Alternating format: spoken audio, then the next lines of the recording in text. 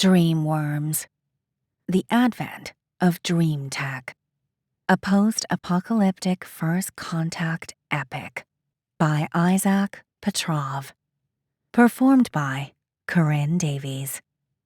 As a listener of an Isaac Petrov audiobook, you can download the companion ebook for free at isaacpetrov.com/audio. That's isaacpetrov.com/audio.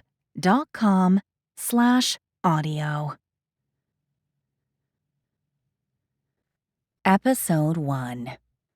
2399. First Contact. Chapter 1. A Seminar in the DreamNet. Jimena watches with morbid fascination as Atahualpa, in a gesture of foolish arrogance that would turn history on its head, leaves his 80,000-strong army on a plateau nearby and enters his city, his empire, his demise. The Inca's retinue marches slowly and full of confidence through the narrow streets. The city has been emptied by the war, but the Inca's escort, a few thousand of his most loyal courtiers, all dressed in the finest garments, walk along with the sure arrogance of power. Some carry fine discs of pure gold on their heads. Others, adorned in cloths of patterned colors, sing songs of praise. And in the middle of it all, the Saipa Inca himself, Atahualpa, godly power incarnate, surrounded by silver and fine feathers, and carried in a ceremonial litter by 80 of his most loyal servants. But crucially, nobody carries weapons. Why? Jimena asks herself. What were you thinking, Atahualpa? You knew there were less than 200 of those exotic bearded foreigners you've heard were roaming your lands, didn't you? And they sent word they were keen to join your glory, didn't they? Were you that curious? Were you really that sure that they would cower to your godly splendor? The retinue arrives at the open city square and stops. Nobody moves. The singing fades. A lone Christian friar exits a nearby stone building and approaches the litter, carrying a cross and a thick book, his breath visible in the fresh winter afternoon. Jimena squints, trying to remember his denomination. A Dominican? The man reaches the litter and begins a heated exchange with Atahualpa, hard to hear from a distance, and impossible to follow, even by those nearby because of the lack of interpreters. The friar is shouting the language of the conquistadors at Atahualpa, which Jimena's ancestors would understand, but sadly, she doesn't. The book finally reaches the Emperor's hands, who stares at it like it were a fistful of live worms, and drops it dismissively. There's a long silence, like destiny holding her breath. Jimena's eyes widen with anticipation. The friar gives out a sudden shout of outrage, and the ambushing warriors begin to pour into the open square from within the surrounding buildings and alleys. Impregnable in armor and helmets of dirty steel, lean swords in their hands, and soulless greed in their eyes. It is a terrifying view. Some ride imposing war horses, creatures of hell from the looks of their petrified victims. They charge, outnumbered 1 to 40. And the slaughter begins.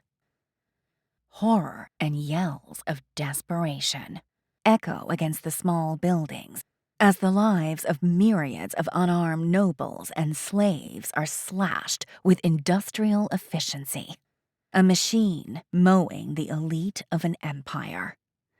And it takes time to kill. Jimena thinks, as she watches the dread of sure death reflected in thousands of eyes around her. Cannons are hastily pulled out of the stone building, together with a detachment of gunpowder-spitting arquebuses, and join the killing frenzy with explosive devotion. Jimena almost looks away. Almost. But her professional pride keeps her mind focused and her eyes disciplined. The smell of blood, gunpowder, and feces fills the air. She wonders how the doomed victims are experiencing the sudden shattering of everything they knew sure in their primitive world.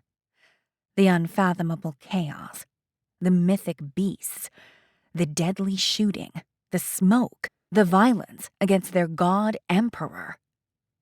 Some are surely going mad. A mercy, perhaps. As the armored warriors reach the fringes of the Inca's litter, his 80 chosen carriers, all dressed in the same fine gowns of the deepest blue, hold their stance with stoic fatalism, faith and loyalty written across their faces. They will carry their god all the way to the underworld, Jimena thinks. The foreign swords hack arms and hands with relentless zeal, eager to make the litter stumble and fall. They want the Inca. They need him alive to conquer everything they wished for. The power, the oh-so-sweet gold. Jimena stares in wonder as the last surviving maimed carriers, eyes beaming with fanatical determination, use their last breaths on Earth to sustain the litter upright. With their severed limbs and stumps, the Inca staggers on the tilting platform, his face contracted in disbelief and terror. "Ah, here you are." The sudden voice of Jimena's grandfather makes her jump. "What are you watching?" Jimena makes a quick gesture with a finger, and the gory scene around her comes to a sudden, digital halt. Even the stench vanishes. A date and time briefly blink at the lower right corner. 20th of December, 2515, 1655. She removes her visor glasses. "Abuelo!" She smiles at him. "You scared me." Jimena's grandfather is quite unlike her. Where she is short, he is tall. Where she has the classic complexion of her Mapuche heritage, dark skin, black hair, broad face, his skin is lighter, his nose larger, hinting at Hansatian ancestry. Her hair runs down in 2 long braids each side of her face. His is non-existent. She is pretty. He is not. "Sorry, cariño. Are you working on your PhD?" "Kind of." Her heart is still leaping as she chuckles in delight. "You cannot imagine what I found." Enrique sits on the bench next to Jimena, across the glass panels of their home's cozy winter garden. "Tell me, but be quick." "It's the new access to the Lundev archives. It's... Whoa! I can access all their historical documents, abuelo. Everything! So easy to do research with this wealth of material. So, it's almost cheating." She cannot repress a giggle of joy. "I will complete my PhD in half your time. Mark my words." Enrique smiles cynically. "Don't get your hopes up. I bet the Townsend University staff has no clue that their global program students have this sort of unrestricted access. Wait till they find out." "Why would they care? This is an opportunity for everybody at the university. Wait till I show them." Enrique scoffs and looks at the visor glasses. "What were you watching?" "Atahualpa and Pizarro in Cajamarca. Amazing! I found the sensorial dramatization by Professor Miyagi.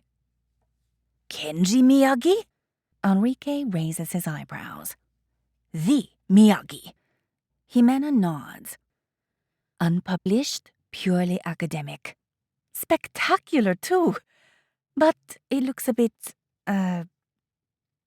Yes? I don't know. Jimena wets her lips. It's hard to find the right word. Imaginative? Imaginative, huh? A strange way to describe the work of the greatest historian alive. I know, she admits with a shrug. But it looked more like a fantasy than history. It glorified the barbarians. They seemed more civilized than the conquerors. Can you believe it? Enrique nods sadly at her. Reminds me of some old papers an old lady brought to me when we moved to Entre Lagos. We were the first historian family ever in the colony. I had little time to study them before they were taken out of my reach. His eyes glide along the pines on the garden outside the glass panels. Fantastic they were. He nods slowly to himself. Here, look. Jimena passes her visor glasses to him, but he catches her hand. No, Jimena. That's all very nice, but there is no time. It is almost 5. What? A surge of adrenaline makes her stand. Oh, Goa, I lost track of time. Go. You can't be late to enrollment. This is your one moment, cariño. The global program and the collaboration with the most prestigious university in the world. And Kenji Miyagi, no less, is the opportunity of a lifetime. His eyes sparkle with pride. You are our legacy, mi vida. You'll make the finest historian our family, no, the whole Andean Imperium has ever seen. Jimena is about to run, but hesitates. Abuelo, you are the finest historian. Don't. Enrique shakes his head and gently pushes her into motion. You are just 27. God's mercy. You still don't know how much you don't know. I hope you learn that from Miyagi, and then more that you can teach me. Now quick! Run before your future shuts! Jimena leaps away and into the living room. As she runs across the open space, she doesn't have time to wonder where everyone is. At this time of the early afternoon, at least one of her parents, or possibly her brother and Ramiro, his lover, would be hanging around, lying on the sofa, Sensonet visors on their heads, watching the world, listening to music, gaming with strangers, usual life. But there is a tension in the air, subliminal, that melts with her haste and leverages her already considerable anxiety. Jimena's eyes flinch over to the digital hour on the glass window as she exits the living room. 16:57. Oh, Goa, oh, Goa, oh, Goa. 3 minutes. 3 minutes to make it to the new auditorium recently created for the global program. 3 minutes to meet the world-famous Professor Kenji Miyagi. That is, if she makes it in time. Oh, Goa, she won't make it. She reaches the staircase and runs up in leaps of 2, a sweat breaking on her forehead. Why did I get distracted like that, Goa's mercy? It's always been her problem, losing herself in her obsessions. She shudders at the thought of missing the chance of a lifetime. If Abuelo had not come for her, the global program could really pull her historian career out of the imperial level, where she and her family has always lingered, and onto the international stage. she has the unique chance to put the name of the Apulan family on the lips of academia worldwide. She can't afford to arrive late. Jimena trips on the last step and falls flat on the upper hallway. God damn it! She stands, ignoring the pain, and runs. Her room is at the end of the corridor. Her door, which she painted pink when she was a little girl, is half open. She pushes it and throws herself in. Her family, bar abuelo, is there, staring at her with love and hope. Abuela, Mama, Papa, and her stupid brother Antonio. Well, he's not that stupid. He's actually okay. They are all standing around her woosark, expectant. What? Jimena cannot finish her sentence before Mama embraces her fiercely. We are so proud of you, she says, tears in her eyes. She resembles both Abuelo and Antonio, with her tall, sharp, Hans-Asian features. But hurry, cariño, Papa says. He and Abuela, on the other hand, are, like Jimena, pure pre-Columbian indigenous beauty in different shades of wrinkling. Papa raises his finger at the clock on the woosark's side table. 16:58. No time! Damn! Jimena escapes her mother's arms. Sorry, Mama, I really need to. We're leaving you alone, Papa says hastily, beginning to push the rest of the family out of the bedroom. Just tell us one thing. Papa, please! She feels a surge of impatience turning into rage, which she immediately suppresses. It's just her family being her family. What is it? Sorry, but we need to, How long will you be asleep?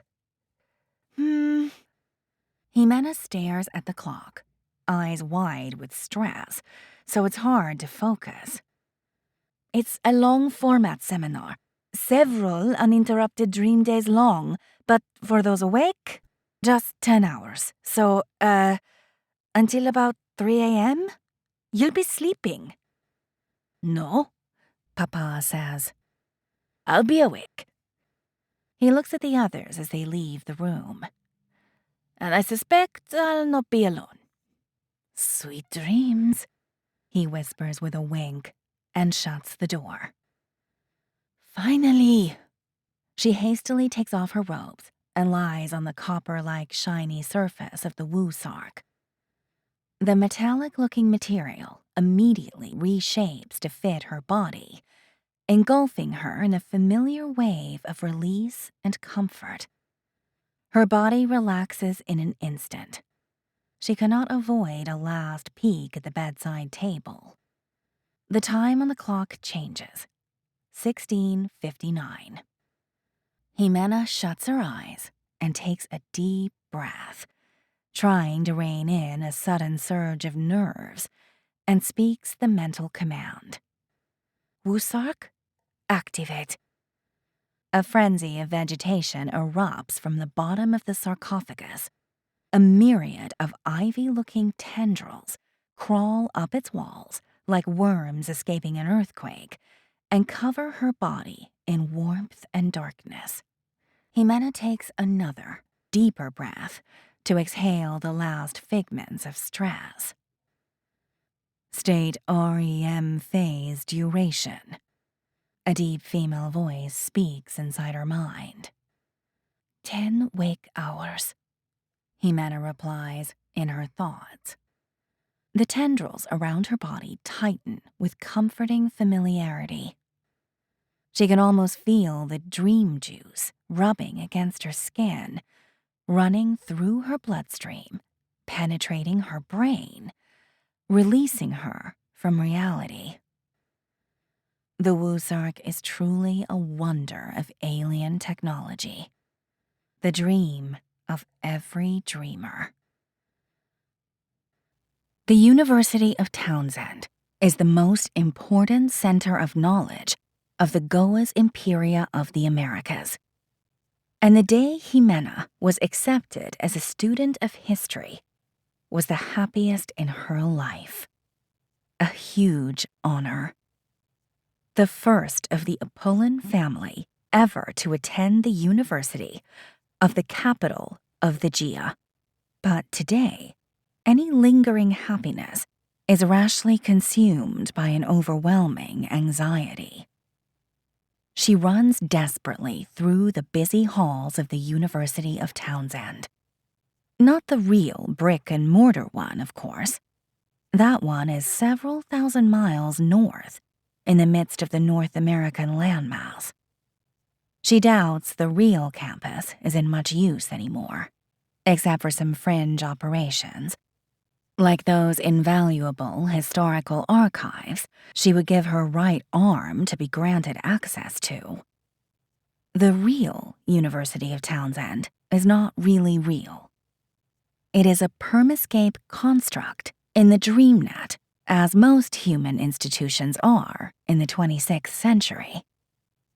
A dream, if you like, inside an inconceivably larger dream shared by all humanity. Ximena dodges student after student, their dream avatars robed in the obligatory white and blue colors of the university. Her own academic robes, identical to those of her fellow students, flap behind her in haste in an accurate rendition of reality. Sometimes the permascape seems more real than the wake. Sometimes. When Ximena reaches the main hall, an open court surrounded by balustrades and columns several floors high, she jumps into the air and flies straight to the 4th floor, the history department. It is not permitted to fly in the main building, but honestly, today, she just doesn't care. The main department hallway is empty. The only thing visible is a gate made of intricate iron with Gothic motifs. And this gate was not here yesterday. A signpost placed nearby reads, "Access restricted to global program participants." And behind it, a second, more prominent sign flashes angrily in mid-air. "Warning! You are leaving the Goas Imperia of the Americas." Ximena's heart leaps. The gate is closed. A lone university steward guards the entrance. He's not a real person, of course, but just a character designed by some dream tech engineer, and yet more realistic than even the latest AI prototypes that Botswana spits out for the space habitats. But then, human-like dream characters are only natural, aren't they? After all, everything in the permascape is being rendered by the melding of millions of human minds. "Can't pass," the steward says, raising his eyes at her with a very convincing, bored expression. He even appears to be chewing gum. "I'm in the global program," she says, and points a hasty finger at the first signpost. "Ximena Apollon, you can check." "Sorry, ma'am." The steward taps an old-fashioned watch on his left wrist. "Seminars started." "No!" She shakes off a wave of desperation. "It can't have." The steward gives her a sideways smirk and keeps chewing in silence. "No!" She walks past him, up to the gate, and begins pounding on it. "No! No! No!" The steward ignores her. "Please! Please!" Ximena pounds the gate with both hands. She turns to the steward, who shakes his head and scoffs.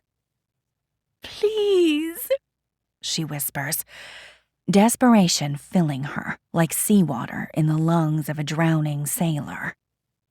She stops pounding and falls on her knees. It's over.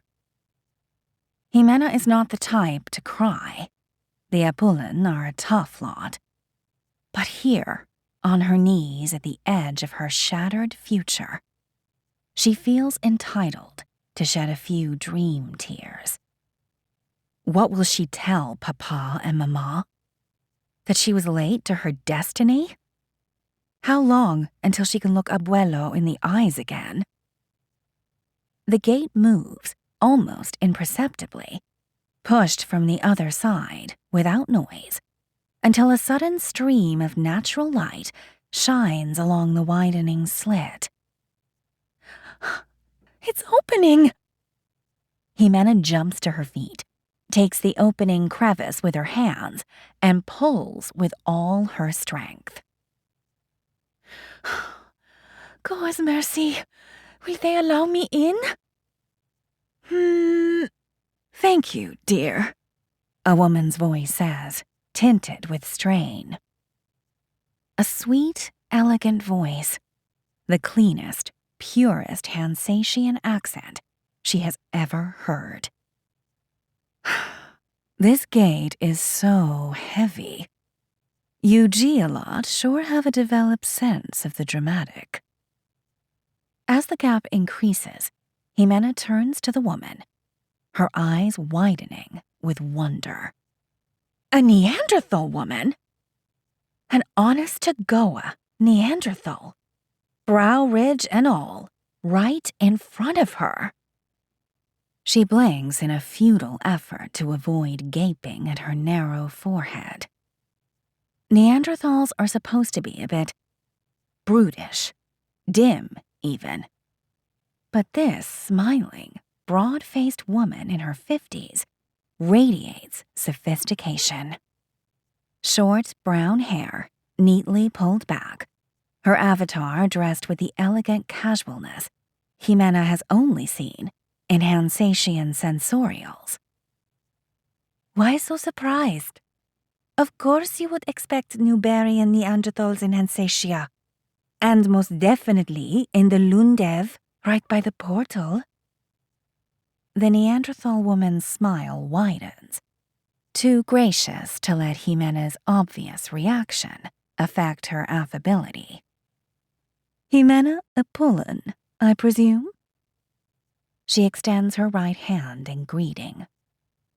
The missing student? Jimena nods. I'm so terribly sorry for being late. She stares at the hand in confusion and shakes it with an involuntary notch of aversion. It's not that she's racist. Of course not. She enjoys Nubarian adventure sensorials as much as the next guy. Neanderthals are so passionate and full of drama.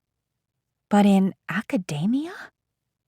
Not everybody can. So delighted to finally meet you, the woman says, like she means it. My name is Anka Senefereber Anka Senaten, but you can call me Ank. She laughs with the ease of a person who has just told a joke for the first time, which, obviously, she hasn't. Nice to meet you, Elder Ank. Just Ank, please. I'm not going. Of course you're not. Nubarians are pagans, and too stubborn to convert, from what she's heard. But pagan or not, she is her only hope. I'm really sorry, Ank. I beg you to accept my apologies for my late arrival. I'm with the global program. I hope I can still attend Professor Miyagi's seminar. Kenji certainly hopes you do.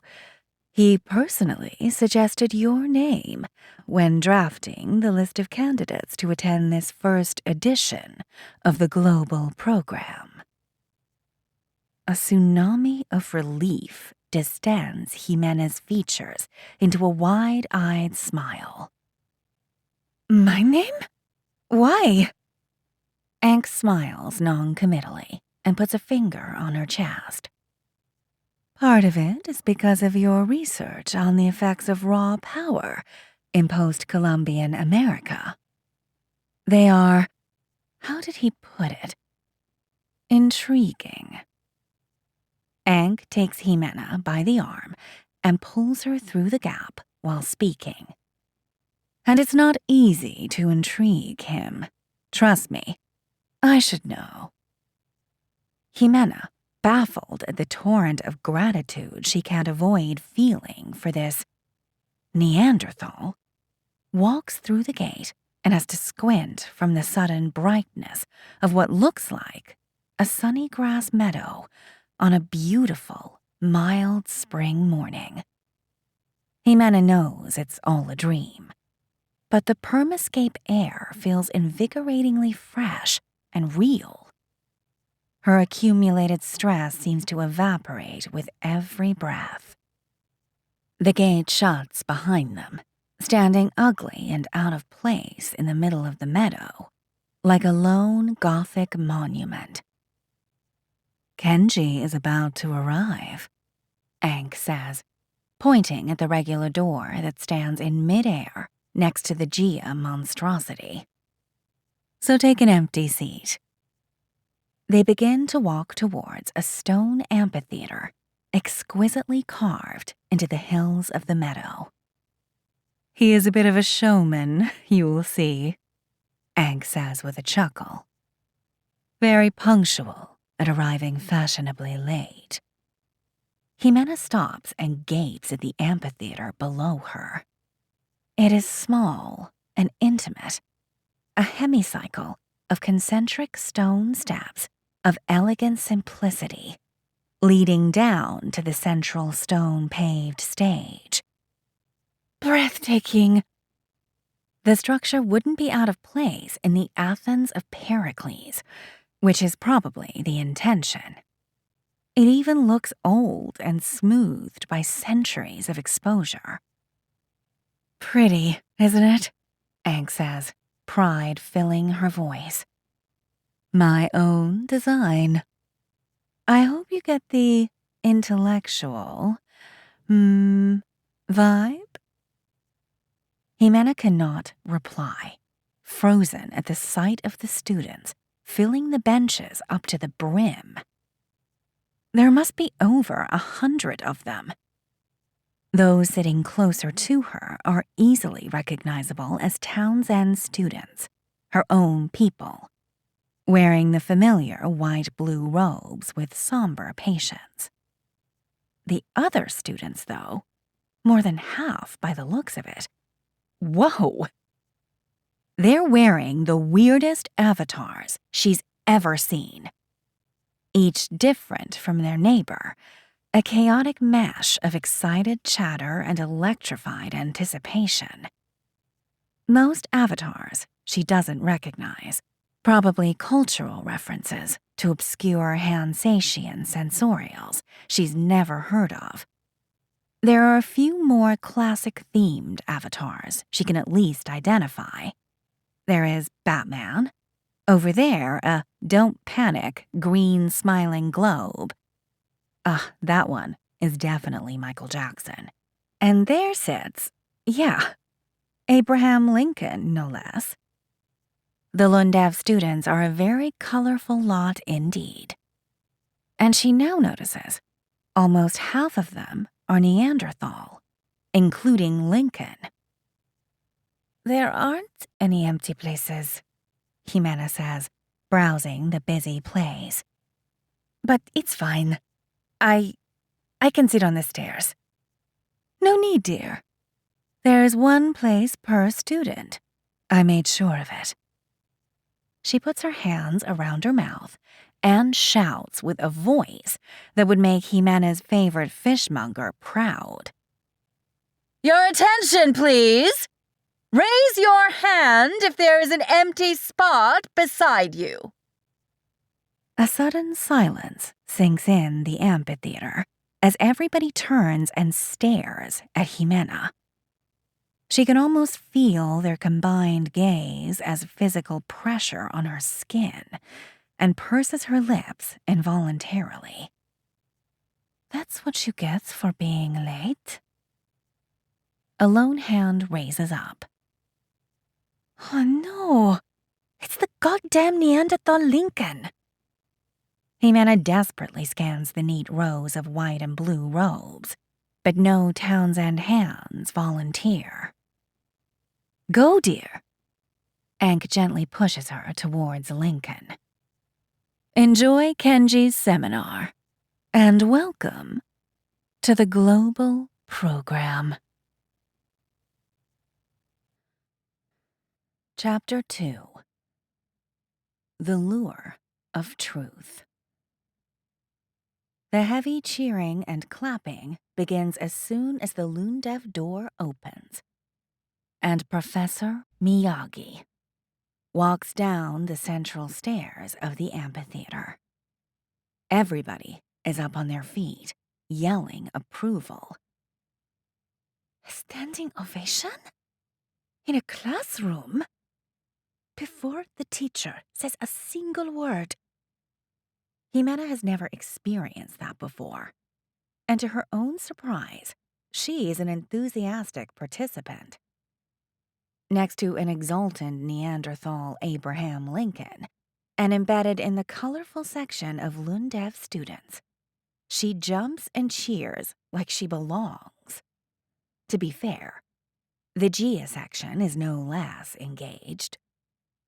Miyagi is universal. When he reaches the stage, he turns and slowly draws his gaze across the cheering crowd of packed students, while nodding with a confident smile. Ank approaches him and, in a swift move, attaches a small device to his shirt. The way she does it, the casual gesture, the swift exchange of glances.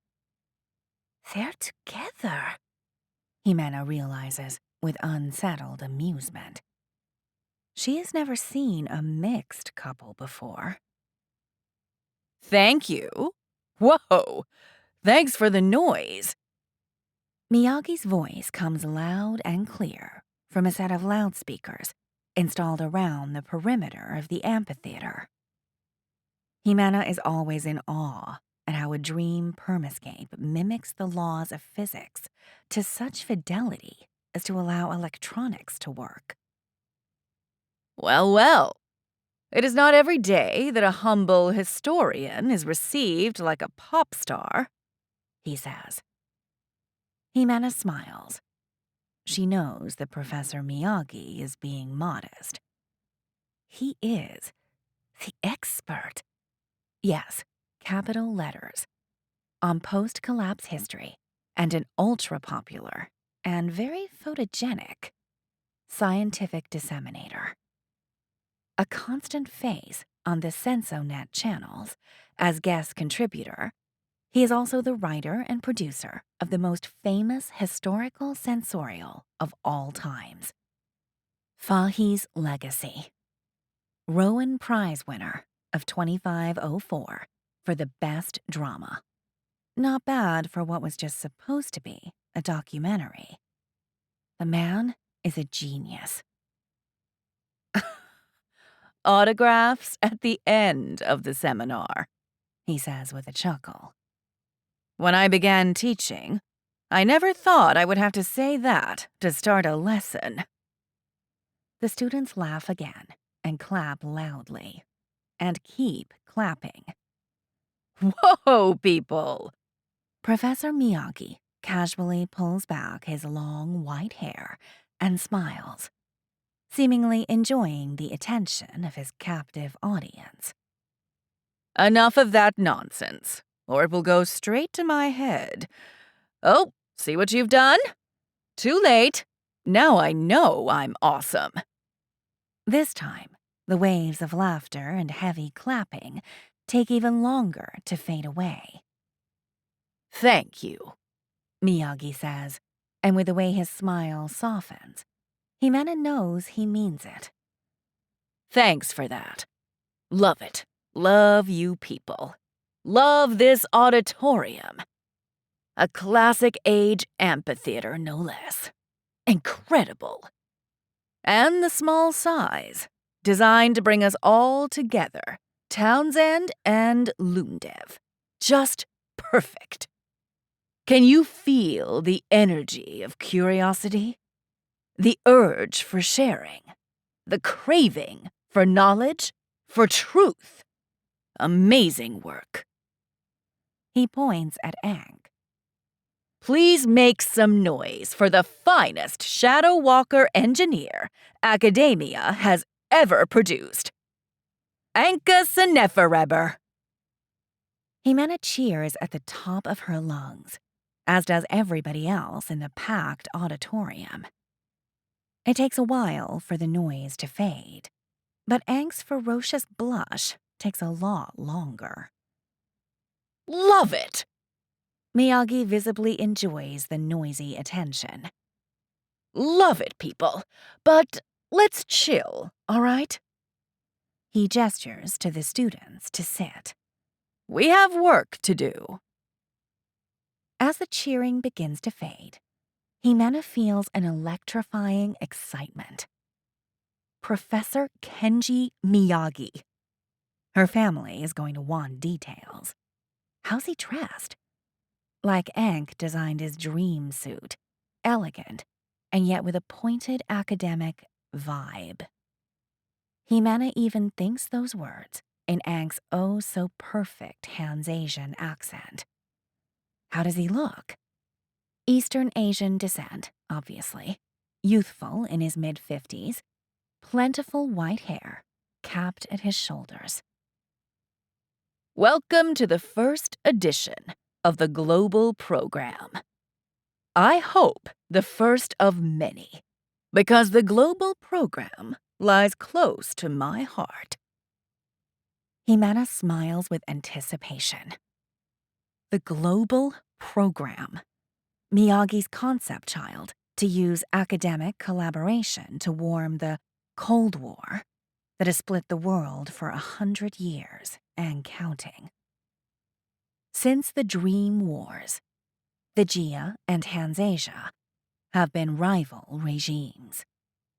Himena's native Goa's Imperia of the Americas is the largest in population and expands the inhabitable latitudes of the North and South American continents.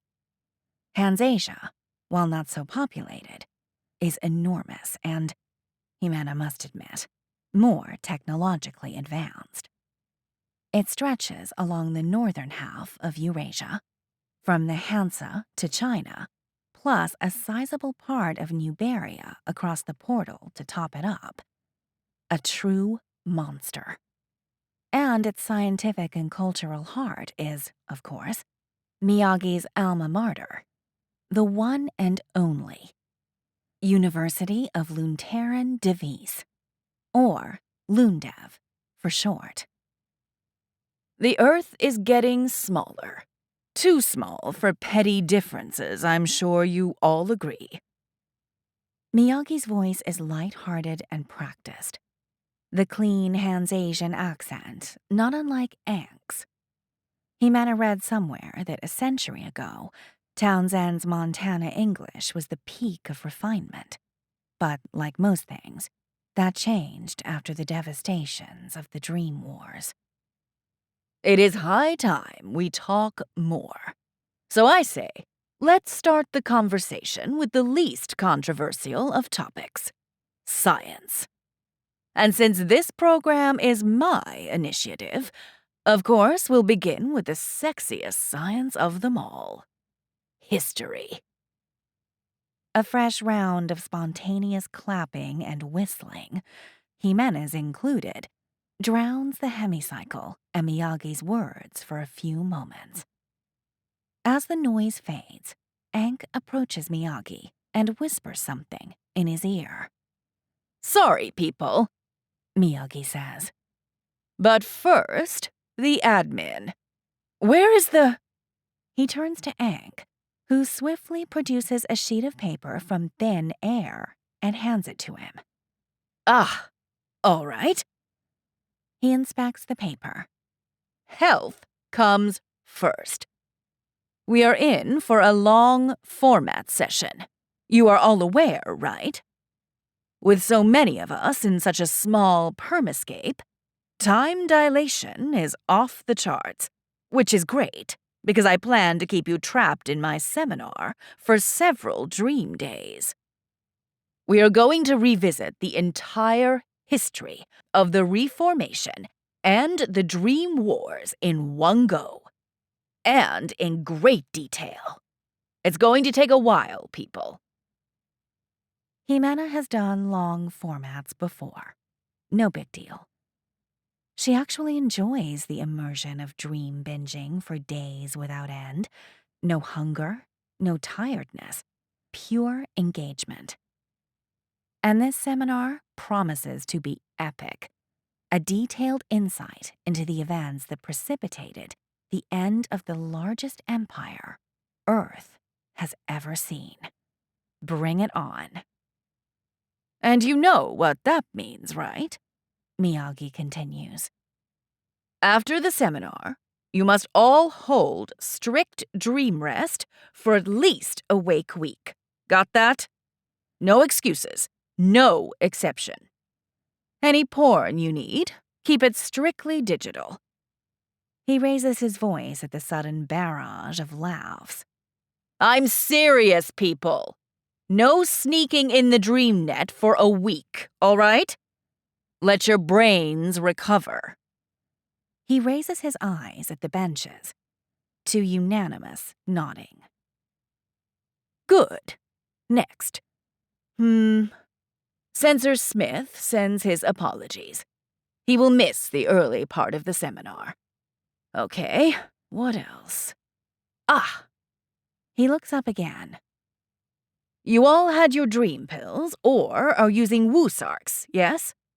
We don't want people waking spontaneously and missing dream hours of seminar because it took them a few minutes to go back to sleep.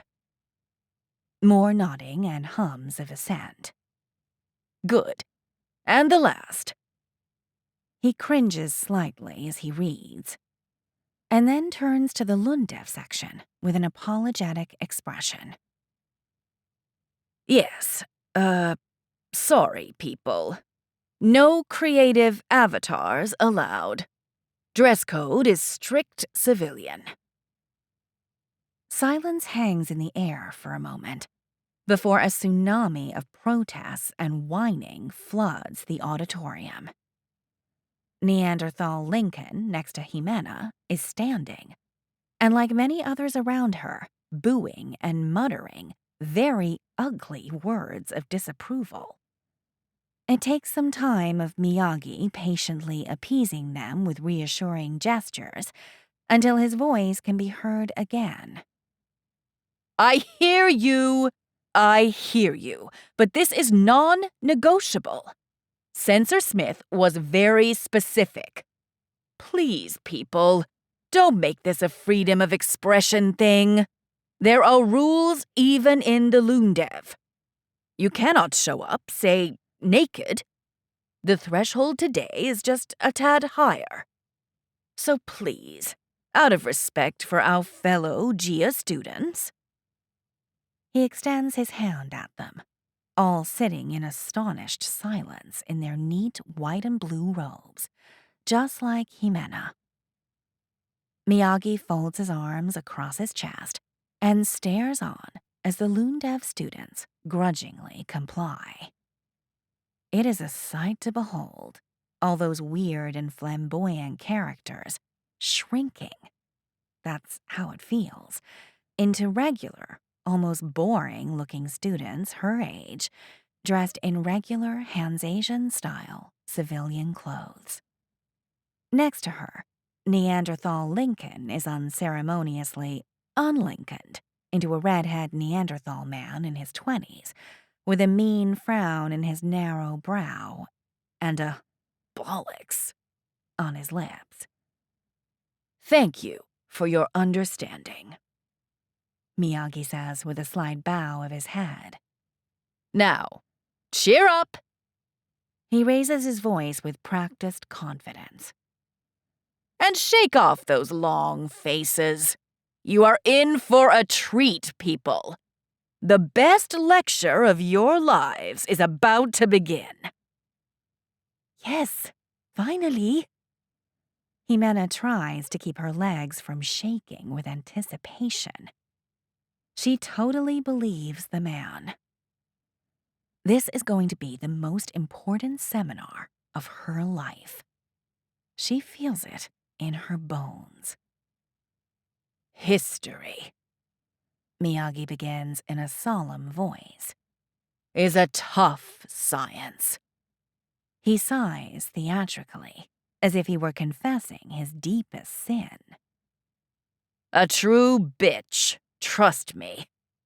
Truth is elusive. Convenient lies always loom on the surface. So tempting.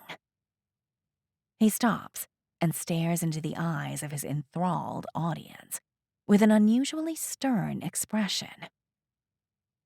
You are here not only to learn what happened 100 years ago.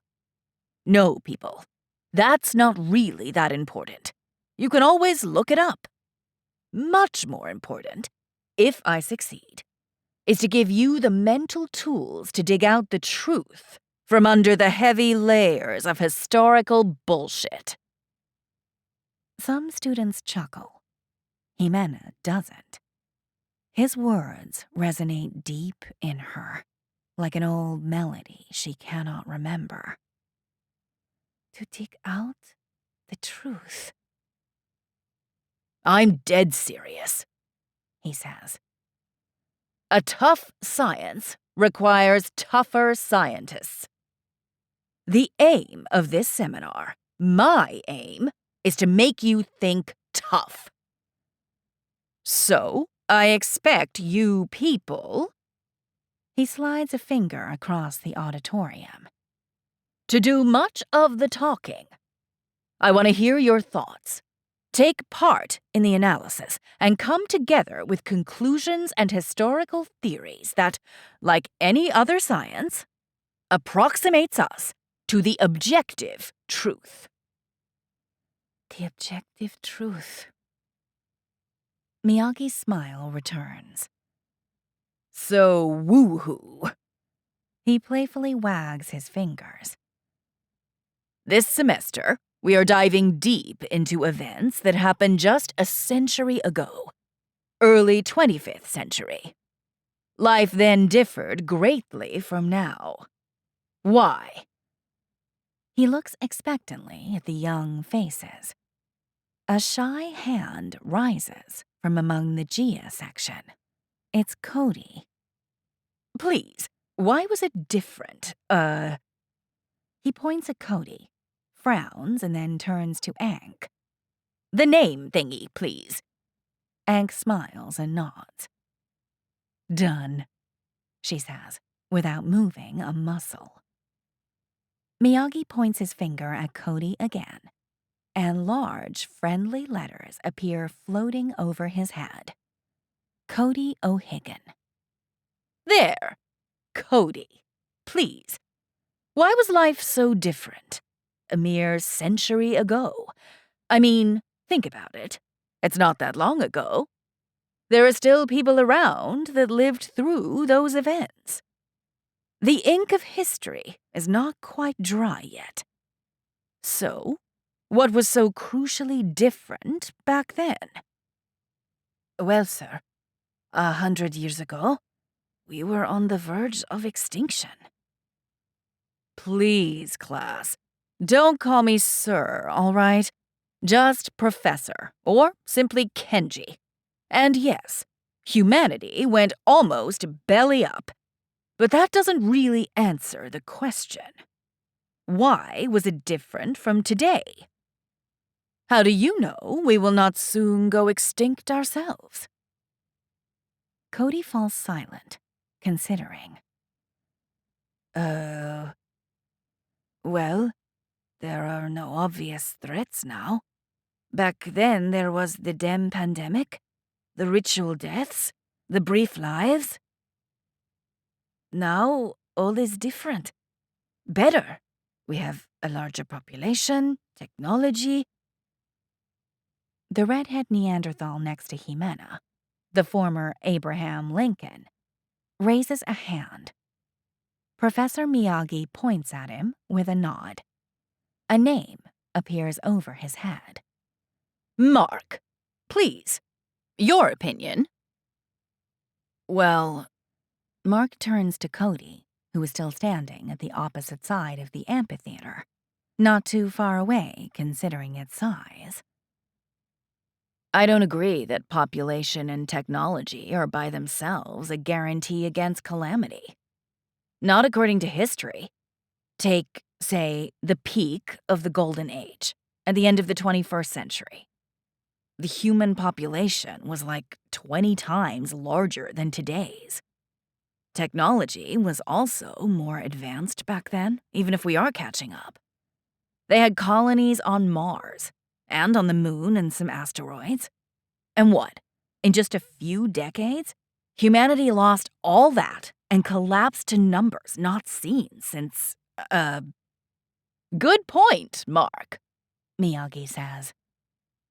We barely made it through both collapses. By the mid-22nd century, humanity was a pathetic shadow of its former self. Anything to say in reply, Cody? Yes. That's all true. But I think the damn pandemic made all the difference. Cause unknown. Impossible to cure. Nobody could escape it, not even with strict isolation. The first collapse of the Golden Age had obvious causes. Environmental destruction, geopolitical tensions, technological disruption, and so on. All human-made. With time and common sense, all curable. But not them. Again, good point, Miyagi says with a curt nod. The damn pandemic triggered the second collapse when we were still licking the wounds from the first, and left us crawling through the mud for centuries. But even then, they were as equally sure that they had everything under control as we are today. They built a rural utopia in environmental equilibrium spanning the inhabitable latitudes of the world. They had a stable society based on Goa's gift, the first truly global empire in history. Quite the achievement, I would say. It might seem strange to us now, but most people lived happy lives back then. Tragically short, true. At your age, he points his fingers at the young faces. Most of you would be reaching your last years of, yes, a fulfilled life of family and community. This was just 100 years ago. Just 100 years.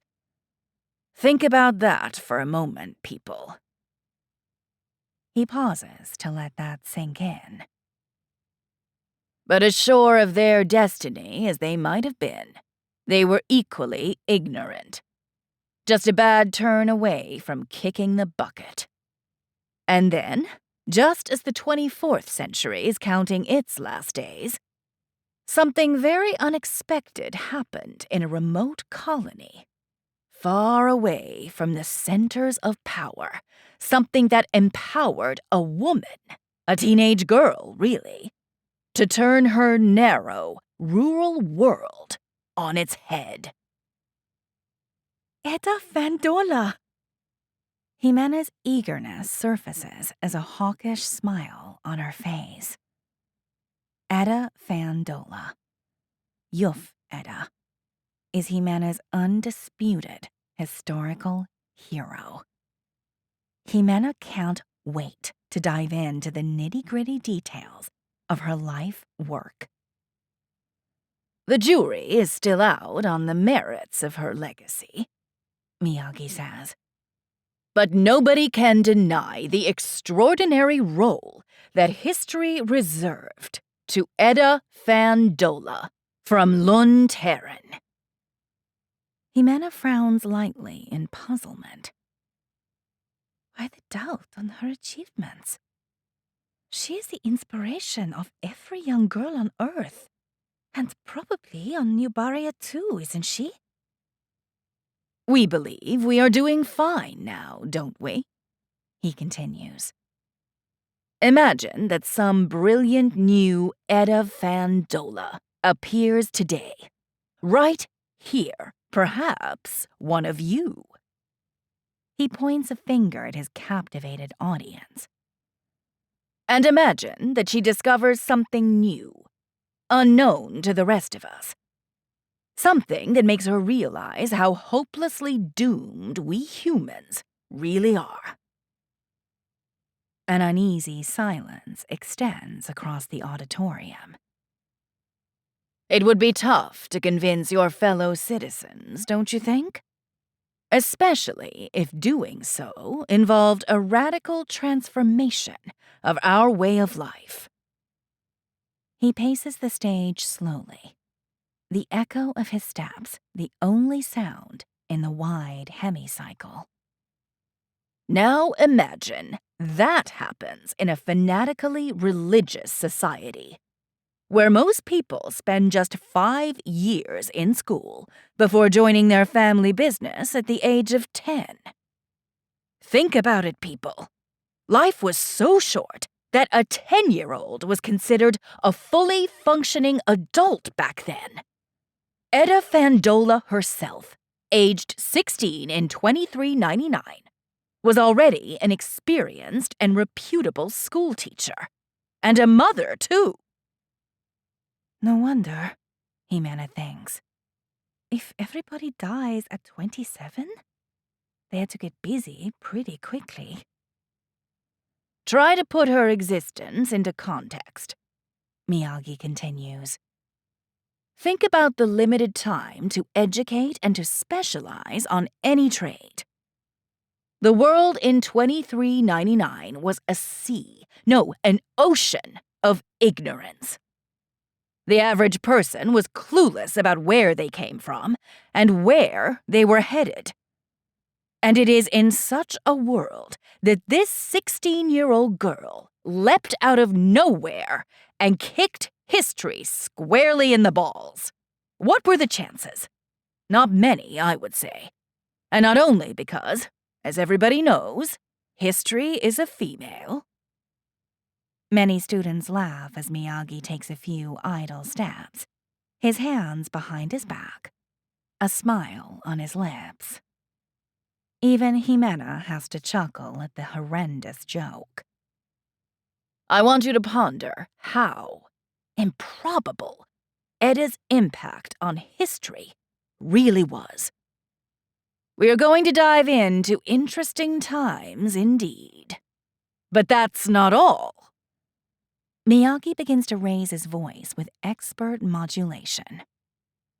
I've also got you covered with an extinction event asteroid, first contact with an alien species, and even human radio signals from outer space. A roar of enthusiasm erupts, Jimena's included. Koa, this is going to be so good. I like what I hear, Miyagi says, nodding at the red-faced students. All right, let's get the show rolling. Literally, because I have a little surprise for you today. Miyagi's smile widens. To make this seminar more interesting, I'll make use of some scenes from a new documentary I'm working on about the time. A renewed burst of enthusiastic claps and cheers drowns his words. Jimena is jumping on her feet and clapping her hands into stumps. She has to stop herself from hugging Mark, who is yelling his lungs out next to her. Jimena knows that Professor Miyagi is, of course, referring to the rise and fall of the youth. Rumors about his new sensorial are all over the media, Another historical masterpiece by Kenji Miyagi. Thank you! Yes, you've guessed it. Prepare to literally immerse yourselves in the world as it was in the zenith of Goa's Imperia. Please. He raises a hand. I must insist on your discretion outside these walls. This is still very much a work in progress, merely a draft.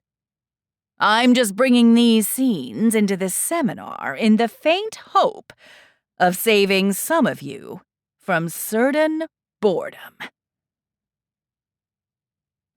Chapter 3. Faith and Dem. Dem. Professor Miyagi seems to enjoy the focused attention of his 100-odd students. The Dem Pandemic. The final obsession of the powerful nation-states and scientists of the Golden Age, all investigating compulsively, even as society kept crumbling around them in the early 22nd century. He takes a few silent steps on stage, hands on his back. The seminar begins, Himena thinks as excitement creeps up her guts. They all ultimately failed, he says somberly. And billions died. Forward 200 years, and history crashes against a 16-year-old schoolteacher who is convinced she finally figured it out. She is the one that shall crack open Dem for all to see. Is she a one-in-a-millennia genius? Or is that the natural arrogance of youth? Himena leans back at the words. They ring harsh, almost heretical. Prepare to meet the true Edda Fandala people. Not the myth, mind you. We do history in this. He waves his hand around the structure. Auditorium, not religion. It almost feels to Himena as if he were directing his words at her fellow Gia students, the way he glimpses in their general direction. But no, he was just pulling his hair off his face. If you must only learn one thing in this seminar, Miyagi speaks slower and with greater emphasis. Let it be this, people. Edda was only human, nothing more, living her regular colonial life at the edge of the Hanseatic Imperium 100 years ago. She was, like we all are, yes, me included, I grudgingly confess, just a limited and flawed Mensa of her time. Himena scoffs and recites to herself. A bullet is just a piece of metal until it kills an emperor. Very poetic. The redhead Neanderthal sitting to her right is smiling at her with appreciation. Himena blushes at the unsolicited attention and keeps her eyes firmly locked on the stage below. And yet, Miyagi continues, there was undeniably something extraordinary about this girl. What she brought upon the world is not the product of the common man. She had the walking talent of a goddess, the Neanderthal next to Himena whispers. She involuntarily turns her head to him and meets his large blue eyes. His prominent Neanderthal brow ridge enhances the intensity of his gaze to an almost hypnotic level. His white smile broadens. Name's Mark, he says, extending his hand. Himena blushes intensely. She is not used to masculine attention. and most definitely not Neanderthal. Luckily, her manners go on autopilot, and she shakes his hand blandly. First time she touches a Neanderthal, she thinks with apprehension. No, second. There was also Ankh before. The global program is churning surprises faster than her provincial mind can cope with. Didn't catch your name. Mark's eyes pierce hers. Jimena. Jimena. Mark pronounces slowly, like he is savoring it. Beautiful name. And exotic. She cannot blush further. Her dark skin is hopefully hiding it, but she doubts it. Dream permascapes are treasonous that way. She mutters something resembling a non-committal word of thanks and hastily turns her eyes back to Professor Miyagi. He is pacing in silence along the rim of the stage, leisurely, squinting at the sun that bathes the amphitheater. Jimena can even feel its balmy warmth on her face. Miyagi approaches Ankh, who is sitting with her stunning female elegance, next to a Wudai machine in the shape of a small, round table. From her bench, Jimena can see the actual Wudai in the device. Green tendrils of ivy-like vegetation slowly withering around and inside copper-colored metallic components. Wudai are, at their core, highly psychically reactive creatures, not quite plants nor animals, but something else entirely.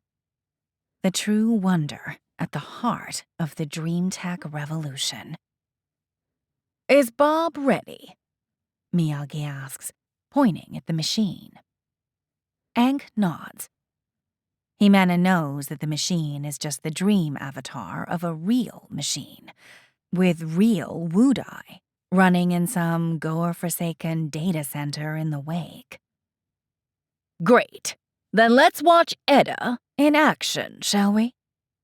Determined to solve once and for all the largest mystery humankind has ever faced. Okay then. Miyagi turns slowly to the Wudai machine, almost hesitantly. Bob, can you, turn on? Acknowledged. The machine, Bob, replies with a distinctively artificial female voice that Jimena hears directly inside her mind. Do state archive. He speaks slower and louder. Yes, please grab the latest draft of Rise and Fall of the Youth. Acknowledged. Do state index of reproduction. Index of... Miyagi turns to Ankh with a frown of frustration. What? Let me, Ankh says with a firm shake of her head. Bob, load tag 6th of December, 2399. Acknowledged. Do state perimeter of rendition. Ankh speaks like she is taking notes on a recorder.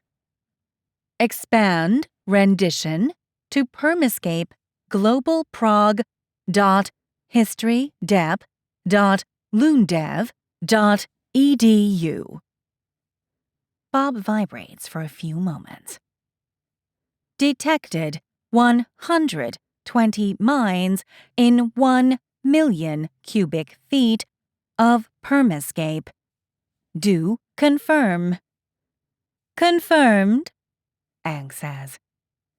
Render from index 0, camera tag Edda at Joyous Day House, Loon Terran. Acknowledged. Rendition begins at index 0. As the machine speaks, The spring sun and blue sky over the amphitheater vanish in an instant, surrounding the dumbfounded students in humid darkness. Many gasp at the sudden drop of temperature, and Jimena shrinks into herself with an involuntary shudder. "Oh, sorry. Let me," Aang says, and she must do something in the darkness because the cold detaches at once from Jimena's mind. Oh, the relief. The cool winter air is still there around her, thick and humid on her senses, but not uncomfortable now, like her skin is watching instead of feeling. Other students sigh as well. "Bob, increase natural light," Aang says. "0.1 lux." "Acknowledged." Jimena's eyes, still trying to adapt to the darkness, are grateful for the extra radiance. The contour of the students sitting nearby appear like ghosts. She turns to see Mark's white smile as he stares intently at something above the stage of the amphitheater. She follows his gaze. Yes, there. She can see it as well. A house floating in the air. An elongated one-story house, surrounded by a carefully tended garden. Flowers and lawn barely hinted at in the winter night. It is raining, too, and as Jimena engages her senses, she begins to feel the drops of freezing water on her head and arms in full immersive experience, blissfully detached from her mind. The ultra-realistic impact of dream sensorials never fails to amaze her. And the quality of this one is wow. She knows she is sitting on the amphitheater bench. She can see Mark's comforting shape beside her, and yet she feels like she is right there in that garden, silently approaching the back of the house, sneaking behind a bush and getting her sandaled feet wet on the soaked grass. Her mind reacts to that. She's not wearing sandals. "Meet Etta Fandola, people." Miyagi's voice unexpectedly rises from under the floating scene. And it's as if his voice reveals the perspective Jimena was becoming lost in. Her mind snaps back into place as she realizes that it is not herself who is tiptoeing in the darkness along the geometric reliefs carved across the house walls. Dream sensos engage you like that. Psych links, they are called. They make you lose yourself in the characters, make you live the dream drama as if they were your own. Jimena is not a frequent consumer of commercial dream sensos, so she must make a conscious effort to see with her own eyes what her mind is psych-linked to. A teenage girl wearing a dark tunic that makes her virtually invisible. Her dark skin and short, wild hair melt seamlessly with the night. She moves with determination towards a window covered with exquisite stained glass motifs. The girl smashes the glass with a rock and stays put, looking around for a few seconds, until silence returns. "Don't worry," Miyagi says. "Etta's accomplice is faking a wound to distract and lure the guard away. Etta has a few minutes for herself." As the psych link strengthens, Jimena feels a surge of adrenaline and a simple thought. Hurry!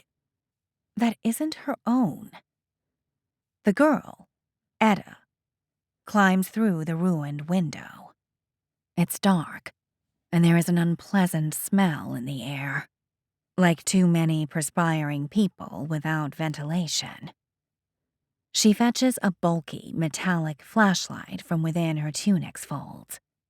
It feels heavy in her hand as she turns it on and slides the weak light beam across the room, a mix between a laboratory and a morgue. "I'm in." The thought flashes through Jimena's mind as intimately as a lover's whisper. She lets the stream of thoughts drown her own. She is finally in the forbidden back room of the Joyous Day house. The proof has to be here, somewhere. Goa. She has but a minute, perhaps two if Aline is really convincing with her bogus injury. But better hurry. Aline's such a terrible liar. Etta waves the beam of light across the 4 bed-sized platforms that take up the better part of the room, the light reflecting off their shiny metallic surface. They look like dissecting platforms, Jimena thinks, a thought of her own. As Etta inspects the last platform, the light beam reveals a body. A breathing body. A naked man in his mid-20s, eyes open, silent. Jimena jumps from fright. Etta doesn't. She just stares at the man for a long moment, waiting for a reaction that never comes. "Hello?" she finally says. The words rumble in the silence. No reaction.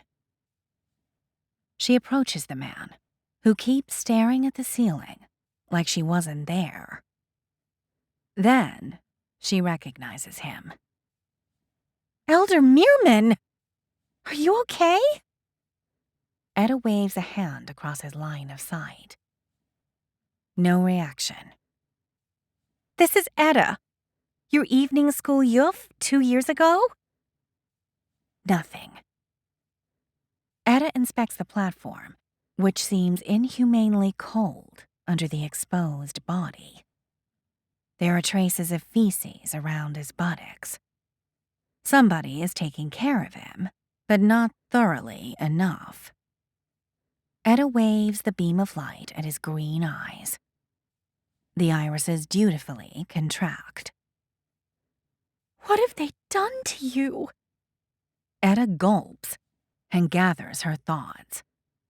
She was there, like most in the colony, to bid Elder Meerman farewell in his joyous day. That was, 10 days ago? 2 weeks max? And he was the happiest and liveliest man in the party. Look at you now. Jimena can feel Etta's pity and anger rising up her own guts. There's only one explanation, Etta thinks. Poison. So simple. She knew it all along, and by Goa, she is going to uncover the truth. Dem is not a disease. Dem doesn't really exist. Never did. Just a myth. Drilled down for generations by questers and the rest of the hierarchy of Oz head. Just a lie to keep people compliant. Yes, good old hunger for power. It is so simple, isn't it? Administer dumb-making poison to every adult when reaching 27 years of age. Adorn with an involved ritual, the joyous day, to give it a shell of religious legitimacy. And the result?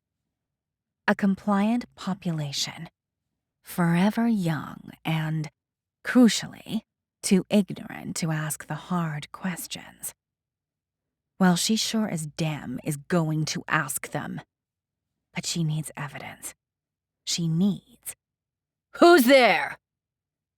Etta and Jimena jump at the sudden shout. There's a man behind the only door to the room. The guard. Fuck, Aline. Too early. I know you're there, the guard says. His steps are closing in. Don't move. Quick, she needs proof, or it will all be for nothing. Goer's mercy. Where would they keep the... She frantically turns the beam of light towards the other platforms. Nothing. They are empty. The guard pushes the door, but it doesn't budge. Thank Goa. It's locked. The guard begins to fumble with a set of keys. No time. Etta turns her flashlight to the white laboratory cupboards lining the walls. Are those? She runs toward the nearest shelves, where a neat line of transparent vials holds some sort of thick-looking liquid. The door blasts open. The guard stands there, panting, dumbfounded, staring at her flashlight not 15 feet away. No. She must have the evidence. Freeze! Who are you? With a swift, almost instinctive move, Etta aims the beam of light squarely at the guard's eyes. What? He flinches his head away. It's just an instant. That's all she needs. Etta reaches to the shelf, precise and quick like a reflex. Before her conscious mind even realizes it, she is pulling a vial into the inner folds of her tunic. You've Etta! The guard stares at her, gobsmacked. Is that you? Man campuis.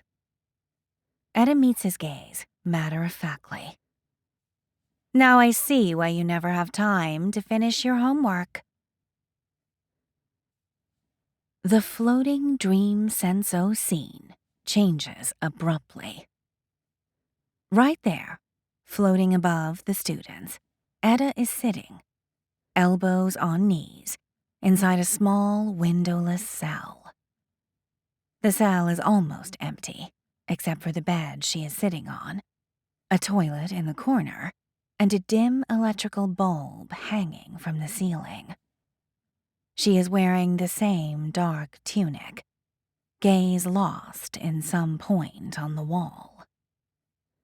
This is a few hours afterwards, in the morning, Miyagi says, unnecessarily, since Himena knows it already, as the psych link to Etta is still active. She can feel her boredom and her impatience. Etta has been put in jail, of course. Miyagi's voice rises from where Himena knows he is standing on the amphitheater stage, but she cannot see him in the darkness beneath the floating scene. But she is not your average drunkard, is she? Yuf Etta. Yuf is a title of respect for female schoolteachers in the broader region, is quite popular in her native colony of Loon Terran, or perhaps controversial is a more appropriate word. And accounts of her little adventure have already spread like fire. Egg, could you please move the POV outside of the jail cells? Just for a second. Himena can only imagine Ankh down there, waving her hands at Bob, or whispering at it, or whatever dream tech engineers do to manipulate dream sensorials. The scene shifts abruptly as the camera moves through the walls, causing Himena to squint at the sudden brightness of the rising sun. She hears the excited chatter of dozens of voices before her as her eyes adapt to the light. Gathered on a red-bricked esplanade around the building, there must be 100 people, maybe more, most in their teen years. They wear long, thick tunics, some plain, some colorful, some wildly patterned. A few dozen bicycles have been left carelessly lying nearby. A horse pulling a cart, loaded with sacks and crates brimming with potatoes, trots across the background, the driver staring at the crowd with blatant curiosity. There is a lone guard by the wooden door to the cells, laughing and chatting animatedly with some of the crowd, probably grateful for the interruption of his usual tedium.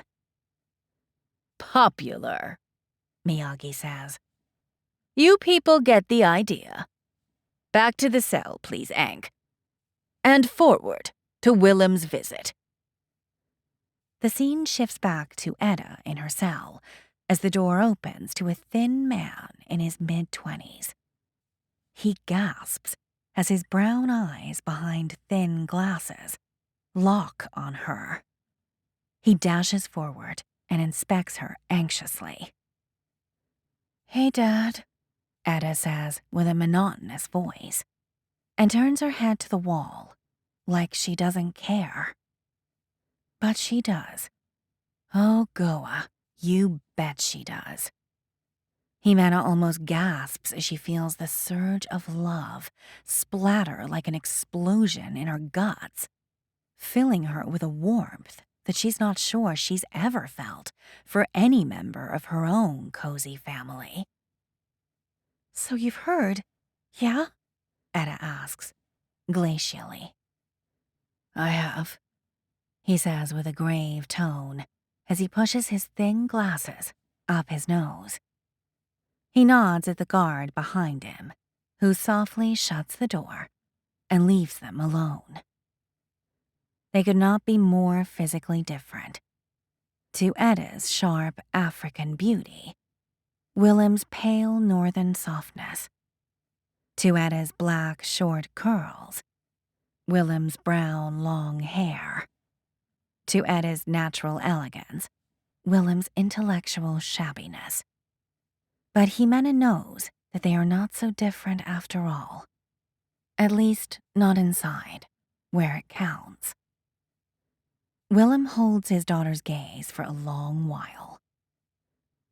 In silence. Until she finally sinks her head. "I had a good reason." "As usual," he sighs. "And as usual, the family reputation takes a hit." Etta scoffs. "There are more important things than our reputation. Your life, for example." "Here we go again." Willem folds his arms. She turns towards him, eyes pleading. "Don't let them kill you, Dad. It's all a farce." Willem sighs again. He looks like a man that has been doing lots of sighing lately. "Listen, Marjeline will be here any moment. She's dispersing that little fan club of yours outside." "What fan club?" "Doesn't matter. I promised her your deepest regret and your best behavior, so play your part. I don't want her to hear any of this nonsense. You hear me? Or you'll be in serious, serious trouble." "But she's with them, Dad. She's Oz head, through and through." "She's much more than that, and I'm sorry you cannot see that. Just..." He draws a deep breath. "Etta, please. If you can't respect my guidance as your elder, could you at least respect my wishes as your father?" "But you know I'm right." Etta stands and steps closer to Willem. "Dan is not real. You know it too." Willem presses his lips, walks to Etta, and places a kiss on her cheek. "It doesn't matter what I believe, girl." His voice has softened. "The show must go on. You, Bram, and especially little Hans, You're the show now. And all this. He waves an exasperated hand at the cell walls. Is only making things harder for you when I leave. So you still want to uphold your joyous day, yeah? I must, girl. He smiles at her, a pinch of sadness in his eyes. What else can I do? And you will as well, when you reach my age. For Han's sake, and for your future grandchildren's. She meets his stern look silently. Please, Dad. I know I haven't always been the easiest daughter, but... She has to stop to keep tears from surfacing. A muted noise behind the door, approaching steps, resonates up her spine, making her sharply aware of the urgency. That bitch will be here any second now. The surge of adrenaline dispels her emotions and leaves only purpose. The only thing that matters. The reason Goa put her in this world. Her life work. And her father is key. Etta throws herself forward and puts the vial into her father's hand. I found this in the Joyous Day house, next to the body of Elder Meerman. He was still alive, Dad, but empty, soulless. Willem's eyes widen. Dem? Same as you now. He didn't have a trace of Dem before his Joyous Day. Whatever that was, it wasn't Dem. The answer is in that flask. Willem frowns and inspects the vial. How did you hide this? Didn't they search you? Etta blinks. I asked for the toilet. You need more details? She turns her head towards the door. Steps are clearly approaching now. They are right outside.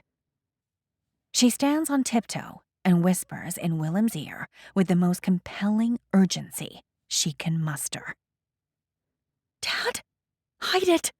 Analyze it in secret. Somebody you trust. The door opens, and a woman steps in. Jimena recognizes her immediately. Marjolaine Mathis. A few years younger than her usual historical image, when she was still the colonial quester of Lune Terran.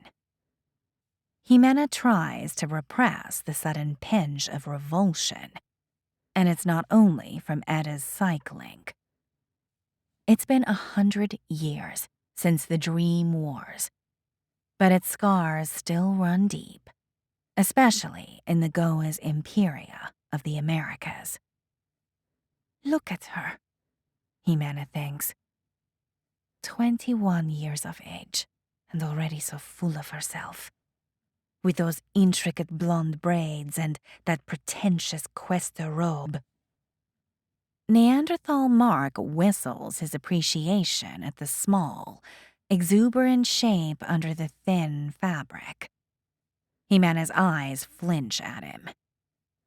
Men, they're all the same, whichever the world. Will. Marjolaine smiles at Willem. Etta? Her smile freezes, and she takes a step closer, inspecting her from top to bottom. You've been a naughty, naughty girl. A repentant girl, Willem says, putting his hands in his pockets and smiling awkwardly. I'm sure we can... You mind waiting outside? Marjolaine's large blue eyes drill into his. It will be just a minute. Of course. He turns to his daughter, a warning in his eyes, and leaves. Marjolaine turns to Etta, who stares defiantly back at her, lips pressed hard. I'm disappointed, Etta. You're making things unnecessarily hard on your father. In his last weeks on this plane, he needs peace and family. She hesitates the briefest of moments. And love. Etta chuckles. Oh, I'm sure you are more than willing to ease his pains. Marjolaine's expression tightens. Your father paused his relationship with me, if that is what you're implying. Again? Etta scoffs. Let's see how long this time. You were part of the reason. A pity I'm not the whole reason. Marjolaine closes her eyes and rubs her right temple slowly. Is this how it's going to be? She opens them and meets Etta's poisonous gaze. What have I ever done to you? Is it because of me and your father? I don't care who wants to fuck my father, Etta says with exaggerated scorn. But who wants to kill him? That I do care about, yeah? Marjolaine frowns her thin, blonde eyebrows, her blue eyes locked on Etta's. This is very confusing, Etta. Are you implying that I want to kill your father? Yes, same as Elder Meerman. You poisoned him. You're poisoning all of us, and in 2 months, it's my dad's turn. Marjolaine's eyes widen, her expression honestly baffled. She opens her mouth as if to speak, but says nothing. Oh, Etta, Jimena thinks, feeling her rage. I hear you, but perhaps you should be a bit more subtle? I've seen what Oz Head has done to Elder Meerman, Etta says. I'll tell everybody. Elder Meerman has Dem, Etta. Marjolaine speaks softly, as if Etta were a little kid. End phase. He is already in Goa's embrace. What you've seen is just his mortal carcass. The incineration is planned for tomorrow. He had no Dem. We all saw him during his joyous day. He was alive and happy. What I saw in the Joyous Day house? Etta shudders visibly. Dem. That's what you saw. What a coincidence, yeah? Nobody's seen Dem for generations, but when a person enters the Joyous Day house, they get infected. Etta clicks her fingers. Like that. It's not a coincidence. Marjolaine's voice is soft and patient. She's once more the quester, explaining Oz faith, the faith of Goa, to a recalcitrant child. We are all infected with Dem, Etta, from the day we are born. But the human mind is marvelous. Goa's most prodigious creation in the universe. Our brain can resist the constant pressure of Dem for a whole quarter of a century. It used to be more, much more, they say. There are chronicles of people that turned 100. But as the second collapse sped up, Dem got increasingly vicious and killed ever earlier. Until, you know your scriptures, Etta. Kaya Fahi and her revelation of Goa's gift. Were it not for our first pontifex, we would not be here today. Nobody would. Don't give me the sermon, Quester! Etta's scorn is filled with poison. I know the propaganda. I teach it, remember? The whole lot. Hafai founded the oh-so-holy Imperia of Goa that saved the last humans from barbarism and extinction? What does that have to do with, "It's not propaganda, Edda"? It's the truth. It's history. And it has everything to do with Elder Meerman. In the Joyous Day house, we perform sacred rites and treatments that have been perfected for centuries. My Joyous Day specialists assisted Elder Meerman to let go of his soul in peace, without suffering, with dignity. That's my office's last blessing. Her lips curve into a faint smile. The head of Goa is not evil, Edda. We take care of all our children. There's just no alternative to the rites of the Joyous Day, other than the agony of Elder Meerman and his family, as his mind vanishes relentlessly for weeks until nothing remains. I know it sounds complicated, and it sure as damn is, but let that be the concern of Ozhead, not yours. Yeah, how convenient. How fucking convenient. Edda's sarcasm removes Marjolaine's smile like a slap.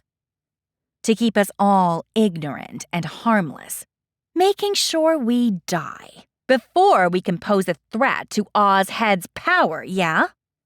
Not a single tyrant in history has ever come with such an exquisite tool of control. She scoffs. No need to repress your people if you kill them early enough. Brilliant! And yet, the Joyous Day comes a far second place in the perfect tyrant's toolbox. Marjolaine takes a deep breath. I know I'm going to regret it, but please, enlighten me, Edda. What's the first? Mind control, of course. Or in other words, religion. Jimena gasps in emotional confusion. So far, Edda's rough feelings against Marjolaine resonate with her. But now, the sudden dissonance takes her by surprise. And it's not pleasant. On one hand, she is feeling Edda's anger as her own, even as it boils into righteous hate. But at the same time, she feels her own beliefs attacked, hammered even, by her words. Go as mercy, Edda. Marjolaine throws a nervous glance at the closed cell door. Never let anybody hear you say that. It's heresy. It's truth, Edda shouts. Faith and Dem are the two faces of imperial power. Enough of this lunacy, Edda! Marjolaine's voice has changed. It is cold and stern. Enough of your childish conspiracy theories. As teacher, as Yuf, you hold a public office, and you have the same sacred responsibility I have to keep harmony in Lune Terran. A teacher must teach the truth, Quester. Oh, Goa! You'll flog a dead horse until... Marjolaine shakes her head. Can't you see what you've done already? Edda folds her arms and holds her gaze in silence. Your excursion to the Joyous Day house? That was desecration, Goer's mercy. Of place, of art, and, much worse, of soul. Edda's eyes narrow. Jimena feels the fire of her rage, but Edda keeps her expression cool. Marjolaine sighs heavily. The Meermans are asking for maximum reparations and removal of your office. Removal? Eda's eyes widen. No, you can't! My students! I know what you mean to them. I just spoke with a few outside. But I also have a responsibility to them and to everybody in Lune Terran. To be honest with you, Eda, I'm not sure you deserve the public pulpit, and by allowing you to keep it, I might be harming not only your students, but also yourself. Eda blinks in silence. Himena feels her anger dissolving in fear, paralyzing her. Marjeline continues. And it's not just your students that you're harming. Aline is in the cell next door. Why? Aline didn't. Because she's your friend. That's why. She follows you everywhere like a puppy. Same as your students. Where are you taking them, Eda? Do you even care? Eda's voice is unnaturally weak. But her thoughts and feelings flow strongly through the psych link. She's a Yuf, and teaching is her life. The life of every Fandola. Their calling. What would Dad say if, with the trust of followers, comes the responsibility of leadership? And it's a heavy burden, believe me. Please tell me you understand what I'm saying. Eda nods in silence and sinks her head. Marjeline takes a deep breath. I want to believe you. I don't know if I do, but I'm giving you the benefit of the doubt. For your students. And for your father. He doesn't deserve this. Not in his last weeks. She lifts her chin and watches Eda in expectant silence, as if waiting for a word of gratitude. Eda doesn't move. Hold your temper, Eda, Himena thinks. Very well, Marjeline continues in a formal voice. This year's karma increase to the Fandolas is hereby reassigned to the Mermans in concept of reparation. You shall spend one more night in this cell. Upon release, you shall go straight to their home and offer a sincere apology. A sincere apology, you hear me? And above all, you shall keep your outlandish theories to yourself. Eda doesn't move a muscle and keeps her eyes locked on her sandals. But her outrage burns deep into Himena's guts. Chapter 4. The Ices of Austerlitz. So, what have we got? Miyagi paces the stage, hands still placed on his back. It remains dark in the amphitheater, but Ankh has conjured a full moon and dashing Milky Way across the starry sky, enough to bathe the professor and Himena's fellow students in a creamy gleam. A rebellious teenager, a worried father about to be ritually dispatched, a pissed-off quester. There's still something missing, isn't there? Something with more, historical weight? Mark turns to Himena and whispers with an ominous voice. Aliens. Himena chuckles, and Mark, clearly pleased with himself, returns his gaze to the floating dream senso scene over Miyagi's head, where Eda, still in the cell, sleeps soundly on her side, head over hands. Same date, Miyagi continues, pointing at Eda. 6th of December, 2399. Close to midnight. Etta Fandola enjoys her last hours of penitence in Luntaran's arrest cells.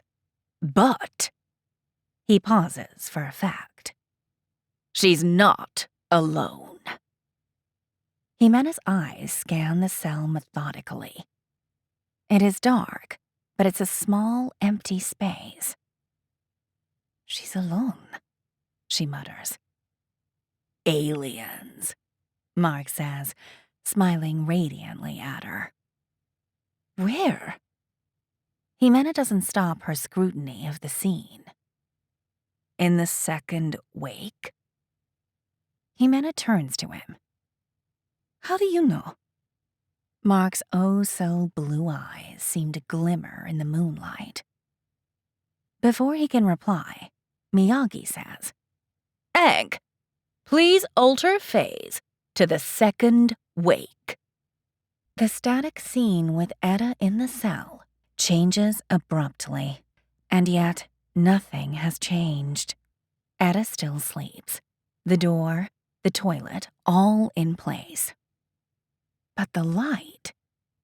Jimena's jaw drops at the sudden sharpness of her visual senses, like she was blind before without knowing. As a simple user of the DreamNet, Jimena has never seen the second wake, the Traverse, as it is colloquially known, with her own eyes, but she is of course familiar with its traits and recognizes it instantly. Everything, every object, radiates its essence vividly. Jimena intellectually knows there are no shadows in the Traverse, but now, in full immersion, she can finally grasp in awe what a true shadowless world really means. Even something as unspectacular as an arrest cell. Every surface glimmers its intricate secrets in gray-like radiance. Every wrinkle, every imperfection. No spot remains invisible. And Etta... oh, how her body radiates life. A dazzling blue aura glows over her skin and scintillates intensely, in high contrast with the gray vividness around her.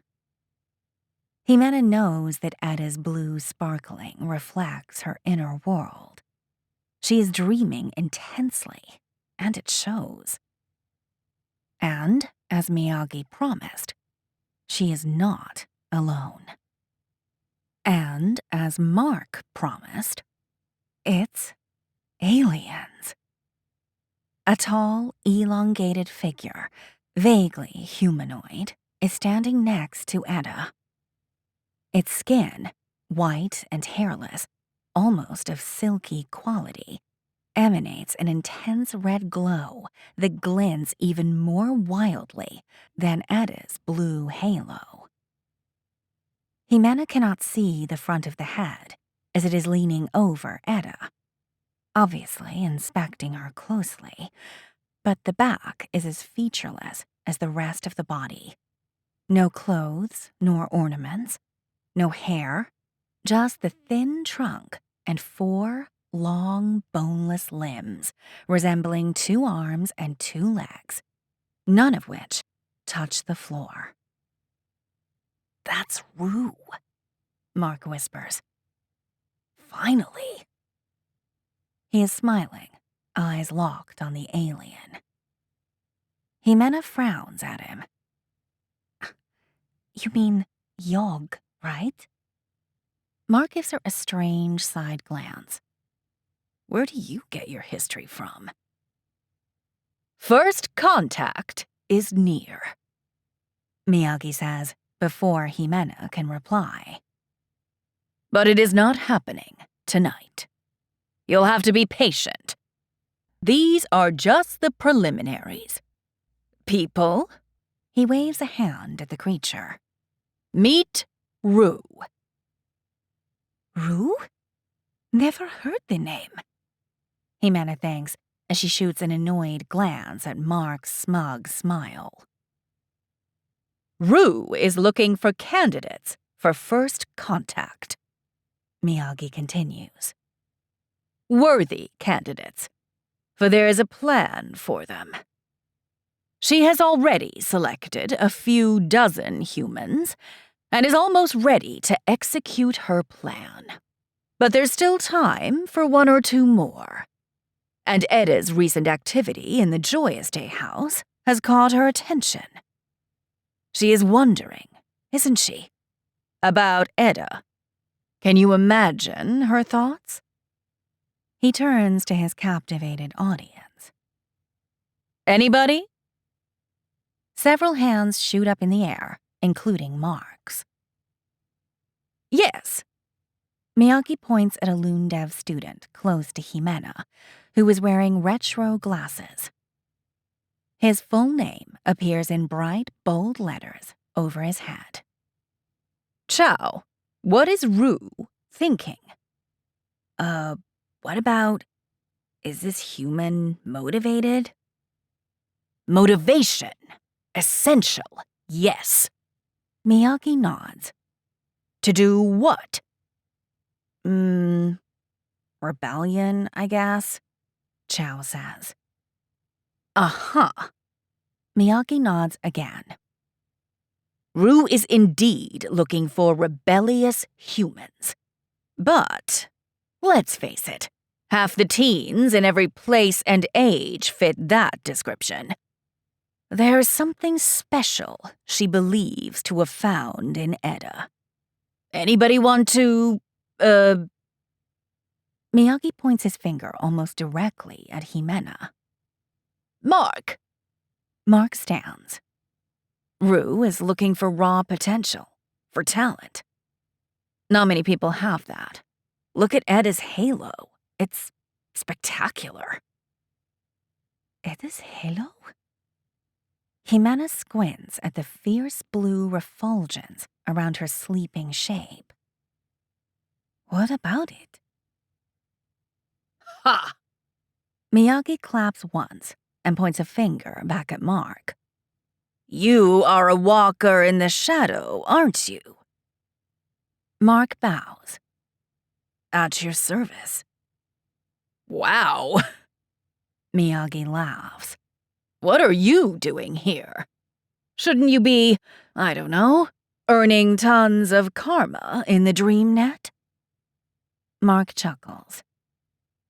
There's more to life than karma, Professor.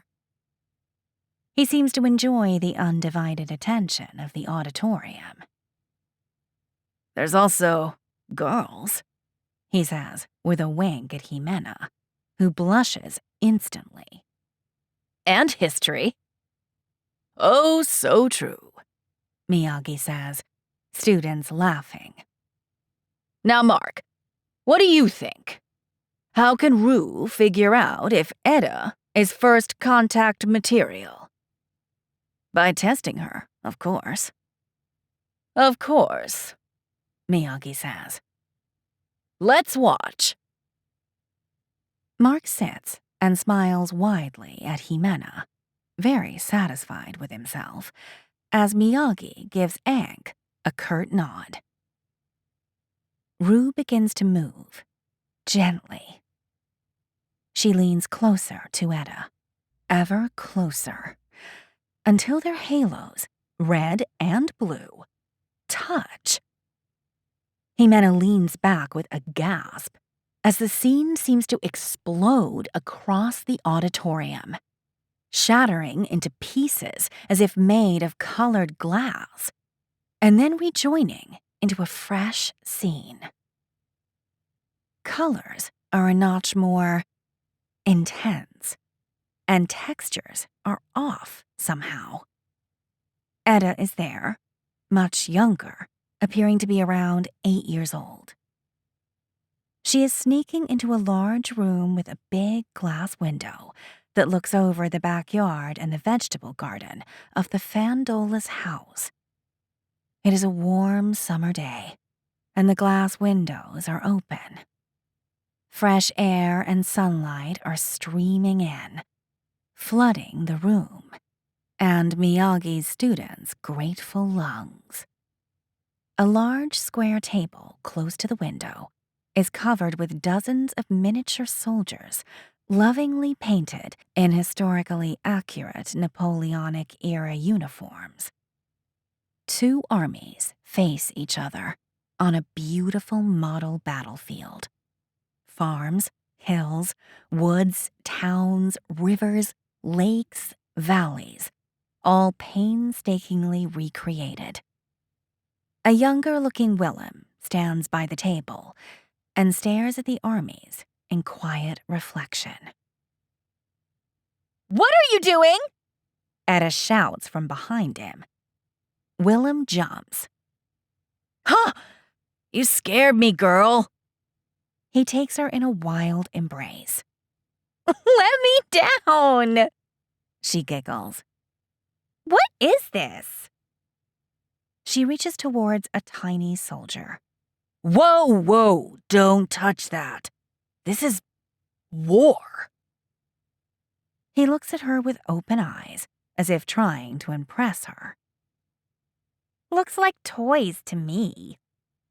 These tiny dolls are ugly. Willem laughs.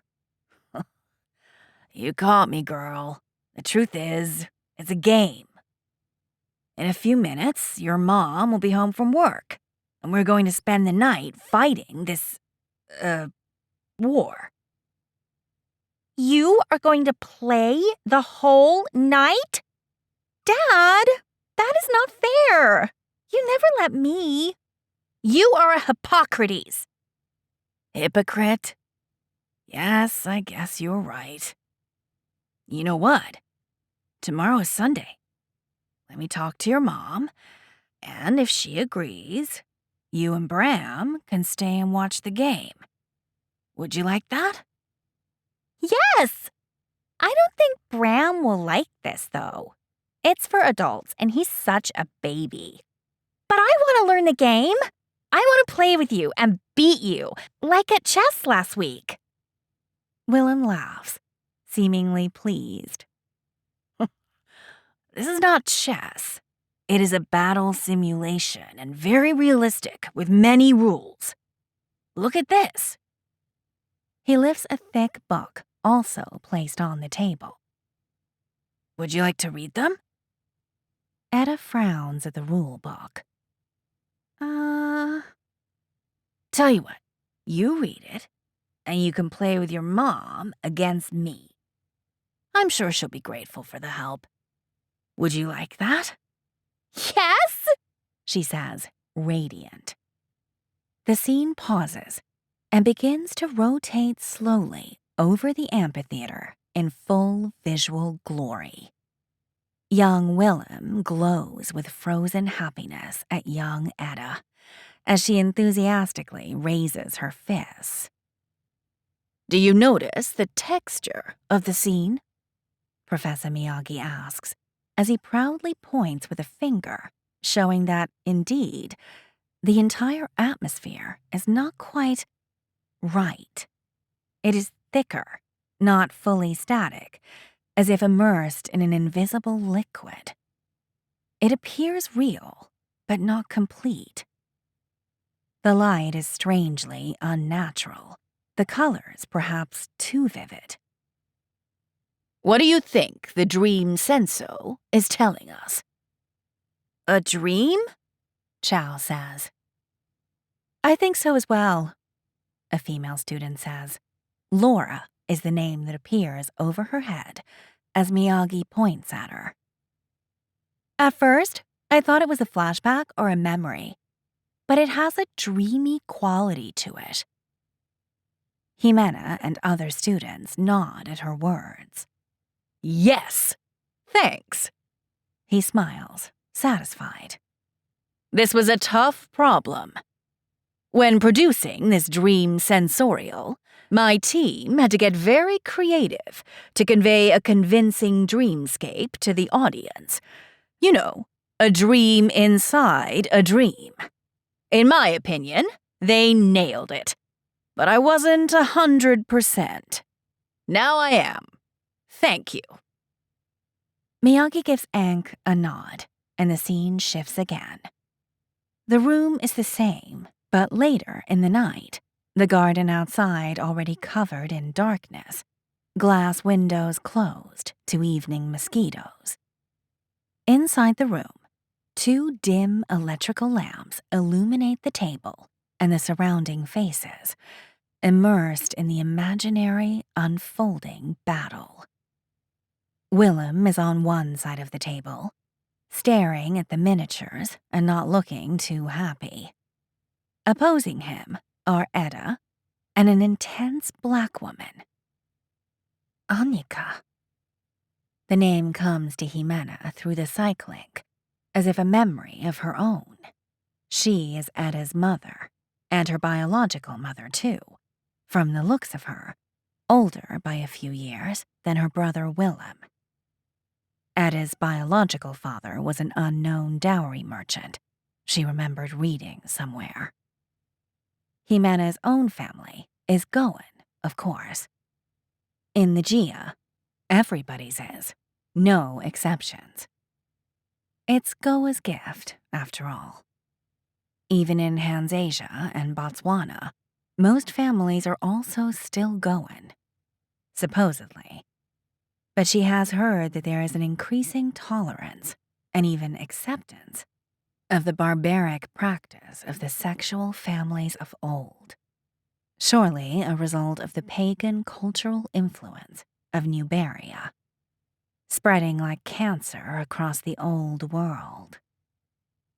Jimena gives Mark an involuntary side glance. This Neanderthal, sitting right there next to her, has been pulled out of the vagina of a woman that had carried him inside her guts for 9 excruciating months. Worse, his father had impregnated his mother. Ugh, the thought is... She cringes and can't repress a shudder of disgust running up her spine. Goans have sex, of course, plenty, but just for fun or to bond with lovers, for those lucky to have time for that. And always, always outside the family, Goa's mercy. She doesn't get it. There's no upside to the sexual family. They are brittle, short-lived, and, inevitably, a bitter source of loneliness and alienation, especially to the eldest. Compare that with the naturality and certainty of Willem and Annika's fraternal relationship. Watching them play together over the war miniatures, Jimena projects her own relationship to her brother Juan. Unbreakable, unshakable, forever in the same household, from birth to death. So is the bond that lies at the core of every Goan family. Siblings to each other, they are parents to the next generation, and grandparents to the next after that, and so it goes on. Indestructible, the immortal Goan family. Jimena turns her attention to Edda and takes in her exultance. The family evening, the belonging, the intense love for her parents, the imminent victory in the game. Yes, but there is also a pinch of sadness hiding in plain sight. Something powerful and ominous. Yes, Jimena realizes, observing Annika closely. Burrowed shallow, right below the fragile surface of happiness, there is darkness and rage, injustice and death. Our gambit has worked, Annika says, eyes wide with delight and disbelief. You are a genius, baby. And you, my dear brother, for the first time ever. She puts a finger on Willem's chest. are toast.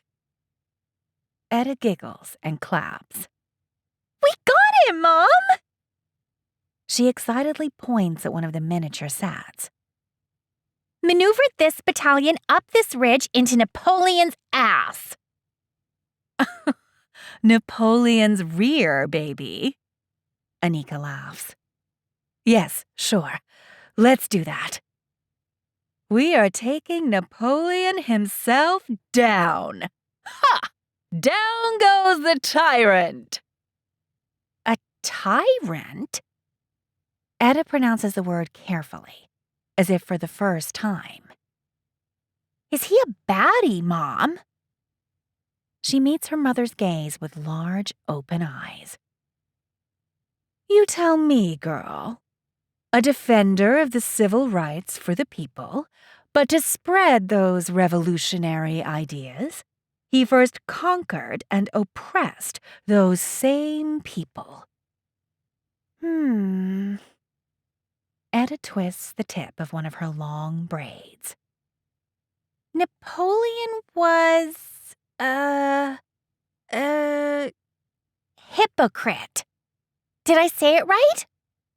You did, baby Etta. You absorb knowledge like Dad's troops absorb casualties. Beginner's luck. Willem scratches the back of his head. Or you are indeed a genius, girl. He winks at Etta. Your mother's never beaten me before, and I'm playing the French, who historically won Austerlitz. But you're Russians. He points over at one side of the table. And Austrians. He points over at the other side. Are everywhere. Well done. But... What? Anika asks. There's no way you can turn the tables. She actually looks worried and scans the battlefield. What are you hiding this time, you sneaky bastard? Nothing. Willem laughs. Except that your General Kutuzov down here by the lake, he points with the finger, is in real trouble now. Let's save Kutuzov, Mom, Etta says. Our victory will be complete. She touches the miniature rider, wearing a Russian general uniform and leading a cavalry battalion, with sudden affection. Jimena feels it too, like the figure were Abuelo.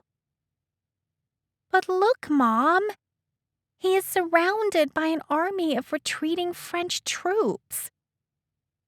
You can kiss your dear Kutuzov goodbye, dear sister, Willem says with exaggerated glee. I may have lost the battle, but I'm sure as dem taking Kutuzov down with me. And then something snaps. What was that? Jimena thinks, as she and all the students next to her sit bolt upright in sudden attention. Jimena exchanges a silent glance with Mark and then squints intensely at the floating scene. She has felt something strange, a sort of vibration, something out of place. Look at her face, Mark whispers in her ear. And then she sees it. Anika's maternal sweetness is gone, her face distended like she were dead. And her eyes? Jimena gasps. The iris and pupils are absent. Anika stares now with blank, almost radiant white eyes. But such is the nature of dreams, that changes happen unnoticed to the dreamer. Etta seems too absorbed by the tough situation of Kutuzov's battalion on the battlefield. French enemy troops on their west, on their north, and on the east, and a lake on their south. He can still escape, Mom, Etta says, and puts a finger on the table. Sachin Lake is frozen. The scene begins to slide slowly, approaching Etta from behind while she is bent over the drama unfolding on the table. The scene camera passes over her head and begins to glide down onto the battlefield from far above. Now it looks almost like a satellite view. The camera does not stop, like it is falling ever closer to the ground. Jimena dives with the camera down into the cold, fresh air at the edge of Sachin Lake, first feeling the vertigo of the fall, then the smell of the winter fields of old Moravia. The shore is teeming with Napoleonic-era cavalry soldiers in chaotic disarray. They look tired, their blue and white uniforms dirty. Only a handful of them are still wearing the high military hat of the Russian dragoons. The horses seem spent, sweating despite the cold. And leading them all, the man himself, General Kutuzov, sitting still on his horse, studying the desperate situation with cold-blooded calmness. The French are closing in from all sides, bloodthirsty. Contact is a minute away. Kutuzov gives the order. Over the lake! Spread out to spare the ice! Slow walk! The soldiers immediately abandon their chaotic stance and get into a wide formation behind the general. The horses move in unison, carefully stepping over the ice. And the ice holds. The disciplined soldiers motion their horses deeper over the frozen lake, the staccato of their hooves echoing across the auditorium. The scene zooms in closer to the center of the formation, where 3 soldiers ride side by side. The general in the center, a captain on his right, and a lieutenant on his left. Jimena leans forward as she recognizes their faces. General Kutuzov is actually Willem. The captain is Etta, her 16-year-old self once again, somehow sized to fit the uniform of a gallant Russian officer.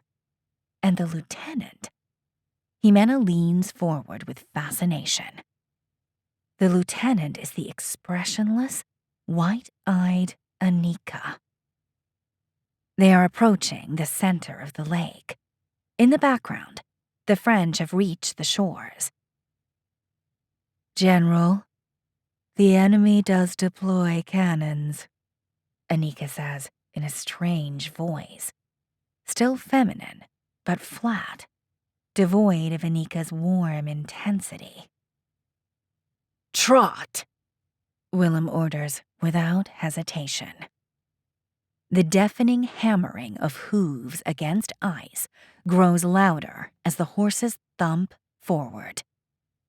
The pressure on the ice creates some cracks, but it is a thick, pre-industrial winter ice. It holds. Etta looks back. Jimena feels her anxiety, her fear of death, in her own guts. Behind them, far away on the shore, the cannons begin spitting smoke. It takes a few instants for the thunder-like blast to reach her ears, and a few more instants for the cannonballs to rain around them with deadly precision. The ice breaks mercilessly under the hooves of their right flank. Many men and horses disappear silently under the ice in an instant. Gallop, Etta! Willem says with uncharacteristic passion. He is no longer a general, but a father. Straight to the shore! Anika, take her! Etta obeys with the instinctive discipline of a soldier. She kicks her horse forward, galloping hard over the cracking ice, while Anika keeps up without visible effort, almost like her horse is floating over the vanishing ice. As they escape forward, Willem maneuvers the remaining dragoons into a hard turn, aiming deeper into the heart of the lake, obviously a distraction.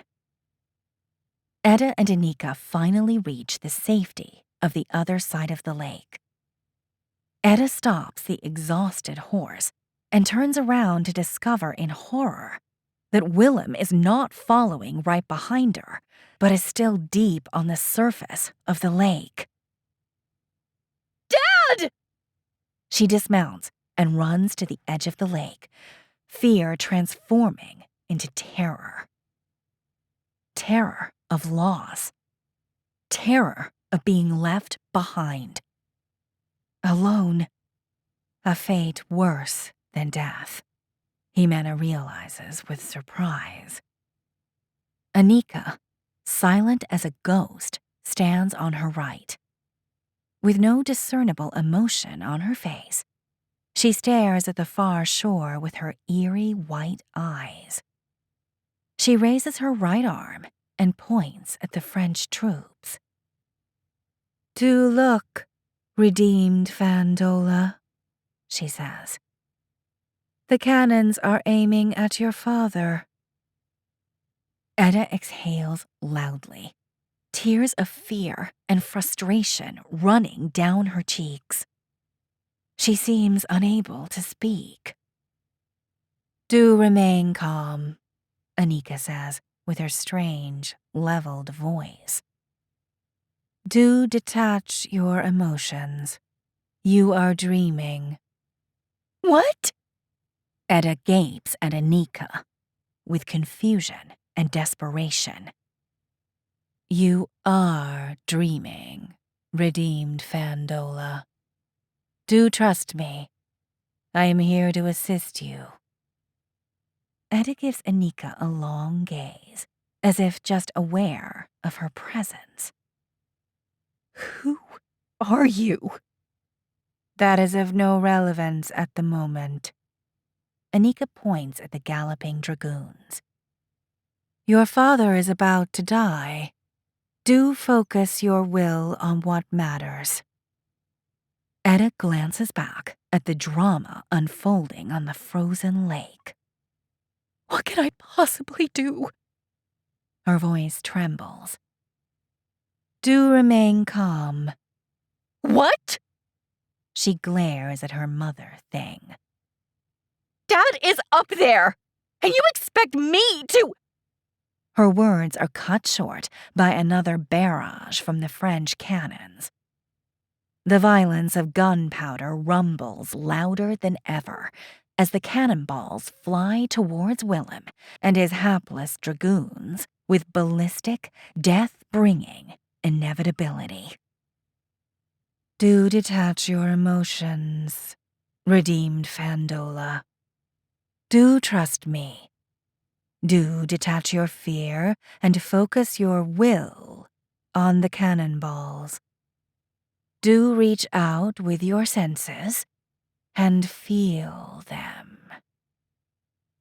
Etta's eyes flinch over the lake, where the cannonballs stand out with sudden vividness, and possibly made visible from that distance in a way that only dreams allow.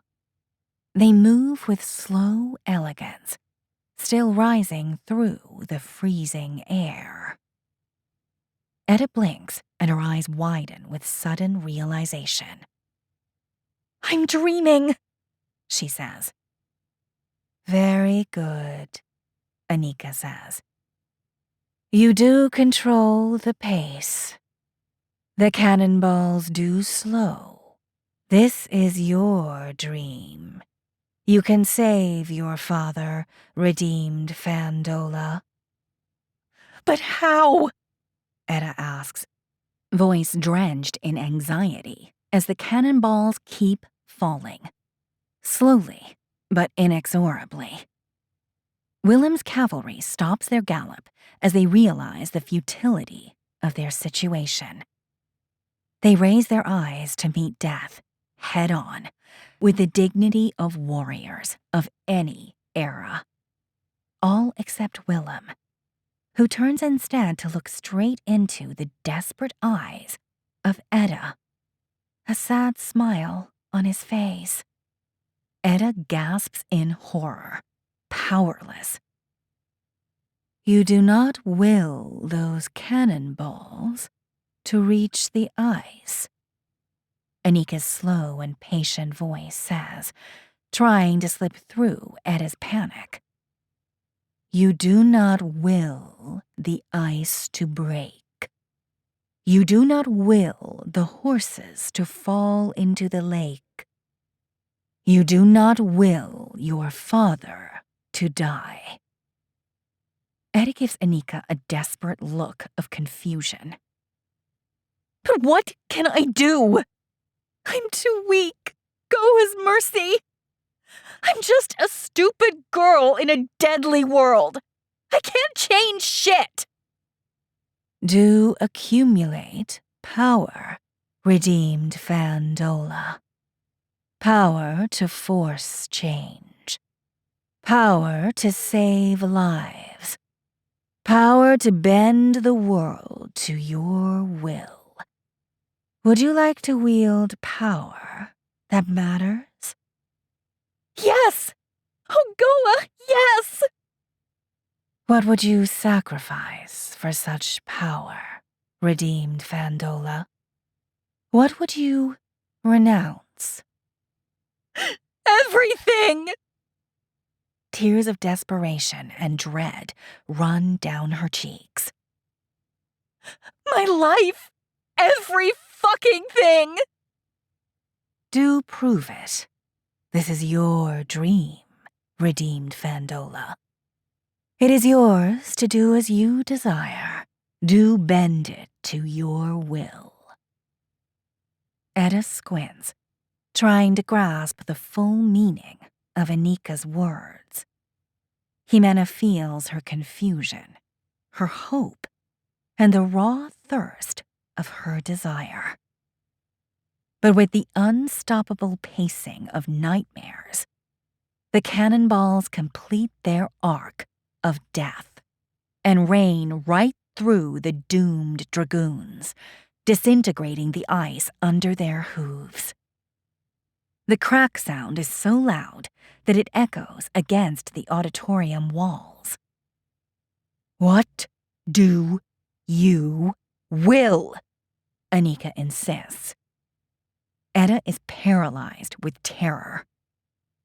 The brave soldiers do not even have time to scream as the icy waters swallow their horses whole. Willem is the last standing, his horse already sliding. What do you will, redeemed Fandola? Do detach your mind of emotion and claim power over your dream.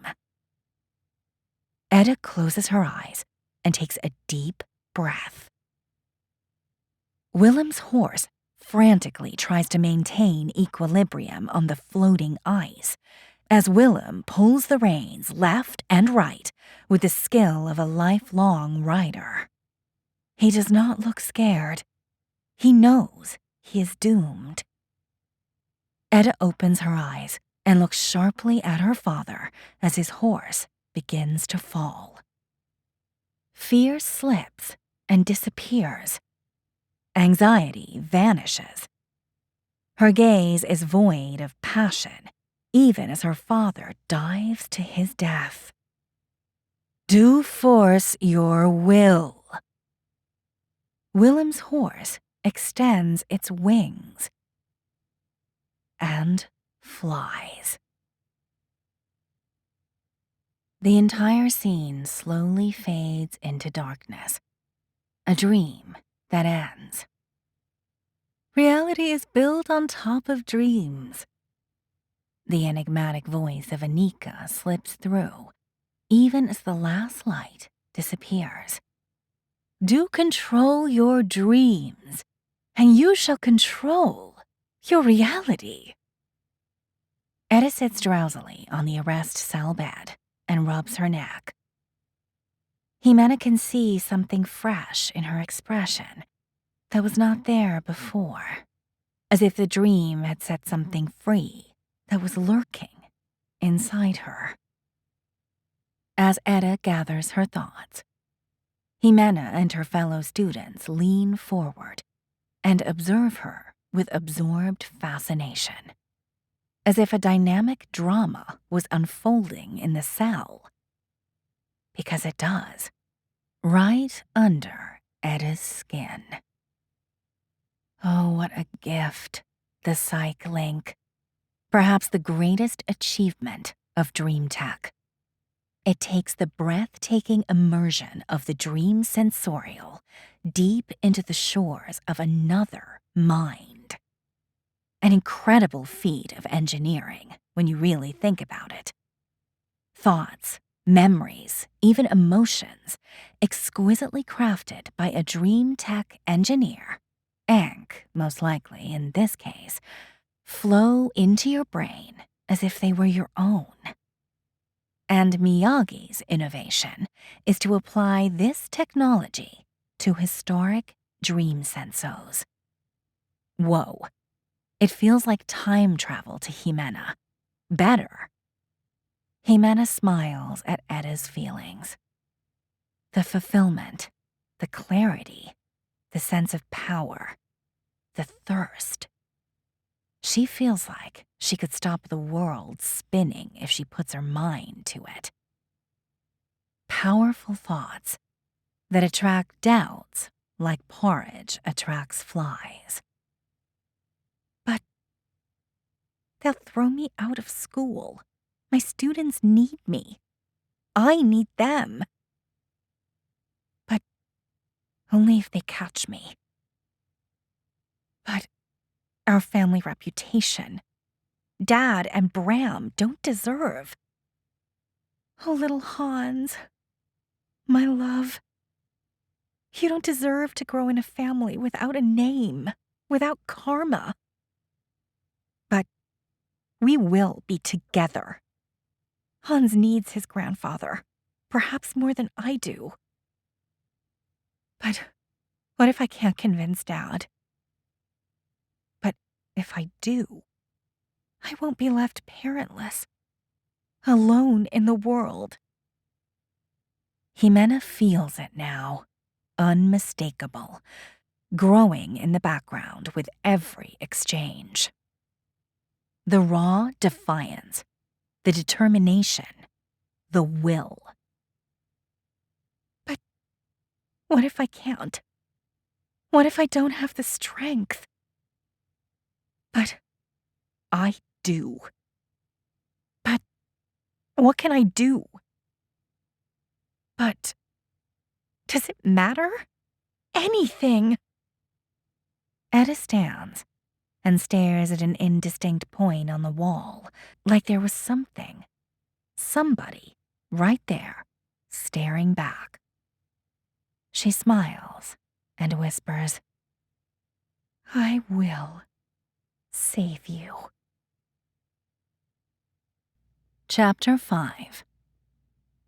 The Joyous Day of Rosamund Spies. So you see, people, in December 2399, Etta Fandola was just a young woman, desperate to save her father. Professor Miyagi says as he paces the stage, sunlight on his face. She wants him to renounce his joyous day. And we know how she plans to convince him. By dropping a bombshell that, if true, he pauses for effect, would destroy the entire society. Jimena absorbs his every word with the same rapt attention as every other student in the auditorium. The professor surely has a sense of drama, she thinks. but then it hits her. The vial. He's talking about that vial that Eda sneaked out. Professor Miyagi continues. As an educated colonist and teacher, she knows some history, and she believes that the actual force behind the Joyous Day ritual is some good old tyrannical repression.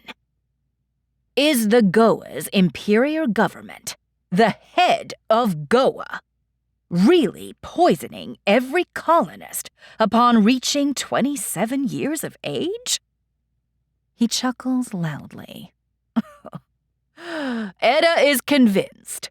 What better way to retain power than keeping your people in the eternal happy ignorance of youth?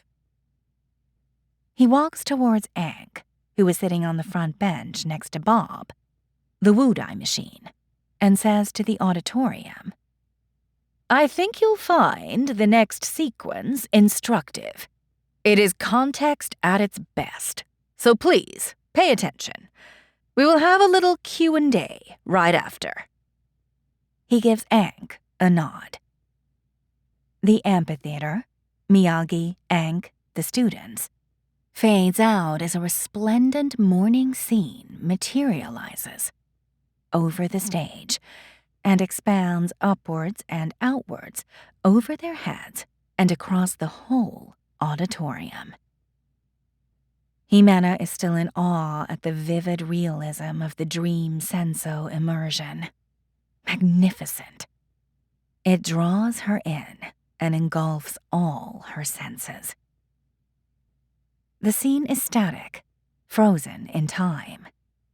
A pastoral setting. A field of carefully tended grass surrounded by oak trees. It must be winter, since no leaves populate their branches. The sun lies low, throwing long shadows. It's not an empty scene, quite the contrary. It is teeming with people, none older than, indeed, 27. They are dressed in fine, bright-colored tunics, ornate belts on some waists. The older men and women wear colorful, large hats made of dry branches, leaves, and flowers. These young people seem to be celebrating something. With wide smiles and beaming eyes, many are frozen in mid-downs. Check that out, people, Miyagi says, barely visible at the edge of the stage. The colony of Lune Terran on the 10th of December, 2399. He turns and points at the happy dancers. Any guess as to what we are seeing? Many hands shoot up. Yes, Chow. It totally looks like a Joyous Day celebration, right out of Fahi's legacy. Spot on. Let's watch. I forgot to say, but you'll notice that I removed the dramatic effects, symphonic music, camera shifts, and all that. That will be all good and fine for the final production. But for us historians, only the naked facts, right? I want you to feel that you're there, mingling with... He gestures at the dancers. Our happy ancestors. With another nod to Aang, the scene comes to life. The dream senso immediately floods Himena's senses with a distinct feel of the fresh winter air, her nostrils filling with the smell of wet grass and wooden stoves. Hundreds of young women and men dance and chatter happily on the grass field. Pop music from the Golden Age erupts from two large loudspeakers, discreetly installed inside the only building at the edge of the field. The Joyous Day house, Himena recognizes. The same house Eda assaulted a few days ago. Same walls carved with geometric reliefs. And in the daylight, from a distance, Jimena can now appreciate the roof is made of intricately braided tree branches. A woman dressed in white, the only person in the celebration who is not wearing colorful robes, is the undisputed center of attention. She is pretty, the youth of 27 years of life tinting her white cheeks. Her long black hair and eyes contrast beautifully with her dress. When she approaches any group of people, they stop dancing and greet her warmly, exchange some words, and conclude with deep, honest hugs before she moves on to the next group. The scene view begins to slide sideways across a myriad of laughs and dances until it stops at the edge of the gathering, where a girl glimpses nervously at every new arrival. She is obviously waiting for somebody, and she looks very upset. Helene Spies. Jimena recognizes her immediately. The fallen angel. Oh, so young still. 16. The same age as Etta. She looks splendid in that yellow and orange robe. What is that, silk? That wraps her feminine shape. Jimena squints as she studies Aline's face. It's as if she had just seen her somewhere else. That white skin and long black hair. Oh, she looks just like the younger sister of the woman in white. And is pretty, except that her face shows traces of tears. Oh, Jimena gasps in understanding. That woman is Aline's mother. This is her joyous day. Wow. Mark beside her is staring at Aline with a look close to reverence. Spies Marai. He says the words like he is praying. Aline shifts from one foot to another, scanning the colony path impatiently, when she sees a tall black girl with short curly hair approaching slowly. Aline exhales a breath of relief, or is it distress, and runs toward her. Fucking mercy, Etta! Aline says, wide-eyed and voice drenched in distress. Where in Goa's name were you? Etta's eyes are wet and red, and her colorful tunic is worn carelessly, wrinkled in places. Even her intricate broad belt sits too loose above her hips. She says nothing. She just meets Aline's eyes, lips pressed together, and drops her chin. No! Aline covers her mouth with a hand and begins to cry. No. Etta embraces Aline as tears well up in her own eyes.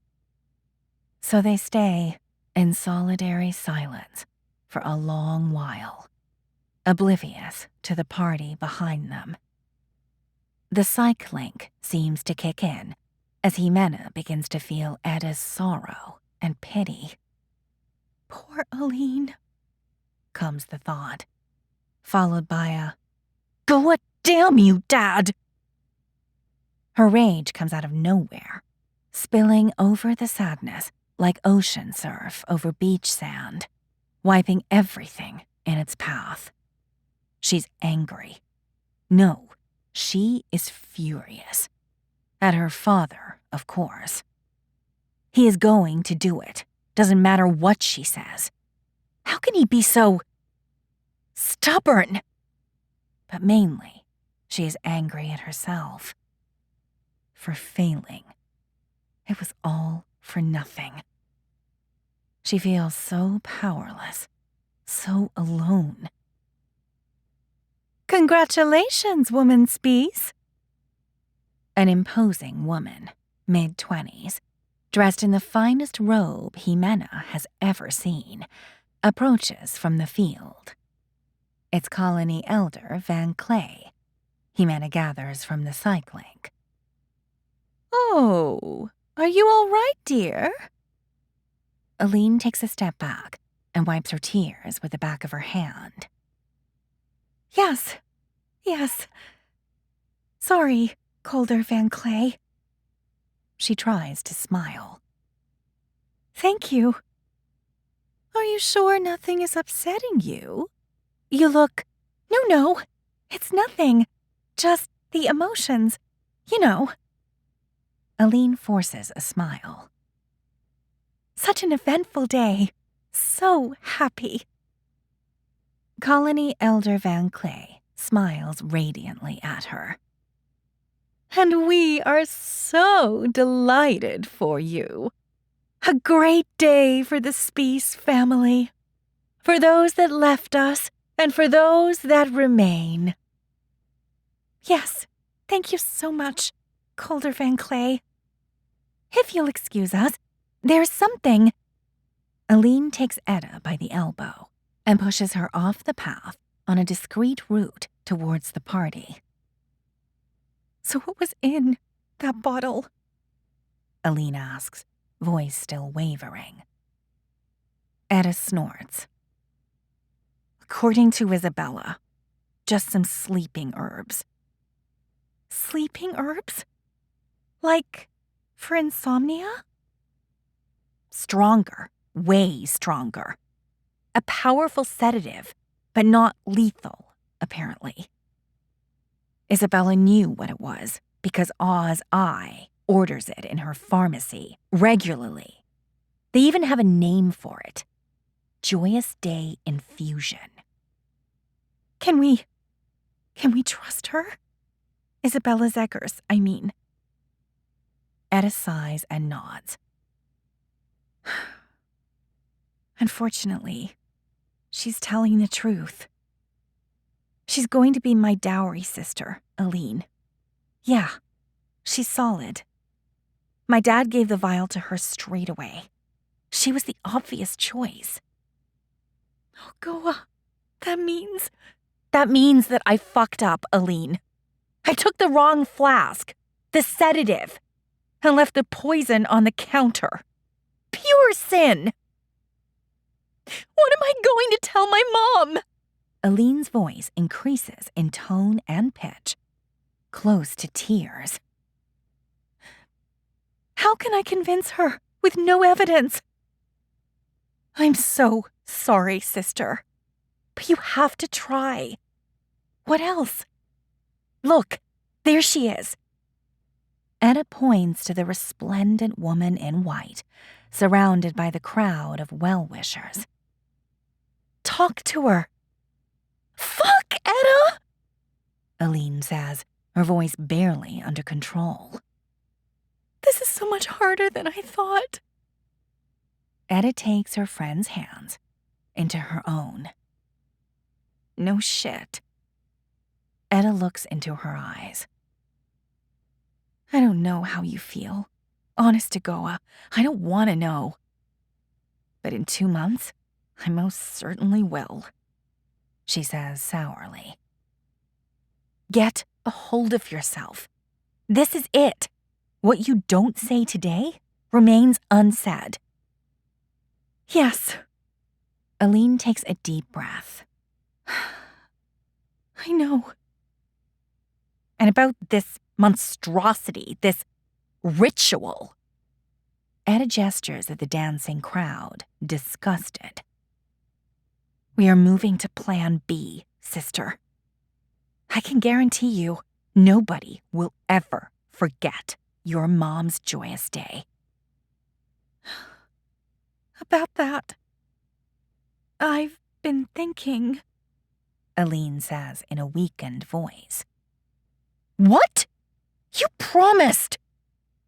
I know, but it's hard enough as it is. I don't want Mom's joyous day to be, I don't know. She shrugs. Desecrated. Well, it's not up to you anyway. Etta says, defiance rising in her voice. You cannot stop me. Aline's rosy cheeks lose some color. No way, Etta. You can't do this without my consent. Etta regards her in silence. Sure I can, her eyes seem to say. Etta, I forbid it. Aline drops her head. I'm sorry. But you promised! Etta purses her lips, but only for an instant before her tongue lashes. This is bigger than us. It's bigger than your mom's go-a-damn joyous day. The fury is followed by instant regret, and then by pride, and then by fury again. Oh, it is so exhilarating for Ximena to ride Etta's emotional roller coaster. Aline steps back as if physically assaulted. She shakes her head slowly and points a finger at Etta's face, serious and cold as a marble statue. Don't you dare! I forbid it! You do this? You're dead to me. Etta holds her gaze for a few seconds before lowering her eyes. Oh, her fury is still there, all right. Ximena feels it burning inside. But fear of loss, fear of being left alone, that is unbearable.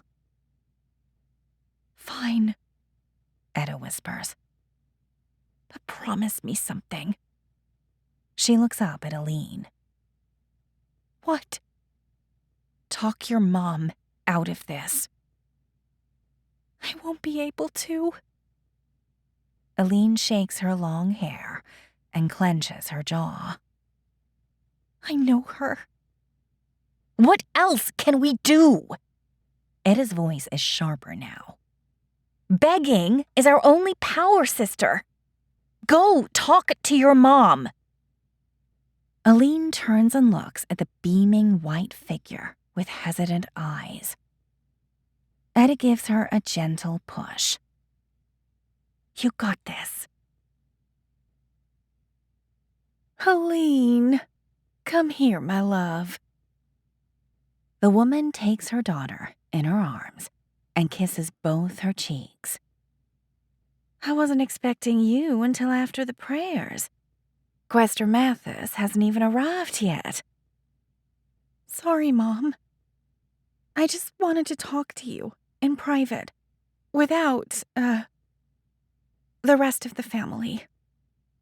We will have plenty of time to talk when you join me in Goa's embrace in 11 years.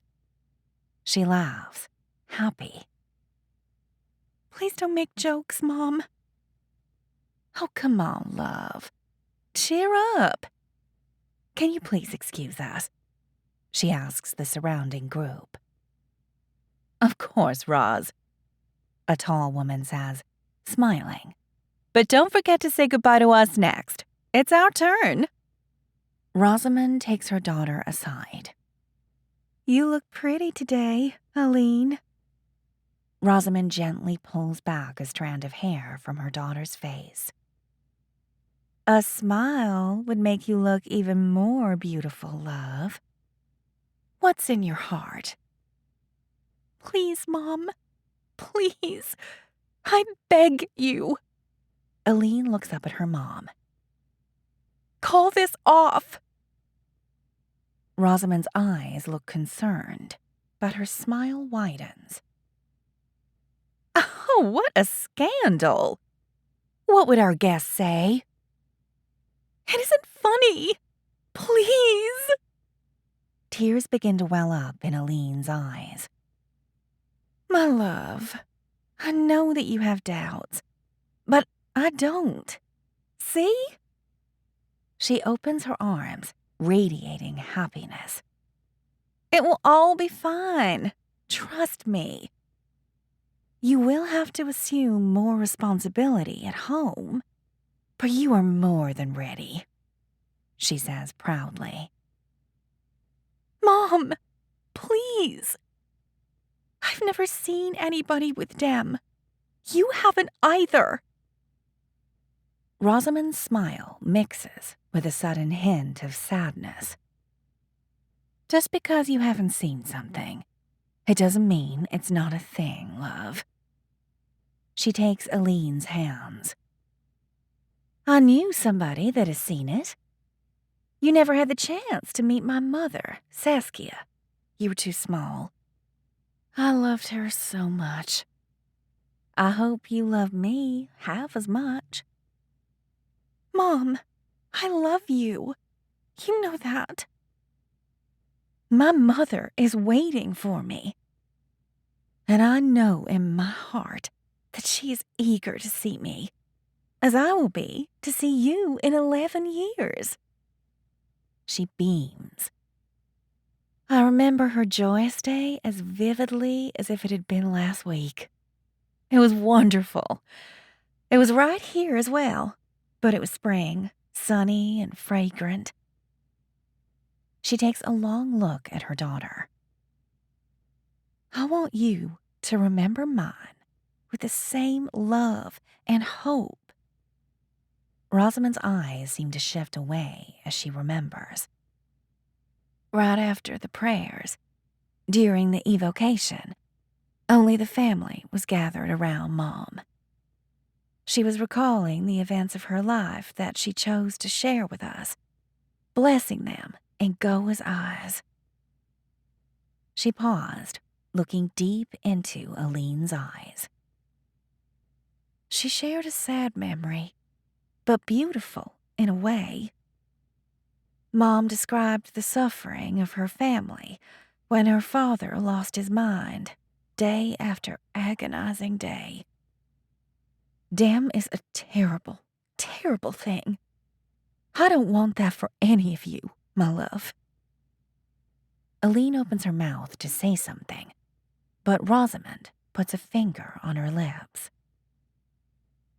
The first days are barely noticeable. She continues her tale. But as the weeks passed by, he forgot everything. Absolutely everything. First, it was his profession. He was an engineer, obviously, so he had to stop working soon after. Then, it was the community. He forgot names and faces. Then, his closest friends. She pauses, her smile fading, eyes far away.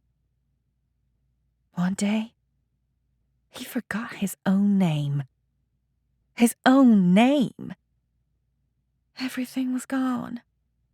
That was his last day. He was mercifully taken to the Joyous Day house. But you know what your Grandma Saskia's most precious evocation was? What?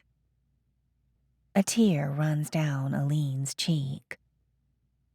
When her father was being taken away after the final farewells, he turned back one last time and smiled fondly at her.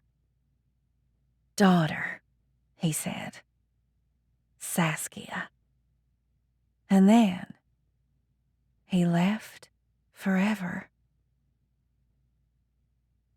The scene freezes with Aline and Rosamond holding hands. The entranced students look down to the stage of the auditorium where Professor Miyagi is smiling up at them. Nice touch, don't you think? You may wipe your tears away now. Himena laughs softly and actually rubs her eyes. Even Mark, beside her, passes a finger across his cheek. You may think that is some cheap drama dreamed up for the final dream senso, but no. Everything you see here, it really happened. That conversation between Aline and Rosamond, it did really happen. It was all documented by Spice Marai herself. many years later. Some students raise their hands. Hold on a sec, Miyagi says.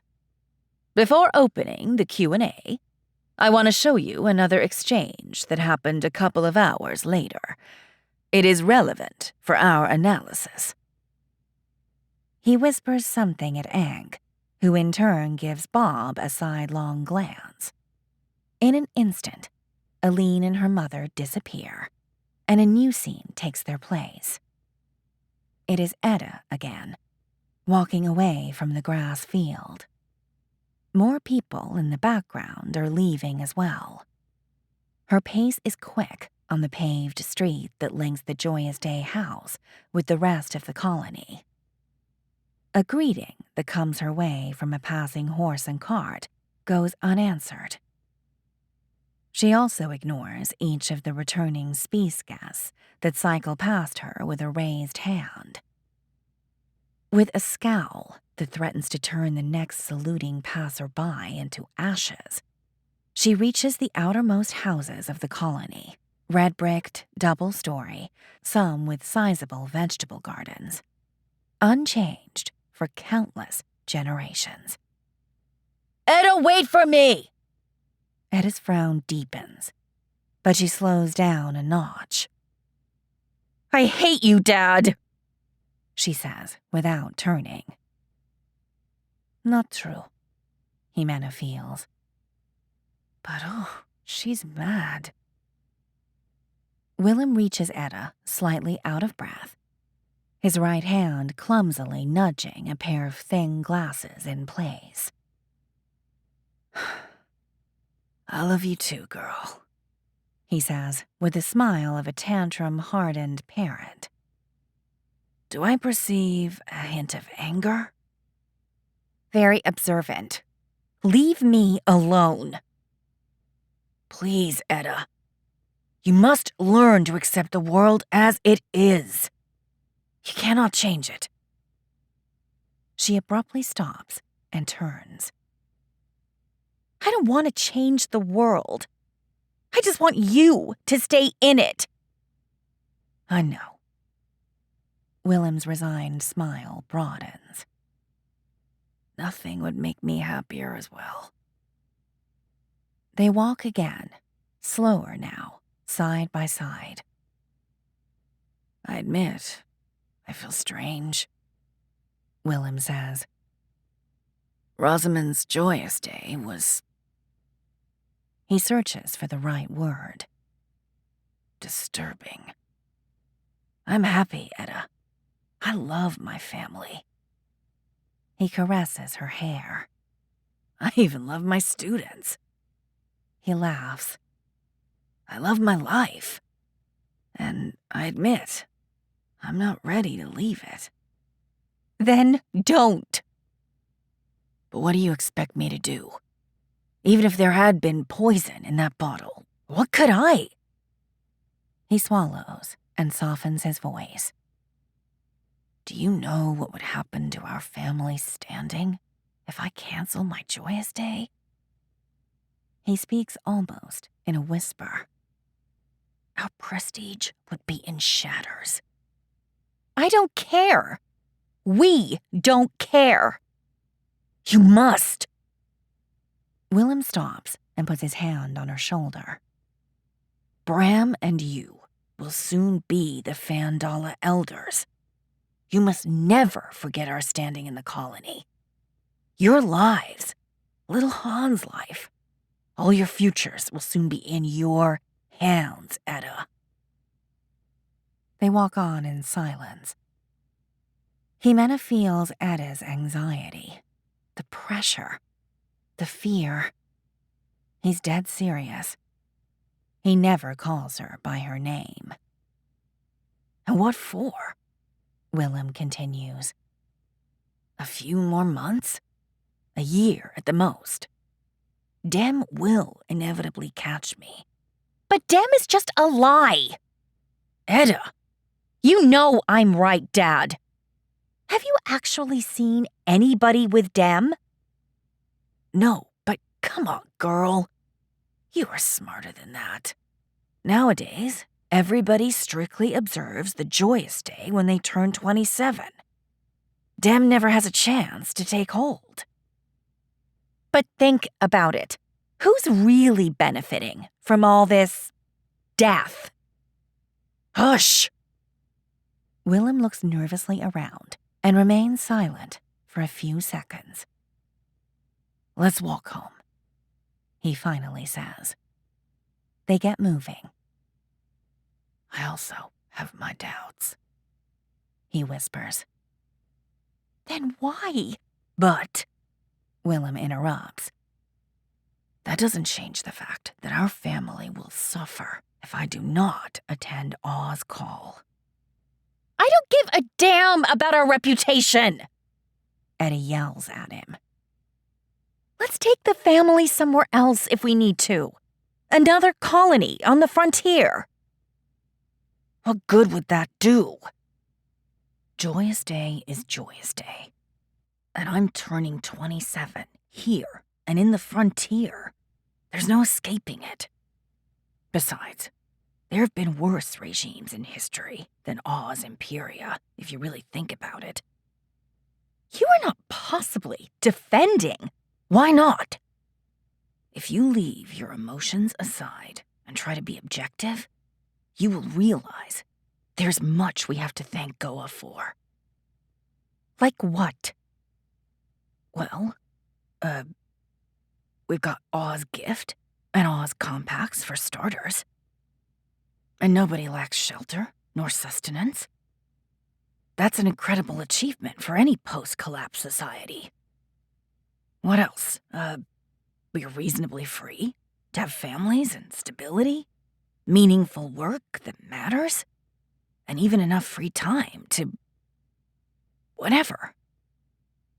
Wonderful regime, yeah, with just a few tiny caveats, like inequality, the arbitrary distribution of karma, the lies and propaganda, Ozhead's absolute power.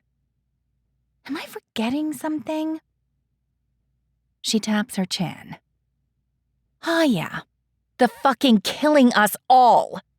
Go's mercy, Dad. I don't want you to die in 2 months. She is close to tears. Remember when, in Mom's Joyous Day? Enough! His shout freezes Etta in place. I will not hear any more of this. You will respect my decision. I expect to have some peace in my last weeks of life. Any trace of tenderness in his voice is now gone. She stares at him for a few seconds, her mouth ajar. I hate you, she finally says. You don't have the right to leave us. She begins to weep sourly and runs away. Etta is in her room, sitting on the desk by the window, tending the potted cactus with a cotton gauze. No blooms. Her thoughts flow unimpeded to Jimena as she inspects the hard, spiny surface of the plant. She'll ask Isabella for some nitrates. Maybe that would help. Dad made a good catch when he proposed her for a dowry bond, she admits. The Zegers are a good family. Etta's attention is caught by Willem passing by on the sidewalk with a baby stroll chair. She can barely see Han's light brown hair from the distance. She follows them with her eyes until they move out of sight. Etta sighs. Why can't Dad see how important he is to them? She's not ready to manage the family alone. Okay, yes, a poor excuse. She can sure as damn manage anything on her own. And she's not alone. Bram might be her little brother, but he can hold his own as well as anyone. Etta sighs again, puts the gauze in the desk drawer, and moves the pot into the daylight. She smiles sadly to herself. What a pitiful thing she has become. So psychologically dependent on her father. Yes, so what? Friends and lovers come and go, but fathers? They only go, don't they? She scoffs and tries to repress the pinch of self-pity behind her eyes. Fathers and mothers, they only go. She remembers Mom, so solid, so powerful, so warm. Then she remembers her look that day, the last time she saw her. It's just a flash, more a sensation than an image, but it is enough to... Jimena's own stomach seems to contract at the sudden pain. Koa, it has been 2 years already, and is still so vivid. No, Etta shakes her head, trying to dispel the memory. She can't afford to lose herself in that rabbit hole again. Dad is so naive. For her, he plays the role of the brave elder. Family first and all that. But he's not as strong as he thinks. And surely not as much as her mother was. Koa's mercy. He even admitted to having doubts. Mom never showed any doubts, and yet... The familiar bite of fear crawls up her spine. And this time, it's not her usual fear of being left alone and parentless. This time, she's terrified that Dad will not make it. At the end, it is only dignity that you take to A's embrace, and Etta fears that Dad will not be strong enough. Mom wasn't.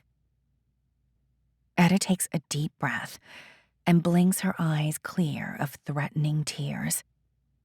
Dad needs to see that his life is too valuable to sacrifice in the altar of Oz Head's power game.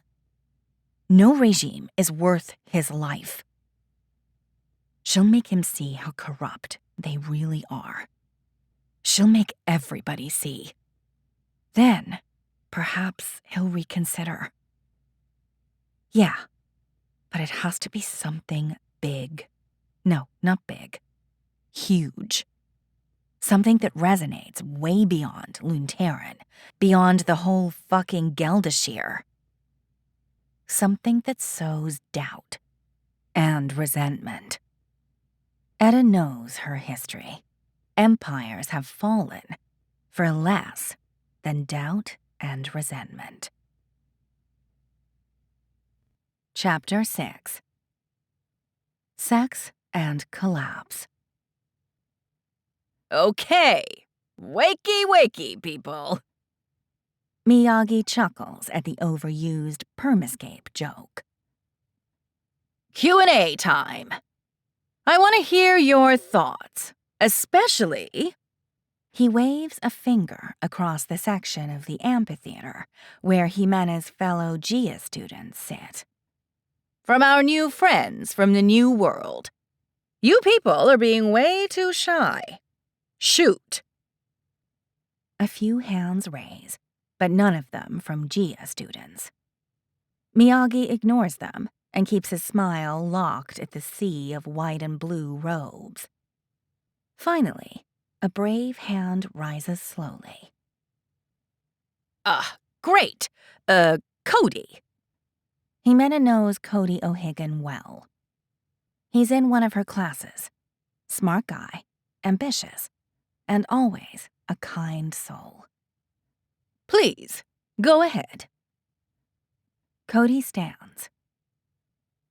Thank you, Professor.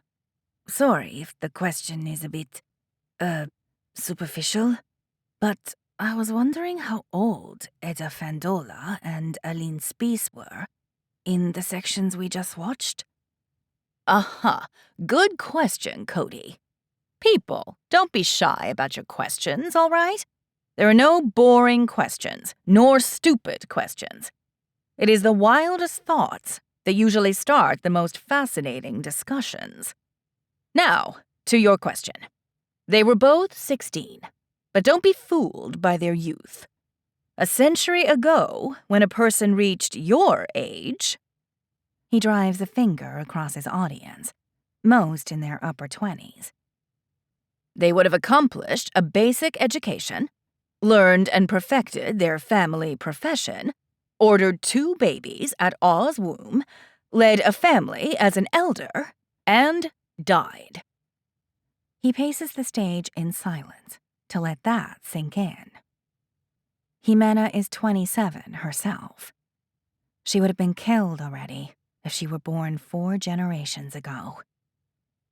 Goa, how did they manage? There was no time to pursue any meaningful life project. She wonders, perhaps they were indeed happy while it lasted. Free of the worries of career and uncertainty. A person entered adulthood at 10. Miyagi continues. As they reached sexual maturity. Fun fact. Did you know that at the end of the Golden Age, right before the first collapse of the 2080s, humans matured at least 2 or 3 years later than we do now? Yes, an unexpected side effect of the damn pandemic of the 22nd century was the natural selection of humans with ever earlier sexual maturity. Can anybody guess why? Jimena scoffs. It's obvious. But nobody raises a hand. Go ahead, Jimena, Mark says. Answer that.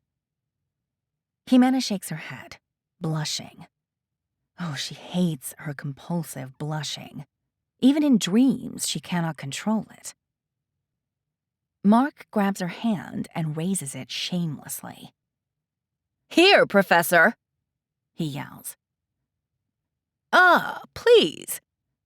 He points his finger at Jimena and reads the names that pop up over her head. Oh, Ipulin. So happy to have you in this seminar. Loved your take on raw power in that post-Columbian paper you published. People, this is Jimena Ipulin, a sharp mind. Jimena's cheeks are on fire. She tries to smile and fails.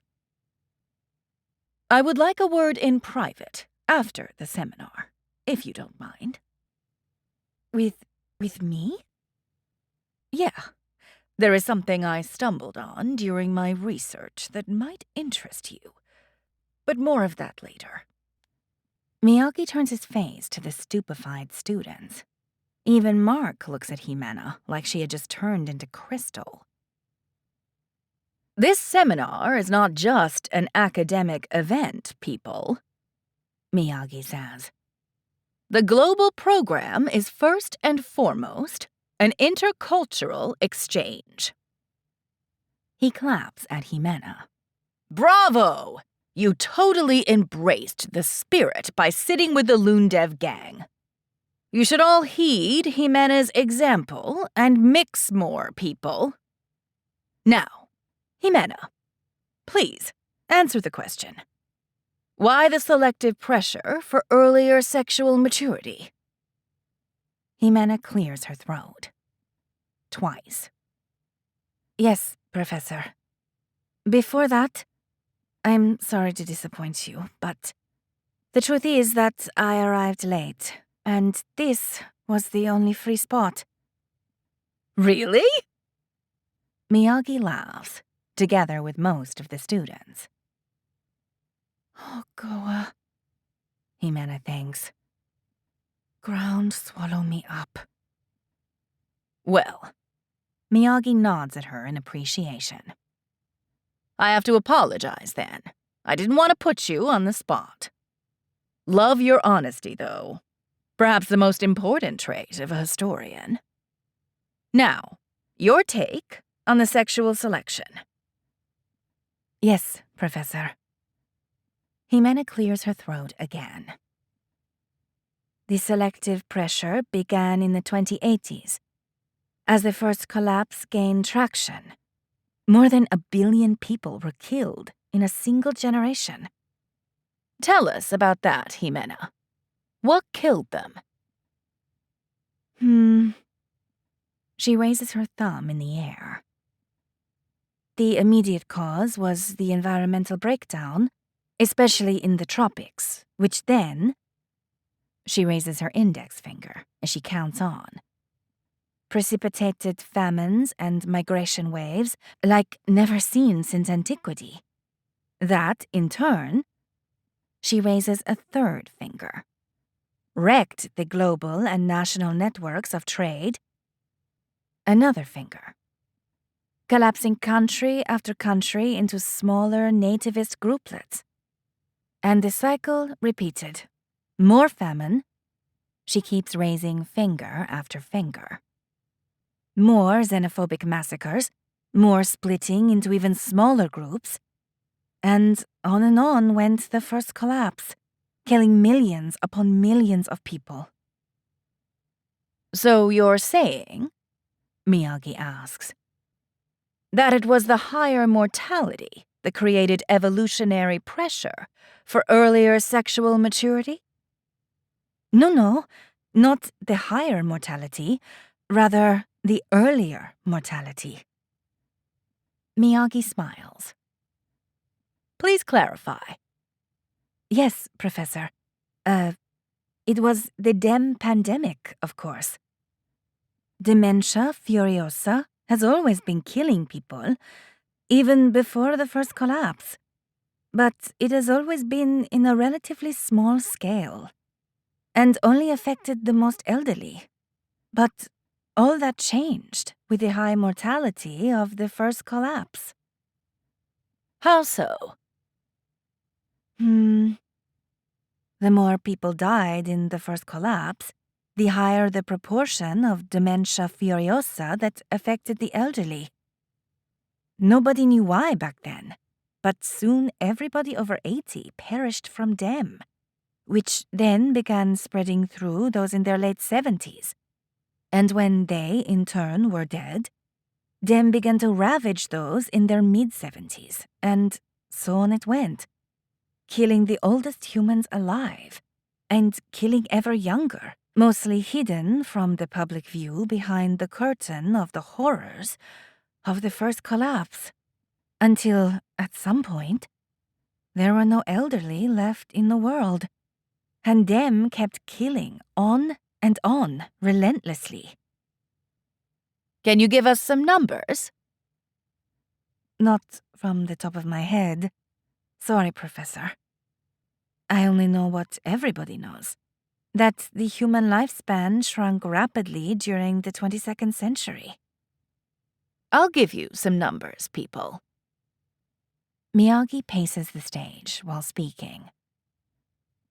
Lifespans went down from 60 years in 2100 to 45 in 2120. Can you picture what that does to a civilization? And it didn't stop there. DEM kept ravaging the oldest layers of society, decade after decade. The second collapse, indeed. Billions die as the fabric of society dissolves simultaneously worldwide.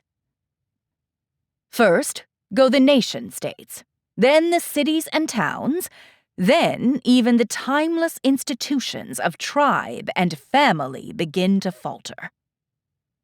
Which brings us to one of the key human adaptations that allowed us to survive. He turns and points at Jimena. Which is? Jimena clears her throat. Earlier sexual maturity. Miyagi nods and keeps his gaze locked on her. Oh, Goa. Yes. Just natural selection at work, Professor. Shorter lifespans create pressure on the reproductive cycle. Earlier breeders have higher chances to pass their genes to the next generation. So, after a few generations, She clears her throat again. Perfect. Thank you, Jimena. She sits and draws a deep breath. Well done, Mark whispers with playful tone. But you gotta work on that thing you do with your hands while... Oh, shut up, she says, and mocks a slap on his shoulder. Miyagi is pointing at a pretty South Asian Lundeaf student that is raising her hand insistently on the front bench. Yes, Sky. She is frowning. Makes little sense, sorry, Professor. Even with all that dying, there were still a few million survivors. You are right. Most of them in North America. About 50 million. Where Townsend was already spreading the gift of Goa. But there were only 50 or 60 left in the rest of the world combined. Still, Sky spread her hands. Plenty of people to keep civilization running, I would think. That's what I don't get. Even if everybody dies young, so what? All our knowledge and technology, it doesn't disappear from one day to the next. That, Miyagi points at her. is a great question. Nice, Sky. Anybody care to... Cody. Great. Happy to see our Townsend University friends more active. Keep it up. What do you have to say to Sky? With all due respect to my esteemed fellow, Cody says with slow, studious tone. What good is a quantum field theory manual to a farmer that can barely read? Oh, come on, Gia, Sky says with an exaggerated roll of the eyes. Not all remaining millions are farmers that can barely read. Jimena doesn't like her tone. Cody's kind expression remains stoically unmoved by Sky's reply. Always the attentive debater, Jimena has seen him in action before. I'm sorry if my metaphor was too simplistic, he continues. My fault entirely. In my haste to make an obvious point, I wrongly assumed a hint would be enough. Jimena smiles. Touché. What are you saying? Sky stands and points a finger at him. Are you calling me a... People! Miyagi raises his hands and tone. Come on. Keep it civilized and respectful. Discuss away, but no name calling. Sky, sit down, please. Thank you. Cody, please, no more metaphors nor, hints. Tell us in simple, everyday words why the radically shorter lifespans destroyed the sophisticated civilizations of the Golden Age. Apologies, Professor. Sky. He bows at her with convincing humility. I did not intend disrespect. Jimena chuckles. She knows him better. To find the truth, I believe we need to take a step back from them, the collapse, the great dying, and ask ourselves the proper questions. I like how you think. Miyagi is nodding at him. Finding the right questions is a cornerstone of science. Often harder than finding the answers. So, tell us, which questions are relevant to the second collapse? The key question, I believe, is what makes a civilization? He pauses a second. And the answer, in my humble opinion, is not knowledge nor technology, not directly. He hastily adds, as Sky seems about to say something. The answer is specialists. Specialists? Miyagi says, squinting eyes staring at Cody. Himena throws a glance down to the front bench, where Sky seems to scoff. Yes, quite right, Miyagi says. The more complex the civilization, the more specialized we all become. Yes, professors, doctors, engineers, scientists, botanists, analysts, merchants, financiers. Don't forget historians, Miyagi adds with a chuckle. Each splitting into dozens of more concrete specializations. My best friend is a solar energy automation engineer, specialized on near-Earth habitat structures. Yes, Professor, Cody says, his kind smile broadening. Great example. Now that we have a candidate answer, specialists, to the key question, what makes civilization? We can postulate the impact of them killing at ever younger ages. Himena is mildly jealous of Cody's ability to remain calm and well-paced. The whole auditorium is staring at him, and many, like Sky, even with suspicion, if not open disdain. He just doesn't care. Put simply, he continues through that perennial smile of his, specialists died, one by one, together with their experience and wisdom, until all that was left were ignorant kids. Take your friend, for example, Professor. What would happen to our space habitats if specialists like him died from them without replacement? Yes, as my esteemed fellow Sky rightly points out. He extends a hand in her direction. Human knowledge persists, but, alas, only on paper and digital storage. And what good is that knowledge? Miyagi says.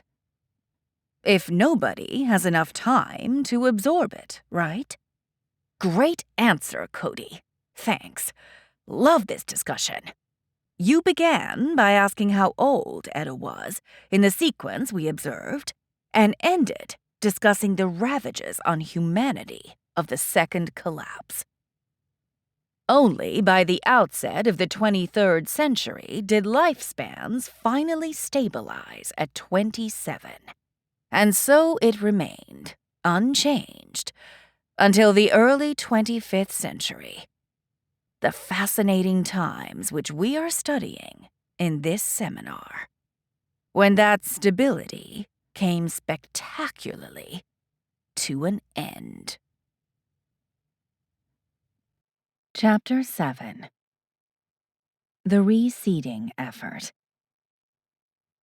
Aliens, aliens, aliens, Miyagi says, pacing the stage with his usual self-confidence. You either love them or love to hate them. He laughs aloud, as if he had delivered a joke. Some students chuckle obligingly, but not Himena. Their meddling in human affairs has gone unnoticed for way too long. But finally, first contact is imminent. Some students around Himena actually whistle and cheer with anticipation. Himena can of course understand the historical importance of the event, but why the excitement? Even Mark is smiling sheepishly at Miyagi. Before that, though, I want you to meet them right before first contact. Yes? He raises a hand at the sudden roar of excitement. I know you're eager to see our favorite alien again, huh? Favorite? Jimena murmurs to herself. How can there be a favorite? Rue. Mark whispers in her ear. He's heard her. He's speaking about Rue. You wait and see. Jimena doesn't have time to reply before Miyagi continues. For the first time in Dream Senso, we are actually going to dramatize events from a non-human perspective. Sensational stuff, people. He raises both arms. You're welcome for the privilege. Jimena watches in confusion as the surrounding students clap fiercely. At least her fellow Gia students, on the opposite side of the amphitheater, seem as baffled as she feels. Thank you, thank you. Obviously, we have taken some liberties, like dubbing and such, but all in all, our historical sources are solid, and I'm quite pleased with the results. Now, without further ado, Ankh, if you will. A scene materializes immediately. A flat ground, made of some sort of impossibly polished dark stone, that spans infinitely in all directions. There is nothing on the ground. No object interrupts the spotless sight to the horizon, anywhere you look. The sky is pitch black, yet a soft light irradiates in all directions. A dream, thinks Jimena. Empty and simple, but a dream nevertheless. A figure is now standing on the infinite expanse. It was not there an instant ago. Jimena has seen this creature before. In Etta's detention cell. It is not quite human.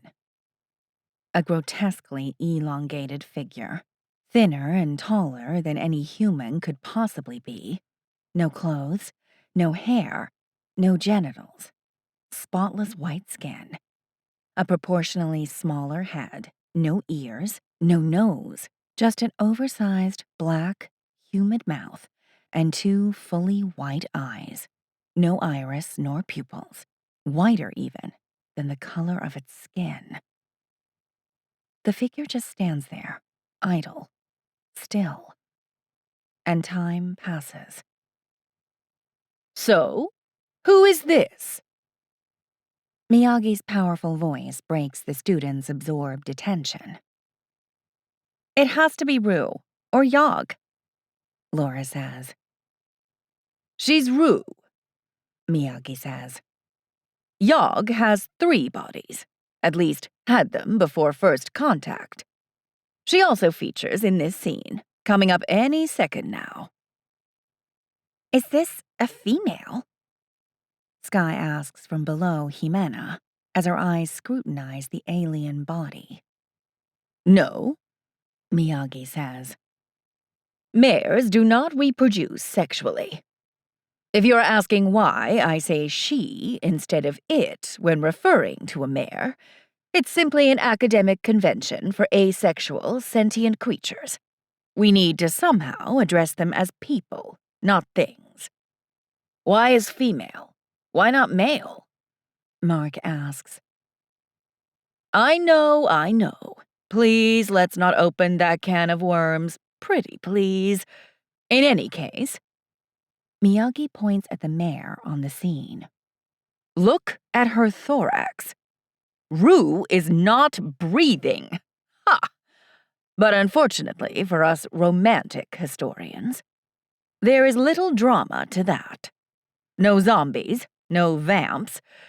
Mares just don't have lungs, which means they cannot speak like we do. They don't even have ears. When they communicate, they reverberate psychically. A special type of telepathy. very, very efficient. They don't have the problems we do with accents and sore throats. The students laugh. In this sensorial, you will hear the communication in High Hands Asian English. Oh, Miyagi points at the floating scene. Here comes Yog. 3 more mares pop into existence. They appear at roughly the same moment, side by side, facing Rue, and just as ghostly white. Rue bows her small head slightly at the 3 figures. Nobody speaks, as if waiting. A larger creature materializes next to the 4 mares. She is not even humanoid. As large as an elephant, as sticky and soft as an octopus, and as many appendages under her body as a millipede. 2 large bulbous eyes, white like those of mares, protrude from a head that is as large as the rest of her body. A head with no mouth to be seen. Her skin is white, also resembling that of mares, but thicker, and it throbs slowly, like waves of flesh. Her body is so massive, and her short appendages so delicate, that any xenobiologist would correctly guess that her habitat is underwater. And indeed, she seems to be somehow floating above the ground, as if pushed by invisible currents. The 4 mares bow to the creature. A very human gesture, Jimena thinks with wonder. Perhaps some type of convergent evolution on the body language of biped sentience. The massive creature does not react. Sense and bind, Master Gorobor. The eerie female voice echoes crisply in the auditorium. Its source are the 3 mares standing in front of Rue, speaking as one. While she speaks, her black mouth remains shut, and her body unnaturally still. Do name yourself and state the objective of this gathering, Gorobor says. Her deep, female voice, oddly old, comes out of her bloated body with no obvious physical source. Yes, Master Gorobor. I am Yog, the 3 mares say. Dreaming from Yian, overseer of the receding effort in Oromantis. We are gathered to hear the report of Walker Rue at Devis. I am Rue, says the mare that arrived first. Dreaming from Devis, Walker assigned to the receding effort.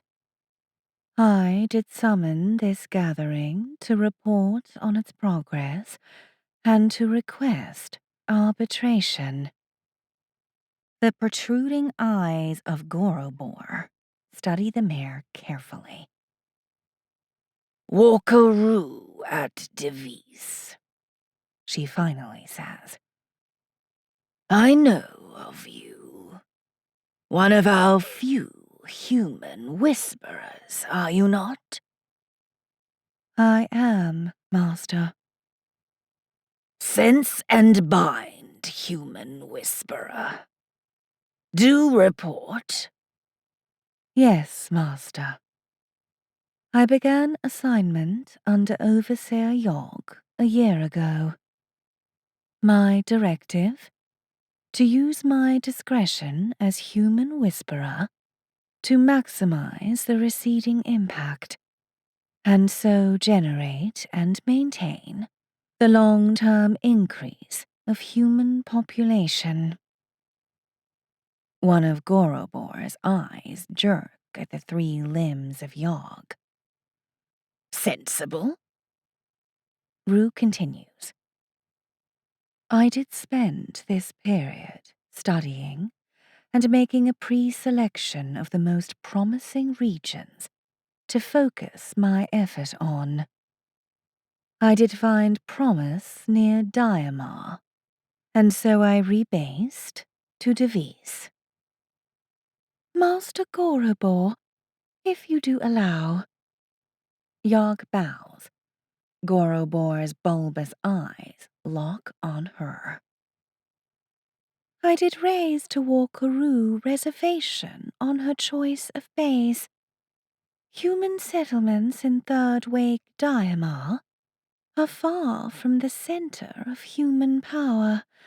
Devis itself is a fringe operation, too small to exercise effective, receding action. I did try to. Gorobor interrupts, her eyes jerking back to Rue. Human Whisperer, what makes a region more or less promising for the receding effort, in your perception? Rue takes a few moments to reply. There are several factors. I did study in detail the social dynamics of human settlements, and there are regions where they are more prone to new ideas. Furthermore, for reasons concealed from me, there is significant variation among humans regarding their innate talent to walk. Gorobor regards Rue in silence for a few seconds before replying. I do sense the wisdom in finding humans that do change their ways with more ease. But I do fail to sense how their talent to walk is of relevance, Human Whisperer. Master Gorobor, Yogg says. I did raise to Walkaroo similar reservations. Not only is the walking skill of humans not relevant to the receding effort, it can become dangerous. A risk, perhaps, Rue says. But a controlled risk if we do manage it actively. And as with most risks, it offers an opportunity. It is this opportunity that I am focusing on, Master Gorobor. Humans can become our tools. We can leverage their rudimentary walking abilities to reach into their societies far more efficiently than we could ever achieve on our own. Our numbers are too few since the force hibernation. This must be done. Yogg's three bodies make a slight step forward. I did instruct Walkaroo to abort and perform a standard persuasion campaign closer to Yian. Her words are directed at Gorobor.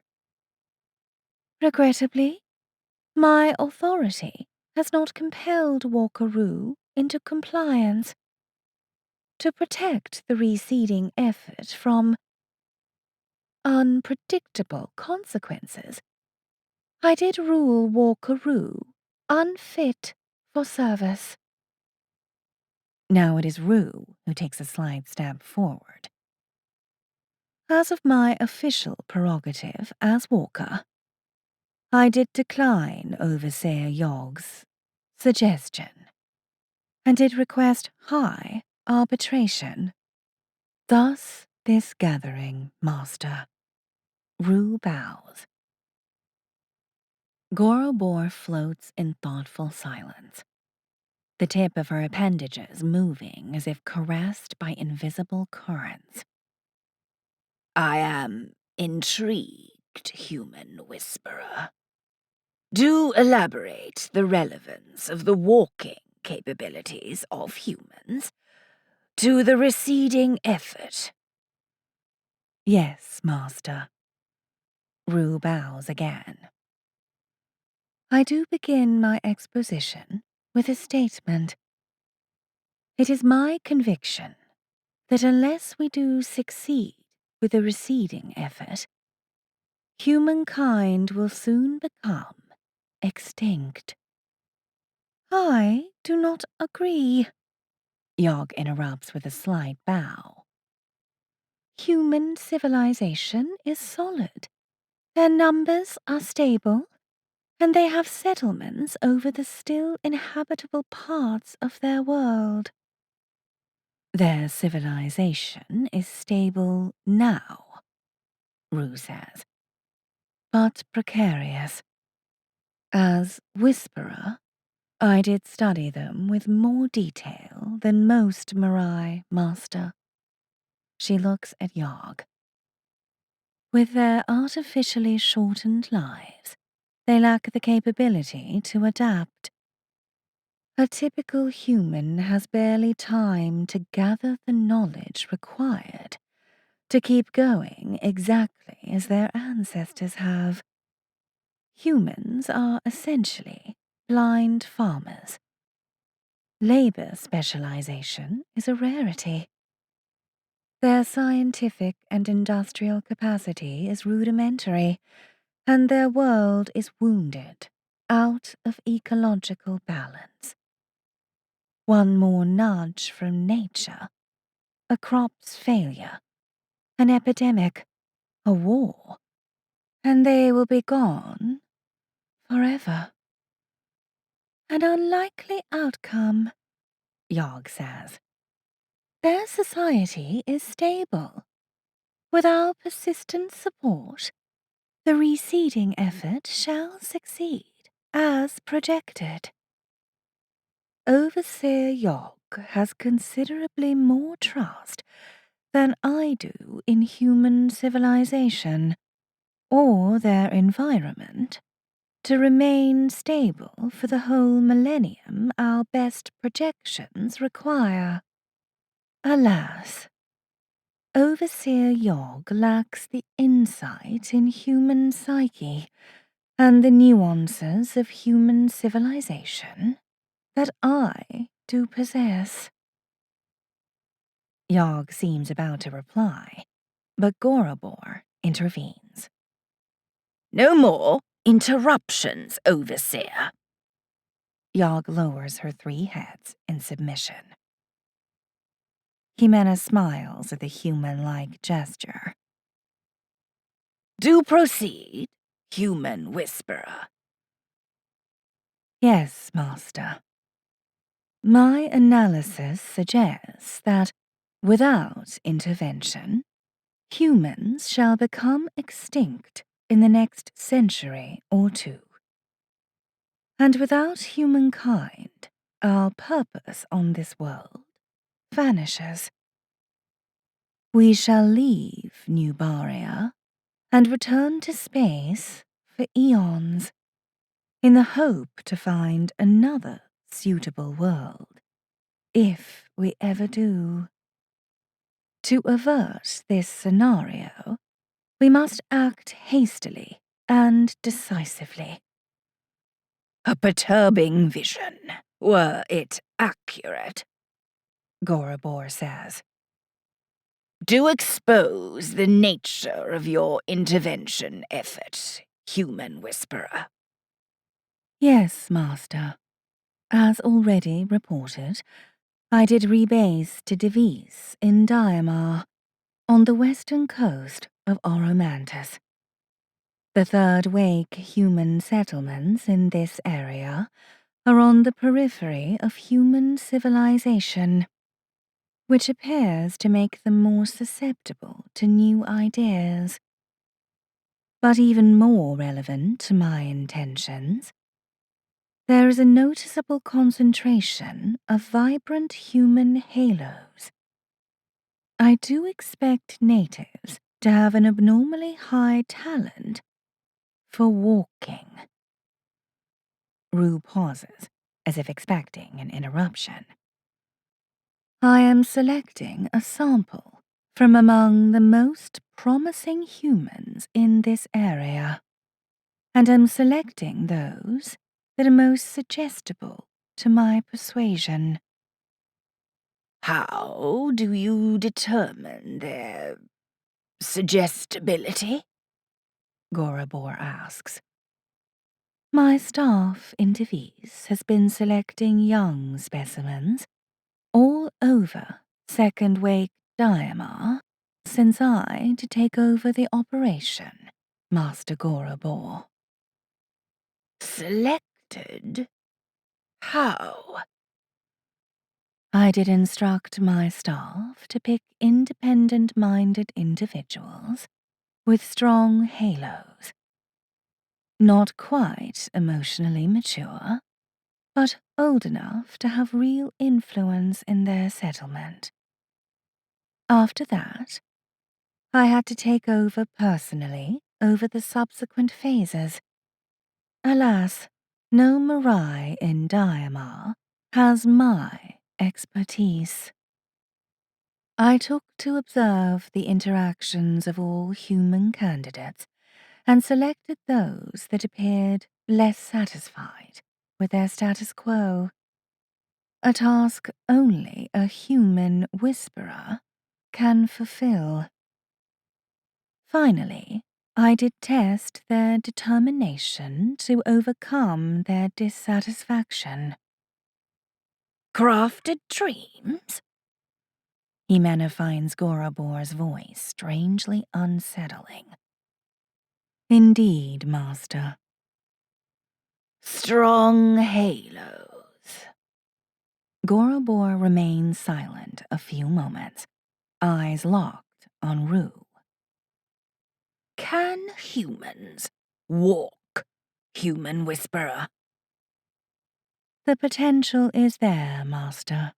Some, the highly talented, do often tread the path of light by accident, without realizing it. I do intend to initiate the selected humans into the paths. Yogg's three bodies move a tiny step forward. She seems hardly able to contain herself, but manages to keep a disciplined silence.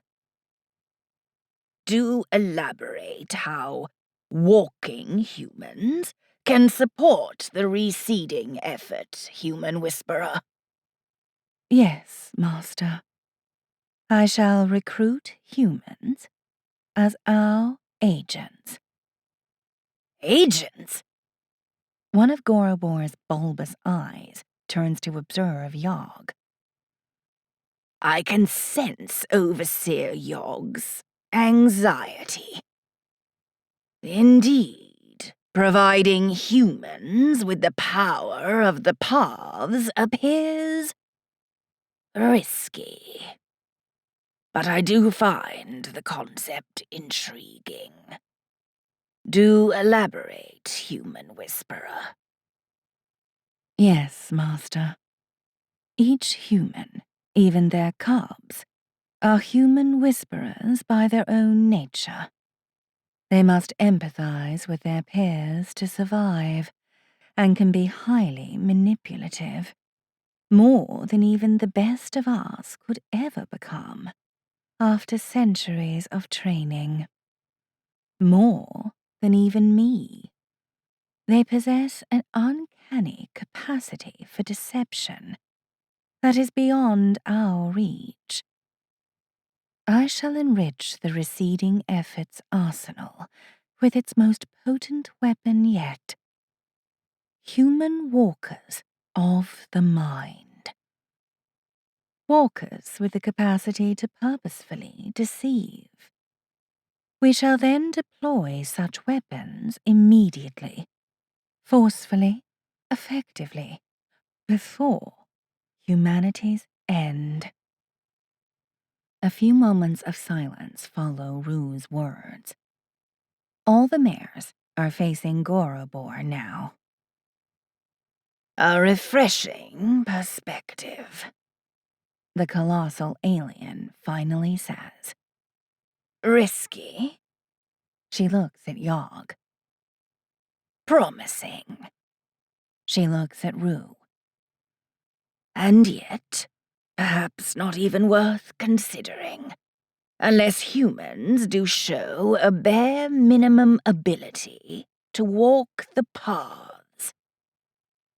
How can you know they can? Her eyes drill into Rue. I have already seen it. One of my candidates did achieve will control on her first session without practice. She was not even conscious of my true presence. Gorobor stares in silence, as if in disbelief. As I did report before, Rue continues, one of my selection criteria has been the brightness of human halos. Here in Diamar, there is an exceptional concentration. I do trust them to possess enough talent to walk the paths. Gorobor turns both eyes to Yogg. I'm going to allow this experiment, Overseer Yogg. Yes, Master Gorobor. She bows. Do I have your permission for a suggestion? Do proceed. Yes, Master Gorobor. She bows again. I do request additional powers over Walkeru's activities to better oversee the considerable risk. Rue's head wobbles slightly. I fear I must protest, Master. Yogg does lack the vision to fulfill— Overseer Yogg, Gorobor interrupts. Do mind your tone, Walkeru. Rue lowers her head. Yes, Master. Overseer Yogg shall attend your instruction personally in full overseeing authority. Gorobor turns her protuberant eyes to the three bodies. Overseer Yogg, it shall be your duty to restrict the risks as you deem fit. Yes, Master Gorobor. Furthermore, I do wish only a minimum number of humans to be initiated in the path in the shadow. But Master Gorobor, Rue says, I fear instruction in the path of light shall be insufficient. Without traversion or persuasion, their power shall be too constrained. I do realize that, human whisperer, and yet the risk of sharing such knowledge with humans cannot be disdained. Thus, I do wish to limit the risk exposure by first assessing the reliability of this new weapon. You shall select the most promising candidates and grant access to the path in the shadow to just one or two humans, which Overseer Yogg can then keep under constant surveillance. So shall we know for certain if this weapon can be deployed safely, or else be safely disposed of. Gorobor disappears without awaiting a reply. Rue and Yogg turn to face each other. Your hunger for control is putting our future at risk, Overseer, Rue says. We cannot afford time-wasting power gestures. Yogg raises her hands. I do not appreciate your defiance, Walker. This, Yogg's three bodies gesture with their hands' appendages. Effort of yours is distracting and dangerous. Master Gorobor shall see it soon enough. Then I shall send you to the hibernation ships. The three bodies of Yogg disappear without further words. Rue remains on the infinite landscape, alone. Chapter 8. First Contact. The date. Miyagi raises his arms with theatrical exaggeration. Is the 12th of December, 2399. Yeah, baby. Mark says next to Jimena and winks at her. Finally. Jimena is curious. She doesn't know much about First Contact, nor about the 3 trials of worth and soul.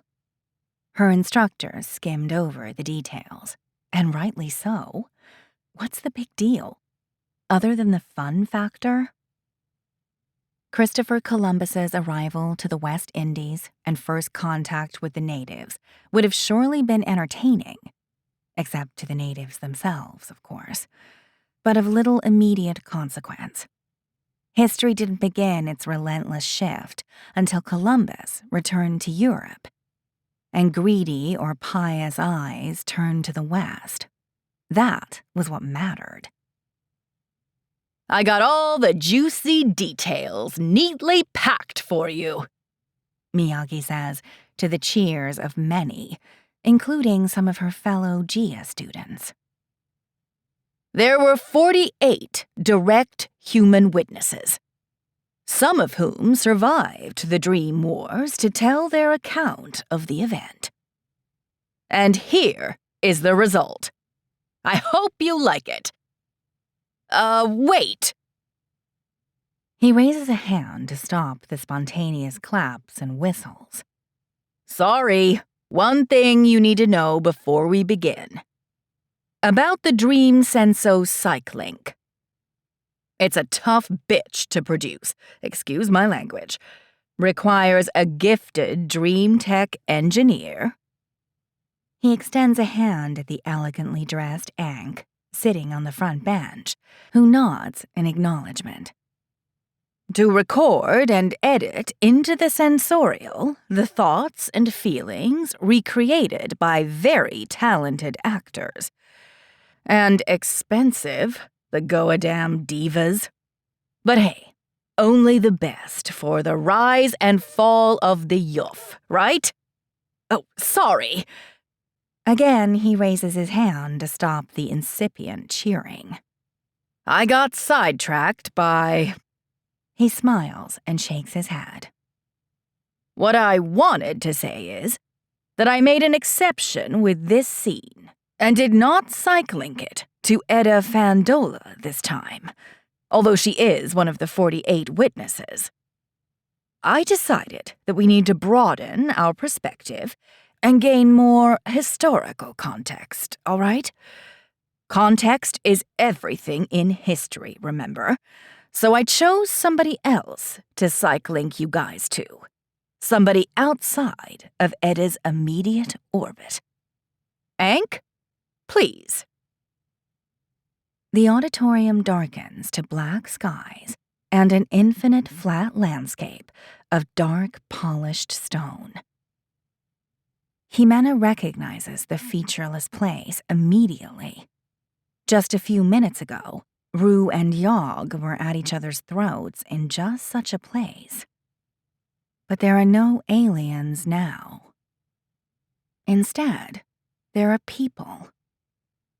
48 young women and men, to be exact, dressed in the robes and tunics of the Goan period. They are staring at each other with perplexed expressions, like they just arrived, and scan the surrounding nothingness with confused frowns. These are probably the humans selected by the Meru, Jimena thinks, and wonders if 48 is a round number for the aliens. Mares have 3 appendages that function as fingers do on humans. Perhaps they count in base 6. As Jimena studies the scene floating over the amphitheater, the camera viewpoint slides closer to the group of youngsters until it finally settles near a particularly attractive teenager. He is 16 or 17, light brown skin, black curled hair. Probably North African ancestry, Jimena thinks. Gotthard. The name comes to Jimena as if by magic. The cycling, of course, she realizes. So this boy is going to be their point of view. Why? Why did Miyagi choose him specifically? Who was he?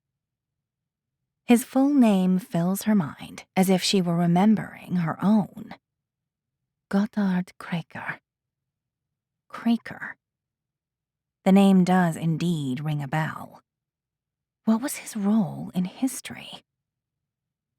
Well, she'll find out soon enough. Good that she made it to Miyagi's seminar. She definitely needs a lesson on recent history. Rutger? Gotthard shouts and trots towards another boy standing with baffled eyes not far away. The boy, Rutger, turns to the sound of his name. He is white, tall, and thin, and wears glasses. His long brown hair matches his eyes that soften with relief on seeing Gotthard. Gods! He says. What's going on? Jimena smiles at the sight of the 2 boys. They must be among the best dressed of all present. Both wear robes of the finest looking fabric. And the thick belt around Rutger's waist is spectacular. Other people wear much simpler tunics. Some even washed out work pants. Don't know, Mensa, Gotthard says with a shrug, and turns to look at the other people who roam around with the same expression as children on their first school day. Edda! What? Edda Fandola. There. Gotthard points his finger at the black girl in the distance, who is talking animatedly to Aline and 2 strongly built young men. With Spies and the Rat Boys. And Valentine Van Clay is there, with her sister, see? The most I've ever seen before. Some people shout a warning and point at something in the sky. Gotthard and Rutger raise their heads. Yes, Jimena sees it as well. A pulsating light that moves against the starless night sky at incredible speed. What? Rutger says. Gotthard remains silent, head moving right to left as he follows the dashing sight across the firmament. Jimena feels his curiosity echo inside her, harmonizing with his sense of awe at the marvels of nature. A shooting star? Rutger asks. Shooting stars don't pulse, Gotthard says. The light stops its darting movement and stays hanging in the air, perfectly still, flashing slow pulses of white light.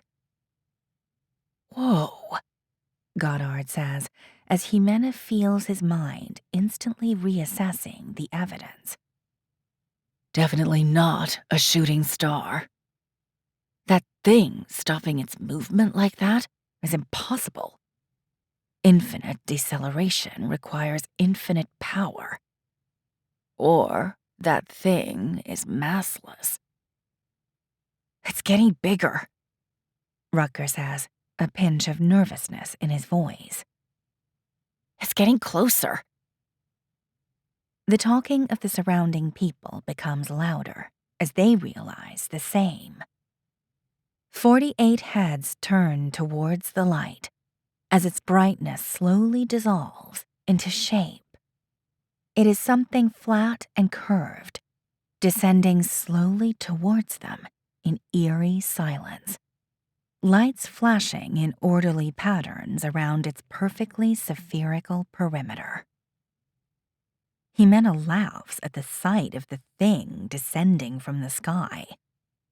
Mark gives her an amused glance and chuckles as well. It's a flying saucer, Goddard says, wide-eyed. an honest-to-Goa flying saucer. He smiles and shakes his head with wonder. Goes mercy, what a cliché. Aliens? Rucker says, a pinch of anxiety in his voice. Think so?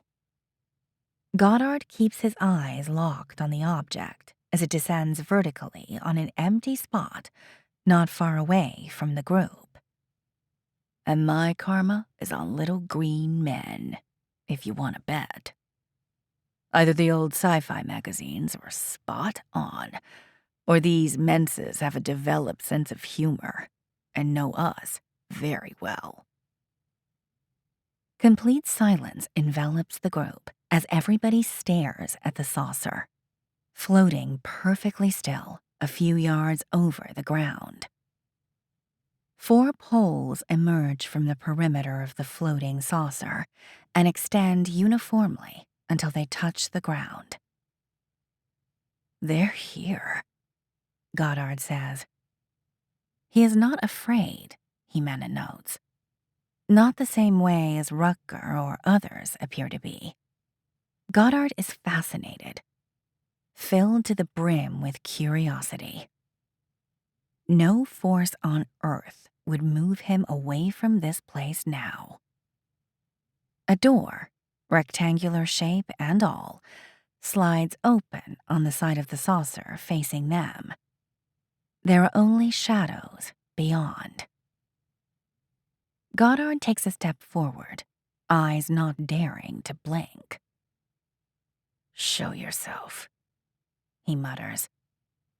A thin ramp slides slowly out of the bottom of the door until it touches the ground. All eyes return to the door. There's a hint of movement behind it in the shadows. Show yourself. His lips curve in a faint smile. An elongated white humanoid shape walks out the door onto the ramp, moving slowly and intentionally. A mare who stays there for a few moments, regarding the humans below in silence with those uncanny white eyes, and being regarded in return. Not little, Goddard whispers at Rutger.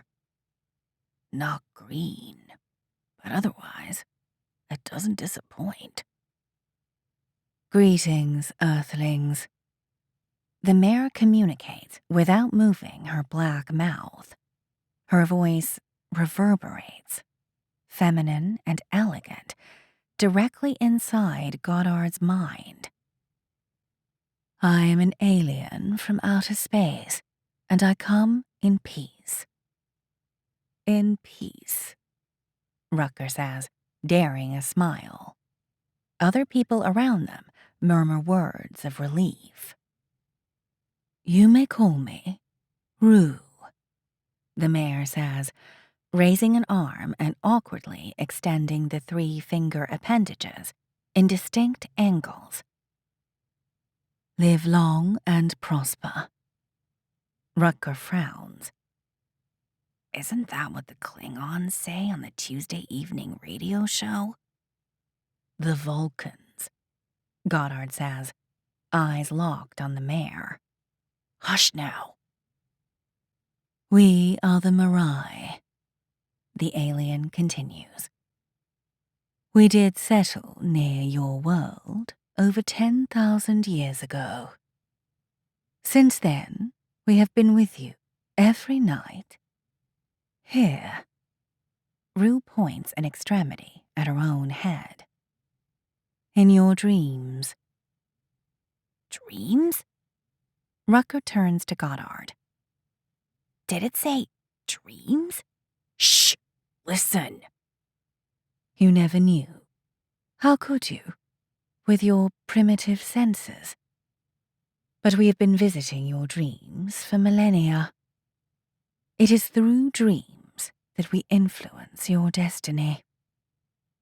We did guide you through the chokes of your history. We did plant the notion of farming in your ancestors' minds, of domestication of lesser beings, of writing when you were ready. You thrived. You took Earth, and then you lost it. Rue floats down along the ram in silence, reaches the ground, and keeps moving toward the group of attentive youths. Another mare exits the flying saucer's opening and floats down with Rue's same awkward gait. And then another mare comes out, indistinguishable from the others, and another, until a row of mares, 11 in total, walk in a line and form a row behind Rue, who was stopped just a few yards away from the group. We did fail you, Rue says, and bows her head deeply for a long moment. A terrible failure, with dreadful consequences for your race. She stands tall and moves her gaze across the group. Goddard shudders as his eyes meet the aliens.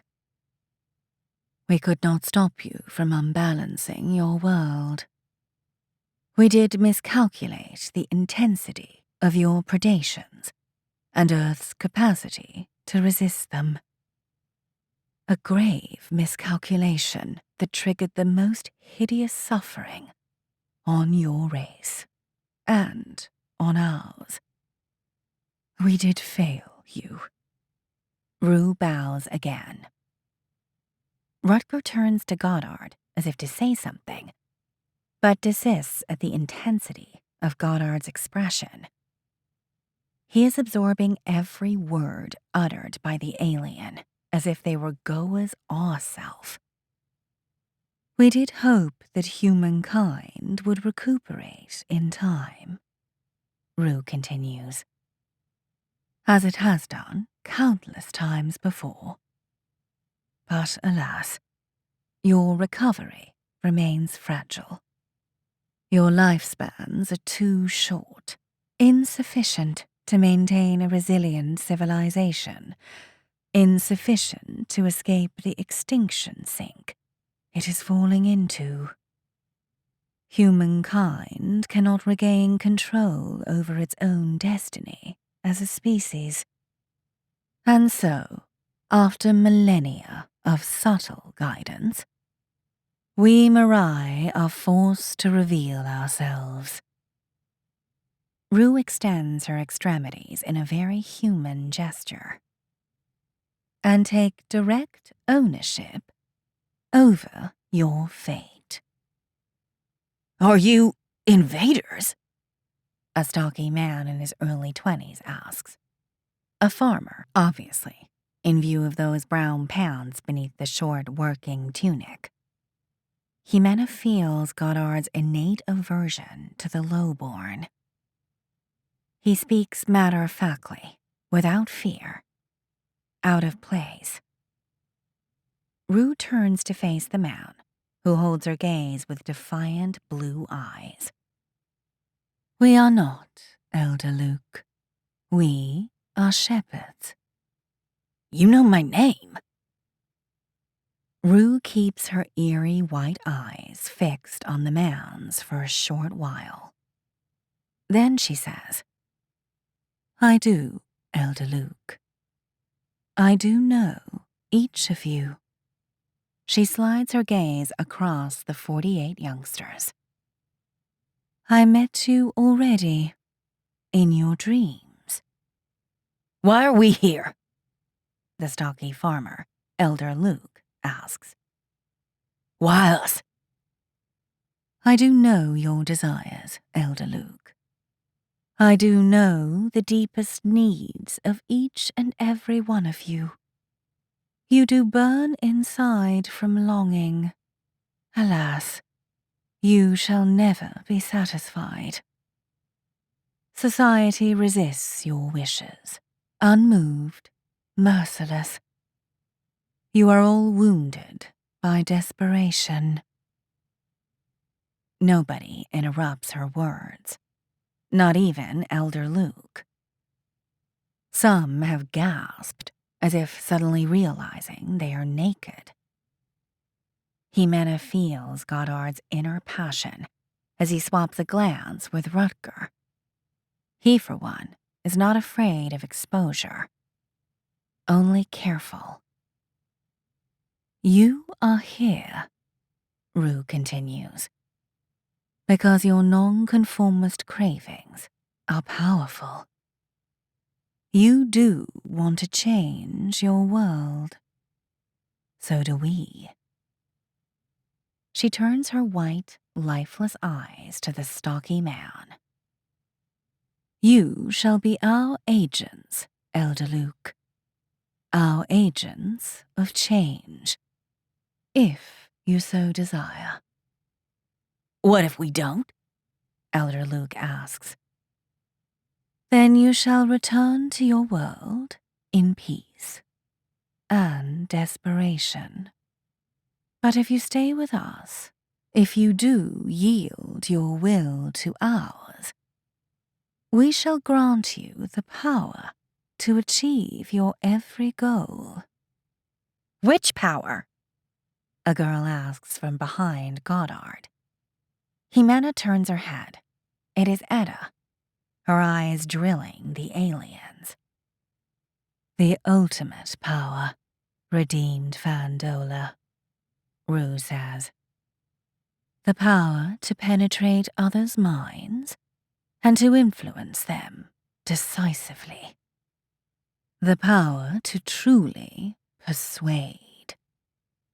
The right idea in the right mind at the right time, and you shall accomplish anything. With our rigorous guidance, your history shall fly forward, free from the shackles of tradition. Usually, Goddard is quite the cynic. Jimena begins to get him already, and yet, somehow, he feels in his guts that Rue is speaking the truth. Jimena can feel his lust rising like the Pacific tide, thick and relentless. He wants so much to believe the alien. He needs that power. Oh, what he could accomplish.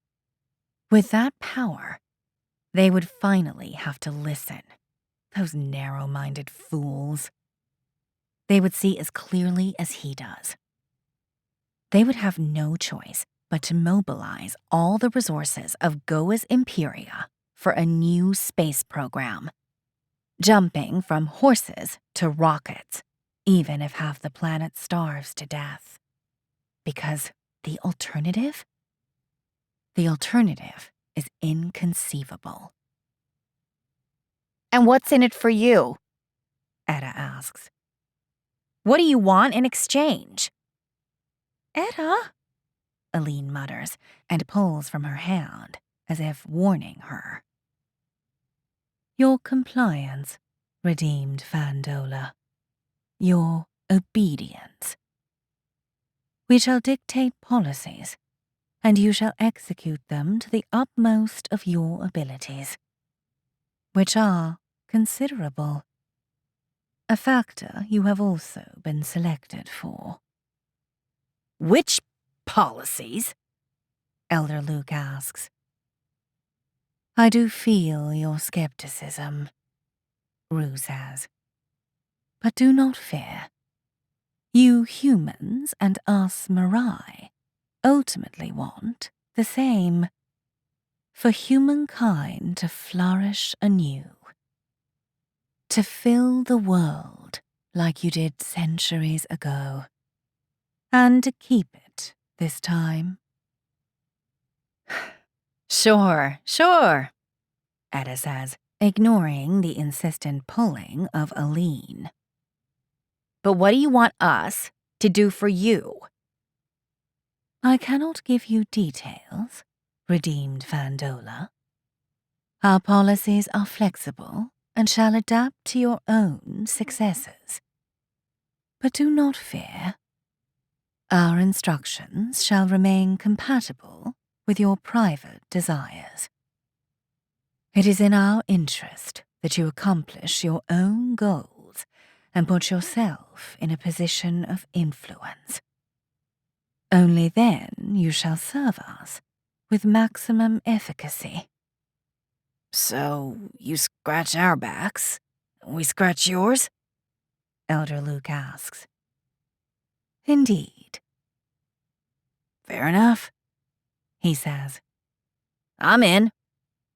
Whoa, wait a minute, yeah? Etta says.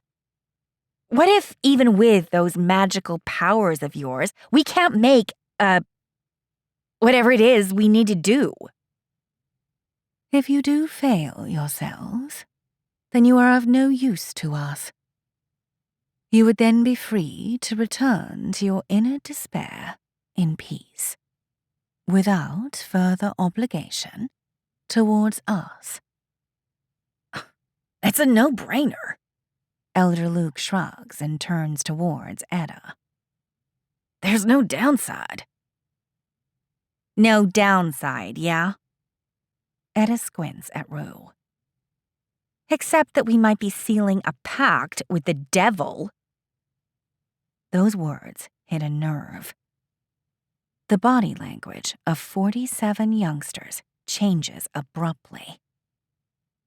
They seem more aware of their featureless surroundings, more defensive.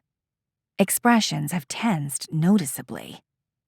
Even a mind as rational as Goddard's seems touched by irrational fear. No, he thinks. That's superstition. And to be honest, what's the alternative?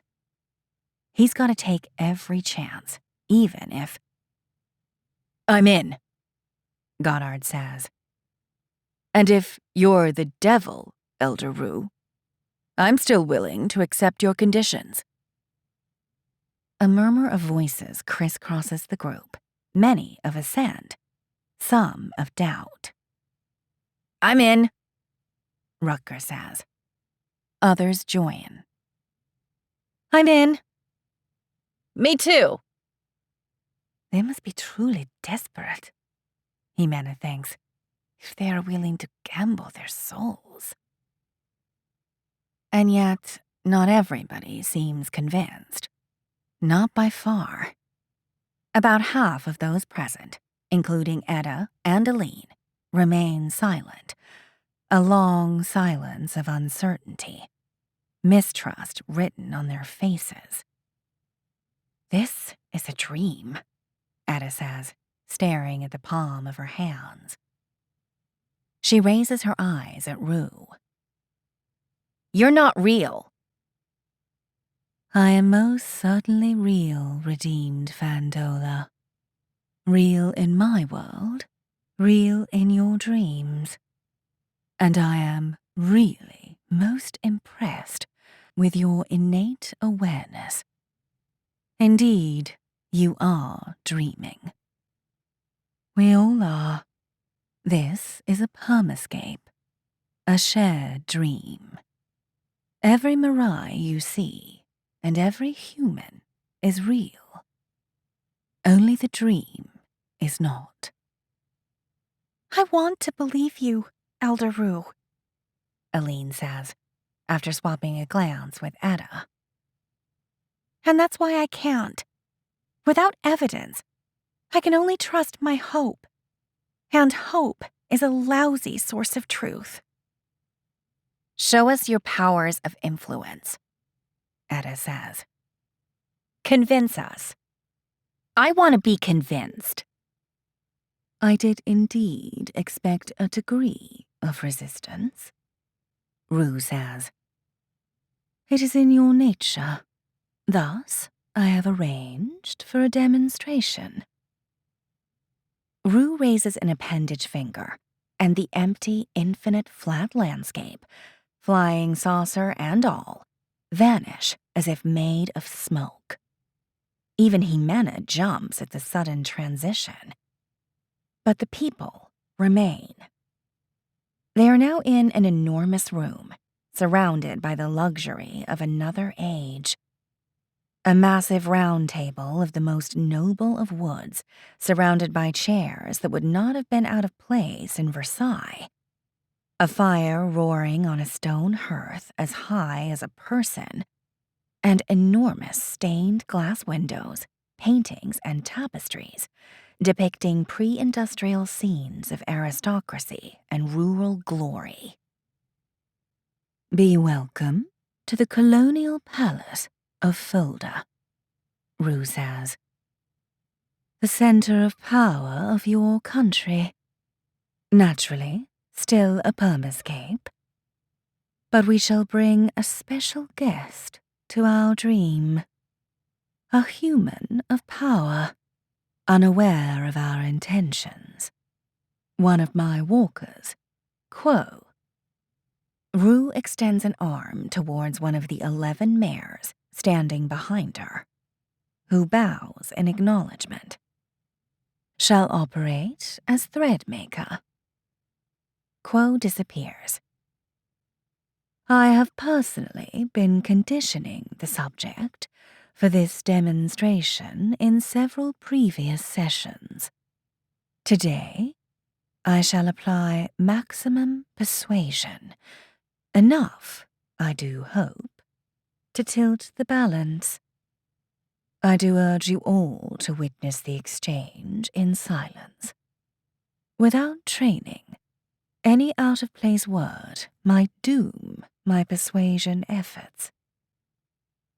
The only door to the room opens, and a woman in her 20s barges in, her expression filled with impatience, and her gait with authority.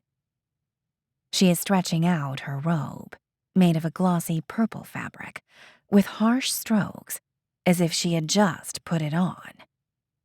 "What's so urgent?" she says, her voice annoyed and creaky. Jimena realizes that she can feel her irritation. Frustration, rather. The psych link has been rechanneled to her, obviously. She can hear the exultations and chuckles of her fellow students as the source of the woman's irritation becomes apparent. There is an underlying, more primitive emotion at play, more powerful. Arousal. The woman is horny as hell, probably an echo of the dream she has just been pulled out from by the mare Quo.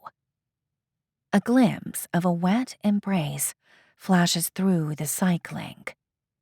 Jimena is hetero, and yet the woman's longing for the nude hips of her lover, her warm thighs. Whoa, it makes her own cheeks warm, and not just her cheeks. It's a goddamn powerful beast, the psych link, she must admit. I do apologize, Consul Levinson, Rue says. It is indeed a matter of urgency. She is standing next to the woman and has changed form, resembling a tall male human courtier, groomed hairstyle and all, although this courtier has expressionless white eyes. And yet, for whatever reason, that doesn't bother the consul. Who are these? The consul is sweeping her eyes across Goddard, Etta, and the rest of the people scattered around the luxurious room. Most of them are staring back at her with fascinated anticipation, except the few wide-eyed that don't seem to care. Nobody of concern, Consul Levinson, Rue says. Jimena feels that the woman trusts the alien advisor. She wonders how Rue earned that trust. Surely not easily.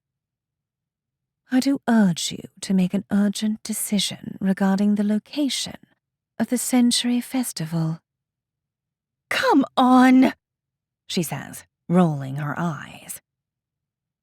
You called for that? There's still plenty of time until New Year's Eve. I do fear that is not accurate, Consul Levinson. The end of the year, or rather, the century, is a mere fortnight away, and preparations do need to be made in haste. I shall remind the Consul that there is a great symbolic importance to the venue of— The Consul laughs acrimoniously. And that right there is the problem, Chancellor. Everyone and their dog is getting on my nerves with the Century Festival. Goa, who cares where the final countdown is broadcasted from? Yes, I know. Everybody cares. Goa be merciful. The Praetor of Renania has even sent envoys and gifts. I do appreciate the political significance of this decision.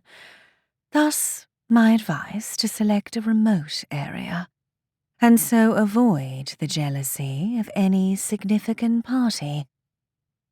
Yes, I see your point, but I'm not convinced. If I select a Renanian colony, the Praetor has promised to cut his Karma allotment for the next 2 years. The Imperator would appreciate that, and perhaps even the Pontifex. And since Imperator Sisek is almost 27, the train of thoughts and machinations of the Consul feels like a roller coaster to the complacent academic mind of Jimena. Then the Consul stops talking and grimaces, gripped by a sudden sense of disgust, like she was smelling a putrid corpse, but without the actual smell. Jimena must cover her mouth. Mark sits back, obviously feeling unwell. If I may offer insight, Consul Levinson, Renania is an influential and rich province already, the envy of Germania. I do fear the other provinces shall feel threatened were you to select a Renanian colony for the Century Festival. May I humbly suggest an alternative? The revolting sensation disappears as quickly as it came, and a sense of relief and peace takes its place. The Dutch province. The Dutch province! The sensation evolves into a pleasant, warm fuzziness in the Consul's innards. Could be. Peripheral, remote, and of most relevance to your political interests. Mostly harmless, especially the coastal regions. Remind me, Chancellor, what's the name of that land at the end of the Rhine? The one you mentioned last time. Geldische, Consul Levinson. An ideal choice. Geldische, yes. Jimena's eyes open involuntarily as she feels the Consul's arousal, which was still lingering in the background of her psyche, raise with sudden intensity. The Consul wets her lips. Even Jimena feels uncomfortably conscious of Mark's masculine presence next to her. Never been there? Exactly my point, Consul Levinson. Nobody that matters to your ambitions has ever been to Geldishire. But if I go with this, Geldashir? That would disappoint everybody. Not quite, I do believe, Consul Levinson. They shall certainly complain, but they would be secretly pleased that a rival is not favored in their stead. The balance of influence would remain intact. Geldashir. As the consul utters these words, Jimena feels her libido pushing through the roof. The consul takes a deep breath and straightens her robes. I really need to return to my chambers. Very well, Chancellor. The Century Festival shall take place in Geldashir's capital colony. What's the name again? Oosterbeek. Consul Levinson. A wise choice. No! Jimena jumps at the unexpected exclamation from the back of the room. It is Edda, walking towards the consul. Everybody else, both in the scene and the amphitheater, is staring at her wide-eyed. Forgive me my boldness, Consul. Edda bows awkwardly. I know I'm out of place, but the selection of Oosterbeek would be a costly mistake. Who is this? Consul Levinson's eyes scans Edda's white garments and then turns her head towards Rue. Do excuse my impetuous underling, Consul Levinson. Redeemed Fandola is indeed speaking out of turn. Edda clears her throat. I am, the Chancellor's expert on Geldashir matters, Consul.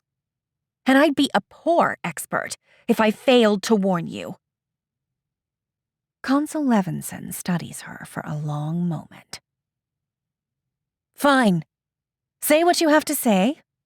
Why is selecting Geldashir such a mistake? Not Geldashir, Consul. On the contrary, I concur 200% with the Chancellor.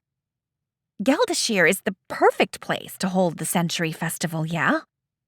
But Oosterbeek is to Geldashir what Renania is to Germania. Plus, it's also the residence of Geldashir's Aedile. How would the other Aediles of Germania feel? There's no need to pick favorites if you can choose an even more remote colony. I see. Consul Levinson smiles at her eyes scanning the feminine shapes under Edda's tunic. And I'm sure you have a suggestion? Lunterran, Consul. Lunterran. Lunterran is the place. Fish, steel, and beautiful sunsets. At the fringe of the fringe, Lunterran is the place nobody cares about. Lunterran. Consul Levinson nods slowly, takes a step forward, and rubs a finger on Edda's exposed neck. Sounds like a fascinating place. Her smile broadens. Care to accompany me to my chambers and tell me more about it? Edda seems momentarily at a loss, but then puts a playful hand on her hips and smiles back. Anything you desire, Consul. End of Dreamworms Episode 1. Episode 2. Alien Master. Chapter 9. Pontifex's Day. The auditorium darkens as the next section of the Dream Senso comes up, floating vividly above and across the amphitheater. A landscape lights up from above, a roughly almond-shaped collection of 1,000 colonial houses. Spacious double-story buildings, most with garden patches around them, like a jigsaw of maroon roofs mixed with vegetable green. The chaotic network of narrow, red-bricked streets hints at the legacy of a town settled for uncountable generations. Lune Terran, Professor Miyagi says. meticulously recreated as it was 100 years ago, before the Dream Wars.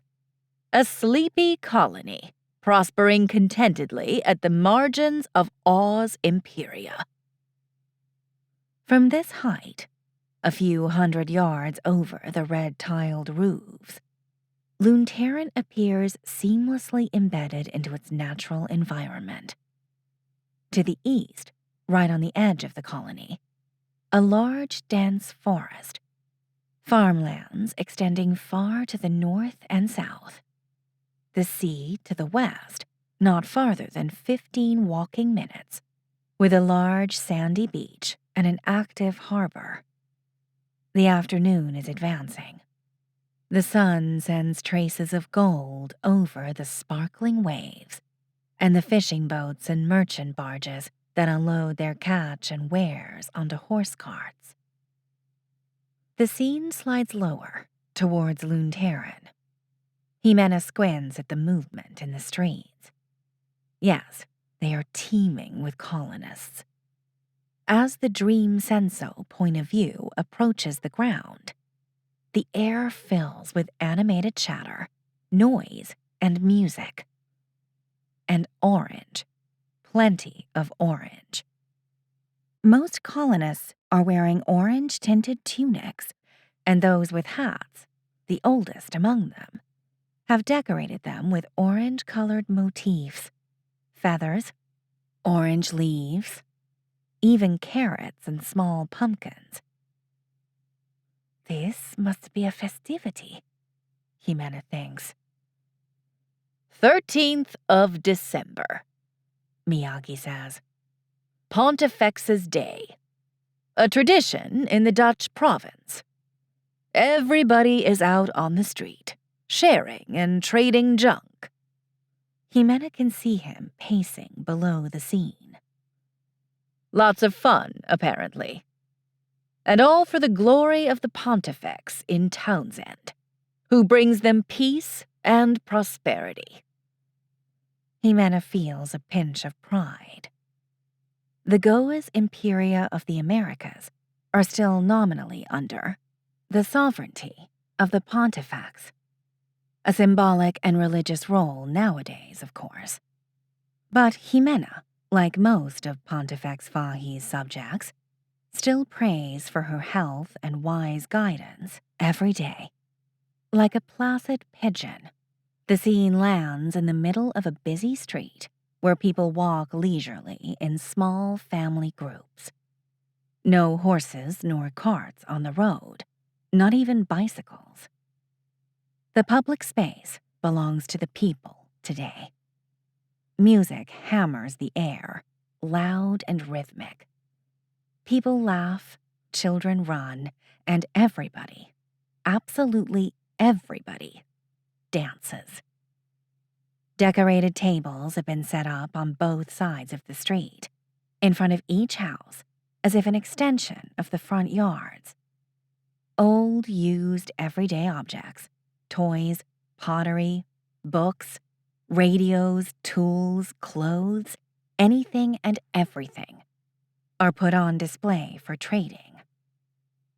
Bright orange-themed decorations cover the tables, and strongly scented delicacies on beautiful large ceramic plates lure neighbors and fellow colonists.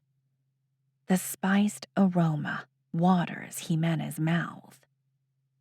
A member or two of each family stands by the tables to greet passers-by, while the rest of the family roams the colony, dancing and filling large bags with bargains. The scene closes in on a particular house on the south side of the street. It is not so busy here, towards the eastern edge of the colony. Two teenage girls, dressed in ornate orange tunics, stand by the gleaming orange table, gesticulating excitedly, one black and tall, the other white and short. Etta and Aline. This is the Species residence on the Meal Way, Miyagi says. Etta lives nearby, up the street. He points with a finger to where the crowd grows thicker. Let's watch. The teenage girls chat with discreet but excited voices, too enthralled in their conversation to mind the world around them. That's not proof enough, Aline is saying, trying to keep a calm, controlled voice, although her eyes beam with the same intensity as Etta's. But we had the same exact dream, yeah? Etta is pulling Aline from the sleeves. We saw the same exact alien floating out of the same exact spaceship, Go-as-Mercy, promising the same go-a-damn powers, yeah? A shared dream, that's all. That's all? Etta shakes her head and scoffs. We shared the same fucking dream, Go-as-Mercy. I know. But that's my point. The shared dream is, wow, rare enough. I still have problems accepting it. But aliens that are trying to save us from... She shrugs. Whatever? Nah, that's too much to take, sister. Extraordinary claims require extraordinary evidence, yeah? Yes, nicely put. Not my line. And a pile of bull. What more evidence do you need than the fact that we did share a dream, huh? A sudden, shrill bleep makes Etta and Aline, and Jimena, jump in place. Attention, Loon Terran! A loud female voice echoes deafeningly off the house walls, along the street. Stop your chores and listen. Aline swaps a stupefied glance with Etta. Jimena pinpoints the source of the commotion on a small loudspeaker set up on the top of a power pole down the street. Another loud bleep makes Jimena cover her ears in reflex. Attention, Loon Terran! This is your quester speaking. Attention! This is not a regular call to service. I bring news of the highest relevance to our colony. Yes, it is Marjolaine Mathis, but Jimena can hardly recognize her voice, so exultant, shaking with raw emotion. After months of tireless requests to my superiors, my insistence has finally borne fruit. Goa be praised! Rejoice, Loon Terran! For I have just received radio notification from Falda, directly from our consul's office, that our colony has been blessed to host the official New Year's festival. As she pauses to take air, Etta gasps, and Aline falters. She must hastily hold herself to the adorned table before meeting Etta's wide-eyed gaze. Rejoice, Loon Terran! In 2 weeks' time, the dawn of the 25th century will be broadcast to every soul in Germania from Loon Terran. This is the most important event ever in the history of our colony. Another pause. Etta takes Aline's hand into her own. Their wide-eyed gazes meet with the explosive force of realization. It happened. It really happened. Jimena feels the exhilaration like it were her own. Even her heart pumps faster.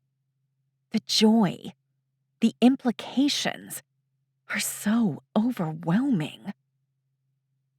I will be heading an emergency committee to begin urgent preparations. In the meantime, I ask all of you to embrace this 1 in 1,000 years honor with gratitude for Goa's blessings. Loon Terran, we are the stewards of Goa this year. More than that, we are Oz agents on Earth this century. I ask you do whatever it takes so that Germania never forgets our name. Not in 100 years. For Loon Terran.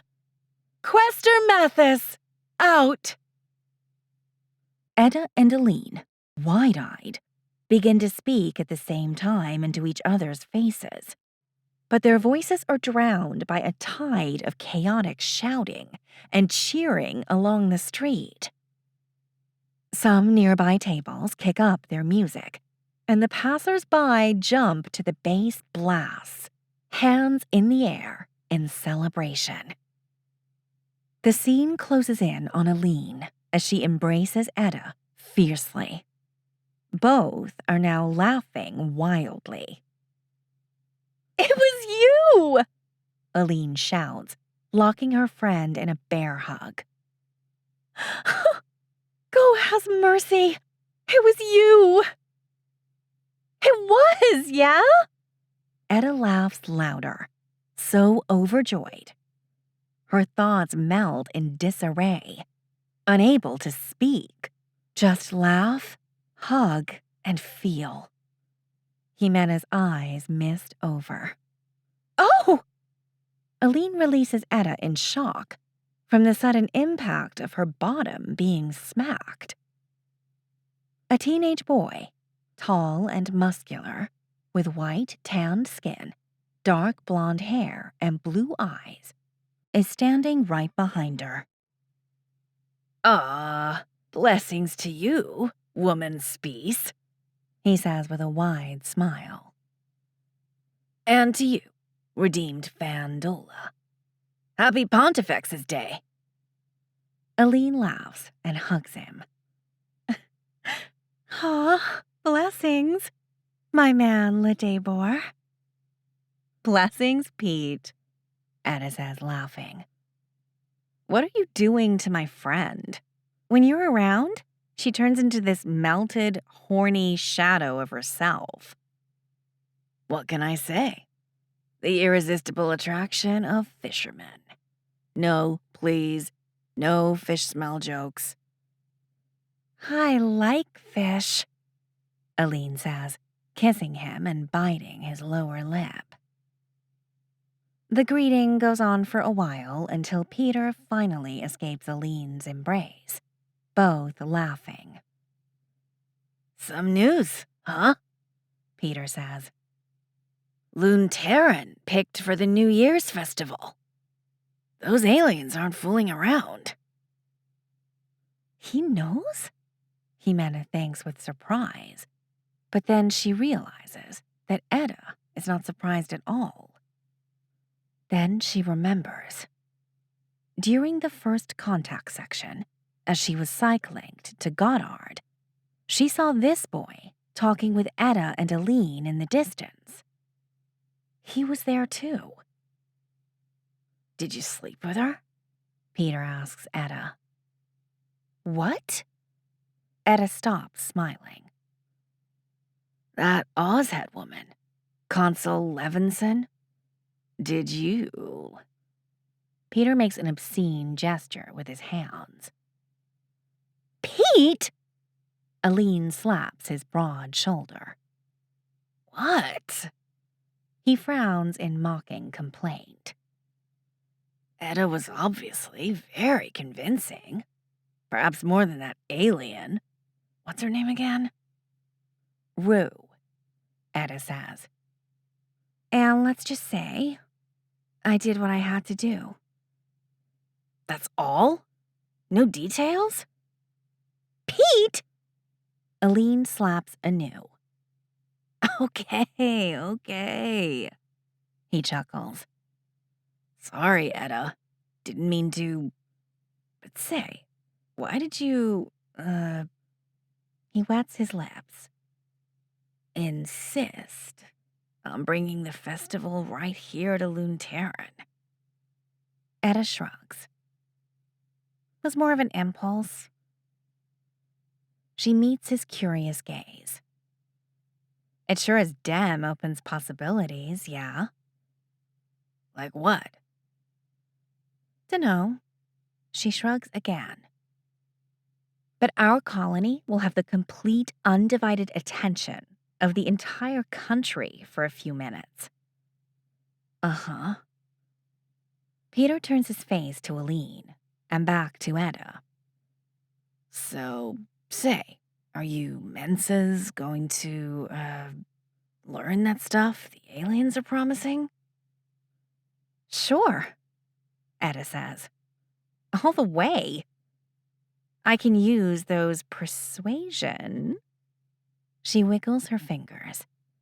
Powers of theirs to convince my dad to stop his joyous day. A slight frown crosses Aline's forehead. Are you afraid of what they will ask us to do in return? Why? I bet they know what they're doing, sister. They've helped us since, what did they say? Like 10,000 years ago? Peter nods. We scratch their backs, they scratch ours. Fair and square. I, for one, want to stop all those Seaver factories for good. You with me, love? Sure, Aline says and smiles thoughtfully. We could even try to end the coal trade in the Hanseatic Imperium. Now you're talking, Peter says, eyes beaming. And why just in our Imperium, huh? We could clean all Oz Imperia from filth, can't we? Where's the limit? He takes an orange-colored fluffy cookie from the table and gnaws on it. Wow, this is good. He chews slowly and gapes at Aline. You did this? She playfully slaps his shoulder again. So hard to believe? Gastronomy runs as deep in the Speece family as engineering. Unfortunately, it brings less karma. Oh, fuck, Peter says, his eyes squinting at something behind Aline. She turns to see a male teenager of their age approaching with a smug smile. Light brown skin, short black hair, and attractive. Jimena recognizes Goddard instantly. He is dressed in a fine orange tunic, same as the darker-skinned toddler sitting on his shoulders, looking around at the colorful festivities with large eyes. Oz blessings to you, he says. Oz blessings. Oz blessings. Etta and Aline reply at the same time. Peter remains silent. Impressive achievement yesterday, Etta. I wasn't sure that dream was, well, just a dream. But now... Not too bad, huh? Etta says with a wink. Goddard turns his attention to Peter and gives him a long, studious glance. I was surprised to see you and your brother there, too. I wonder what the Mirai saw in you. Peter shrugs. Ask them.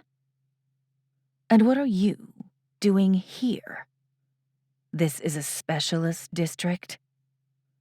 He walks closer to Peter. Shouldn't you be catching some fish? Or whatever you smelly rat boys in the fishing district do? He has taken a napkin out and waves it mockingly over his nose. I go where I go a damn want, Peter says. I don't know what you see in this rat boy, Aline, Goddard says as he hands her a folded piece of paper. A woman with your talents should have standards. Aline unfolds the paper and nods absent-mindedly as she gives it a superficial glance. What's that? Peter asks, trying to peek. Nothing, she mutters, folding the paper and sliding it in her pocket. Professional secrecy. You working with this elitist worm? Goddard walks past Peter like he doesn't exist. No, like he doesn't matter, and leans to inspect the small shrine set up next to the table. The shrine, on top of a piece of tree trunk, is made of freshly cut lush green branches, decorated with shiny balls of different colors. The open front reveals the inside, an orange cloth, possibly silk, with a pile of metallic flat pieces. Not much karma left, Goddard says. I hope the Questor is more generous this year with the engineer families. We scientists have doubled. I can put in a good word, if you like. He turns his side smile to Peter. You and your rat brother better catch many, many fish this year, Ledebor, because Oz Head never has much karma left for rat families. Peter, face flushed, walks his massive body right in front of Goddard, their faces mere inches from each other. Peter, a head taller, stares with bloodshot eyes down into Goddard's amused gaze. Go with the smell. Goddard covers his nose with a napkin. Makes me almost hungry. The toddler, sitting on Goddard's shoulders, reaches out to Peter's blonde hairs, grabbing them with a giggle. Ouch! Peter takes a step back, safe from the infant's curious hands. Leave that, Garrett, Goddard says, raising his right hand to caress the toddler. You just had your bath. He points at the large speakers, loud disco music merging into the street celebrations. Go as mercy, Spees. Stop that noise, or change the tape. He shakes his head theatrically. What's that? The Bee Gees? He chuckles. The 1970s were a lost decade. But that's when we were exploring the moon, Aline says in a musical, ironic tone. You like space, don't you, Goddard? He side-smiles back at her, but says nothing. Very true, Etta says. What was that story in the summer about? Oh, yes.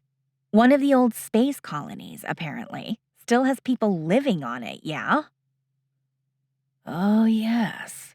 I remember the story, Peter says. The meteor colony. Asteroid colony, hick, Goddard replies, smile frozen in place, a spark in his eyes. And there was nothing apparent about it, he says, turning to Etta. There really is a lost colony, still alive. I heard the radio traffic myself. Aline laughs. There were warnings about the end of the world, right? She points at Goddard. What was it all about? The end of the world is nigh over, she mocks, enjoying herself. A meteor will destroy Earth in 100 years, over and out. Aline and Peter laugh wholeheartedly, while Goddard stares at them, keeping the smile on his lips, but not in his eyes.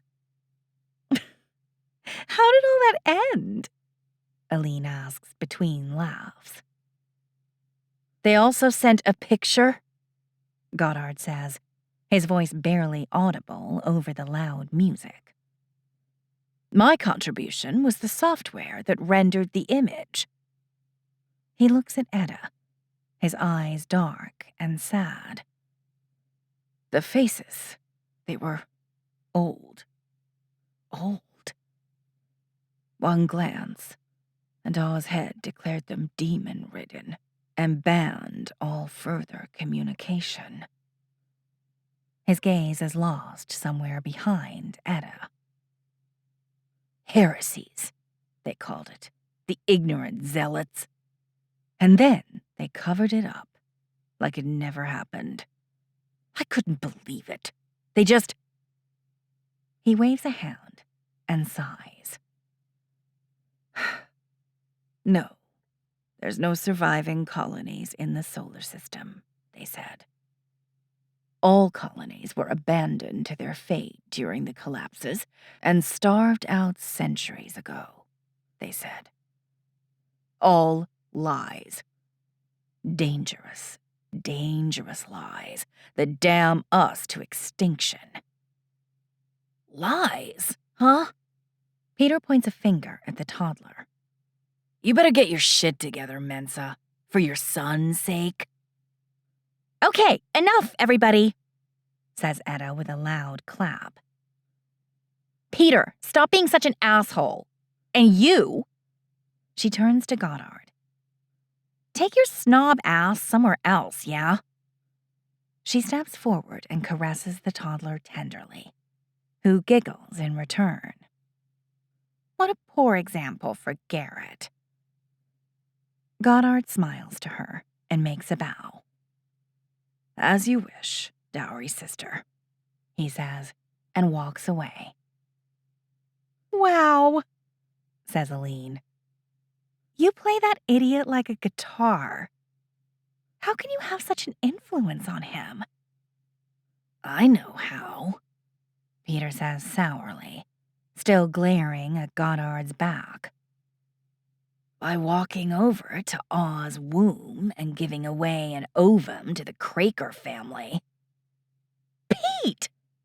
Aline turns and gives him a scandalized look. Etta laughs and shrugs.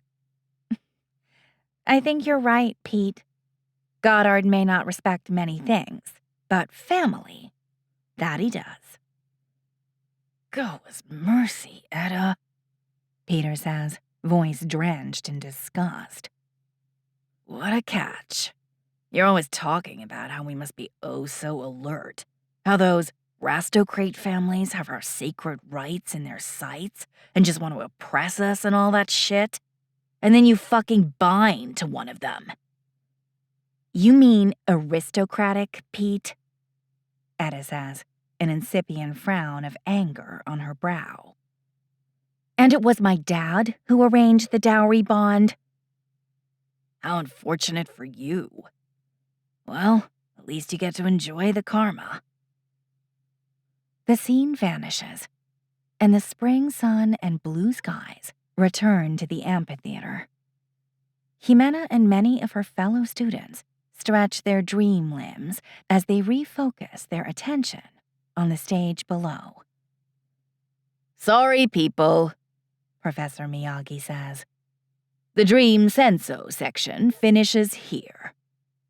I was thinking about prolonging it with Etta's spectacular slap across Peter Ledebor's face, but it was getting way too long already.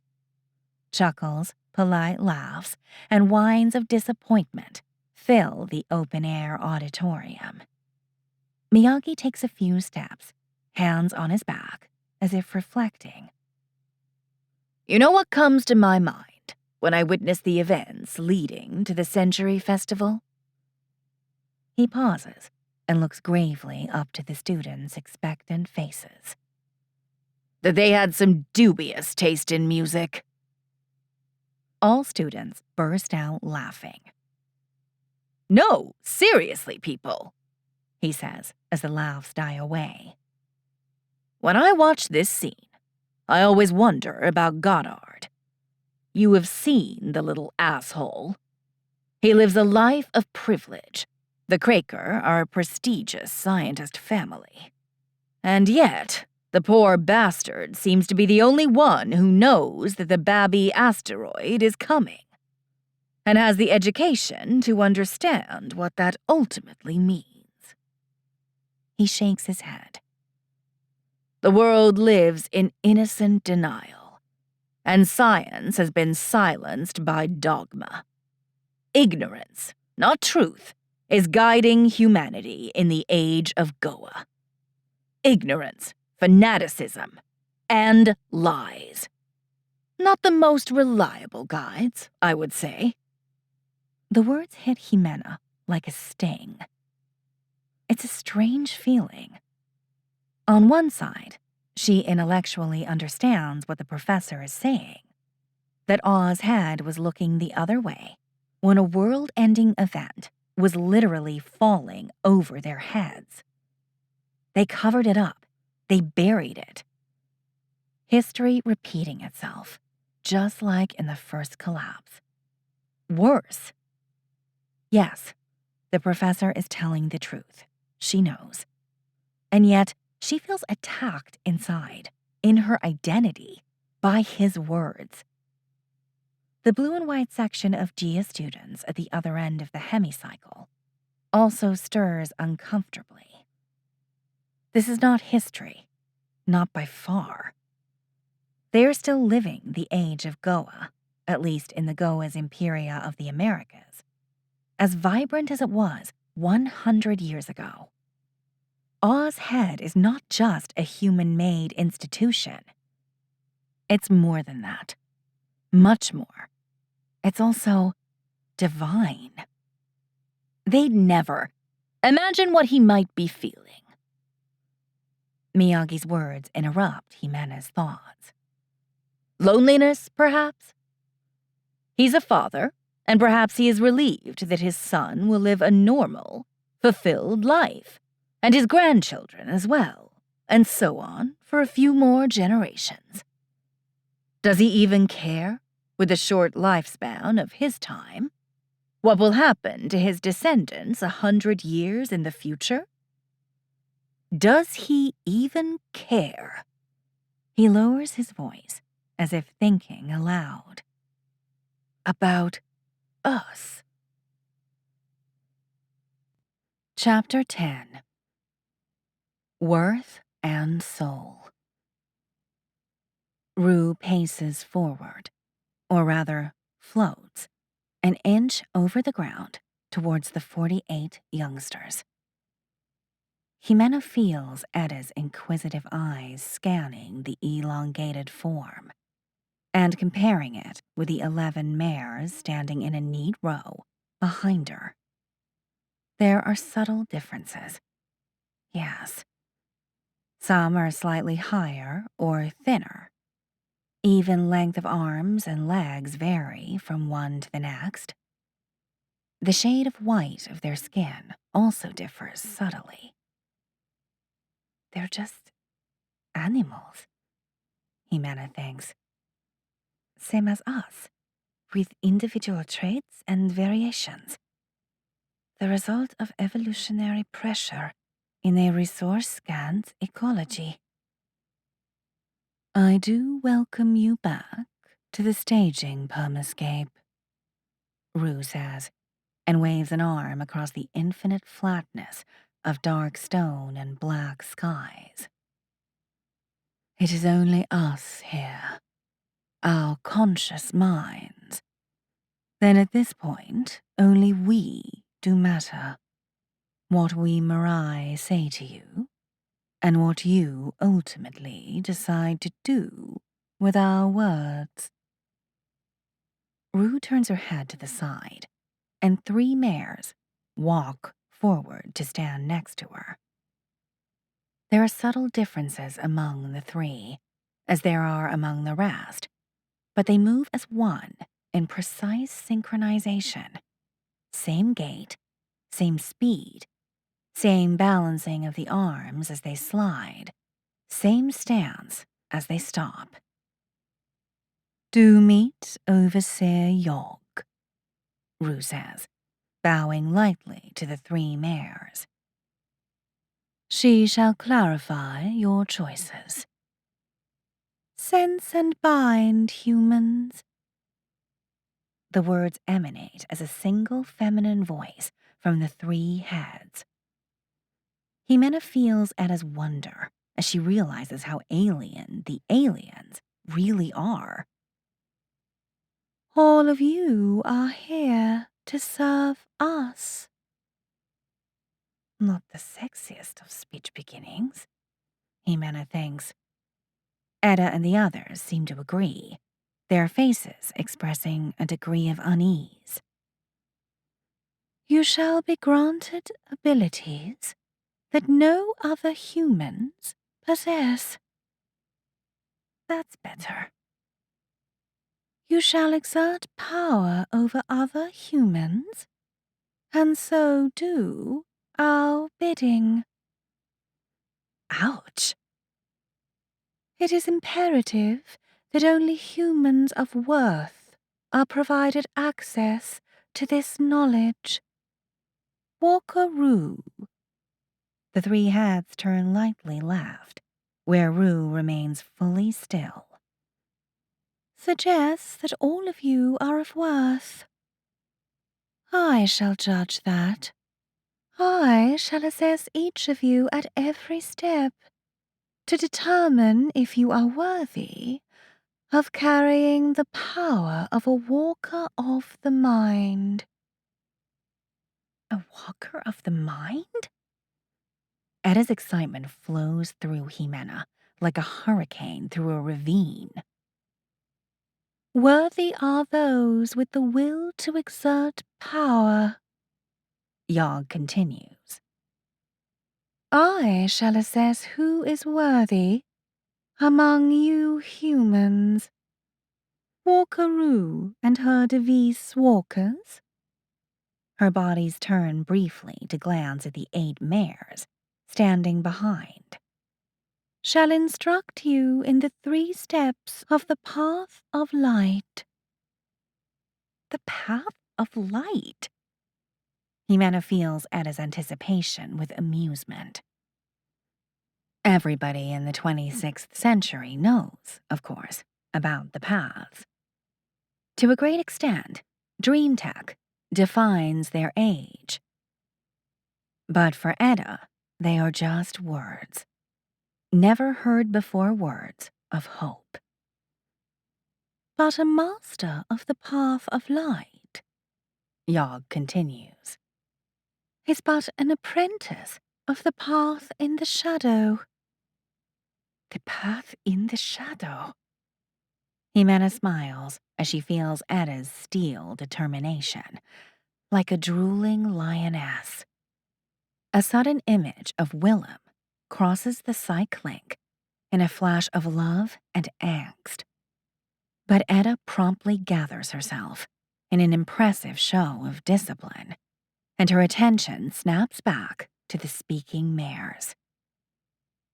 The 3 steps of the path in the shadow are the true source of power over others. That is your objective, humans. To tread the path in the shadow. Your objective, and ours. Without treading the shadow, you are worthless to us, and to yourselves. Only a walker in the shadow, a true walker of the mind, can traverse the second wake, intrude into the mind of others, and hope to mold them to their will. It is my duty to ensure that only the worthy tread the paths. Her heads turn left, as if talking to Rue directly. It is a sensitive and dangerous discipline, that which Walker Rue plans to instruct you in. Thus, it is also my duty to limit the access to the powers of the Mind Walker to a minimum of subjects. She turns her heads to the 48 gripped youngsters. Only the 2 most worthy humans shall be granted access to the path in the shadow. Only 2 of you shall become walkers of the mind. 2? Jimena feels Etta's flush of icy fear as her hope wavers. Only 2?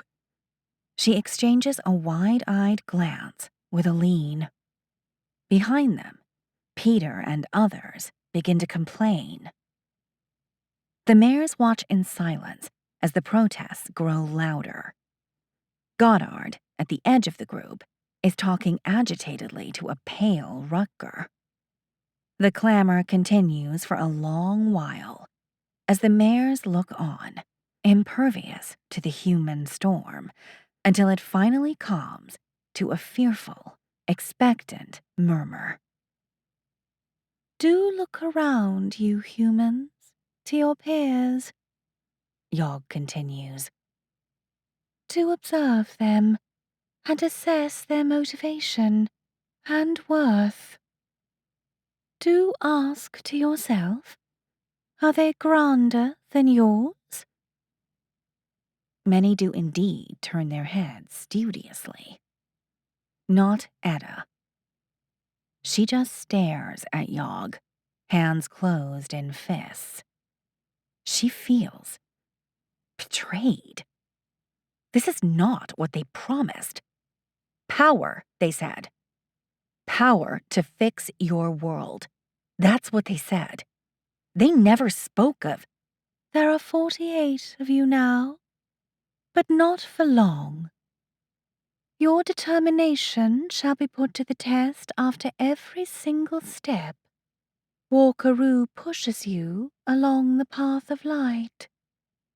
If you do lack talent to walk, or talent to learn, or motivation, you shall be flushed out, back to your human life of despair, in full knowledge that you are not worthy of a last chance to make right whatever wrongs you. Do look around you again, and if your strength falters at the thought of proving yourself more worthy than your peers, do step forward and accept your fate now. Silence falls on the staging permascape as Etta and the rest exchange glances of curiosity, even suspicion. But no one moves. What happens if we don't pass your tests? A tall man in his late teens asks, his voice more aggressive than curious. Etta doesn't know the man, probably from one of the other Galdashir colonies. From Ousterbeek, perhaps, judging by his arrogant stance. Nothing shall happen, Rue says, speaking for the first time since Yog stood beside her. Which is punishment enough, Elder Kalpis. You are but barred from revealing our existence. But you are a very big deal. The world needs to know what you're doing. I bet you can get more help if you collaborate openly with Oz Head. You shall not reveal our existence, Yog says. Even if you would, Rue says. Nobody would believe you, Elder Kalpis. I can be very persuasive. What if I try? Then you shall be terminated, Yog says. Etta blinks in shock. Terminated? Nobody shall believe you, Rue repeats. I do suggest not to make a fool of yourself in the attempt. What does, Overseer, forgot her name, mean by terminated? Overseer Yogg, human, Yogg says. If you do attempt to reveal our existence, or the nature of this collaboration, we shall terminate your life. Whoa! Okay. The man raises his hands in a gesture of appeasement. Can you do that? Yes. Uh-huh.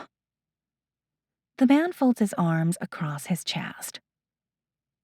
Why are you doing all this? What do you want from us humans? To help you flourish, Rue says, as we have for millennia. Nice work you've done. Where were you during the collapses? Rue takes a few seconds to reply. If mares could breathe, Jimena thinks, Rue would probably be taking a deep breath. Our power is limited, Elder Kalpis. That is why you are here. Human walkers of the mind shall remedy our handicap. But why are you helping us? Elder Kalpers insists. Why really?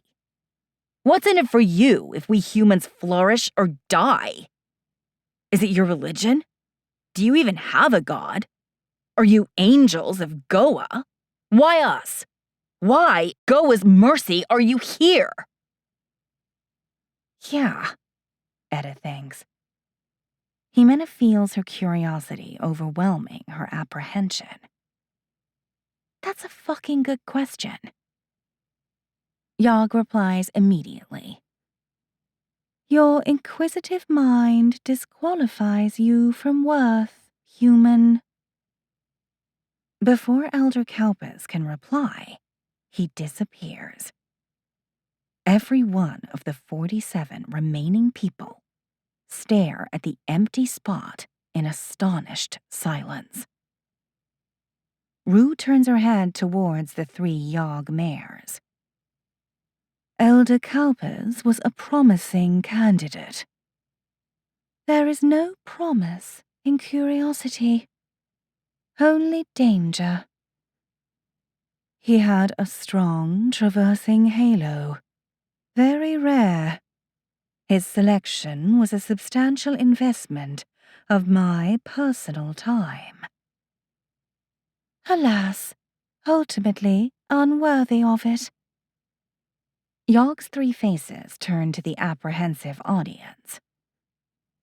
Humans, your way into the path in the shadow is now a spot closer. Only 45 opponents remain between you and the power of the Mind Walker.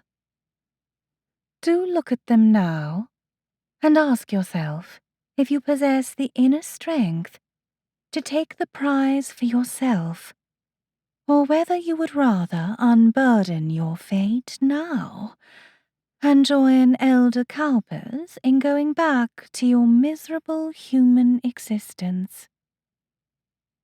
Nobody speaks. They just stare at each other in silence, like they are holding their breaths. Etta glances first at the people she knows. Aline next to her, and Peter right behind them, with his brother Jansen. Etta's dowry brother, Goddard, is to her side, next to that rich friend of his, Rutger. Etta recognizes some other Luntaran faces. Man Reinder, at 11, probably the youngest present, stands timidly behind the Van Clay siblings. She can beat them all, she thinks. Probably. But the others, the majority, are an unknown. There is no apprehension in anybody's eyes as they measure each other. Only determination and defiance. Nobody speaks up. Jimena draws a deep breath, as if that could shake the electrical anticipation she is feeling.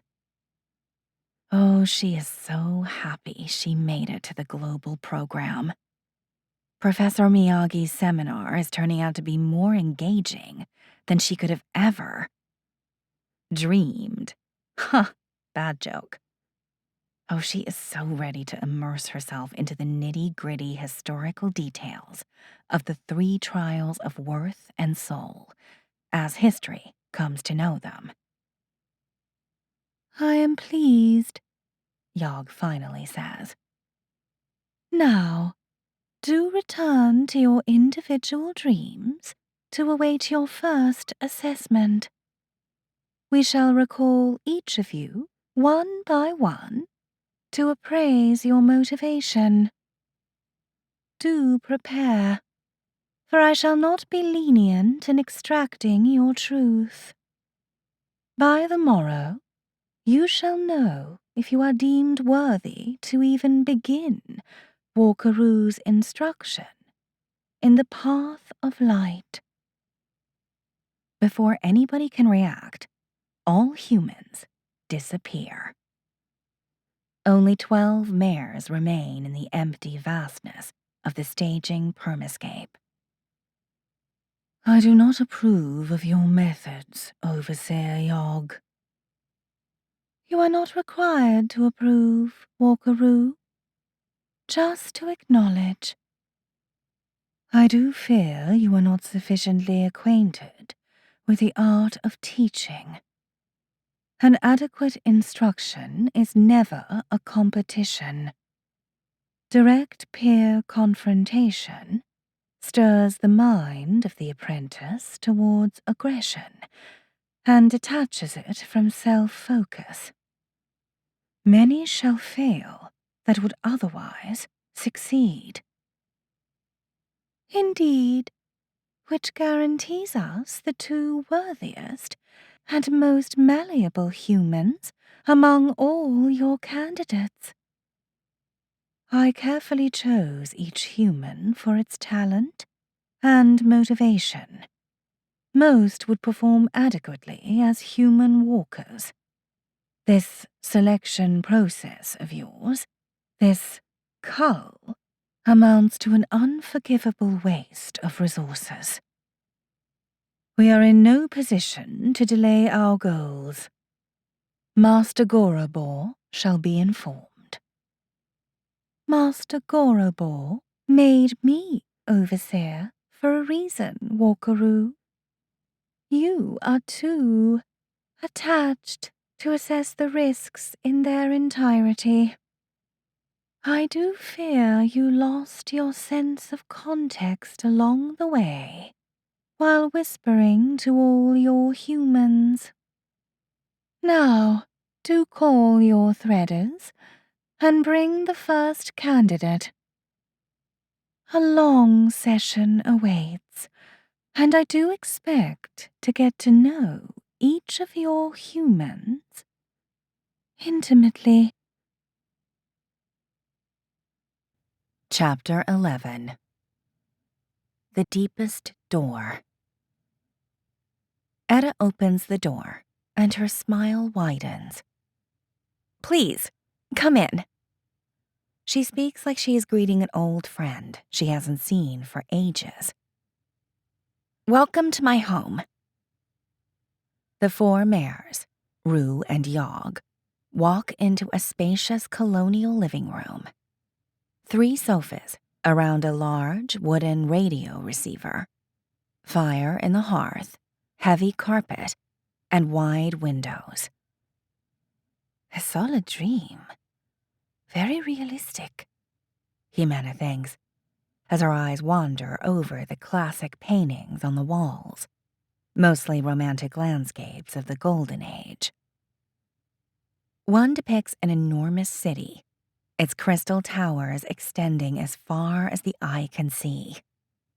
Another one that catches Jimena's eyes depicts a harbor, a labyrinth of cranes and piles of containers, dwarfed by the largest vessels the world has ever seen. You did expect us, redeemed Fandola? Rue says as the mares walk in. Very good. The human is aware, the three bodies of Yog ask with a single voice. No, Rue says, albeit her subconscious bubbles right under the surface of awareness. This individual's halo shines with talent, but with no training, talent is just potential. And yet, the human knows who we are and why we are here. She is indeed subconsciously prepared for our arrival. She does perceive us as a visit, a social bonding practice among humans. Meet my family, Ada says, waving a hand at the sofas, from where 3 adults and a toddler watch them in attentive silence. Jimena blinks in surprise. The living room was empty just a moment ago. That's my father and family elder, Willem, and my son, Hans. Willem, sitting with the toddler on his knees, nods politely, but says nothing. And that's my brother, Bram. Jimena looks at the young boy with curiosity. About 13, white, broad-faced, Willem's biological son, obviously. Both stare with the same sad brown eyes. Would you like to see the house? Ada asks. I can do the tour for you. And who is this woman, redeemed Vandola? Rue extends an arm at the black woman sitting on the side sofa. Tall, hair falling over her shoulders in airy curls, grave expression, and eyes that pierce the visitors with the intensity of ice shards. Jimena recognizes her instantly. She has seen her before in Eda's dreams. This is Anika, her biological mother. Who? Eda asks. The woman. Rue points again with the arm, and even wiggles the 3 appendages at the sofa. Oh. Eda's eyes flinch over at her mother with a momentary frown of confusion, but immediately turns her attention back to the visitors, smiles brightly, and says, Great! Then let's go, yeah? This way. She walks towards a dark hallway, which Jimena finds bizarrely out of place. The mares follow. How would you like to proceed, Overseer Yog? Rue asks. This is, after all, your assessment. You are the human whisperer, Walkeroo. Do your art to expose the human's motivating force. Very well. She turns to Eda, who is waiting patiently in the hallway's doorway. Redeemed Vandola, do kindly show us a recent memory. Sure thing. Anything particular? A core memory. Something that did touch you. Core. That touched me. She taps her cheek in thought. Something that pushed through your inner self. With violence. I know, she says cheerfully, like she just thought of what to wear for a party. This way. As Eda enters the dark hallway, she flicks a switch on the wall, but nothing happens. Oh, I'm sorry. Lights aren't working today. Happens now and then. Hope you don't mind. Do proceed, redeemed Vandola. They walk into the hallway. It is long, its end lost in the deepest darkness. The walls are packed with identical-looking doors on both sides, no space separating each from the next. Eda stops in front of one of them. I think you'll like this one. she says, opens the door, and walks through to a field flooded by daylight. As the mares cross the threshold, Jimena immediately recognizes the setting. It was a few days back, when Etta and Willem were walking back from Aline's mom's Joyous Day celebration. They are arguing. Go with Mercy, Dad. I don't want you to die in 2 months. Remember when, on Mom's Joyous Day? Etta, that's enough! Willem shouts at her, red-faced. Jimena feels Etta freeze in shock at her father's unusual fury. I will not hear any more of this. You will respect my decision. I expect to have some peace in my last weeks of life. How dare he? How dare he? Etta just wants him to see that there are more important things than reputation. Life, for once, go as Mercy. Rage bubbles up inside her. He's so unfair, so short-sighted, so... I hate you! She shouts. You don't have the right to leave us! Uncontrolled tears well up in her eyes. God damn it.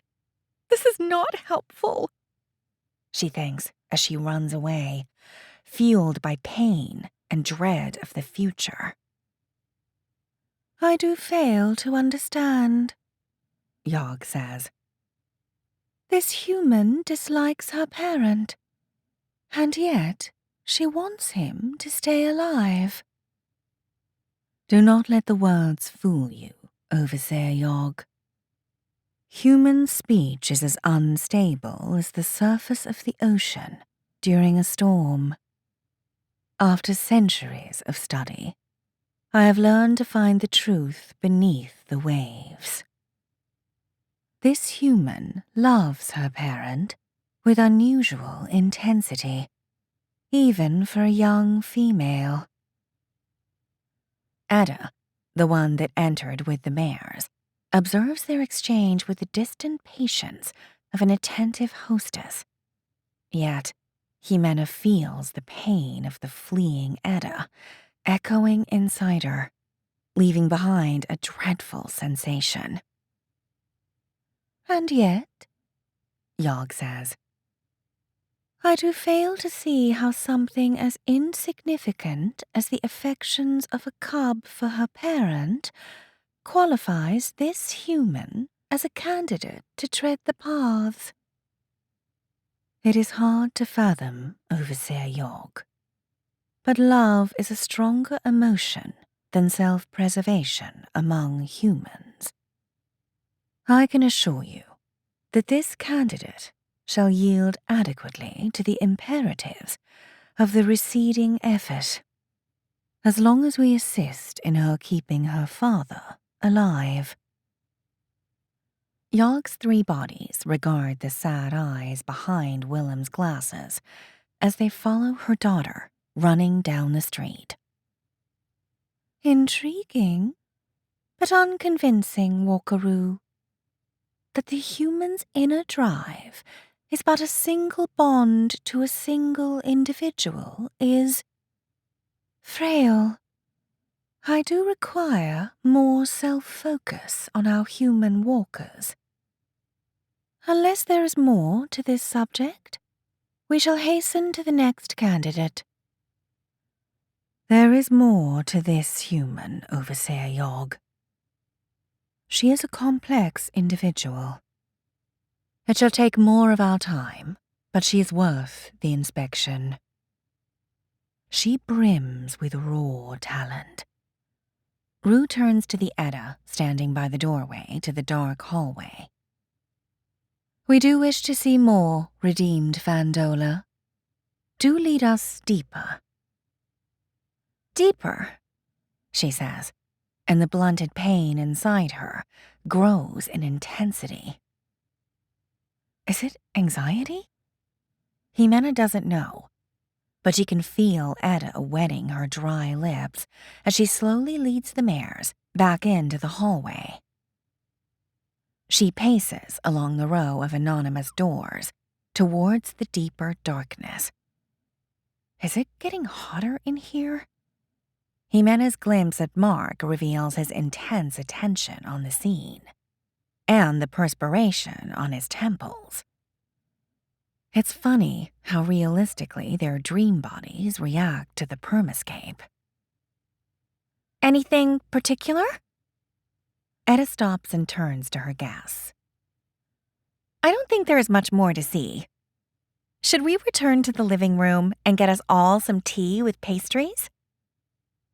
Take us deeper into yourself, redeemed Fandola, Rue commands. My dad just got this box of soft, fluffy cookies from one of his students that just made the Rhine-Baltic circuit. They are delicious. They've got this amazing. You shall show us now, Yog says. Yield, or be disqualified from treading the paths. Etta blinks in confusion. Something inside her understands the implications, the compulsion of the mayor's words. She turns towards the darkness and paces on, step after step, each one further tensing her pain, like someone is trying to pull her soul out of her skin. A grimace on Mark's face reminds Jimena that she is not the only one psych-linked to Etta. It is so dark now. No light at all reaches this far inside Etta's hallway, but Jimena can still see, in that weird way dreams allow you to perceive beyond the limits of your wake senses. Etta stops, throws a glimpse at one of the doors, and presses her lips together. Rue reaches out, opens the door, and, followed by Yog, enters the same living room they just left behind at the beginning of the hallway. It is early in the morning, bright daylight streaming through the windows. A much younger Willem is sitting on one sofa, reading a book.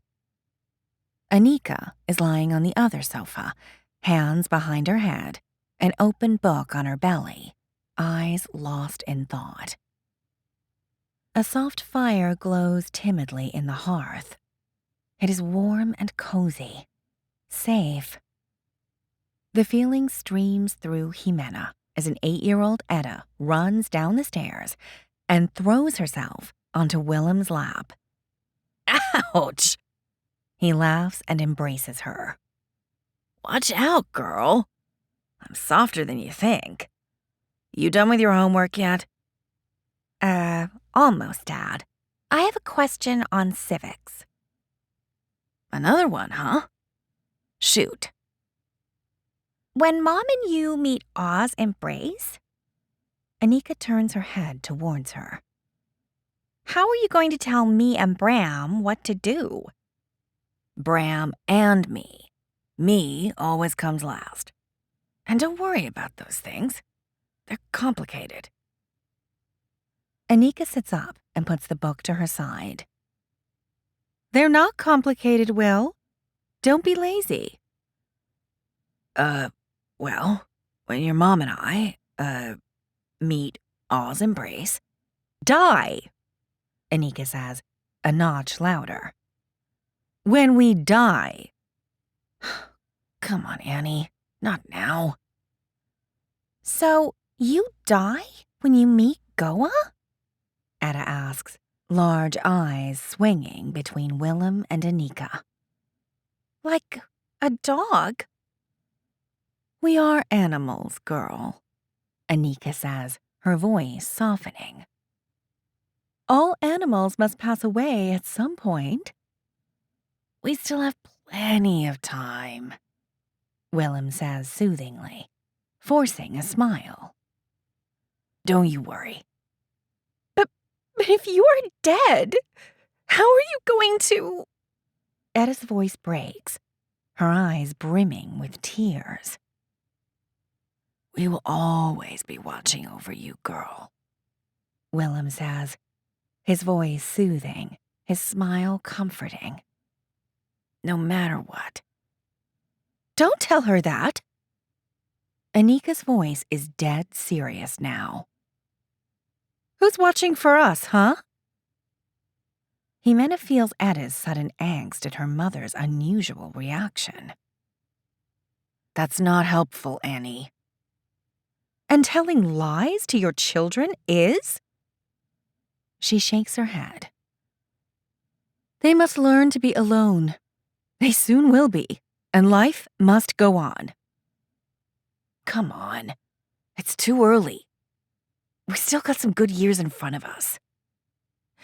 I don't want to be alone, Etta says, her voice wavering with incipient fear. You're not alone, girl, Willem says. Listen, no one in this family will ever be alone. He is speaking to Etta, but looking at Anika. We have each other. We have our parents and ancestors watching for us, and our children and descendants waiting for us. He chuckles. Sometimes I wish I had some more time for myself. Oh, such beautiful horse shit, Anika says. Our ancestors are dead, and our descendants are unborn. I don't know about you, but I can only hear people that are alive, yeah? Etta begins to weep. Willem takes her with both arms against his chest, kisses her softly on the top of her head, and caresses her unruly hair. He turns his head to his sister. Calm down, Annie, please. How long are you going to be grieving? It's been over a month, go as mercy. Martin is in a better place now. His joyous day was beautiful. She scoffs and folds her arms. You don't know the half of it. He didn't want it, yeah? But he was a coward. He accepted it all like a lamb taken to the slaughterhouse. If that were true, that makes him very brave. Oh, always so logical. It's so easy to be logical, yeah? She begins to speak with a mocking tone. The heroic man that accepts his fate for the good of the many. Way to go! You're being selfish, Willem says. You'd rather have your lover back for your own sake. She stands, eyes widened in outrage. You don't believe that he is enjoying the oh-so-sweet embrace of Goa, do you? You're not that naive, are you? Who am I to say? I'm just a teacher. Exactly. We are teachers. She takes Etta in one hand and Willem in the other and pulls them up on their feet. Come. She leads them out of the living room, up the stairs, and into a windowless room. She turns on the light. The walls are filled to the brim with shelves of books. It's unlocked, Willem says when he enters the room with Etta. It's always unlocked. That's how I like it now. The kids should come here any time they like. She laughs. I'm not surprised you haven't noticed yet that I unlocked the room. You spend all your time playing with those stupid tin soldiers instead of absorbing the knowledge entrusted to us as colonial teachers. But what if somebody breaks in and... Not even you, a teacher, care enough to read them, and you think our fellow colonists would? Anika scoffs. They are either working their asses off in the fields or at sea, or too hooked to that trash radios are spitting at them every evening. But we've sworn to keep the old books safe. Willem's voice sounds unconvinced, like he's repeating a mantra. They're only for emergencies. If things really go south, then we have a semblance of guidance. These books are too dangerous to— Read this. Anika hands him one of the books lying on the only desk in the room. And then we can discuss what forbidding books really tells us about the society that takes that step, yeah? Oh, and when you're done, get started on this one, on myths and religions. Yeah, plural. Then we can have an actual conversation on the merits of Oz embrace, yeah? And this, on the real history of the Roman Empire, is eye-opening. Did you know their entire system was fueled by slavery? That barbarians were absorbed, not cleansed. That resisting cities and civilizations were forever wiped from the face of the earth? And this book, on Napoleon? She is pointing alternatively at the other books on the desk. Or that one on Stalin. She shakes her head as she snorts. Those will give you quite a view into the true soul of the heroes of Oz Imperia. Etta, wide-eyed, is looking at the shelves with fascination. Can I read them too, Mom? Of course you can, baby. That's the whole point. Her eyes keep scolding Willem as she speaks. These books connect us with thousands of years of human civilization. And they're just— She waves her hand around the shelves in exasperation. Gathering dust in locked rooms like this one. The knowledge inside these books, that's what really extends the reach of our ancestors into our descendants, not Oz's stupid embrace. Reading these books will transform you, baby, into a true human. The mares are back in the pitch-black hallway. Etta, sunk head and limp shoulders, stands next to them, her anxiety hanging tight in a tense, high-pitched vibrato, like a suspect awaiting the jury's verdict. Insufficient, Yog finally says, and Jimena feels Etta's tension burst inside her guts. A pronounced desire for change is indeed a valid motivator for our candidates, but I do fear that this memory only did show such ambition in the human's female parent. The candidate seemed merely curious.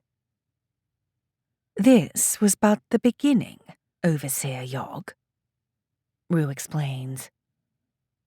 The candidate has since shown repeated active behavior in the pursuit of change. Just recently, she infiltrated an official space in a doomed attempt to shake the power of the elites. Too risky, Walkeroo. This human's motivations, love and change, are too faint. I am still unconvinced. We shall then dig deeper, Rue says, until you see what I know. No time, Walker. I shall grant this human one last inspection, since your belief is so strong. But then we shall proceed to the next candidates. Very well. She turns to Etta, whose eyes are wide with fright. Redeemed Fandola, take us to the last door. The last? She turns toward the deeper end of the hallway. Sorry, I can't. You can, Rue says, speaking uncharacteristically slowly. You can, redeemed Fandola. Do lead on.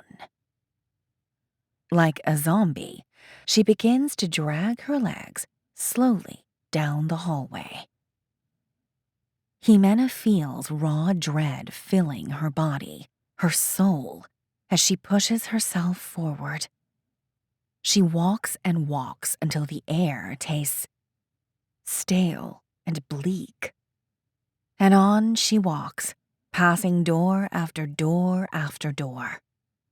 Sudden images of Willem, of Anika, flash across her sight as she musters every last fiber of willpower. And then, the hallway comes to an end on a narrow wall with a single door, a black door in the darkest rim of Edda's memories.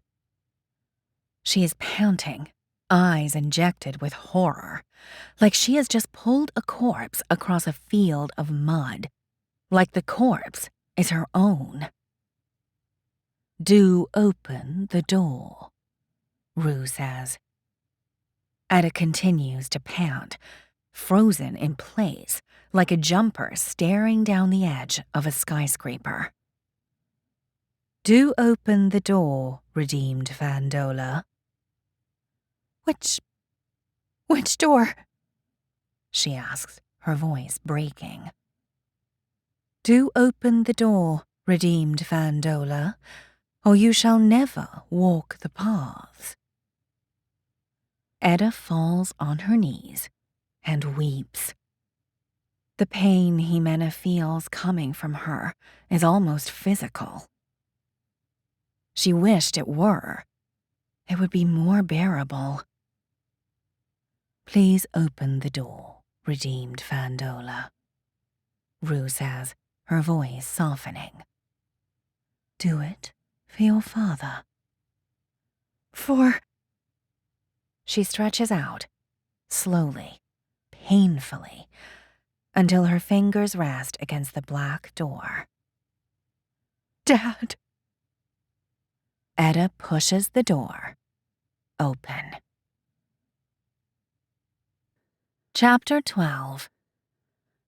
The Joyous Day of Anika Fandola. The Fandola family sits on cushions around the low table in the center of the evocation room. Well, not the entire family. Little Hans wasn't around back then, 3 years ago, Jimena realizes. 13-year-old Edda has arranged the decoration all by herself. She has gone with a colorful display of fall leaves, mixed with a careful selection of fresh flowers of matching colors. Jimena can feel her pride at the resulting effect. Festive with a shade of farewell. 10-year-old Bram suggested a large, happy-faced pumpkin on each corner, but Edda refused. This is Mom's joyous day, not Halloween, go as mercy. "Come on, Annie. Tell us one more." Willem is almost 25, but he is holding his older sister's hand like he is a little boy learning to swim, afraid to let go. "Yes, Mom. Please." 10-year-old Bram smiles radiantly with the confidence of a new adult. "Tell us another story of your life before you go. Something we can tell your future grandchildren. And when I see you again in 17 years, I promise I'll tell you all about them." Anika, looking splendid in her white tunic, lets go of one of Willem's hands and puts it softly on Bram's cheek. 17 years, she says, her expression turning somber. "That is a long time, boy." "It is." Willem laughs, a loud, light-hearted type of laughter, but he doesn't get it quite right. There is a nervous undertone, a hidden anxiety in his voice. "But don't worry, Annie. I'll be there with you in no time. 3 years pass by flying. Then we can watch this lot together." Together. Anika's eyes wander to an empty point on the wall. "Yes, and in the meantime, You make sure to tell Mom and Dad how wonderful their grandchildren are, all right? And that I miss them awfully. Yes, me too, Etta says. And tell them Bram came out kind of all right, she adds with a chuckle. Anika, still staring at the wall, says, It doesn't make sense. Huh? Willem's smile twitches, but it's just an instant. She meets his glance, no trace of contentedness on her beautiful face. Will I tell anything to Mom and Dad if they're watching over us? Yeah, maybe they... Tears well up in her eyes. Or why do you need to tell me about our grandchildren if I'm to have a front row view over their lives? Anika. Willem's imploring eyes pierce his sister's. She blinks a tear away and then nods and smiles to her 2 children. I will, of course, send your love to your grandparents, girl, she tells Etta. And tell them about your wonderful brother. Bram smiles at the words, but Etta doesn't. Jimena feels the wrongness as well. The outer door to the evocation room opens, and a smiling man, a quester in formal purple robes, enters. He is followed by 3 white-robed acolytes, 2 men and a woman. Marjolaine Mathis, Jimena immediately recognizes. Not even 20 yet, and her aspect not as carefully tended, with her blonde hair falling flat instead of finely braided. But it is her all right. The quester rubs his hands together and turns to Anika. I trust your evocations have been satisfactory, Elder Vandola. He then waves both hands at the family. They shall all be blessed in Goa's eyes. He shuts his eyes and sinks his head, murmuring some words to himself. Then he directs a fresh smile at Anika and says, Shall we proceed to Aw's embrace? Can we get more time, Quester Menger? Anika asks, her breathing quickening. There's so much I need to tell my family.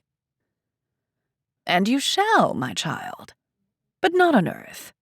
Rejoice, Elder Vandola, for the time has come to meet the love of your Creator. He gestures invitingly at the door opposite the one they entered from, a wooden door with a large eye of Goa painted on it. Jimena knows what awaits on the other side. Etta herself will break into that room in 3 years' time. I'm not ready. Anika stands, sudden panic in her eyes.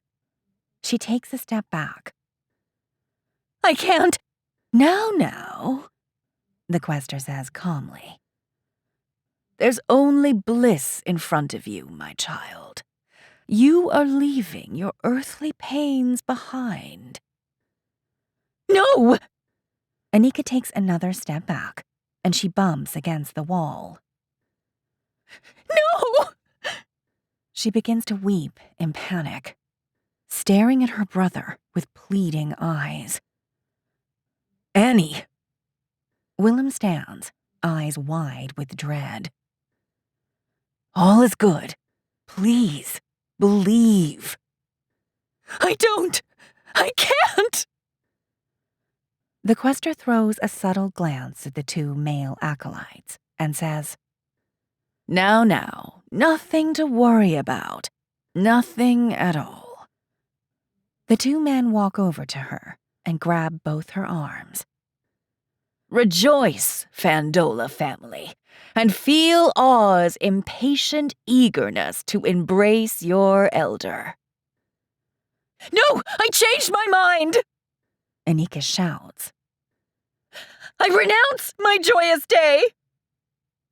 She tries to shake her arms free, but the men hold her firmly. They push her kindly but relentlessly towards the eye-marked door. No! Leave me alone!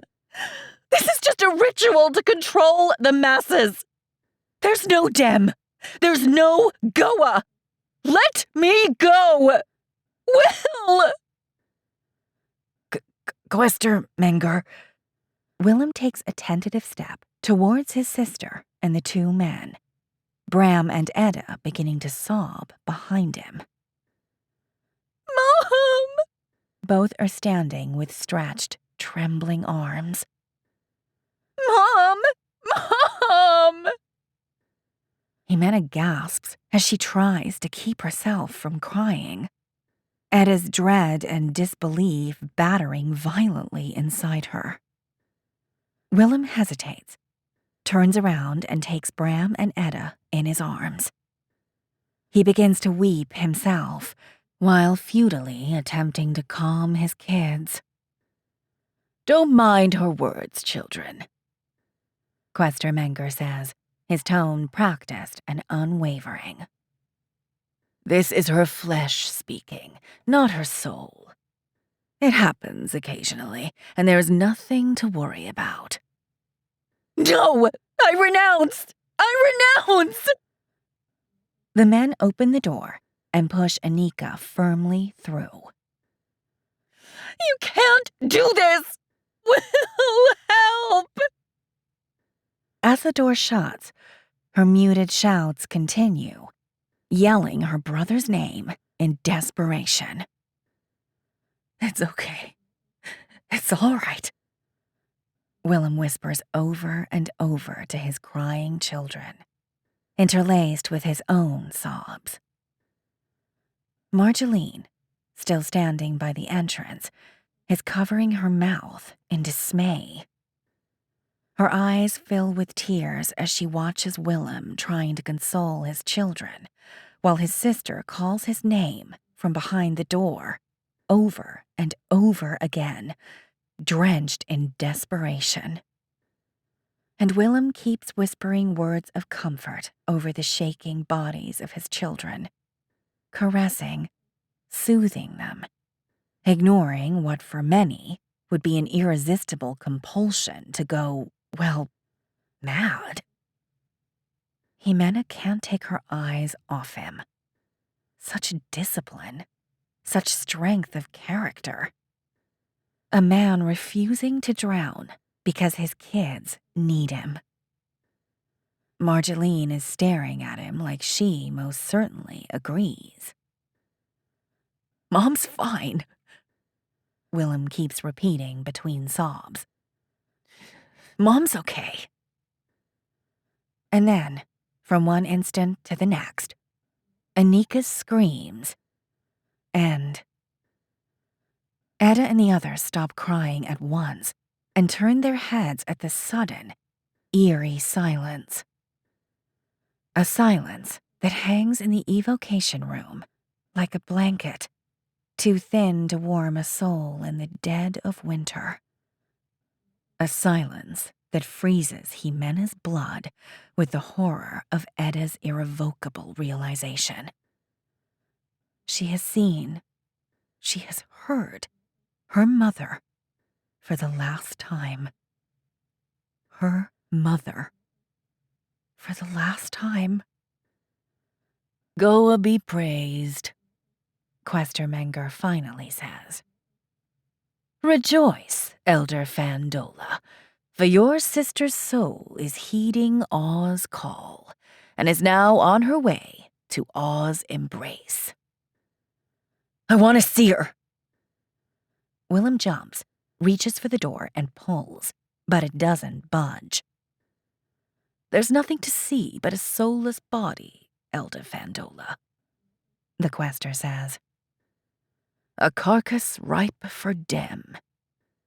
In 2 to 3 weeks, when her Dem-ridden body leaves us for good, I will send somebody with the ashes. Edda and Bram run to their father and hug him anew. You may stay as long as you need, the quester says in that annoyingly understanding tone of his. Acolyte Mathis, please remain here with the family and attend their every need.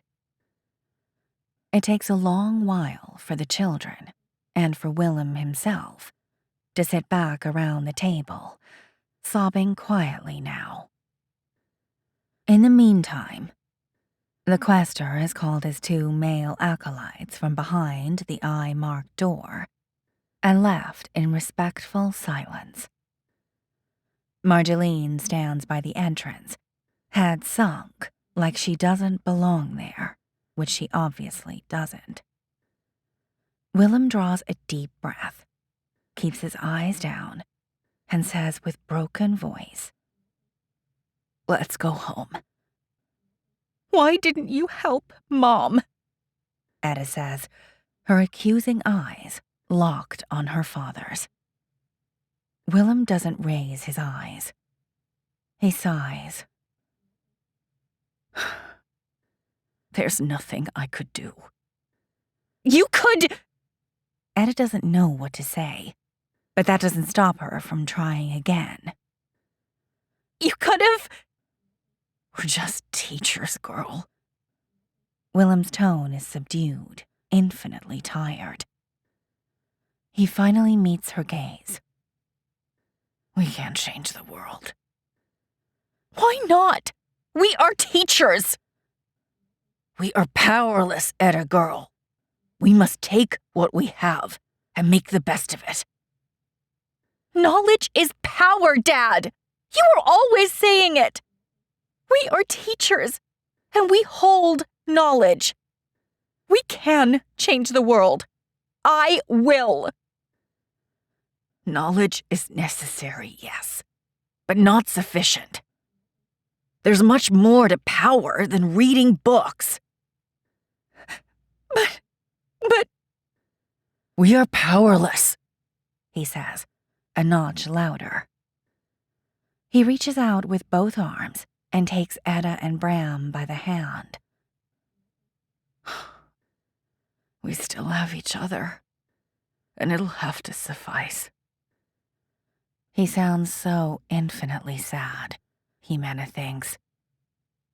"It'll have to." "And when you're gone? What then, huh? What then?" "We still have a few years. Don't think about it now." 3 years! Just 3 fucking years! "Etta!" Willem throws Marjeline a glimpse. "Language." "Don't leave us." She begins to sob again. "Don't, please. I don't want to be alone." "You'll never be alone, girl." He gently wipes a tear off her cheek. "You have each other." He smiles at Bram, a very sad smile. "And your children and your grandchildren afterwards, if you don't delay the dowry bonds. You still have so much to live for." "No." Etta's sobbing intensifies. "I need Mom. I need you. You don't have the right to leave us." "There's nothing you can do. It's better to accept it." I could. Ugh. She throws her head back in exasperation. "You don't have the power, girl." "Not yet." Her eyes open with determination. With desire. Jimena feels it flooding her senses. The will, the urge, burning up her spine. "Not yet." Yog and Rue stand alone in the infinite nothingness of the staging permascape. "That has been revealing," the 3 Yog bodies say with her single female voice. "The human does thirst for power. Indeed, she does, Rue says. Power to save her father. Thirst for love, as we did witness on her first memory. Power to shake her world. Thirst for change, as her second memory demonstrated. And now, underpinning it all, as the foundation of her being, thirst for power. Power to control her own destiny and impose her will. Indeed, Yogg says. This human has reached due worth. You are cleared to begin her instruction in the path of light. Rue bows lightly and remains silent for a few moments. She shall likely conclude it, Overseer Yogg, as one of the 2 human walkers to tread the path in the shadow. With such talent and thirst, she has the potential to attain the power she so desires. She shall prove invaluable to us. Chapter 13. The Wake Barrier. The staging permascape is once again filled with people. And other than the black sky, that's all there is here. Humans and mares. And that's the point of it, I guess, Jimena thinks. I do welcome you back, human apprentices, Rue says. Etta and the other youngsters gather slowly in a rough semicircle around the 12 mares. Jimena feels Etta's deep discomfort at the memories of the events of last night. It was tough, the emotional ride, the depth of the alien inspection, such exposure, such vulnerability. She's not the only one feeling it. Aline, next to her, has also refused to talk about last night, as have Pete and his brother Jansen. Everybody looks kind of shell-shocked, but what surprises Jimena the most, by far, is that most of them have made it through. Such a motivated bunch. Apparently, there's only one missing. Etta and her friends were just talking about it. Peter, who has been chatting with the other candidates, says it is a man from Dahara, who apparently suffered cardiac arrest and had to be taken to Oz Medic. In this session, Rue continues, you shall be initiated into the first step of the path of light, which you shall conclude in morrow's session. Just 2 nights? Jimena whispers to Mark. He is a walker, after all. He has done the training. Is that even possible? To learn the first step in 2 nights? Not for me, Mark whispers back. Took me 6 months. But look. He leans closer to Jimena and points at the group of eager youngsters floating in the air in front of them. So many minds in such a limited space? There's some serious time dilation right there. Every night will feel to them like a month or more. Like us, right here now, right? Jimena waves a finger at the auditorium. Yep. Time dilation in dream space is directly proportional to its mind density, he says, like he is reciting Pythagoras' theorem, and inversely proportional to its rendering requirements. Ah, okay. Mark smiles. Let me rephrase that. You want to binge watch a month worth of zombie dream sensos in a single night? No problem. Bring many friends and pack them close together in an empty room. He chuckles. Gets boring after a few dream days. Trust me. Right. But still. Himena points a finger at the floating scene where Etta and the rest are listening to something Rue is saying. Even stretching both nights to 2 entire dream months? Is that enough? You trained for 6. Mark shrugs. Rue chose Geltashir for a reason. Himena frowns skeptically and returns her attention to Rue and her students. Which shall have you trialed after the 2nd session, Rue is saying. Only the 24 most proficient among you shall be cleared forward. The rest shall be discarded. Himena feels Etta's sudden surge of apprehension. That's about half of them, purged after just 1 step. And the path of light has 3 steps, Goa's mercy. Etta draws a deep breath and exhales slowly, trying to blow her anxiety away. She wants to pass. She needs to pass. But is her desire stronger than the others? She looks around her. All those determined looks. They sure as damn are going to give their best. And perhaps this is not even about who wants it more. Etta couldn't lift 200 pounds over her shoulders, even if the life of her father depended on it.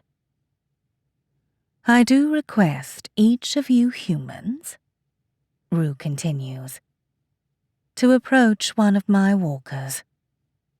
She nods with her head at the 8 mares standing behind her. Each shall take a maximum of 6 apprentices. Come, Etta says, taking Aline by the hand and trotting towards one of the mares. You too, Menses! She shouts behind at Peter and Jansen. It doesn't take long until 8 groups have formed, one around each mare. Etta, Aline, the boys, and 2 nervous-looking women Etta has never seen before gather around the tallest mare of all. Sense and bind, human apprentices, the mare says. She speaks to them slowly, her female voice soft and pleasant. I am Quo, dreaming from Devis, threadmaker to Walker-Rue at Devis, and your instructor. What's Devis? Etta asks. What's a threadmaker? Peter asks at the same time. Quo turns to Etta. Devis is where I'm sleeping and dreaming from. Then she turns to Peter. A threadmaker is a master of the 2nd step of the path in the shadow. And what's thread-making good for? Peter asks. I do meld minds, as yours are now melded into this permascape. Dream sharing, Aline says to Peter. I think. Where are you? Etta asks. Where's Devis? Himena notices that other groups around them are similarly grilling their mare instructors with questions. Quo raises an arm, and the other groups vanish from sight, or Goa knows, perhaps they've all teleported somewhere else, too far away to see in this naked permascape. I am not to provide more information than that required for your instruction, Quo says. Which begins now. She lifts an arm again, and 6 beds appear in 2 neat rows of 3, each separated from the next by about 20 feet. They are all identical, like taken out of a whimsical fairy tale. tidy and cozy. There are 3 steps to the path of light.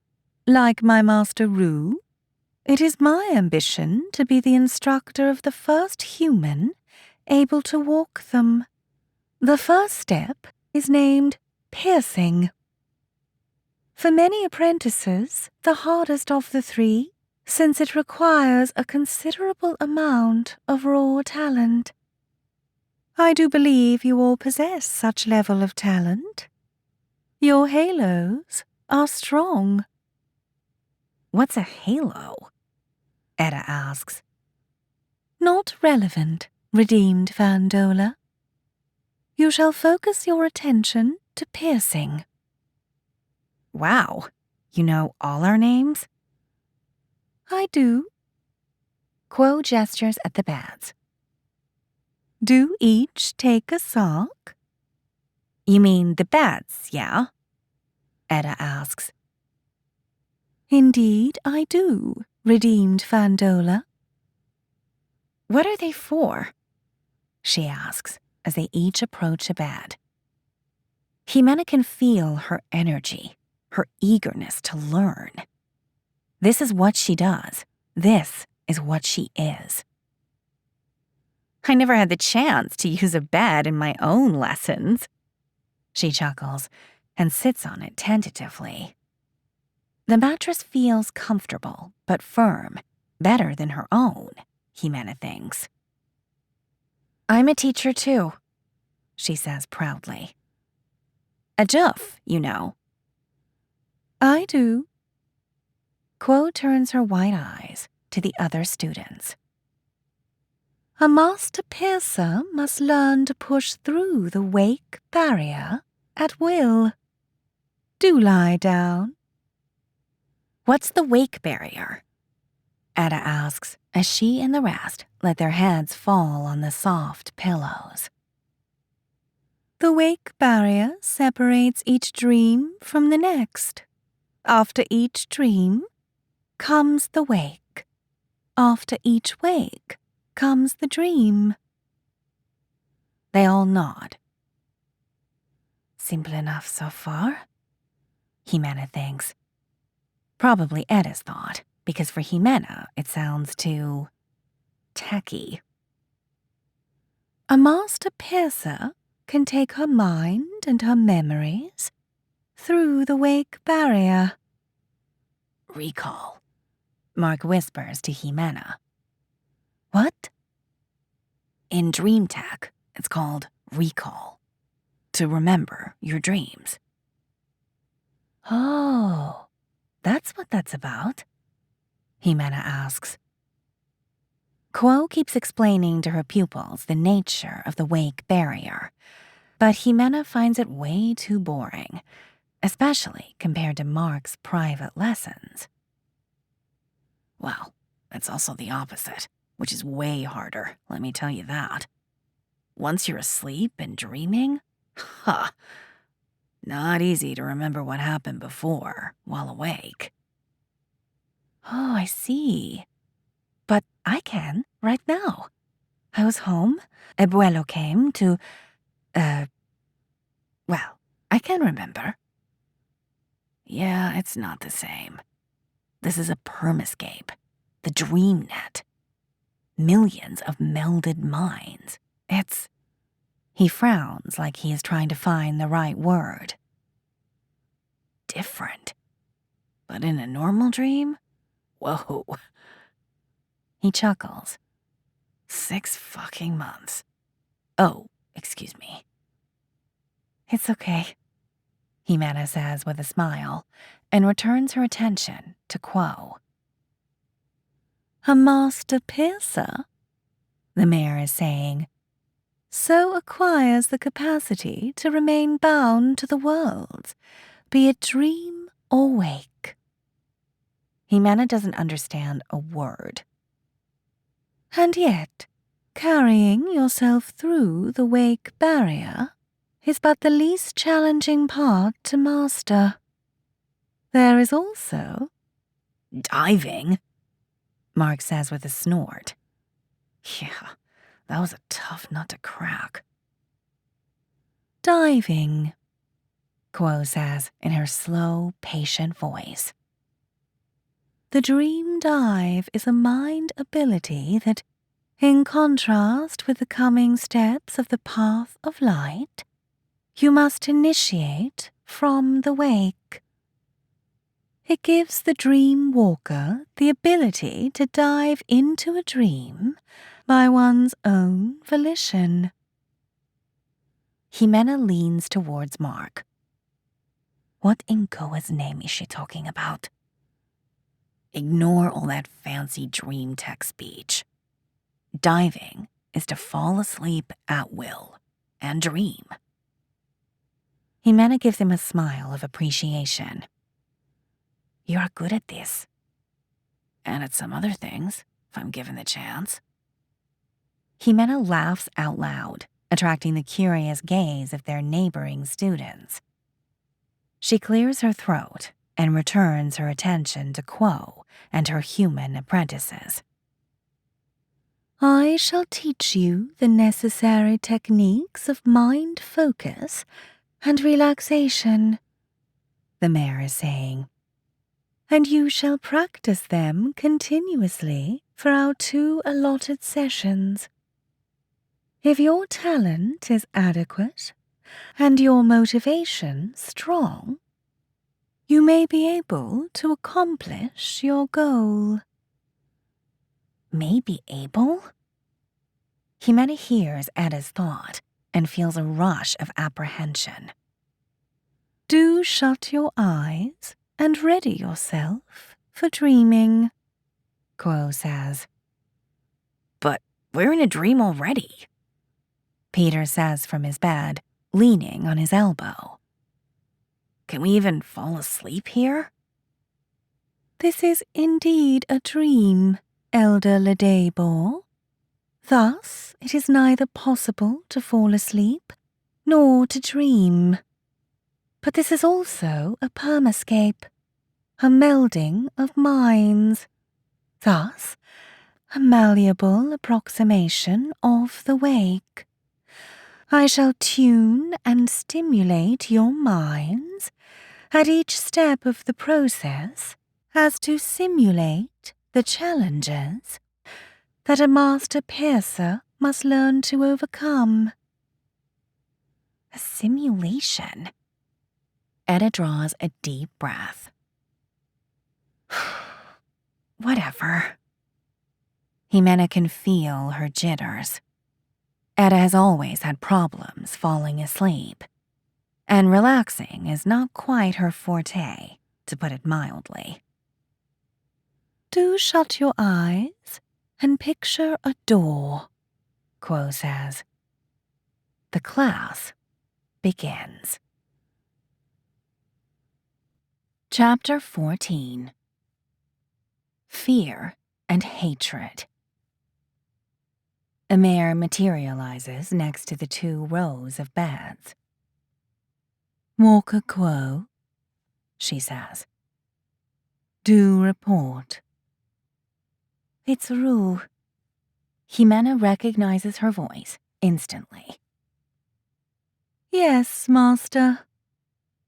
Quo extends her arms at the humans. All 6 seemingly sleeping face up on the beds. My human apprentices are showing unusual talent to carry their minds intact through the wake barrier. Their halos are strong. Indeed, they all accomplished a high degree of memory recollection on their first try. I do admit, I initially held doubts about whether lesser alien minds were even capable of. Do never voice such doubts in front of Overseer Yogg. I acknowledge, Master. Do proceed. Have your assigned humans shown a similar talent to dive? They have indeed, Master. So far as the simulation can determine, all except redeemed Fandola. Rue turns her white eyes at Eda. She is lying on her bed, eyes shut, expression distended. Her breathing is slow and regular. To the untrained eye, she appears sleeping. But she is not, Jimena feels. She is only trying desperately, and failing. The inner anxiety is still there, clinging to her guts, unable to let her pierce the wake, even this Permascape simulated version of it. That is regrettable, Rue says after a few moments. Even disappointing. Is this your failing as an instructor, or hers as an apprentice? My instruction has sufficed the other humans, Master. Indeed. And yet she holds such promise, considering she does possess the second most potent halo among all human candidates. Rue remains silent for a few moments, staring at Edda with her eerie white eyes. Walker Quo, she finally says. As of now, I do retake ownership over redeemed Vandola's instruction. Quo's head wobbles almost imperceptibly before she replies. I acknowledge, Master. Rue approaches Edda's bed and inspects her carefully. Edda opens an eye. Oh, Elder Rue, she says. Her eyes look pained. She is pained. Jimena can feel it. Edda is fully aware of her failure, as her comrades have all been able to sleep themselves into dreams. Hi. You did feel my presence. Impressive. What? She sits up, blinking, trying to get a grip on her emotions. And failing. Rue flicks one of her appendages and, whoa, the beds are gone. And Quo. Even the flat nothingness of the staging Permascape is gone. Rue and Edda are alone inside a spacious bedroom that has appeared from nowhere and closed around them in an instant. The room is covered in the heavy shadows of night, light from the street's electric lamps barely sneaking through the curtains. Edda looks down at the bed she is sitting on and touches it. It has changed. It feels more real. Her eyes shine with wonder as they scan the room in the timid light. She smiles at the sight of a plant pot with a cactus on the desk by the window, next to a few books, one of them open in the middle, and a typewriter with a half-typed page still in the cylinder.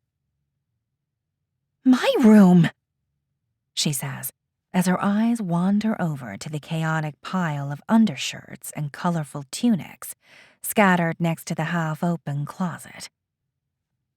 It's, wow, exactly like when I went to bed. Your memory is indeed not the problem, Rue says. Her head almost touches the ceiling, and her white skin and whiter eyes fluoresce strangely in the darkness. You can indeed pierce the wake barrier without difficulty. Ugh!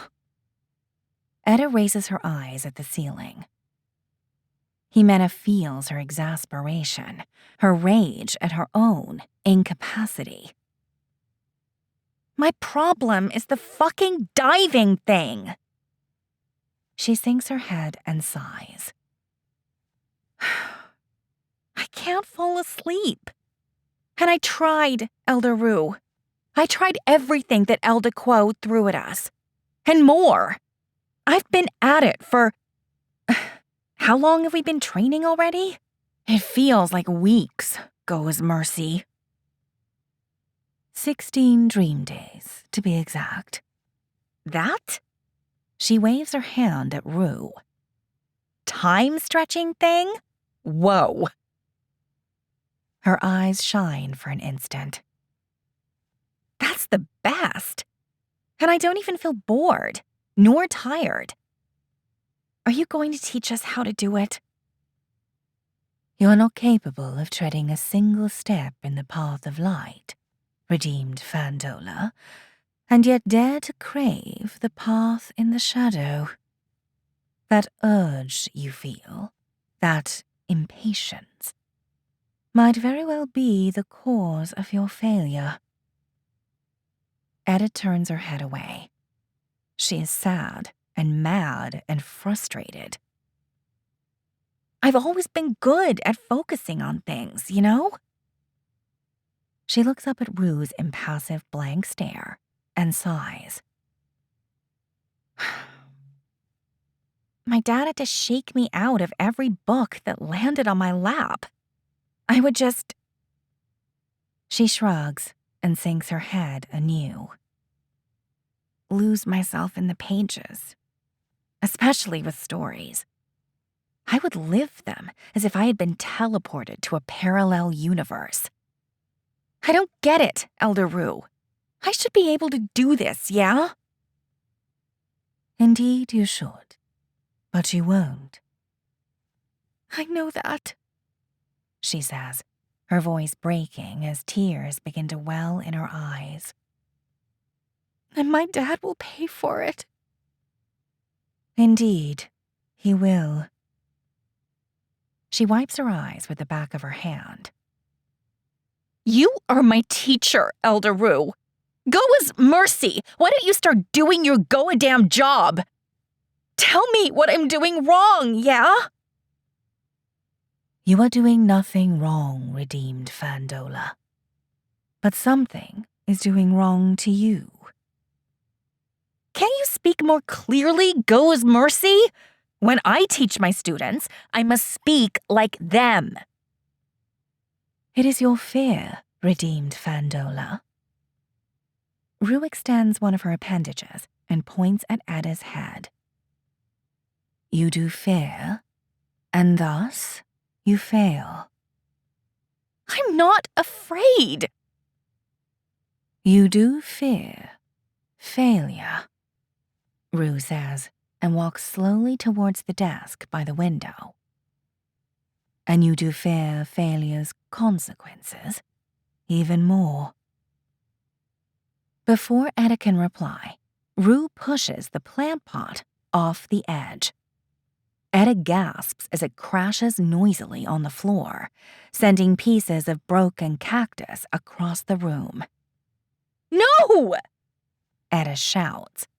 She jumps out of bed and kneels next to the broken pot, eyes wide with dismay. She grabs soil with her hands and inspects the damage. Jimena watches her reaction with a mix of pity and surprise at the intensity of Eda's feelings. There's nothing she can do to save the plant. Eda turns her glare at Rue as she stands while rubbing the earth off her hands. Jimena feels her anger. No, it's more than that. She feels like it was her own heart that was planted in the pot, broken and furious. Why? You do feel anger, Rue says. Even hatred? That's pretty accurate, Jimena thinks. Eda stays put by the window and simply glowers at Rue. Place that hate in the center of yourself. Rue stretches an appendage at Eda's belly. And let it bloom. Eda's eyes widen as she realizes that this is a lesson. Jimena feels the anger wane as hope rises from its ashes. No, redeemed Fandola. Do not let go of your hate. Rue waves an arm at her, and whoa! Jimena gasps at the sudden surge of rage. Do feel it burning inside you. Very good. Now.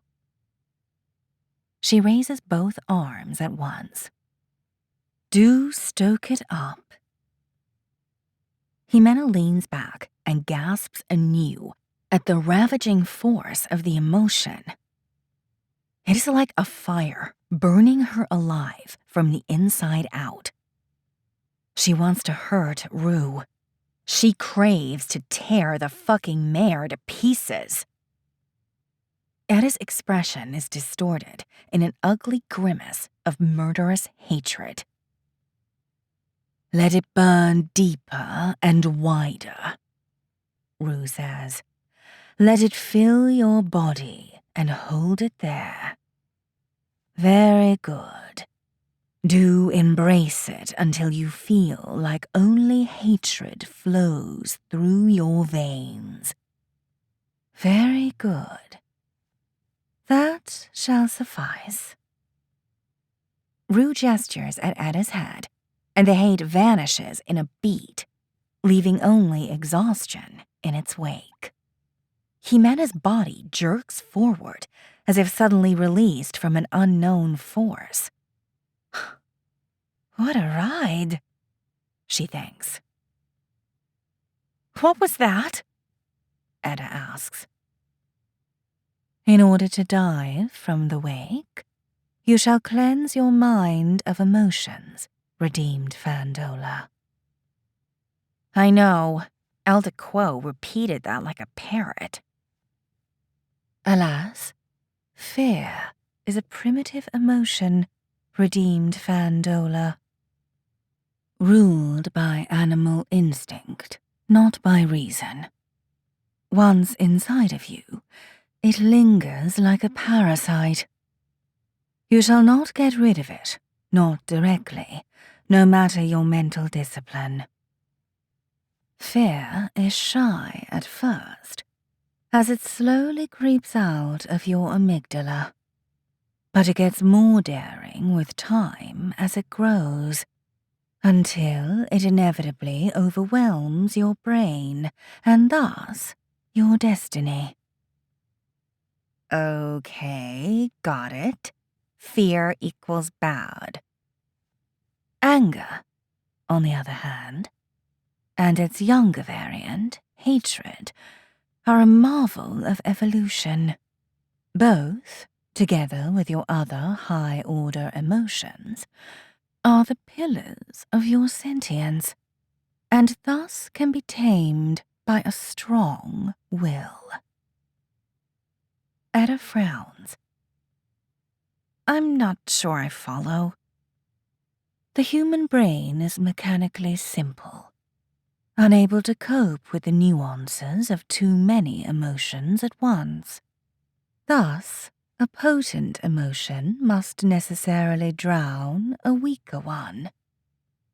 Your fear is subdued now, is it not, redeemed Fandola? Etta's eyes widen. Oh, you're right. My anxiety is gone. I got so steamed up that... Wow! Your emotions are too erratic for an apprentice of the first step. That is your weakness. But you do possess an even more formidable strength, your power of will. You must learn to use your will to supplant insidious, primitive emotions like fear with high-order emotions like hatred or love, if you are so inclined. And yet, those higher emotions are equally harmful. They must be cleansed out of your mind to pierce the wake barrier. So then, what's the point? Unlike primitive emotions, high emotions can be tamed by a strong will. Thus, you must use your will anew to dissolve any lingering emotion into nothingness. So shall you cleanse your mind and ready it to walk the first step of the path of light. Right, Ada says, her anxiety creeping back into her guts. God damn it. Isn't that asking a lot from my, will thing? Your will is disciplined, redeemed Fandola, and relentless. Do lie down on your sock and shut your eyes. Ada nods slowly. Willpower, she is thinking. Can I do it?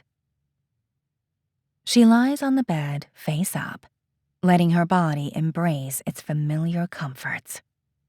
She draws a few deep breaths to relax her body and mind, like Quo taught her what feels like weeks ago, and shuts her eyes.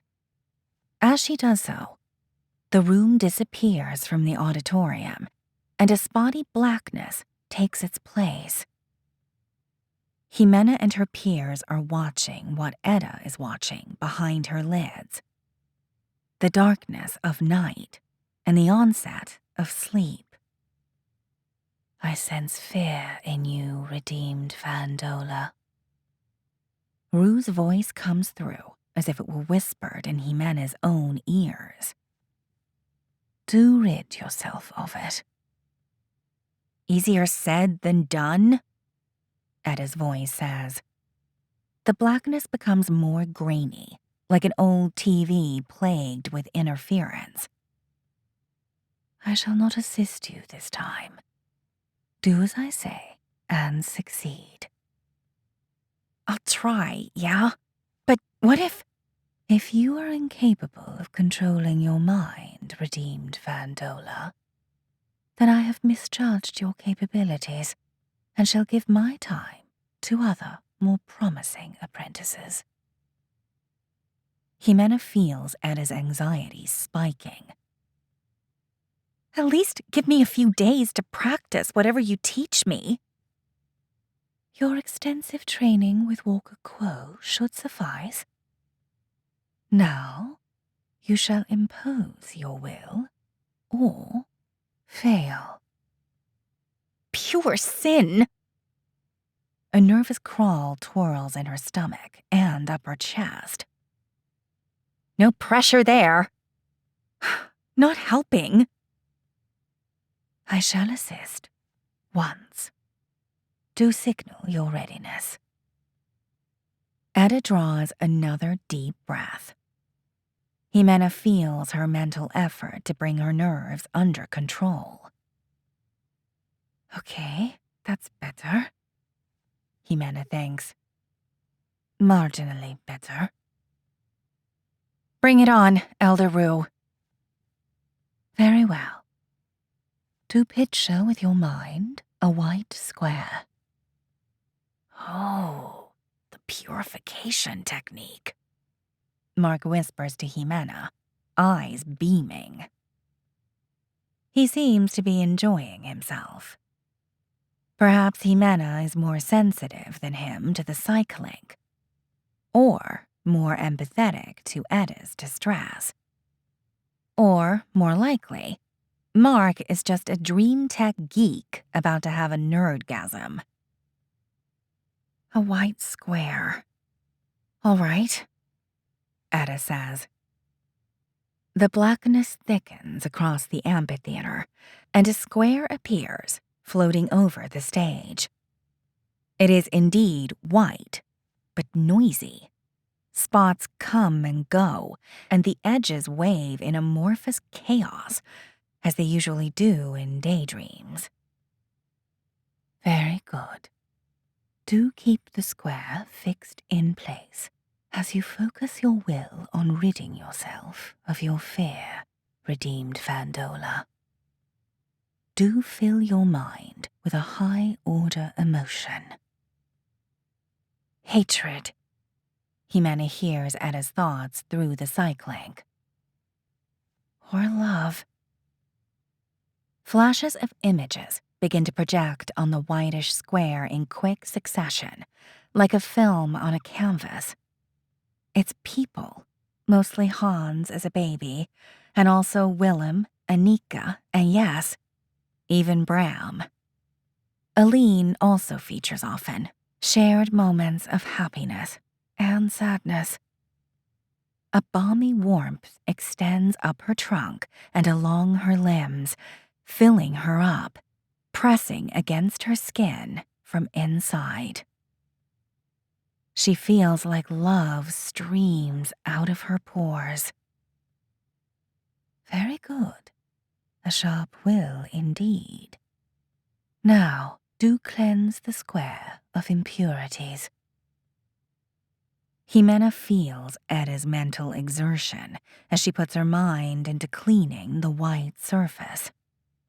But no matter how hard she tries, impurities of thought keep tainting it like black rain on a snowy field. No, redeemed Fandola. No will in the universe can break free from emotions. You shall first cleanse your mind of all emotion. Do rid yourself of love. Right. Etta draws a deep breath and focuses her attention into herself. She focuses her own mind into her own body, still overflowing with love. With another breath, she puts her mind at work. First on her chest, cooling it, absorbing all warmth like the vacuum of space absorbs light. Then along her limbs, up to her head, down her trunk, systematically until she feels empty. Not sad nor happy, just empty. Like a vacuum. The square is pure white, resplendently so, hanging in perfect stillness in the undiluted blackness that is Etta's mind. Edges sharp and straight, like they've been engineered by Goa herself. Ximena is in awe at Etta's capacity to focus her attention on something and then subjugate it so completely. Such purpose. Such power. A sharp will, indeed. Rue's calm female voice resonates like an impurity as it intrudes in the mathematical perfection of the scene. A perfect white square in a perfect black background. Were this not a simulated permascape? That square would be your gate to the dreamscape. Now, do open your eyes. Ximena feels almost pain as the godly white and black created by Etta's concentration is violently substituted by Etta's dark bedroom, like returning from Goa's embrace to the dirt ball that is her earth. Etta sits on her bed and smiles radiantly at Rue. Not bad, huh? Indeed not. And to prove your worth, you shall now wake up in your real world, refocus, and dive back to this same dream. What if I fall asleep, but can't join this dream? Then you shall have failed, and must return to your life of powerless frustrations. But that's not fair! That anxiety again. Ximena feels it creeping up Etta's spine. The others still have plenty of time to train with Elder Quo, yeah? Shall you fail now? Then you shall irremediably fail later. Rue gestures awkwardly around with her arms. Do embrace this dream, redeemed Fandola. dig into it. Look and feel around you. Know deeply where you are and what this dream represents. Digest its essence and push it into your memory, ready to be pierced by the will of your wake mind. Etta takes a deep breath and shuts her eyes in concentration. Deep concentration, Jimena feels. Then she extends her hands and opens her eyes, sharp, focused. Absorbing. This place, this dream, is now an extension of her consciousness. You are indeed ready now, redeemed Vandola. I do hope to see you again. Do wake and dive back. Now. The scene changes visibly, although Jimena still sees Etta's room from the same angle. But it feels more natural, somehow more real. The dreamy quality, so nicely crafted by Miyagi's production team into the Dream Senso, is now gone. Etta, a moment ago sitting on her bed, is now waking up from under the sheets. She sits, breathing slowly. Then stands up and walks to the window, opening the curtains. The night is still long ahead, the street silent. Etta caresses with a timid finger the intact cactus plant on the table. She draws a deep breath, closes the curtains tightly, and returns to bed. Facing the ceiling, blankets up to her chin, she closes her eyes. Let's fucking dive, she mutters as her breathing slows. The scene seems to vibrate ever so slightly with every breath she takes, back and forth like a slow beating heart. Its dreaming texture gently returning. And then, Rue is there, in the room, back turned to her, looking at the empty bed. Boo! Etta says, waving her hands. Rue turns to face her, calm and smooth. You did scare me. Etta waves a fist in the air. I made it! First try, baby! Rue studies the room as if trying to find something out of place. And? Etta asks, smiling with expectation. I am a most talented instructor, she finally says. Now you shall go back to your world's wake, the three Yog bodies say with a single voice, and return to this permascape with utmost haste. The almost 4 dozen humans standing in grouplets on the infinite emptiness of the staging permascape exchange nervous glances. The earliest 24 piercers among you shall be allowed access to the second step in the path of light. The rest shall be discarded. Jimena feels how Etta is already trying to gather her emotions, trying to calm down. Whoa, it's hard, even after what feels like an eternity of mind-focus training. A dream month, at least, of continuous practice and concentration, without sleep, without food, without even rest. Permascape's time dilation doing its magic. And Etta's ironclad motivation, of course. The first trial begins, the 3 Yog bodies say. Rue and her 8 mare walkers wave a hand, and all the humans vanish. Only the flat, dark stone remains, empty, stretching forever towards the horizon, where it meets the black sky. Good luck, Edda, Jimena thinks, and turns to look at the 12 mares, which without a hint of movement seem to be waiting patiently. As if they could wait impatiently, Jimena chuckles at the thought. What's up? Mark asks, his blue eyes fixed on hers. Huh? She blinks at him. His gaze makes her uncomfortable, in a strangely pleasant way. What are you laughing at? Nothing.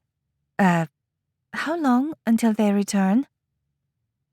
Jimena points at the place where the humans last disappeared.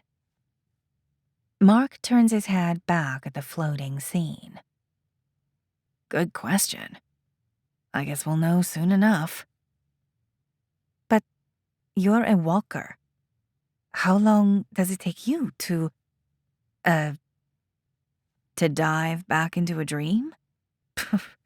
Not my forte, I can tell you that.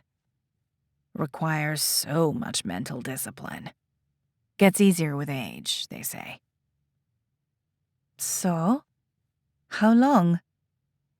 He sighs, thoughtful.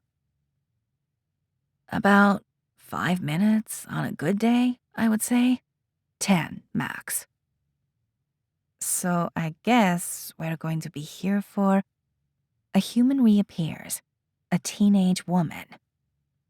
Jimena feels her mind through the psych link as soon as she begins scanning her surroundings with expectation.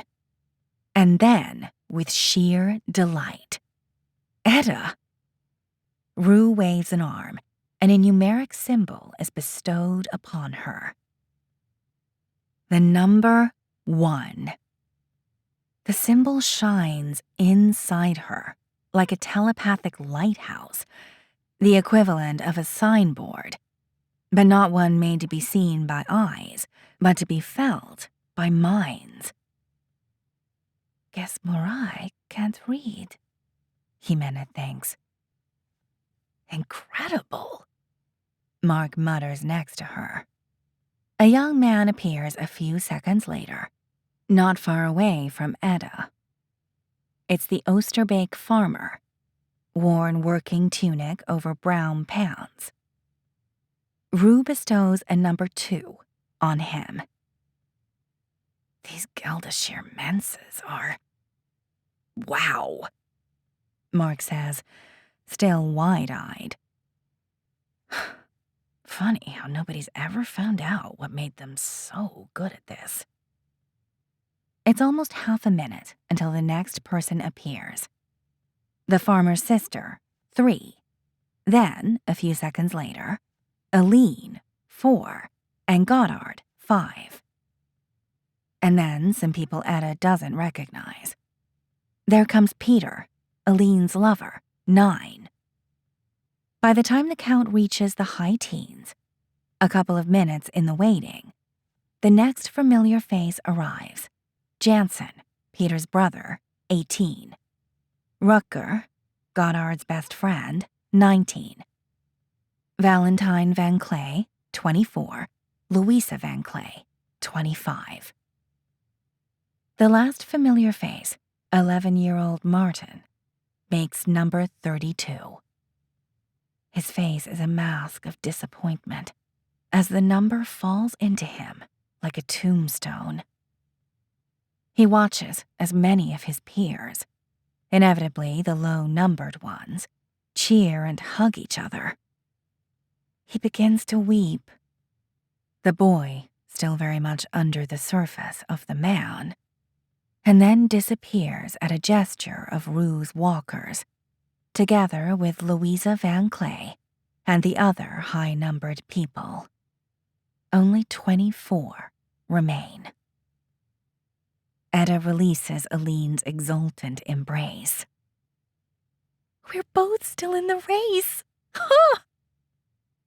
Jimena can hear her thoughts, threaded together with exhilaration. I was the best of all, goes Mercy. The best. Etta sighs inwardly with satisfaction. It was all worth it. Every dream minute of painstaking concentration. The price? The path in the shadow, the power to infiltrate others' dreams and manipulate them to her will, is hers to lose now.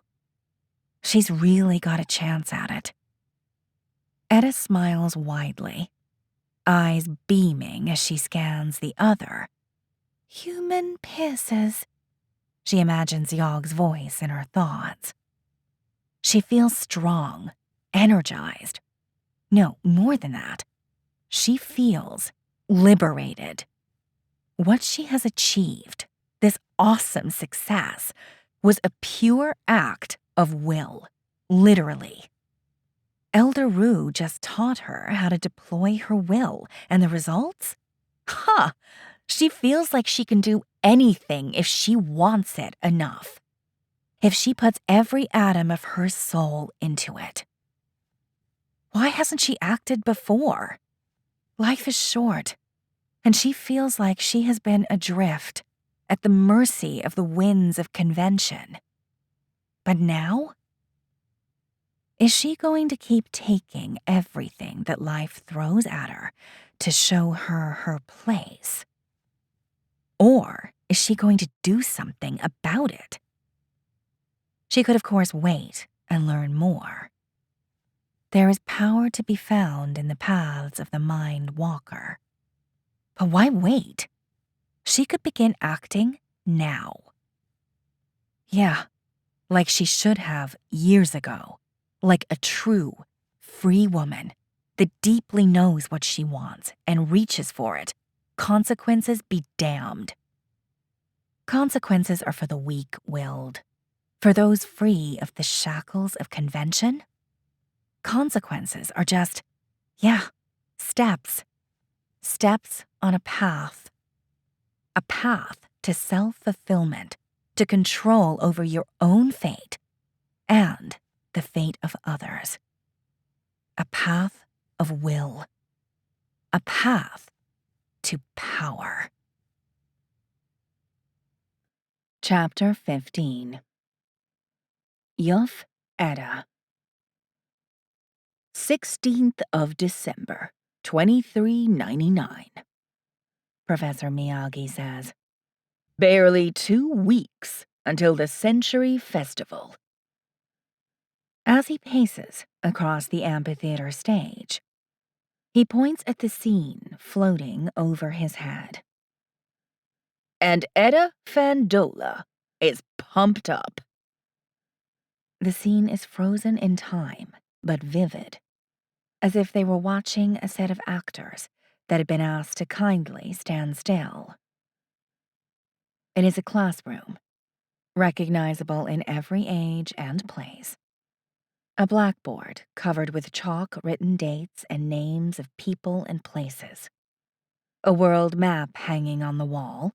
6 rows of young adults with bored expressions. Elbows and forearms on wooden school desks. Tunics wrapped tightly against the chill. And looming over them all, at the front of the classroom, like an altar in a temple of knowledge, the teacher's desk.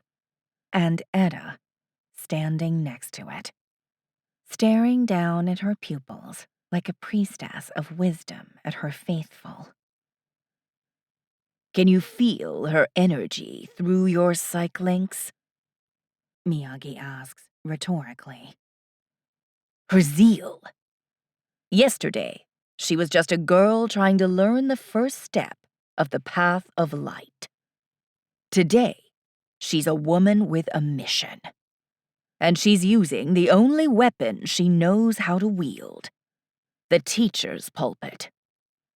This, he points at the classroom, is her Mondays and Thursdays evening lessons for adults. What do you say, people? Can a schoolteacher on a remote colony cause a shock of historical proportions? Jimena smiles to herself. Another rhetorical question. Let's watch. Enk, please. So, picture this, Menses. Etta is saying, rewind the clock to the 22nd century. We're at the peak of the second collapse, yeah? Death. She gestures passionately with her arms. Is all around us. People are dying younger and younger. Society is breaking down everywhere at the same time. It's so bad. Goa herself comes to the inevitable conclusion that we are truly too stupid to keep ourselves alive, and decides to take matters in Oz own hands. And you know the rest, yeah? Kaya Fahi flees to Townsend, Goa's revelations, Oz gifts, Oz compacts, Oz womb, yada yada yada, and she claps her hands. Goa's first Imperium began. Initially, just a small area around Townsend. She points at a big black star on the world map in North America. In the province back then called Montana. With vigorous strokes, she writes the name on the blackboard. But since they were the only ones staying alive, other than a few scattered barbarians still giving birth through vaginas, some students, mostly the females, cringe at the image. Here we are now.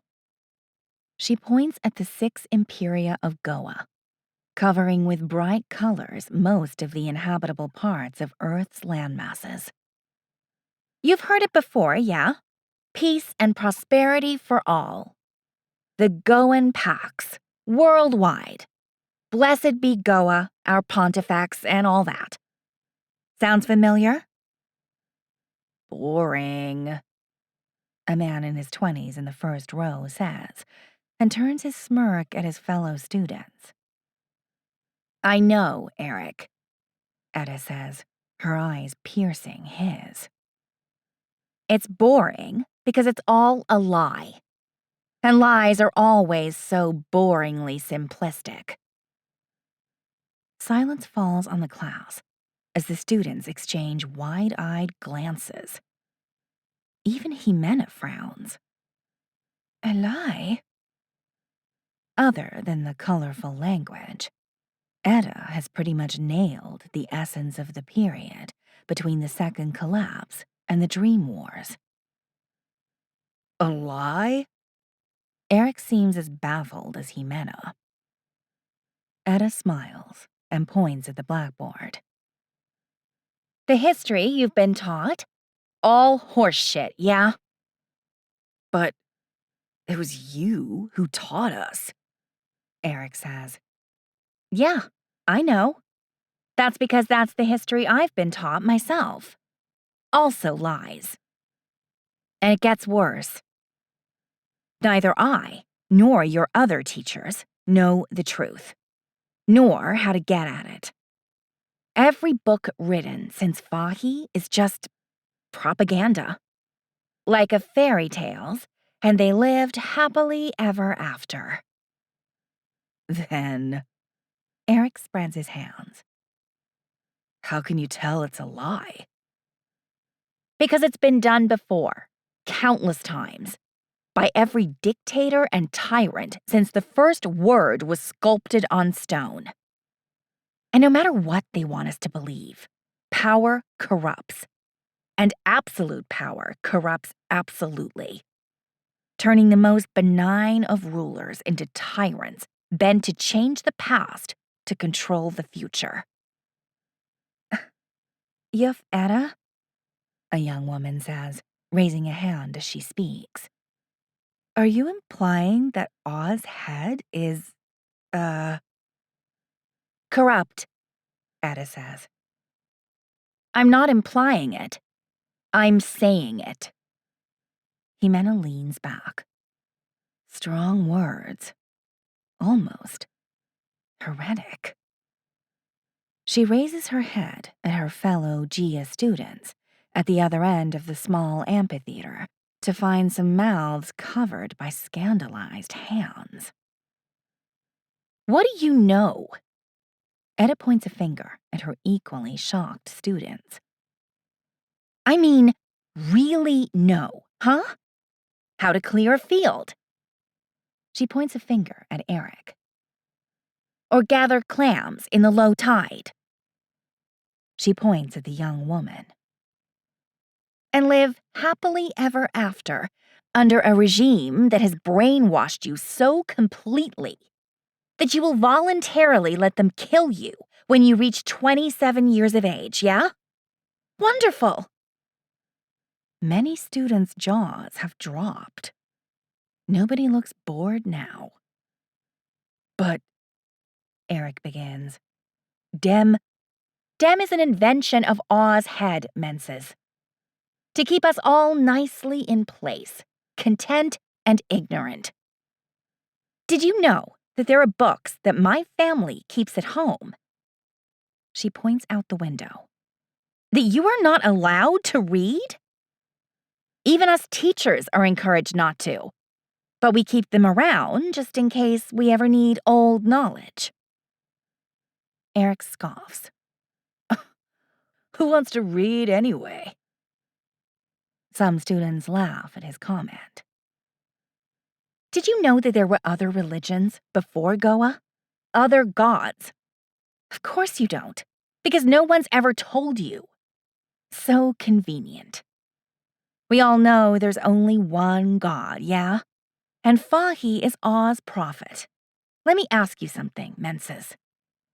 Do you think the Romans worshipped Goa? Didn't they? Eric looks genuinely confused. We are about to enter a new century in just 2 weeks. A very round number, 2400. Did you ever stop for a second to ask yourself, what happened 2400 years ago? I know that one, Eric says. That's when Goa created the world. Pure sin, Etta says, shaking her head. She sighs. We'll leave that for another day. My point is that before Goa, there were centuries of history, of tyrants and democracies, of empires and republics, of slavery and freedom, all hidden from you. For a reason. Who cares what happened hundreds of years ago? Eric says. How's that gonna help me feed my family? Pretty, Eric. Exactly like Ozhead wants you to say. Illiterate and stupid. A model colonist. Eric's pale face turns red. Yuff, Etta, I'm trying to make you see that we've been here before. Tyrannies hiding the truth from the people to claw on to their power. Do you Menses think it's okay that I have books that you're not allowed to read? Her students stare at her in silence, eyes blank. Am I better than you? Just because I'm a teacher? A specialist? Don't Oz compacts give you all the same sacred rights and freedoms that I possess? Some students, including the young woman, nod slowly. Others, including Eric, exchange puzzled glances with their neighbors. What Ozhead doesn't know is that their efforts to suppress the truth are doomed. The changing winds of propaganda cannot hold long against the static certainty of truth. And then, as history shows over and over again, take, say, the French and American revolutions, or the Soviet Union. Repression can only hold so long before cynicism turns into activism, and activism into change. Regime change. And what's the truth, Yuf Etta? The young woman asks. The truth She shifts from one foot to another. Is the Dem has been eradicated. But if... Eric tries to speak, but Etta raises her voice. The truth? Etta's eyes shine with defiance. Is the Joyous Day houses are slaughterhouses, designed by Ozhead to keep us ignorant and complacent. Most students gasp. Both Etta's students in the school class and Miyagi's in the Gia section of the amphitheater. This can't be right, Himena thinks, still gaping at Etta, and then throws a wondering glimpse at Professor Miyagi, sitting below, on the front row next to the stage. This is not the Etta Vandola we've all been brought up with. She sounds like a conspiranoid lunatic. Menses, Etta says. There's no right more sacred in Oz compacts than life itself. And Ozhead is stamping on it every day with the Joyous Day. With the truth in our hands. She reaches out, hands cupped like she was carrying water.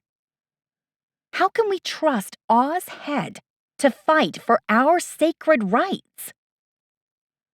That's a lie, Yuf Etta. Eric stands. He turns to the class. Don't listen to her. A demon has taken her tongue. Shut up, Eric, the young woman says. Since when can farmers call teachers liars? This is Yuf Etta, Go's mercy. Eric? Etta says with a conciliatory tone. You are free to leave if you don't like what I have to offer. She puts a hand on her chest and then stretches it at him. Fine, he says, and stomps out of the room, slamming the door behind him. The rest of the students shift in their place with unease and turn their attention to Etta. Some stare with eager eyes. Others look at Etta's feet, blinking in confusion.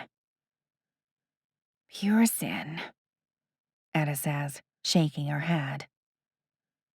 Then she smiles at her gaping students. Don't mind him. To be free, you must first really want it. Freedom is a matter of will. She turns her head towards the door. Sad truth is, some people are born to be slaves. Okay.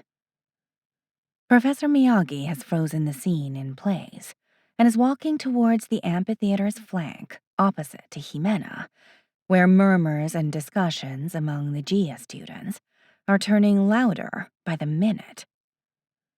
He smiles politely. What's up? He points a finger. Cody? I beg your pardon, Professor, Cody O'Higgins says, standing and smiling apologetically. We were wondering about the sources. The sources? Yes, Professor. Vandola's attitudes and ideas. He's frowning without giving up the smile. Her message to her students. Is this your, with all due respect, Professor, personal interpretation? Of course not. I leave no space for interpretations in my work. All you see has at the very least one reputable source, and often more. This lesson we just watched was mentioned in the first de Vroom's interview, and in more detail on surviving correspondence from 2 of Etta's students. There's also a written complaint raised to Oz head office in Lunterran this same day. And guess who signed it? He points a finger at the frozen classroom door. All references are available to you for your inspection in the Global Program Sensonet archives. Yes, Professor. He seems about to say something else, but then he says, "Thank you." A female student, sitting on the front row of the Gia section, stands. "Professor, where is Censor Smith?" Good question, Jimena thinks. Miyagi points a finger at her. Her name pops up over her head. I'm afraid I don't know, Mallory. He sent his excuses. Is he coming? Mallory pulls back her brown hair and turns her head at her fellow Gia students. Many nod back gestures of support. Yes, he said as soon as possible. But you know how it is with permascapes. He had to attend some real-world business, so with time dilation and all that. He shrugs. It might take a while until he shows up. Why? Well? She hesitates. A student sitting next to her whispers something at her, and another one behind taps her shoulder, in solidarity. Don't be afraid, Miyagi says, spreading his hands. This is a safe space, people. It's just that Mallory avoids meeting his gaze. We would like to hear his opinion about, Her voice breaks. About what? About Fandola. Miyagi frowns. I can't follow. I can guarantee you that Grand Censor Jean-Jacques Smith knows as much about Edda Fandola as I do. Well, perhaps not as much. He chuckles. But he is professor of history in the Townsend. Yes, sure. But I'm not sure he knows what Edda is, saying here. He might not approve. Oh, I see. Ah, sorry. He raises an apologetic hand. I realize now that the historical Edda might not be the shiny, spotless hero you people are used to digesting at the Gia. Digesting? Jimena snorts at the word. It sounds so condescending, almost insulting. Before she can think of what she is doing, she is standing up. Professor Miyagi, she calls and clears her throat as he turns around towards her. Mark is staring up at Jimena like she just turned into a toad. Sorry, She blinks as she feels warmth rushing to her cheeks. May I request a recess until Censor Smith arrives?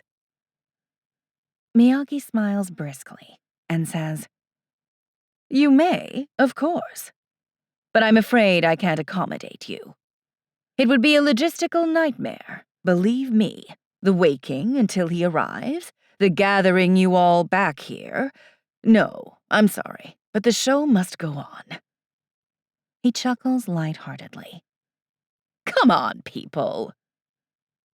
He turns toward the rest of the Townsend students and spreads his hands. We're all historians here, aren't we? Historians. When has a scientist ever felt uncomfortable with the truth? He sighs, paces across the stage in silence, and then looks up at the Townsend lot. I suggest you all take this opportunity to learn how to take crude facts with duly professional distance. He turns his head and gives Jimena a pointed glance. And leave your prejudices at home. Prejudices? Jimena cringes at the word. Yes, definitely insulting.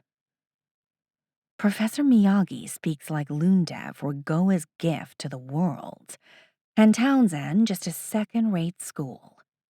She sits, folds her arms, and throws a murderous glare at the smirking Mark. Now! He claps noisily, like trying to wake up a cranky child. Cheer up, people. Let's get the ball rolling down the path of light, all right? Who wants to watch humanity's first crash course on the second step? Chapter 16. Questions and Awareness. That same night, Miyagi says, pacing the stage. the 24 remaining human candidates are starting the next lesson. But while Aline, Peter, Goddard, and the rest must all share a mare instructor, Edda has Rue all for herself. And you know what? He stops, hands on hips, and smiles at his audience. Nobody really knows why. He chuckles. Oh, of course, there are theories. But why Rue took such a personal interest in Edda Fandola is... He shrugs with theatrical exaggeration. unknown. She must have seen something in her, obviously. But so she did in all her other candidates. Anyway, my dear historians-to-be, let this be an illustration of how history cannot answer all the questions. Ours is a science condemned to navigate around the gaps left by a lack of sources, myths, personal opinions, and propaganda. And that's okay. He takes a few more steps in silence, head sunk as if lost in thought. Jimena suspects it is all for show.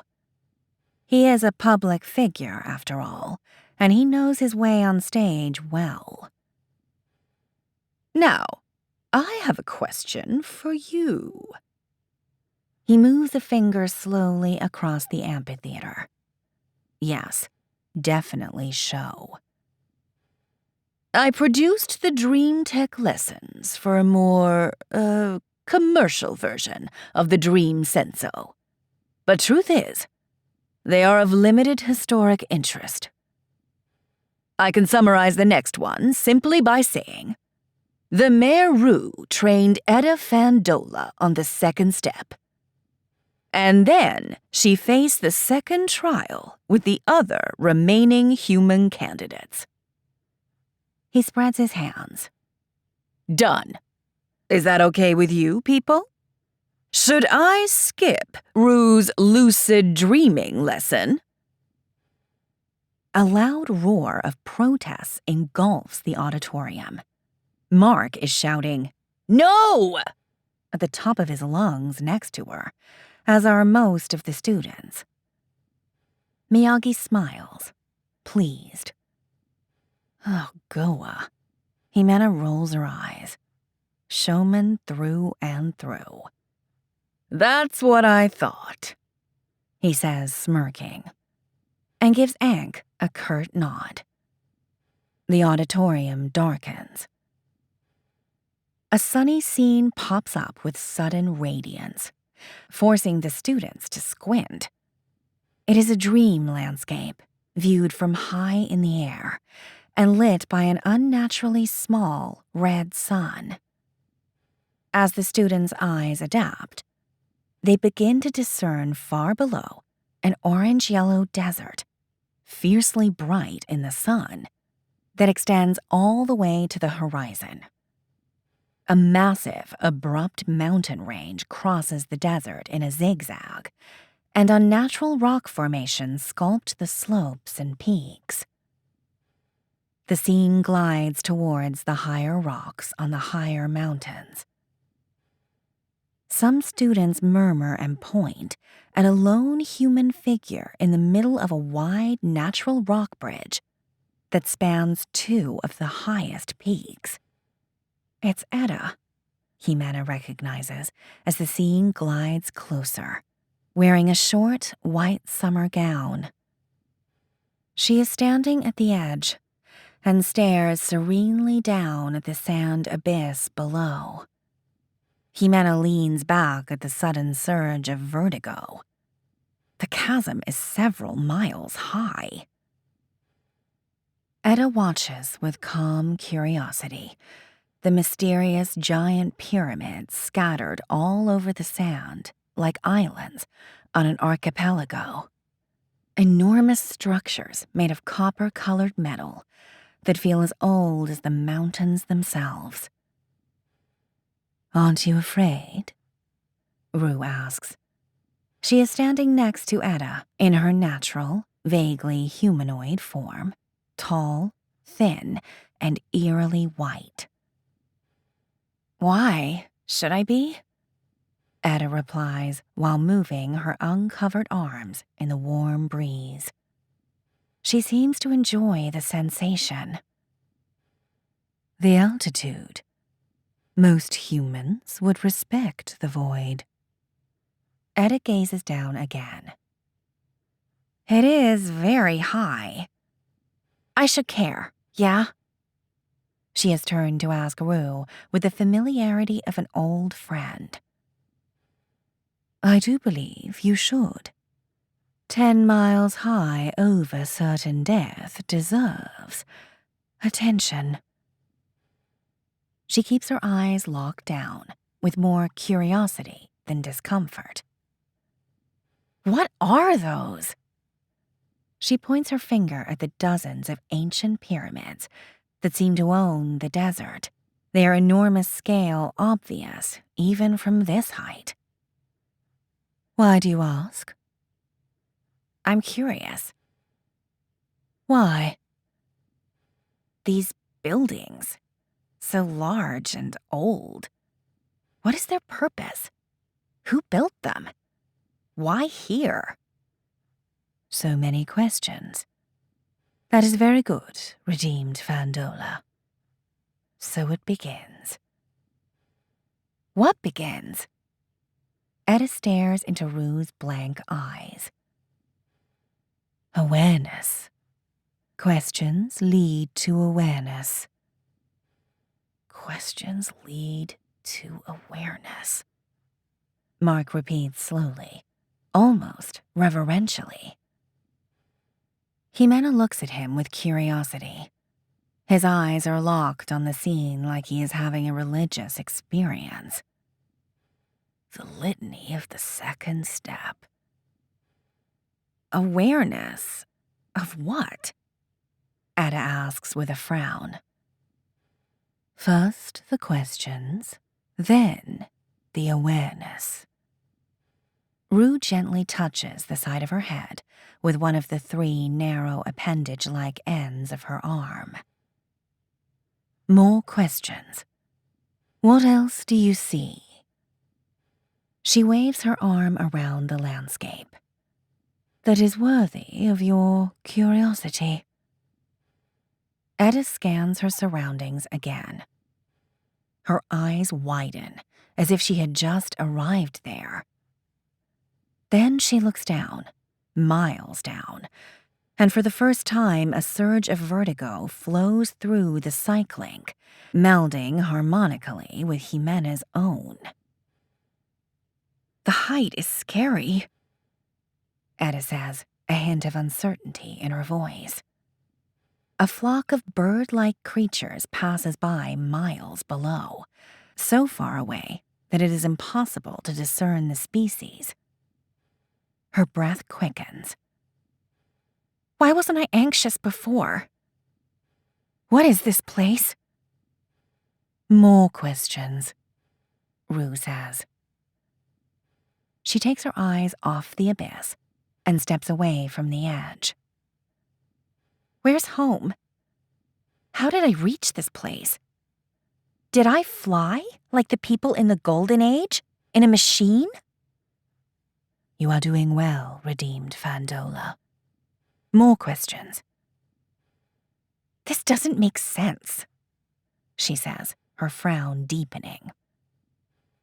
"What's the meaning of all this?" She turns to Rue, who remains silent, and simply stares back at her with intensely white eyes. Who the fuck are you? Awareness. Her psychic voice reverberates a notch louder. All your questions lead to the one simple, elegant answer. What answer? The only answer, redeemed Fandola. Once again, Rue gives Etta's head a gentle touch with her appendage. Do explore the questions. Do reflect. Etta's eyes wander over the desert, the pyramids, the rocks, Rue herself, as her thoughts, initially tumbling in chaotic chunks through the psych link, begin to slow and crystallize into concepts, into reason. She turns to Rue with an expression of triumph. I'm dreaming!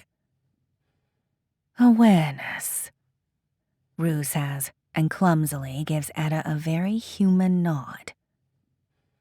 I'm dreaming! Etta repeats with a smile. Jimena feels her wonder at the realization that her consciousness, her senses, are locked inside her own mind. Everything feels so real, so vivid. Even the fresh smell of the air, all a simulation created by some other part of her, a hidden part, outside of her control. What's the big deal? Jimena whispers at Mark. She's been, aware before, many times, while training for the first step. Lucid, Mark says. We say lucid now, not aware. And no, this is different. This time, Etta was not artificially pulled into lucidity by the will of a walker. He waves a finger at Rue. This time, Rue is merely nudging, teaching Etta how to become lucid on her own, teaching her to wonder and reflect.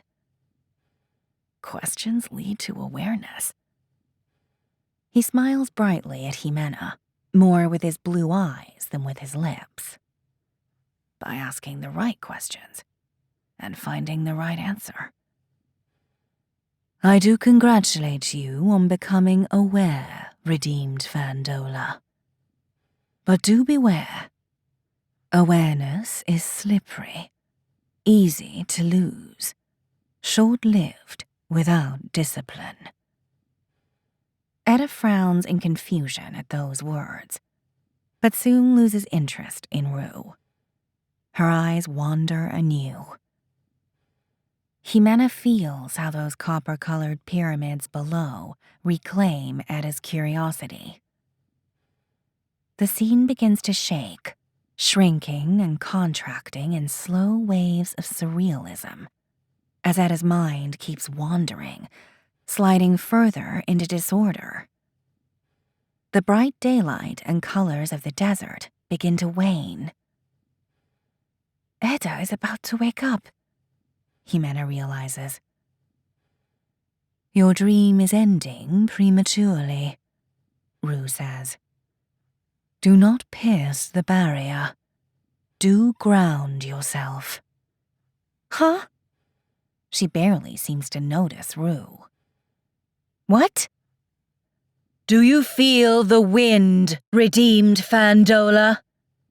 Rue asks, her voice like a roar over the chaos of waking. The wind?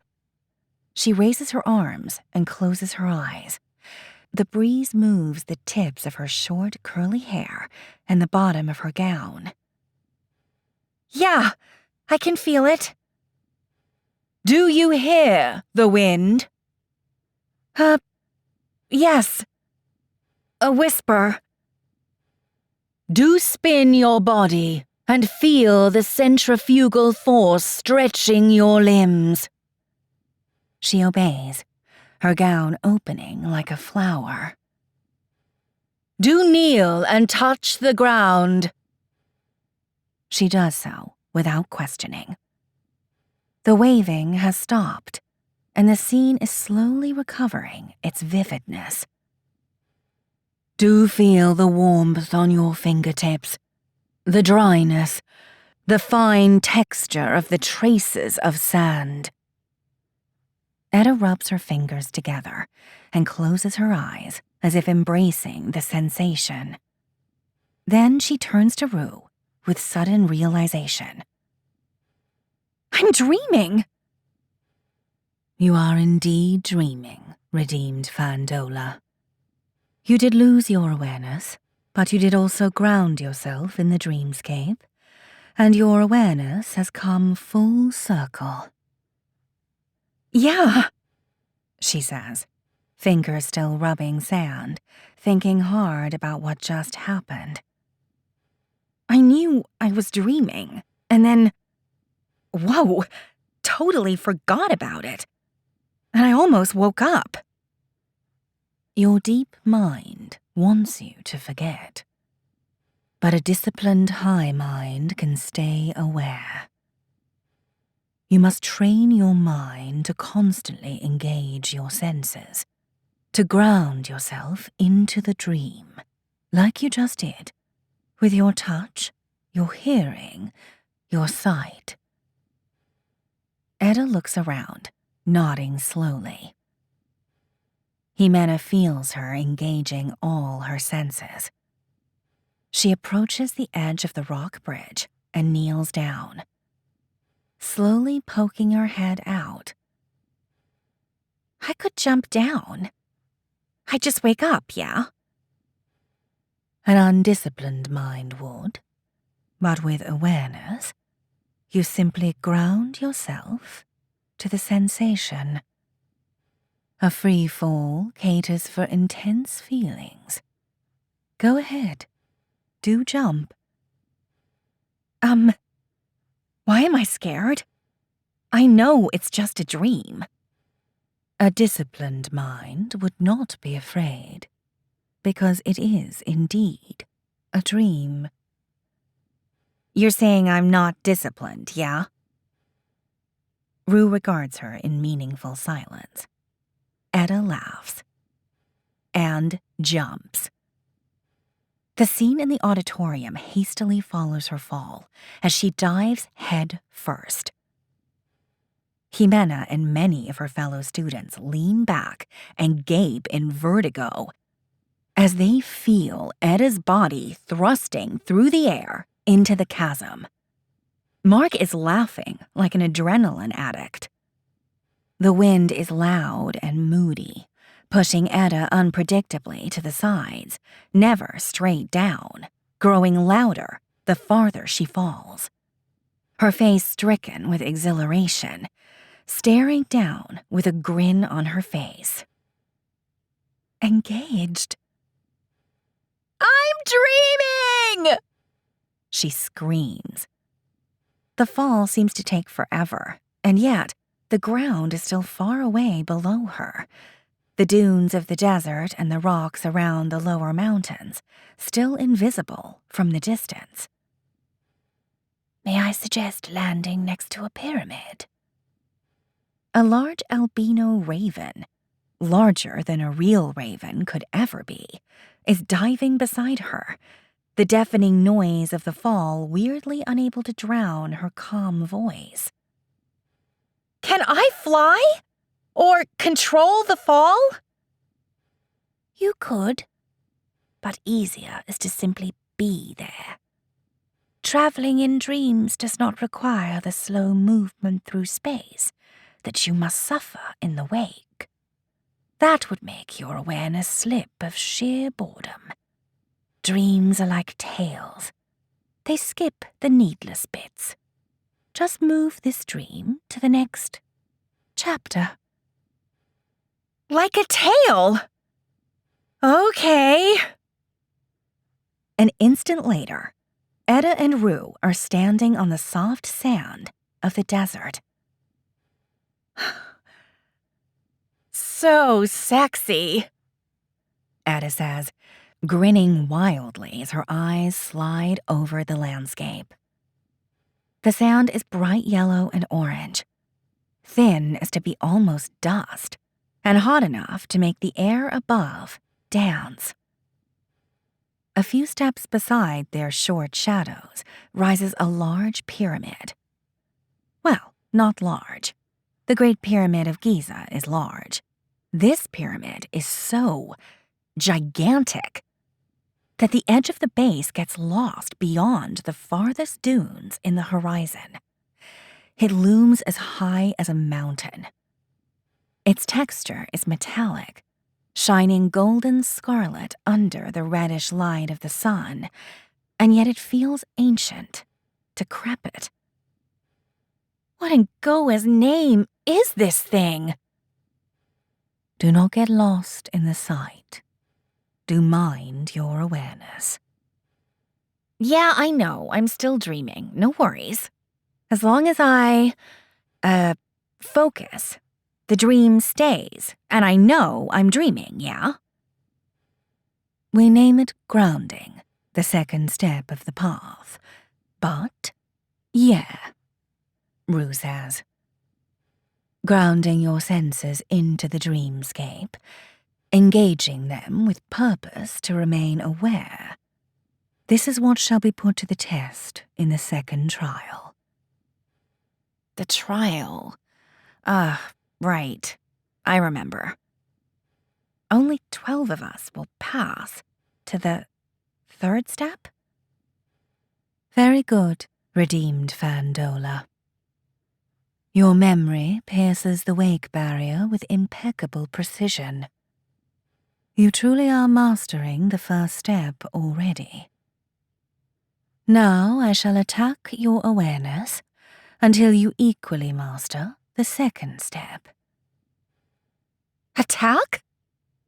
Jimena feels her sudden anxiety. Etta drops the grains of sand and takes a step back. Do not fear, redeemed Fandola.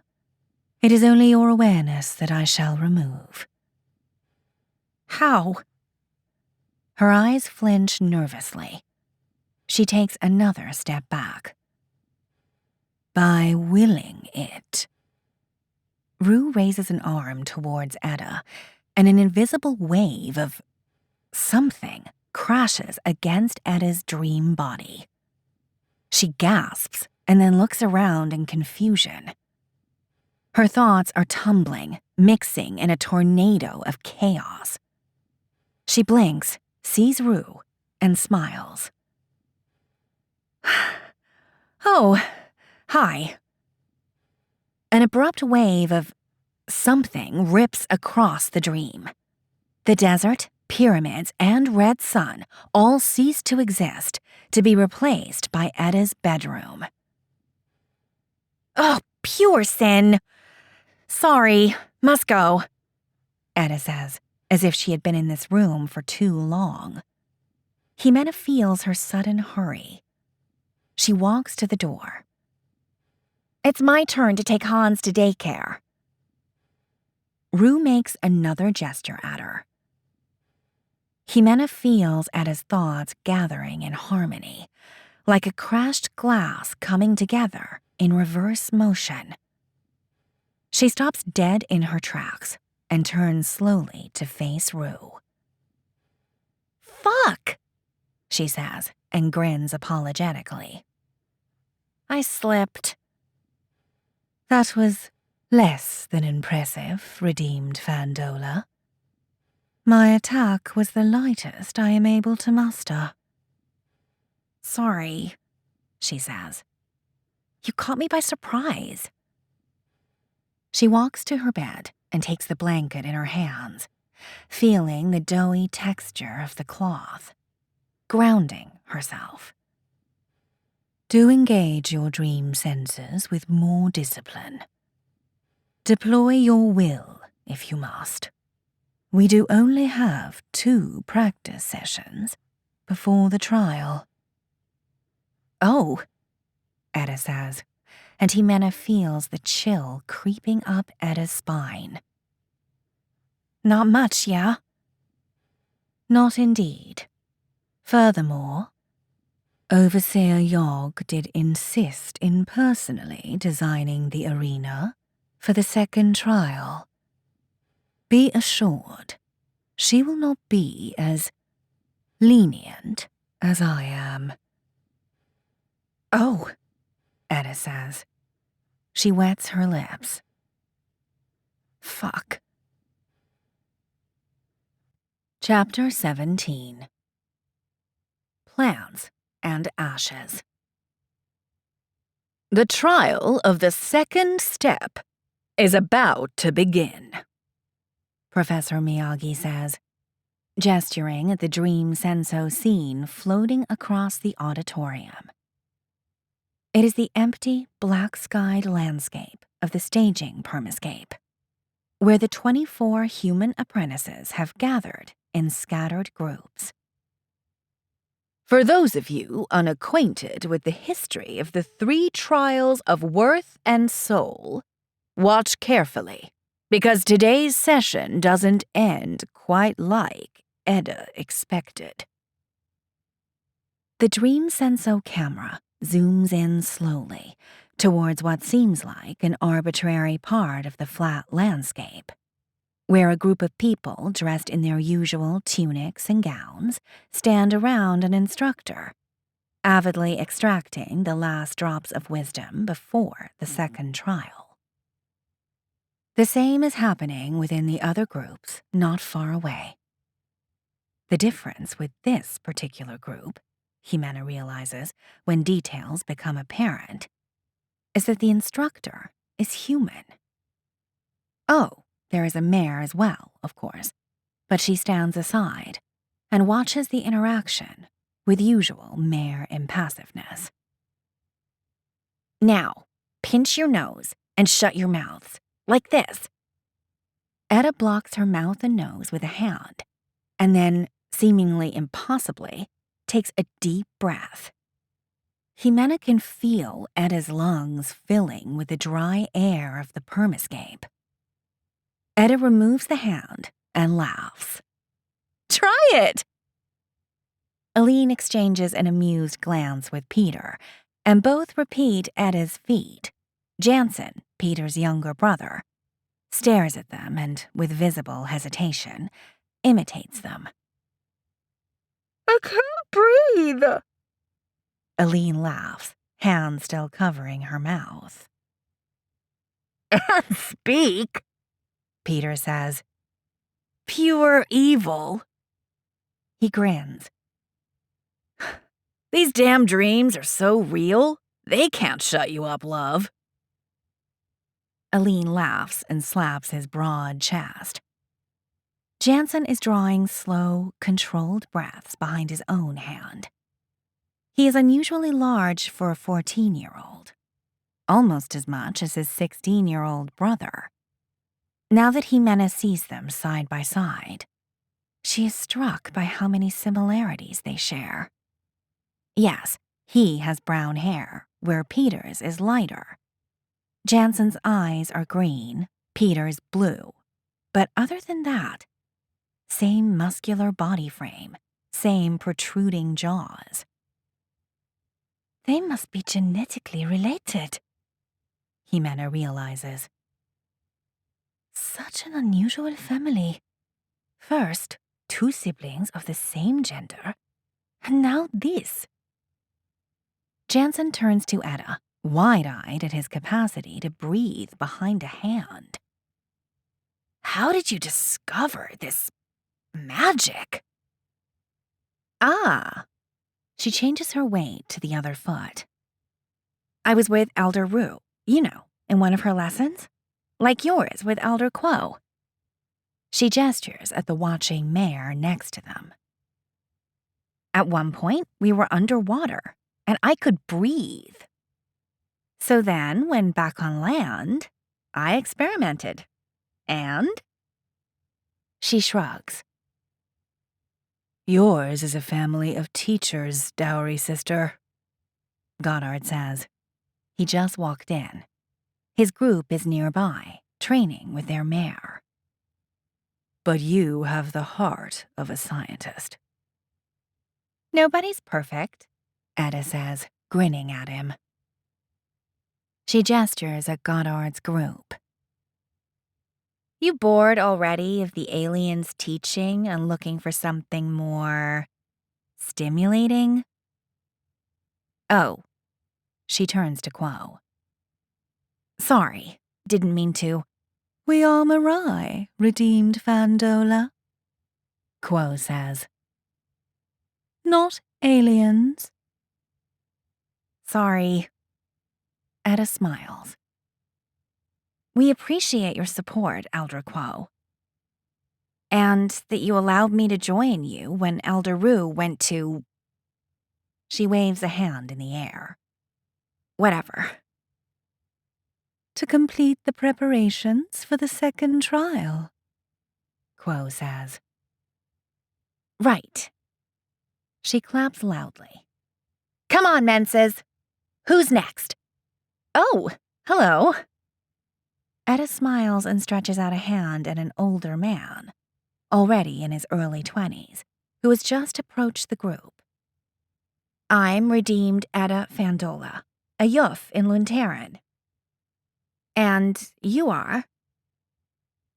The man, short and stocky, and quite ugly, Jimena thinks, shakes Etta's hand without the shade of a smile. Elder Luke Smook, a humble farmer in Oosterbeek. Hope you don't mind me looking at how you specialists prepare for the trial. His voice is deep and coarse. We're not specialists, Peter says, throwing a finger at his brother. Much better. We're fishermen. He laughs, like it was a joke. You sure are, Ladebor, Goddard says with a smug smile. Your smell gives it away, even in dreams.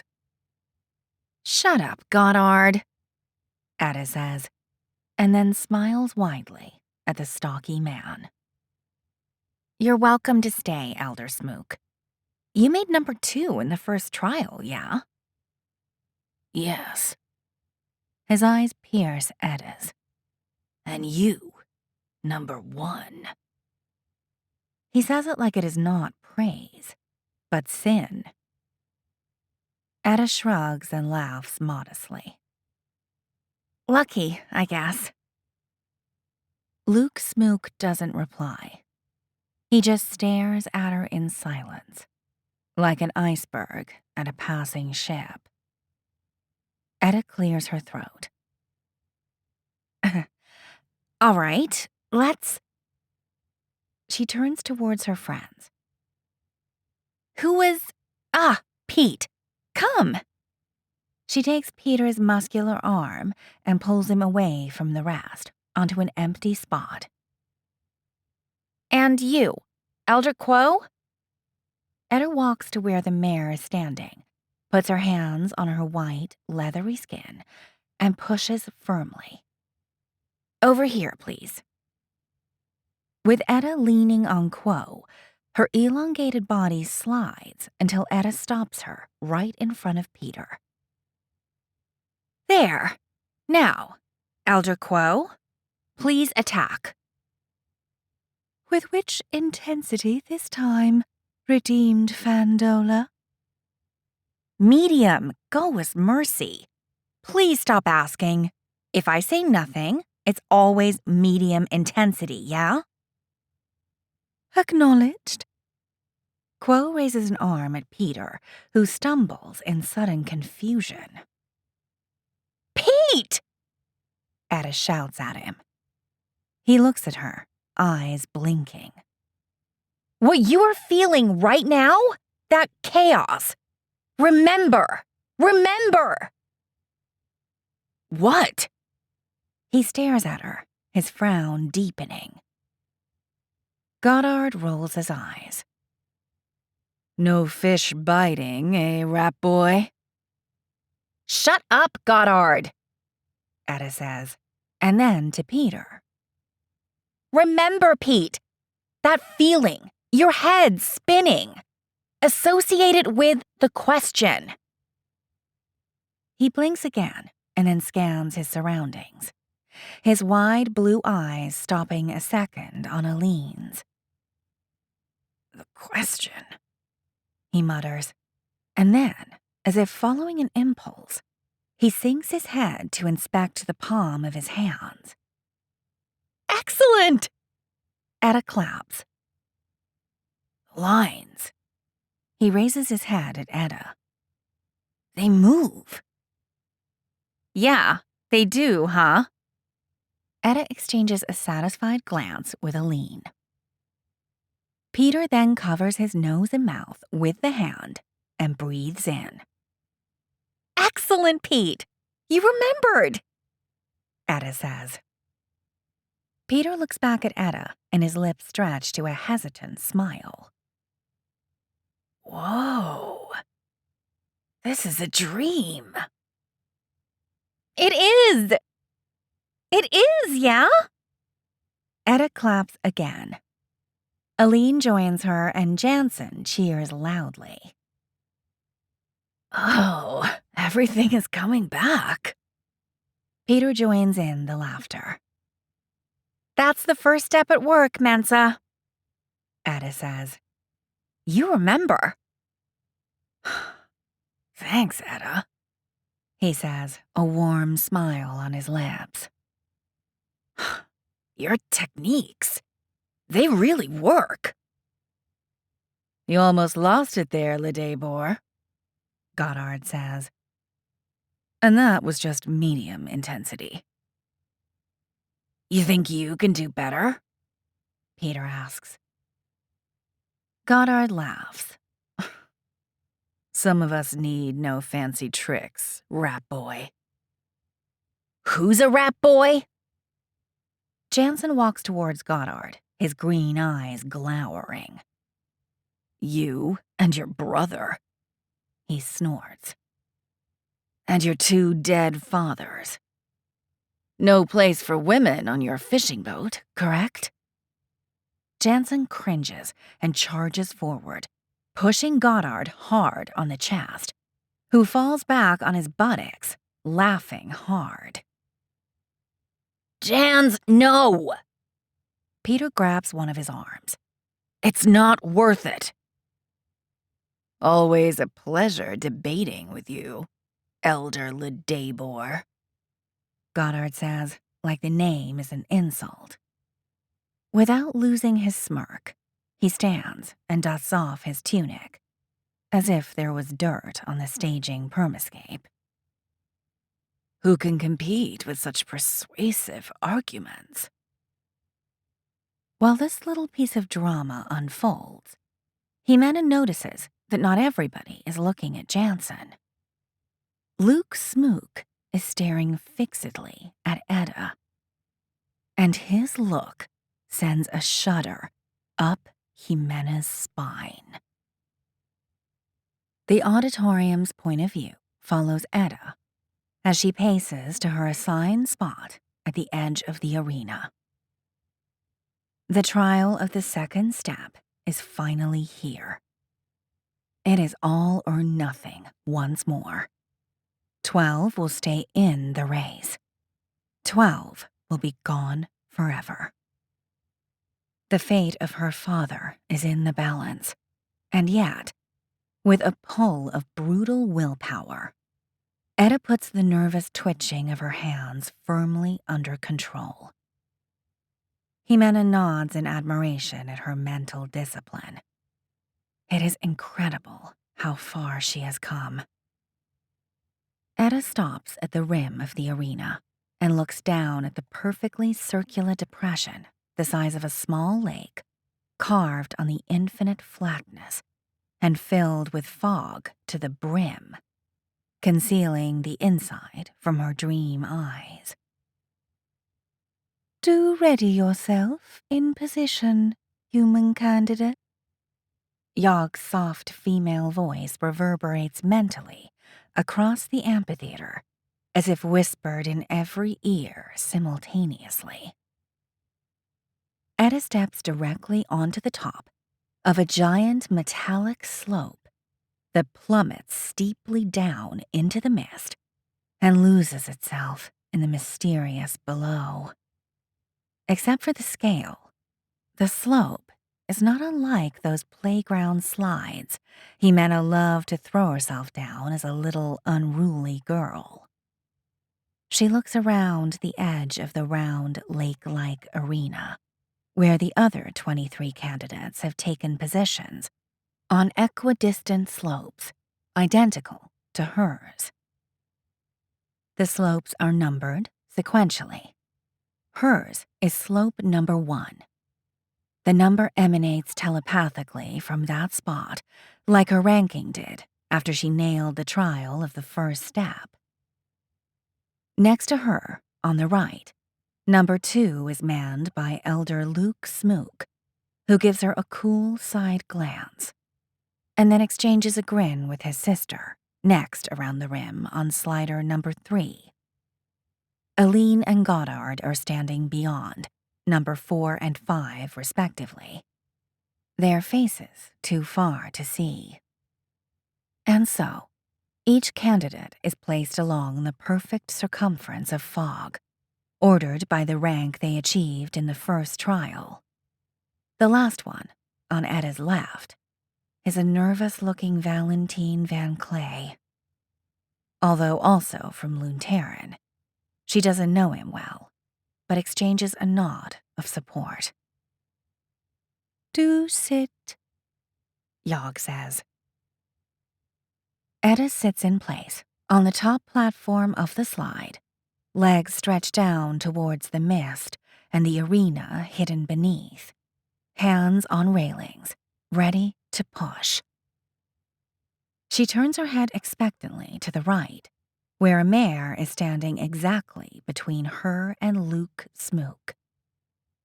There is another mare between Luke's sister and Aline, and another one between Goddard and whoever is next, and so on. 12 in total. Rue, her 8 walkers, and Yogg's 3 bodies around the arena, each between every 2 humans. "So shall you be trialed," Yogg says. "At the count of 6, you shall push yourself into the pit." The fog glows briefly as Yogg speaks the word pit. "You shall propel yourself into descent, at which point your assigned Mirai shall remove your awareness, applying middle intensity. The same applied in your instruction. You shall then regain awareness by your own skill and proceed to the exit. A hole in the ground in the exact center of the pit." A brief, intense flash of light under the disk of fog pinpoints the location. "Pretty far." "The first 12 humans that exit shall be initiated in the last step of the path of light. The rest shall return to their short, meaningless lives." Ouch. But Etta doesn't let the words affect her. Good girl, Jimena thinks. It is a surprisingly simple task. As soon as the candidates recover their lucidity, which should happen quickly enough from what Jimena has seen in training, they will all run for the exit like their lives depend on it. Looks more like a race than like a Dream Tech awareness trial. Jimena is about to ask Mark, but a side glance at him convinces her to let it be. He is staring at Etta like he himself is there with her, about to throw his future, his life, into the mist. "Do brace for the count, human candidates. 1, 2, 3, 4. Etta's hand clutches the railing. her dream arm muscles readying for the dive, and her mind embracing every sensation with sharp savagery. The cool, hard texture of metal on her skin, the tasteless humidity as tendrils of fog reach up into the air, the weight of her own body on the slide. Jimena realizes that Eda is grounding herself into the dreamscape in anticipation of the mare's awareness removal attack. 5, 6. Do proceed. Eda pushes forward and begins a long, dashing slide down the slope, her breath under rigorous control, her eyes trying to pierce the fog into which she is plunging. As the scene camera dives behind her, Jimena catches but a side glimpse of the closest mare stretching an arm towards her and... Whoa, go! Jimena and many of Miyagi's students gasp as one, as they feel the mental blow as if it were physical. Eda's mind has been violently pushed into a blizzard of chaotic confusion as she penetrates the fog, her vertigo making Jimena cringe. Just as Eda reaches the bottom of the slope, the surrounding fog dissipates and a clash of colors hits her eyes like a hammer on a thumb.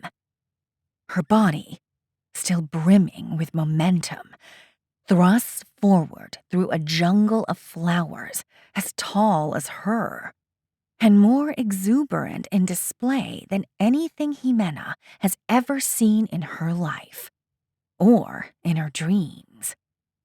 Vegetation eager to impress, to absorb, to mate. The rush of vertigo floods her falling body, and yet her gaze is inexorably drawn to petals with spiraling turquoises and thick stems in dazzling shades of burgundies. She finally falls on a soft bed of sprinkling dust that explodes in hues of blue and whispers of pain. Warm, titillating pollen immediately covers her skin, overwhelming her senses as a sudden, sharp fragrance simultaneously smashes up Eda's nostrils and transports Jimena in an instant into a land of forgotten memories, a past she cannot remember and yet feels deeply as her own. A warm wind shakes the canopy of flowers as if bubbling instead of blowing, and sings wailing, wordless songs of the soul, ever-changing melodies only meant to be heard once and be forever forgotten. Whoa, damn! A few stray tears run down Jimena's cheeks. She shuts her eyes and counts to 3. Goa, it is impossible to focus. But of course, she doesn't have Eda's training, nor her power of will. Eda has been embracing each of these clashing sensations with wild eagerness, grounding herself into each new feeling before letting go of the previous one, an unbroken chain of awareness as the primary question of the second step echoes uninterruptedly in her mind. Am I dreaming? Yes. Eda stands, shakes off the blue dust from her skin and tunic, and draws a deep breath. With a shove of her mind, she dispels the soul-ripping melodies from her ears and the pungent smells from her nose. Ah! Jimena sighs with relief. A glimpse at Mark confirms that she was not the only one overwhelmed by the sensory storm. Eda draws another breath and throws a calculating look back at the impossibly high slide, at its fixed position in relation to the wildly dancing vegetation. Jimena sees it now through Eda's eyes. Of course, it is not just a slide. It is also a compass. Eda takes her bearings and begins to move swiftly towards the center of the arena, towards the exit. Something catches Eda's eye. Between the flowers, on her left, she sees a glimpse of Valentine Van Clay, gaping around like a madman. Poor bastard, like a Mensa groping in the dark. Her thoughts flow unimpeded through the psych link, accompanied by a distinct sense of pity. But Eda keeps trotting on regardless, sharply focused on her bearing, and quickly loses sight of him behind the foliage. Fandola! She hears the sudden shout from her right. Before she has time to turn her head, two bodies slam into her with simultaneous violence and throw her tumbling across the ground. Jimena feels Eda's sharp pain in her own body, blissfully muted by the psych link safety interface. Eda's right side has been smashed by the impact, and her breasts and shoulders hit the ground hard. She raises her head, gasping for the air squeezed out of her lungs. She groans weakly and blinks up at the two figures staring down at her as tears of pain well up in her eyes. The Smook siblings. Luke's pale blue eyes pierce Eda's like a splinter of ice. His expression is closed, rational, almost blank. Jimena cannot read any anger in them, nor resentment, nor anything that could explain the attack. Only execution. He is looking at Eda like a lion at a hyena. He is just doing what must be done. His sister is different, very different. In her early 20s, she must be 1 or 2 years older than him. She is tall where he is stocky, has blonde hair cut short where his is dirty brown. She is pretty where he is not. And her eyes shine with hatred, stained teeth showing beneath a wolfish smile. Take her out, Luke says, voice cool like he was commenting on the weather. Both begin kicking her, viciously.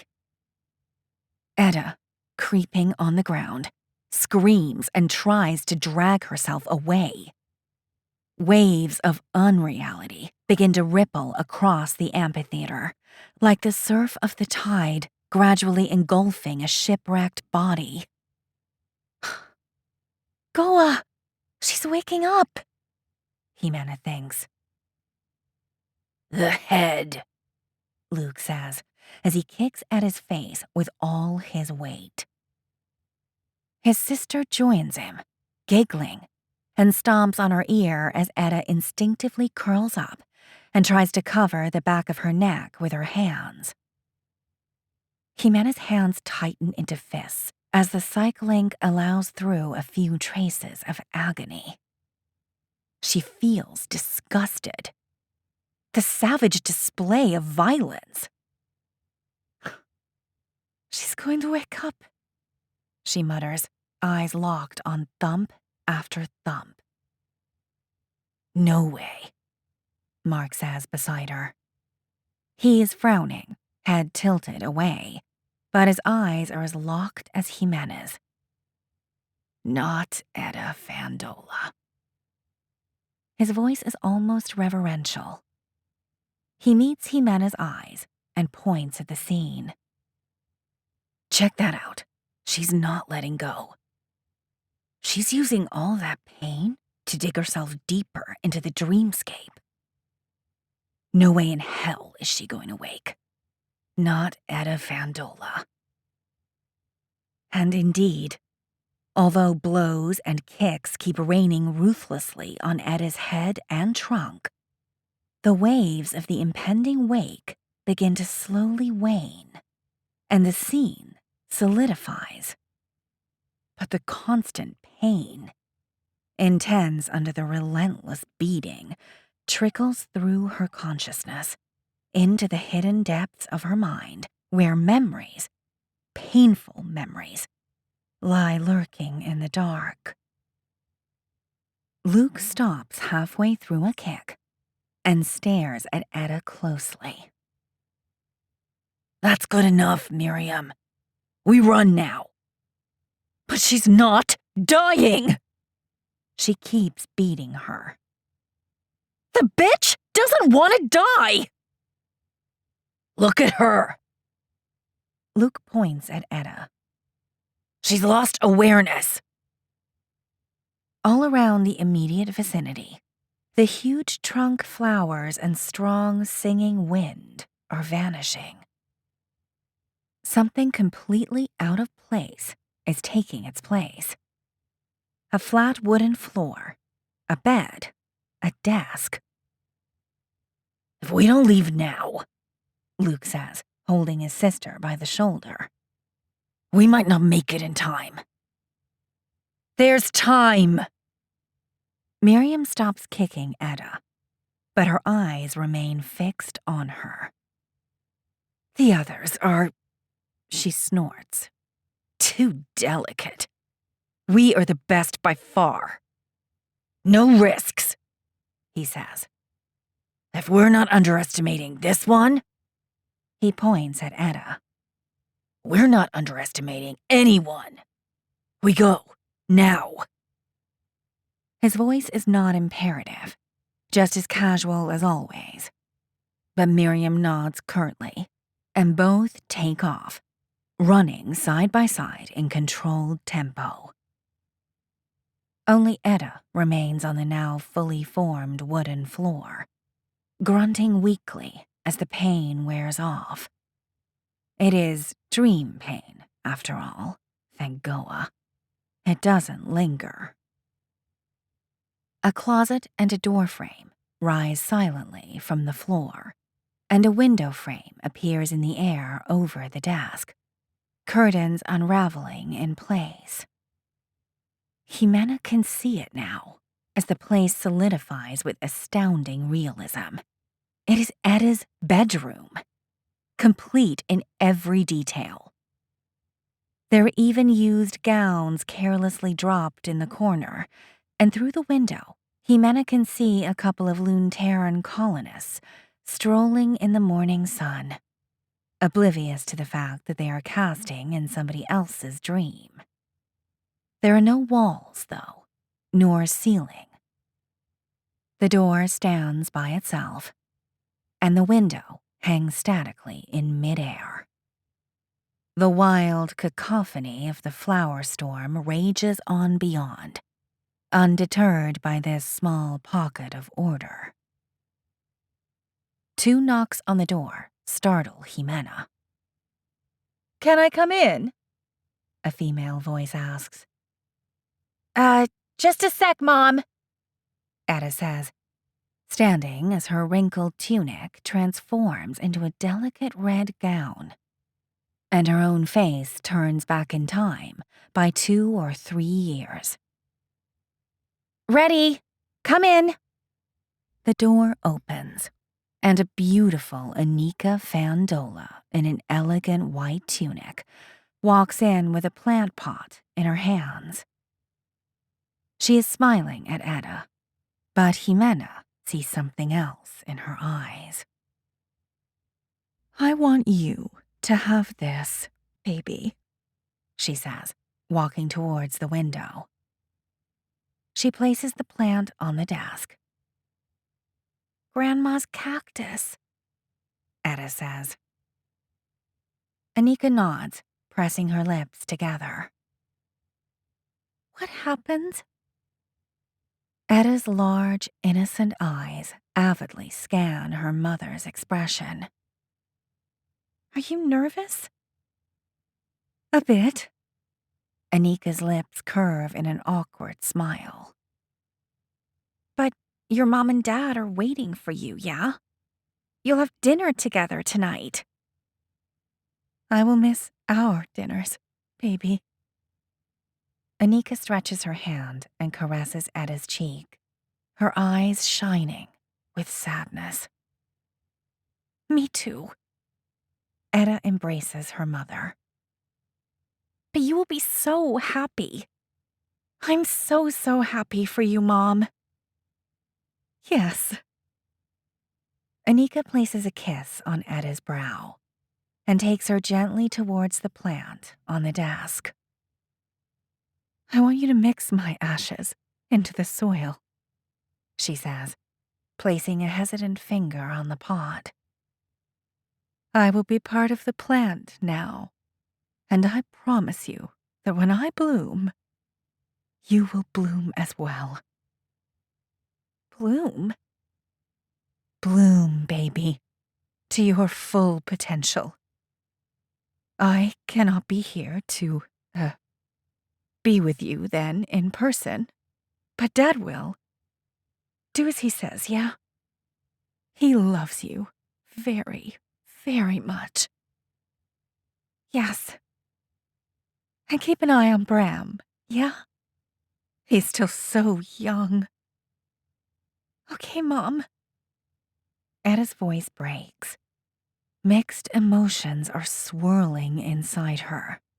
The very real happiness for her mother's reunion with her ancestors, mixed with the sudden realization of her prolonged absence and the wound it will surely leave. Will you be fine? Is that important? Anika asks. She sounds vaguely resentful. Only you and Bram and Dad matter. Only... Her voice breaks, and she presses the back of her hand against her mouth. Excuse me, she mutters, and leaves the room, shutting the door behind her. Etta stares at the door in silence, her confused emotions dissipating slowly and leaving behind a lingering, unpleasant sensation, a seed of pain. And the seed grows, throbbing grotesquely in her guts like a tumorous organ, until pain covers it all. A constant, sharp pain, not unlike that produced by Smook's violence. Etta! Goddard storms into the room across one of the missing walls. He looks exhausted, hair and tunic out of place from the roaring, singing winds of the flower jungle. What in Goa's name are you doing here? Man Craker, she says, smiling mildly. You look old. You look young. Wake up, Dowry sister. You lost awareness. I lost... She turns her head at the door. Come on, Etta. There's no time. Everyone and their mother have probably reached the exit by now, but we have to try. Man Craker. Goddard? She stares at him with sudden intensity. Dowry brother? You are dreaming, Goa's fucking mercy! He grabs her shoulders and shakes her. Return to me! Dreaming? Etta's eyes seem to regain focus, and her skin tightens in a sudden reversal of her rejuvenation. She blinks, her old 16-year self once again. What? How did you create all this? Goddard waves a hand around the room. Forget it. Doesn't matter. We have to get to the exit right now. Yeah. Etta shakes her head, and then clenches her fists as a sudden spurt of rage bursts inside her. Smokes! What? Etta draws a deep breath. Doesn't matter. She finally says, and pushes him out of the bedroom. Lead the way. I'm lost. What? Yes, sorry. I regained awareness, too late, I suppose. I was already in the middle of this mess. That's how I found you. Pure luck. Yeah, well, we'll thank Goa later for that. She turns her head, like a hound sniffing the wind. This way. She pulls a sleeve, and they both run off.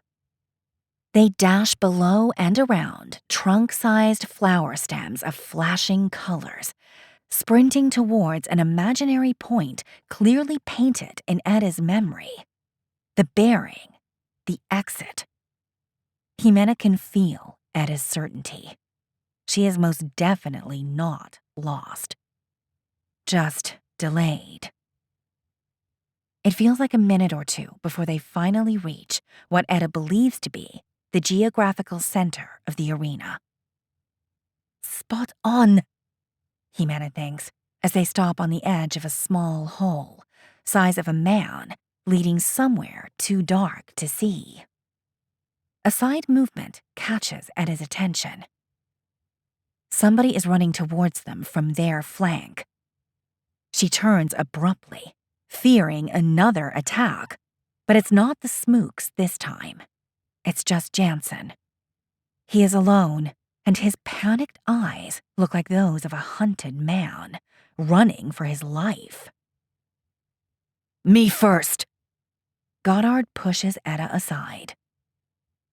My mission is more important than yours, he says, and jumps into the hole before Etta can react. Son of a!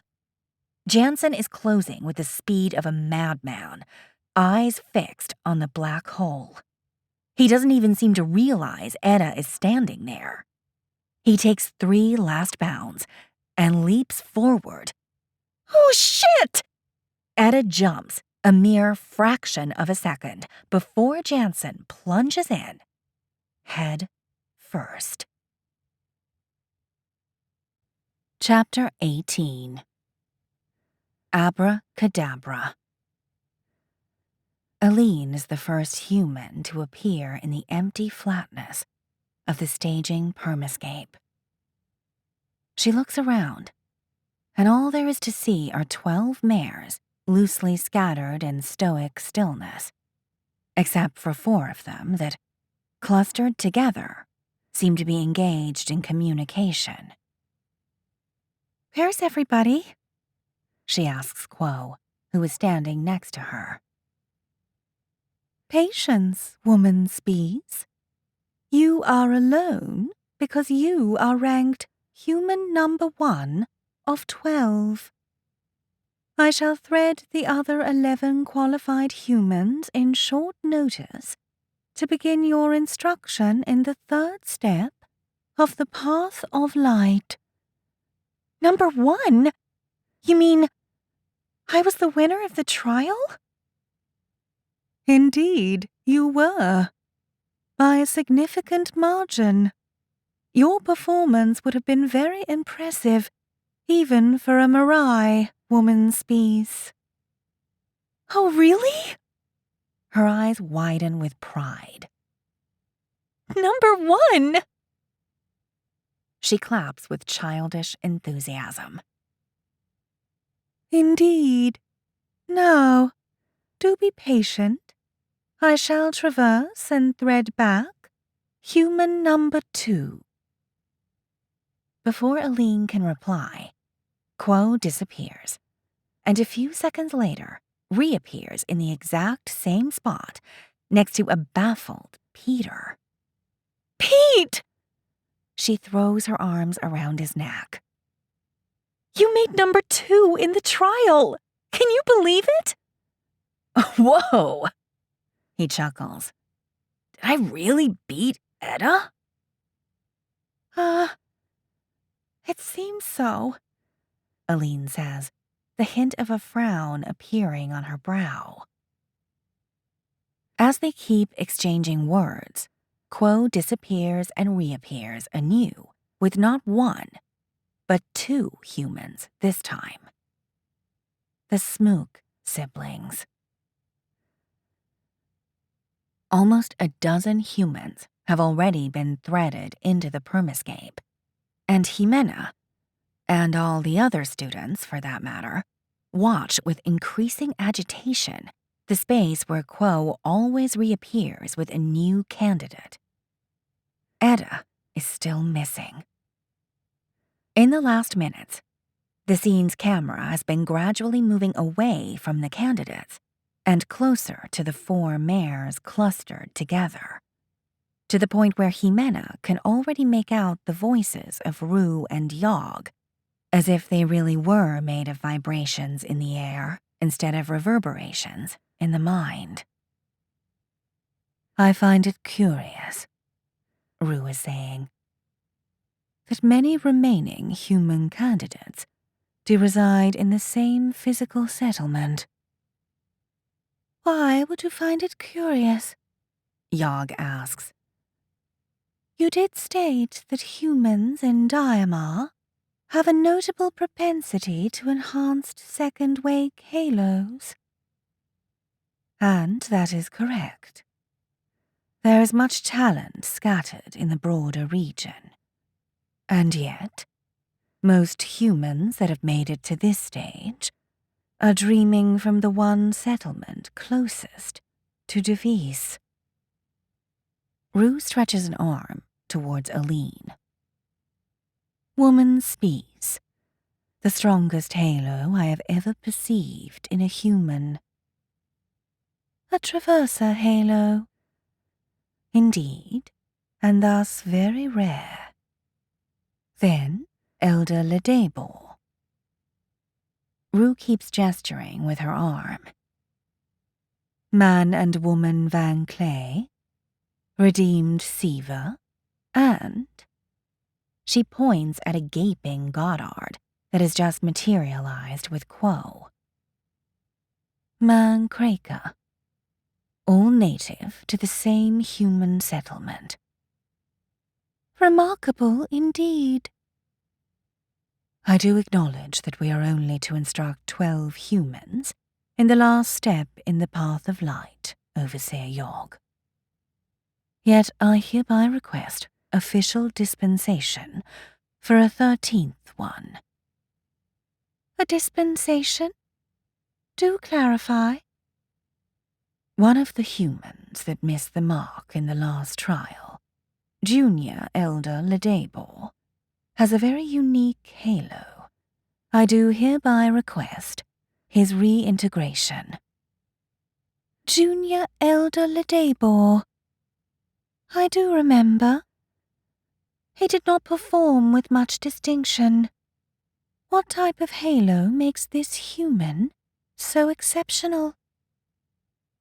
He radiates the halo of a thought-piercer, Overseer Yogg. The only human we have scouted with such a trait. A human thought-piercer? Is that even physically possible? We shall never know unless we do proceed with his instruction. Thus, this official request. A human thought-piercer, Yogg says. Remarkable.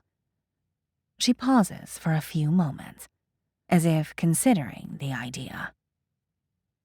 And inconceivable. No, Walkeroo. We shall not waste resources on futile enterprises. Furthermore, I do fail to see how a thought-piercer could benefit our goals. That is a regrettable lack of foresight on your part, Overseer Yogg. A human thought-piercer could be deployed. My decision is final, Walkeroo. We shall not discuss this matter any further. Their attention is drawn back to the surface of the permascape. Quo has just materialized there, and next to her, Edda is scanning the area with eager eyes. She is wearing her usual outfit, the plain white tunic with the black ornate belt of the redeemed hanging loosely on her waist. The last human is here, Yog says. That is your human, Walkaroo. Quite the disappointment. An appalling performance, despite the amount of personal time you have misspent in her instruction. On the contrary, Overseer Yog. The context is not to be dismissed. Redeemed Vandola was unduly attacked, and yet she did resist the illicit violence and managed to reach the exit. I doubt any other candidate would have made it under such duress. The elders, Smooks, have subverted the spirit of the trial, and as such proved themselves unworthy of the paths. On the contrary, Walkaroo, there was only one rule: to make it out before others. The elders Smooks not only fulfilled the goal adequately, but they had the discernment to sacrifice their ranking in the trials in exchange of gaining a tactical advantage over a dangerous rival. That shows an impressive array of high-order skills: attentiveness, cunning, and forward planning. Skills that shall prove invaluable to our first human walkers of the mind. Your human, on the other hand, showed weakness and unpreparedness for the unexpected. Without the assistance of another human, she would have surely missed her qualification. That human who did assist, Man Craker, is a relative, and thus an extension of herself, not unlike your limbs. Rue gestures to the 3 bodies of Yog, which are an extension of yours.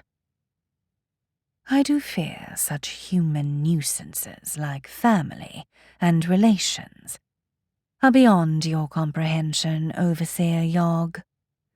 Thus, you shall trust my judgment as human whisperer when I maintain that Redeemed Vandola's ability to establish alliances with other humans is one of her key strengths, which in this case proved indeed critical to her success.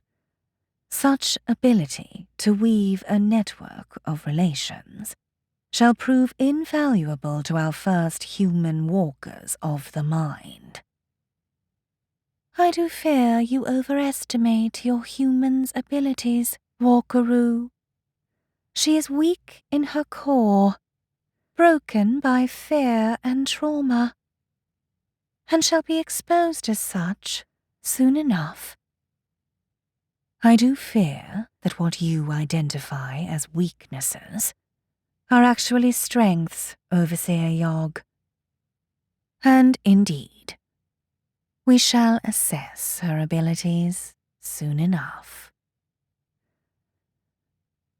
Edda's face is a few inches off Luke Smook's smug smile. Her eyes are wide, her frown sharp. Go, girl, Jimena thinks. Why? She yells, droplets of dream spit scattering across his ugly face. Luke's icy blue eyes remain locked on Edda's, unperturbed, his lips almost imperceptibly curved. Jimena catches an abrupt side motion in the corner of her eye. Get off his face, bitch! Miriam Smook says as she rams her full weight against Edda's flank. Etta falls with violence on the dark stone of the staging permascape. It is painful on her knees, but especially on her soul. Her bafflement, Jimena realizes, swallows the pain in a single gulp. Etta pushes herself up on her knees and turns her head towards Miriam, her eyes still asking, "Why?" Jimena gasps at the rage she sees in Miriam's expression. Her narrow, fierce face and short blonde hair remind Jimena of the legend of the Amazon warriors. Her blue eyes seem injected with blood. Her glower is murderous. Goas mercy. This is not just rivalry. It's hatred. As Miriam takes a menacing step towards Etta, two men running from behind grab her arms and immobilize her in a tight grip. They are Peter and Jimena blinks in disbelief. Goddard, working as one. Miriam kicks and pushes, shakes and pulls, curses and yells. She cannot break free, but she is not making it easy. Could you please call your dogs off, redeemed Fandola? Luke asks in his deep, coarse voice. Oh, how Jimena hates that smug smile. Why should I? Etta asks, standing and walking towards him. Who's going to stop us from dismembering her here and now? Etta turns her face to Miriam, who glares back at her, panting, but quiet. Certainly not them. Etta stretches a hand at the mares, all of whom are watching their interaction. They look like they want to see some action. I suggest we call a truce, Luke says, his smile widening. We've got better things to do than fight each other. Etta chuckles, shaking her head. You've got balls. Now you go civilized, yeah? Luke smiles at her in silence. Etta takes a deep breath. Fact is, he's right. Menses, thanks. Let her go, yeah? It's okay.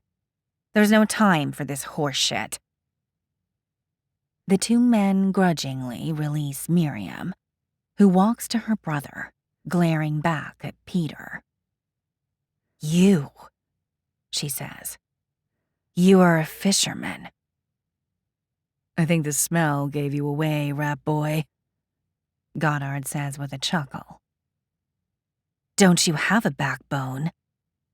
Miriam asks, eyes locked on Peter. Peter frowns at her in confusion. Look at you, she continues. You're pathetic. A word of your master's specialists, and you jump to do all sorts of tricks for them. What the fuck are you talking about? Peter asks. That Mensa just insulted you, she says, pointing at Goddard. To your face. Can you just take it like that? Or in Goa's name is your pride? Peter turns his head at Goddard, who returns his gaze with a nervous smile. He takes an unconscious step back. He's just an asshole, Peter says with a shrug. Why bother? And that's the problem. Miriam points a finger at Peter's face. That's the problem right there. They decide for us. They boss us around. They take all the karma from us, and they work for shit while we work our asses off. They? Peter asks. We? They, the specialists, Miriam says. We, the people? They, the elite, Luke says. we, the oppressed. Oh, I see, Etta says. She puts a hand on Peter's broad shoulder while staring at Luke. I think I know why you want to win the trials. I bet a good old class revolution is on the menu, yeah? What do you menses have in mind? French style? Or you rather go the Russian route? You think you're so much better than us, Luke says. with your fancy words, your pretty tunic, and your soft hands. But you are nothing. He says the word like it is a curse. And when the people take power away from your corrupted hands, you'll be nothing. He says the word like it is a promise. Etta is walking through a forested dreamscape. Not unlike the woodlands that edge the eastern rim of Lune Terran. A maze of low, narrow birches, naked of leaves. Only the occasional conifer offers a relief of green. The humid, dense fragrance of the winter wilderness spreads across the auditorium, acting like a balm on Jimena's grateful dream lungs. As Etta walks, she touches the white bark of passing trees leisurely. She's grounding herself into the dream, Jimena realizes. With such naturality she does it. Yes, almost unconsciously. Etta stops in front of a particularly large birch and studies it, tilting her head, her gaze intent and focused. The trees closest to the birch appear to react on their own by moving away, making space around the birch. Then, gradually, the birch grows larger, its branches thicker, its trunk wider, until it is not a birch anymore, but a magnificent oak. Aw's blessings to you, redeemed Fandola, Rue says. She was not there an instant ago. She stares at the oak, impervious to the fact that her legs are embedded in a thorny bramble bush nearby. Do you know what all this is? Elder Rue? She smiles at the mare. Blessings. What is what? This place. Rue gestures with a clumsy sweep of the arm. What is the nature of our surroundings? The dream, you mean? Indeed, a dream. You are aware? Course I am. Can you estimate how long you did require from the moment your dream began until you achieved awareness? It was pretty much right away. There's always something that makes me wonder, yeah? Ask questions, like you said. Like, she spreads her arms, palms up. What am I doing here, inside this forest? Then, I usually look at the palm of my hands or pinch my nose to confirm that it's really a dream. Although tonight, I didn't need to, because it's hard to explain. I was already sure of it, yeah? I could feel it. I do understand. And that is remarkable, redeemed Fandola. You have developed the intuition of a master of the inner walking. Thanks. I've been practicing non-stop, changing things all around me. She points a finger at the oak and smiles with pride. And I never slip from the dream. Not once. It wasn't easy. Sometimes stuff happens, like before, when a rabbit popped up from the ground and I was tempted to follow it. There's always temptations to lose myself in the dream story, if that makes sense. It does, very much indeed. You have developed a deep intuition for dream mechanics. It is the nature of dreams to engage your consciousness, your dream senses, your attention, to pull you into the logic of their narrative, to gnaw on your awareness until it dissipates completely. Thanks? You are welcome. Your ability to retain awareness makes you equal to a grounding master. But as pleased as I am to confirm that you comfortably tread the second step, it is the third step that concerns us during this session. You already appear capable of transforming your environment by just wishing to do so. I shall assess now to what degree. Rue extends her arm at the large oak that Etta transformed from a birch. Can you turn it back into a smaller tree with white bark? Into a birch? Etta stares at the oak, smiles, and waves theatrically at it. Abracadabra! The oak changes at once. Branches shrink, trunk thins, bark lightens. It is over in less than a second. Ta-da! Etta mocks a bow at Rue. Now, let me guess. This dream magic is the third step, yeah? The third step, indeed. Rue nods. Will control. Dream substance manipulation by desire. I've been practicing. I got really good at it. Manipulation of individual elements is not evidence of mastery. Rue directs her expressionless wide eyes at the birch. The tree changes again, shrinking rapidly into the shape of a person, into Etta herself. What the?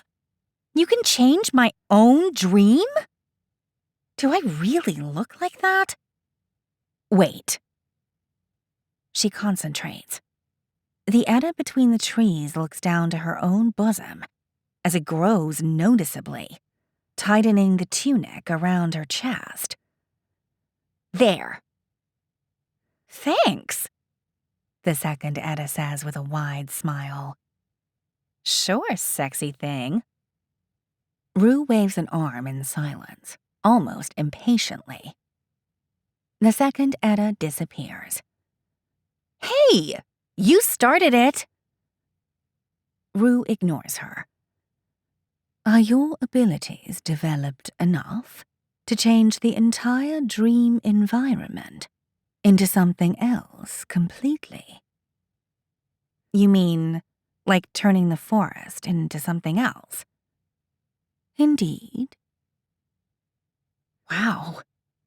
Etta scans her surroundings. I've never tried that. Into what? That is up to you, redeemed Vandola. A full environment exchange. Anything that is not a forest. Let's see. She looks thoughtful, then closes her eyes and slows her breathing. Are you trying already? Rue asks. Yeah, go it, damn it. It's difficult. Do picture the new environment. Do wish for it. Do want it. Duh, what do you think I'm doing? There is a technique that might be of assistance, if you do allow. Hold on. Let me... Etta's face contracts. Try. The surrounding birches remain defiantly solid. Oof. Okay. I give up. Tell me, O Dream Master. A gradual environment transition is hard to accomplish, even for a walker in the shadow. But a reset is simpler. Say what? Etta tilts her head. A reset, a clean beginning. Make this environment go away first, and only then wish a second environment into existence. Etta frowns in confusion. For instance, Rue says, her feminine, psychic voice reverberating with calm patience. You may close your eyes for a few moments and then open them into your desired environment. Or you may spin rapidly until the world around you disappears in a blur, while you visualize a fresh one to await you upon completion. Okay, let's try with the eyes first. The scene goes black in the auditorium, simulating the fact that they are watching the events from Etta's perspective. Jimeno leans forward in the darkness with expectation. Visualize. She hears Etta's voice in the darkness. She sounds like she is exerting herself. What I want. A few moments. Okay. An almost blinding light returns to a transformed scene. The forest is gone. Etta and Rue are now standing on a wooden boat in the midst of a river. A very wide river, wider than any Jimeno has ever seen. High hills along both margins are barely visible in the distance, ruined castles crowning some peaks. The sun illuminates lazy currents from a spotless blue sky. So sexy! Etta raises her arms. Did I just nail the third step of your path? Rue scans the placid waters for a few seconds. Jimeno would bet she is impressed. It might have been the fortune of the apprentice. Do return us to the forest. The forest. All right. Without hesitation, Etta utters a curt cry of joy and jumps headfirst into the water, splashing through the surface in an instant. A surface that spins around itself in a confusion of gravity and water. Jimeno feels almost dizzy by the sudden explosion of motion and perspective as her eyes try to adapt to the new narrative of the dream. Etta emerges upwards, head first, from a small puddle in the same forest they left behind a few seconds ago. Her body moves as if pushed up in the air and has just the right amount of side momentum to make her fall softly on the grass beside the original birch tree. There, she says, visibly pleased with herself. The forest. Do I kick dream ass or what? Dream control is indeed in your nature, redeemed Fandola, as your second wake halo reveals. Second what? Matters not. Your dominion over the dream substance shall prove invaluable to exert suggestion. Suggestion. Right. She cuts a twig off a low branch and rubs it leisurely in her hands. Is that what you did to Consul Levinson that first day? To make her nominate Lune Terran for the Century Festival? No, that was not suggestion, redeemed Fandola. That was persuasion. More powerful.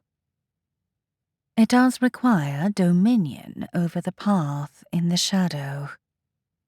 Should you ever reach such mastery, I am confident your natural talent for control shall make you a formidable persuader. So, what is suggestion good for? The goal is indeed the same: to intrude into another's mind in order to impose your will. But a Lightwalker must rely only on the limited reach of willpower, and its cunning application by transforming the dreamer's environment in the right way to achieve deception. Deception? Edda frowns. Sounds not what a good person would do, Elder Rue. Deception is the lightest application of power over others. There's also asking. That is not power. That is mercy. All right. Got it. Can you show me how to... She wriggles her fingers in the air. Use this dream magic to do suggestion? I do fear I cannot, redeemed Fandola. No Mirai can. As human, you are better suited to design your own means of deception on other humans than a Mirai can ever be. And you shall. Suggestion is the core of the last trial that awaits you and your fellow human candidates at the end of the path of light. Suggestion will determine which two humans are selected to be instructed in the path in the shadow. But then... Edda's voice hesitates slightly. Jimena can feel the hint of anxiety growing inside her. Now, suddenly, suggestion is the key to saving her father, if only because it is the key to persuasion. How can I learn? You have already displayed a degree of proficiency, redeemed Fandola. What? With Consul Levinson, indeed.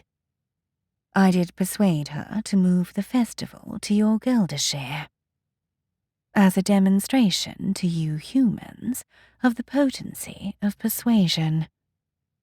And yet it was you that convinced her to select your own colony by the cunning application of words, seduction, and sex. That was most impressive. Edda blushes. But I didn't use... She wiggles her fingers again. By merely using your own self, you did achieve your objective with the Consul, redeemed Fandola. Thus, what could you achieve now that you also master the manipulation of the dream world? So, you think I'm ready for the last trial? You are, but you have not completed your instruction yet. Haven't I? She turns her attention to the birch, snaps a finger at it, and the birch turns into a white marble column that would not look out of place in a temple of the classical world. I think I'm pretty good already. Manipulation you indeed command. Alas, there is also struggle and pain at the end of the path of light. Struggle? Rue closes on Edda and thrusts her arm through her chest like a spear. And pain, she says. Jimena feels a spike of astonished agony for the briefest of moments before Etta wakes up, gasping, in her bedroom. End of Dreamworms, Episode 2.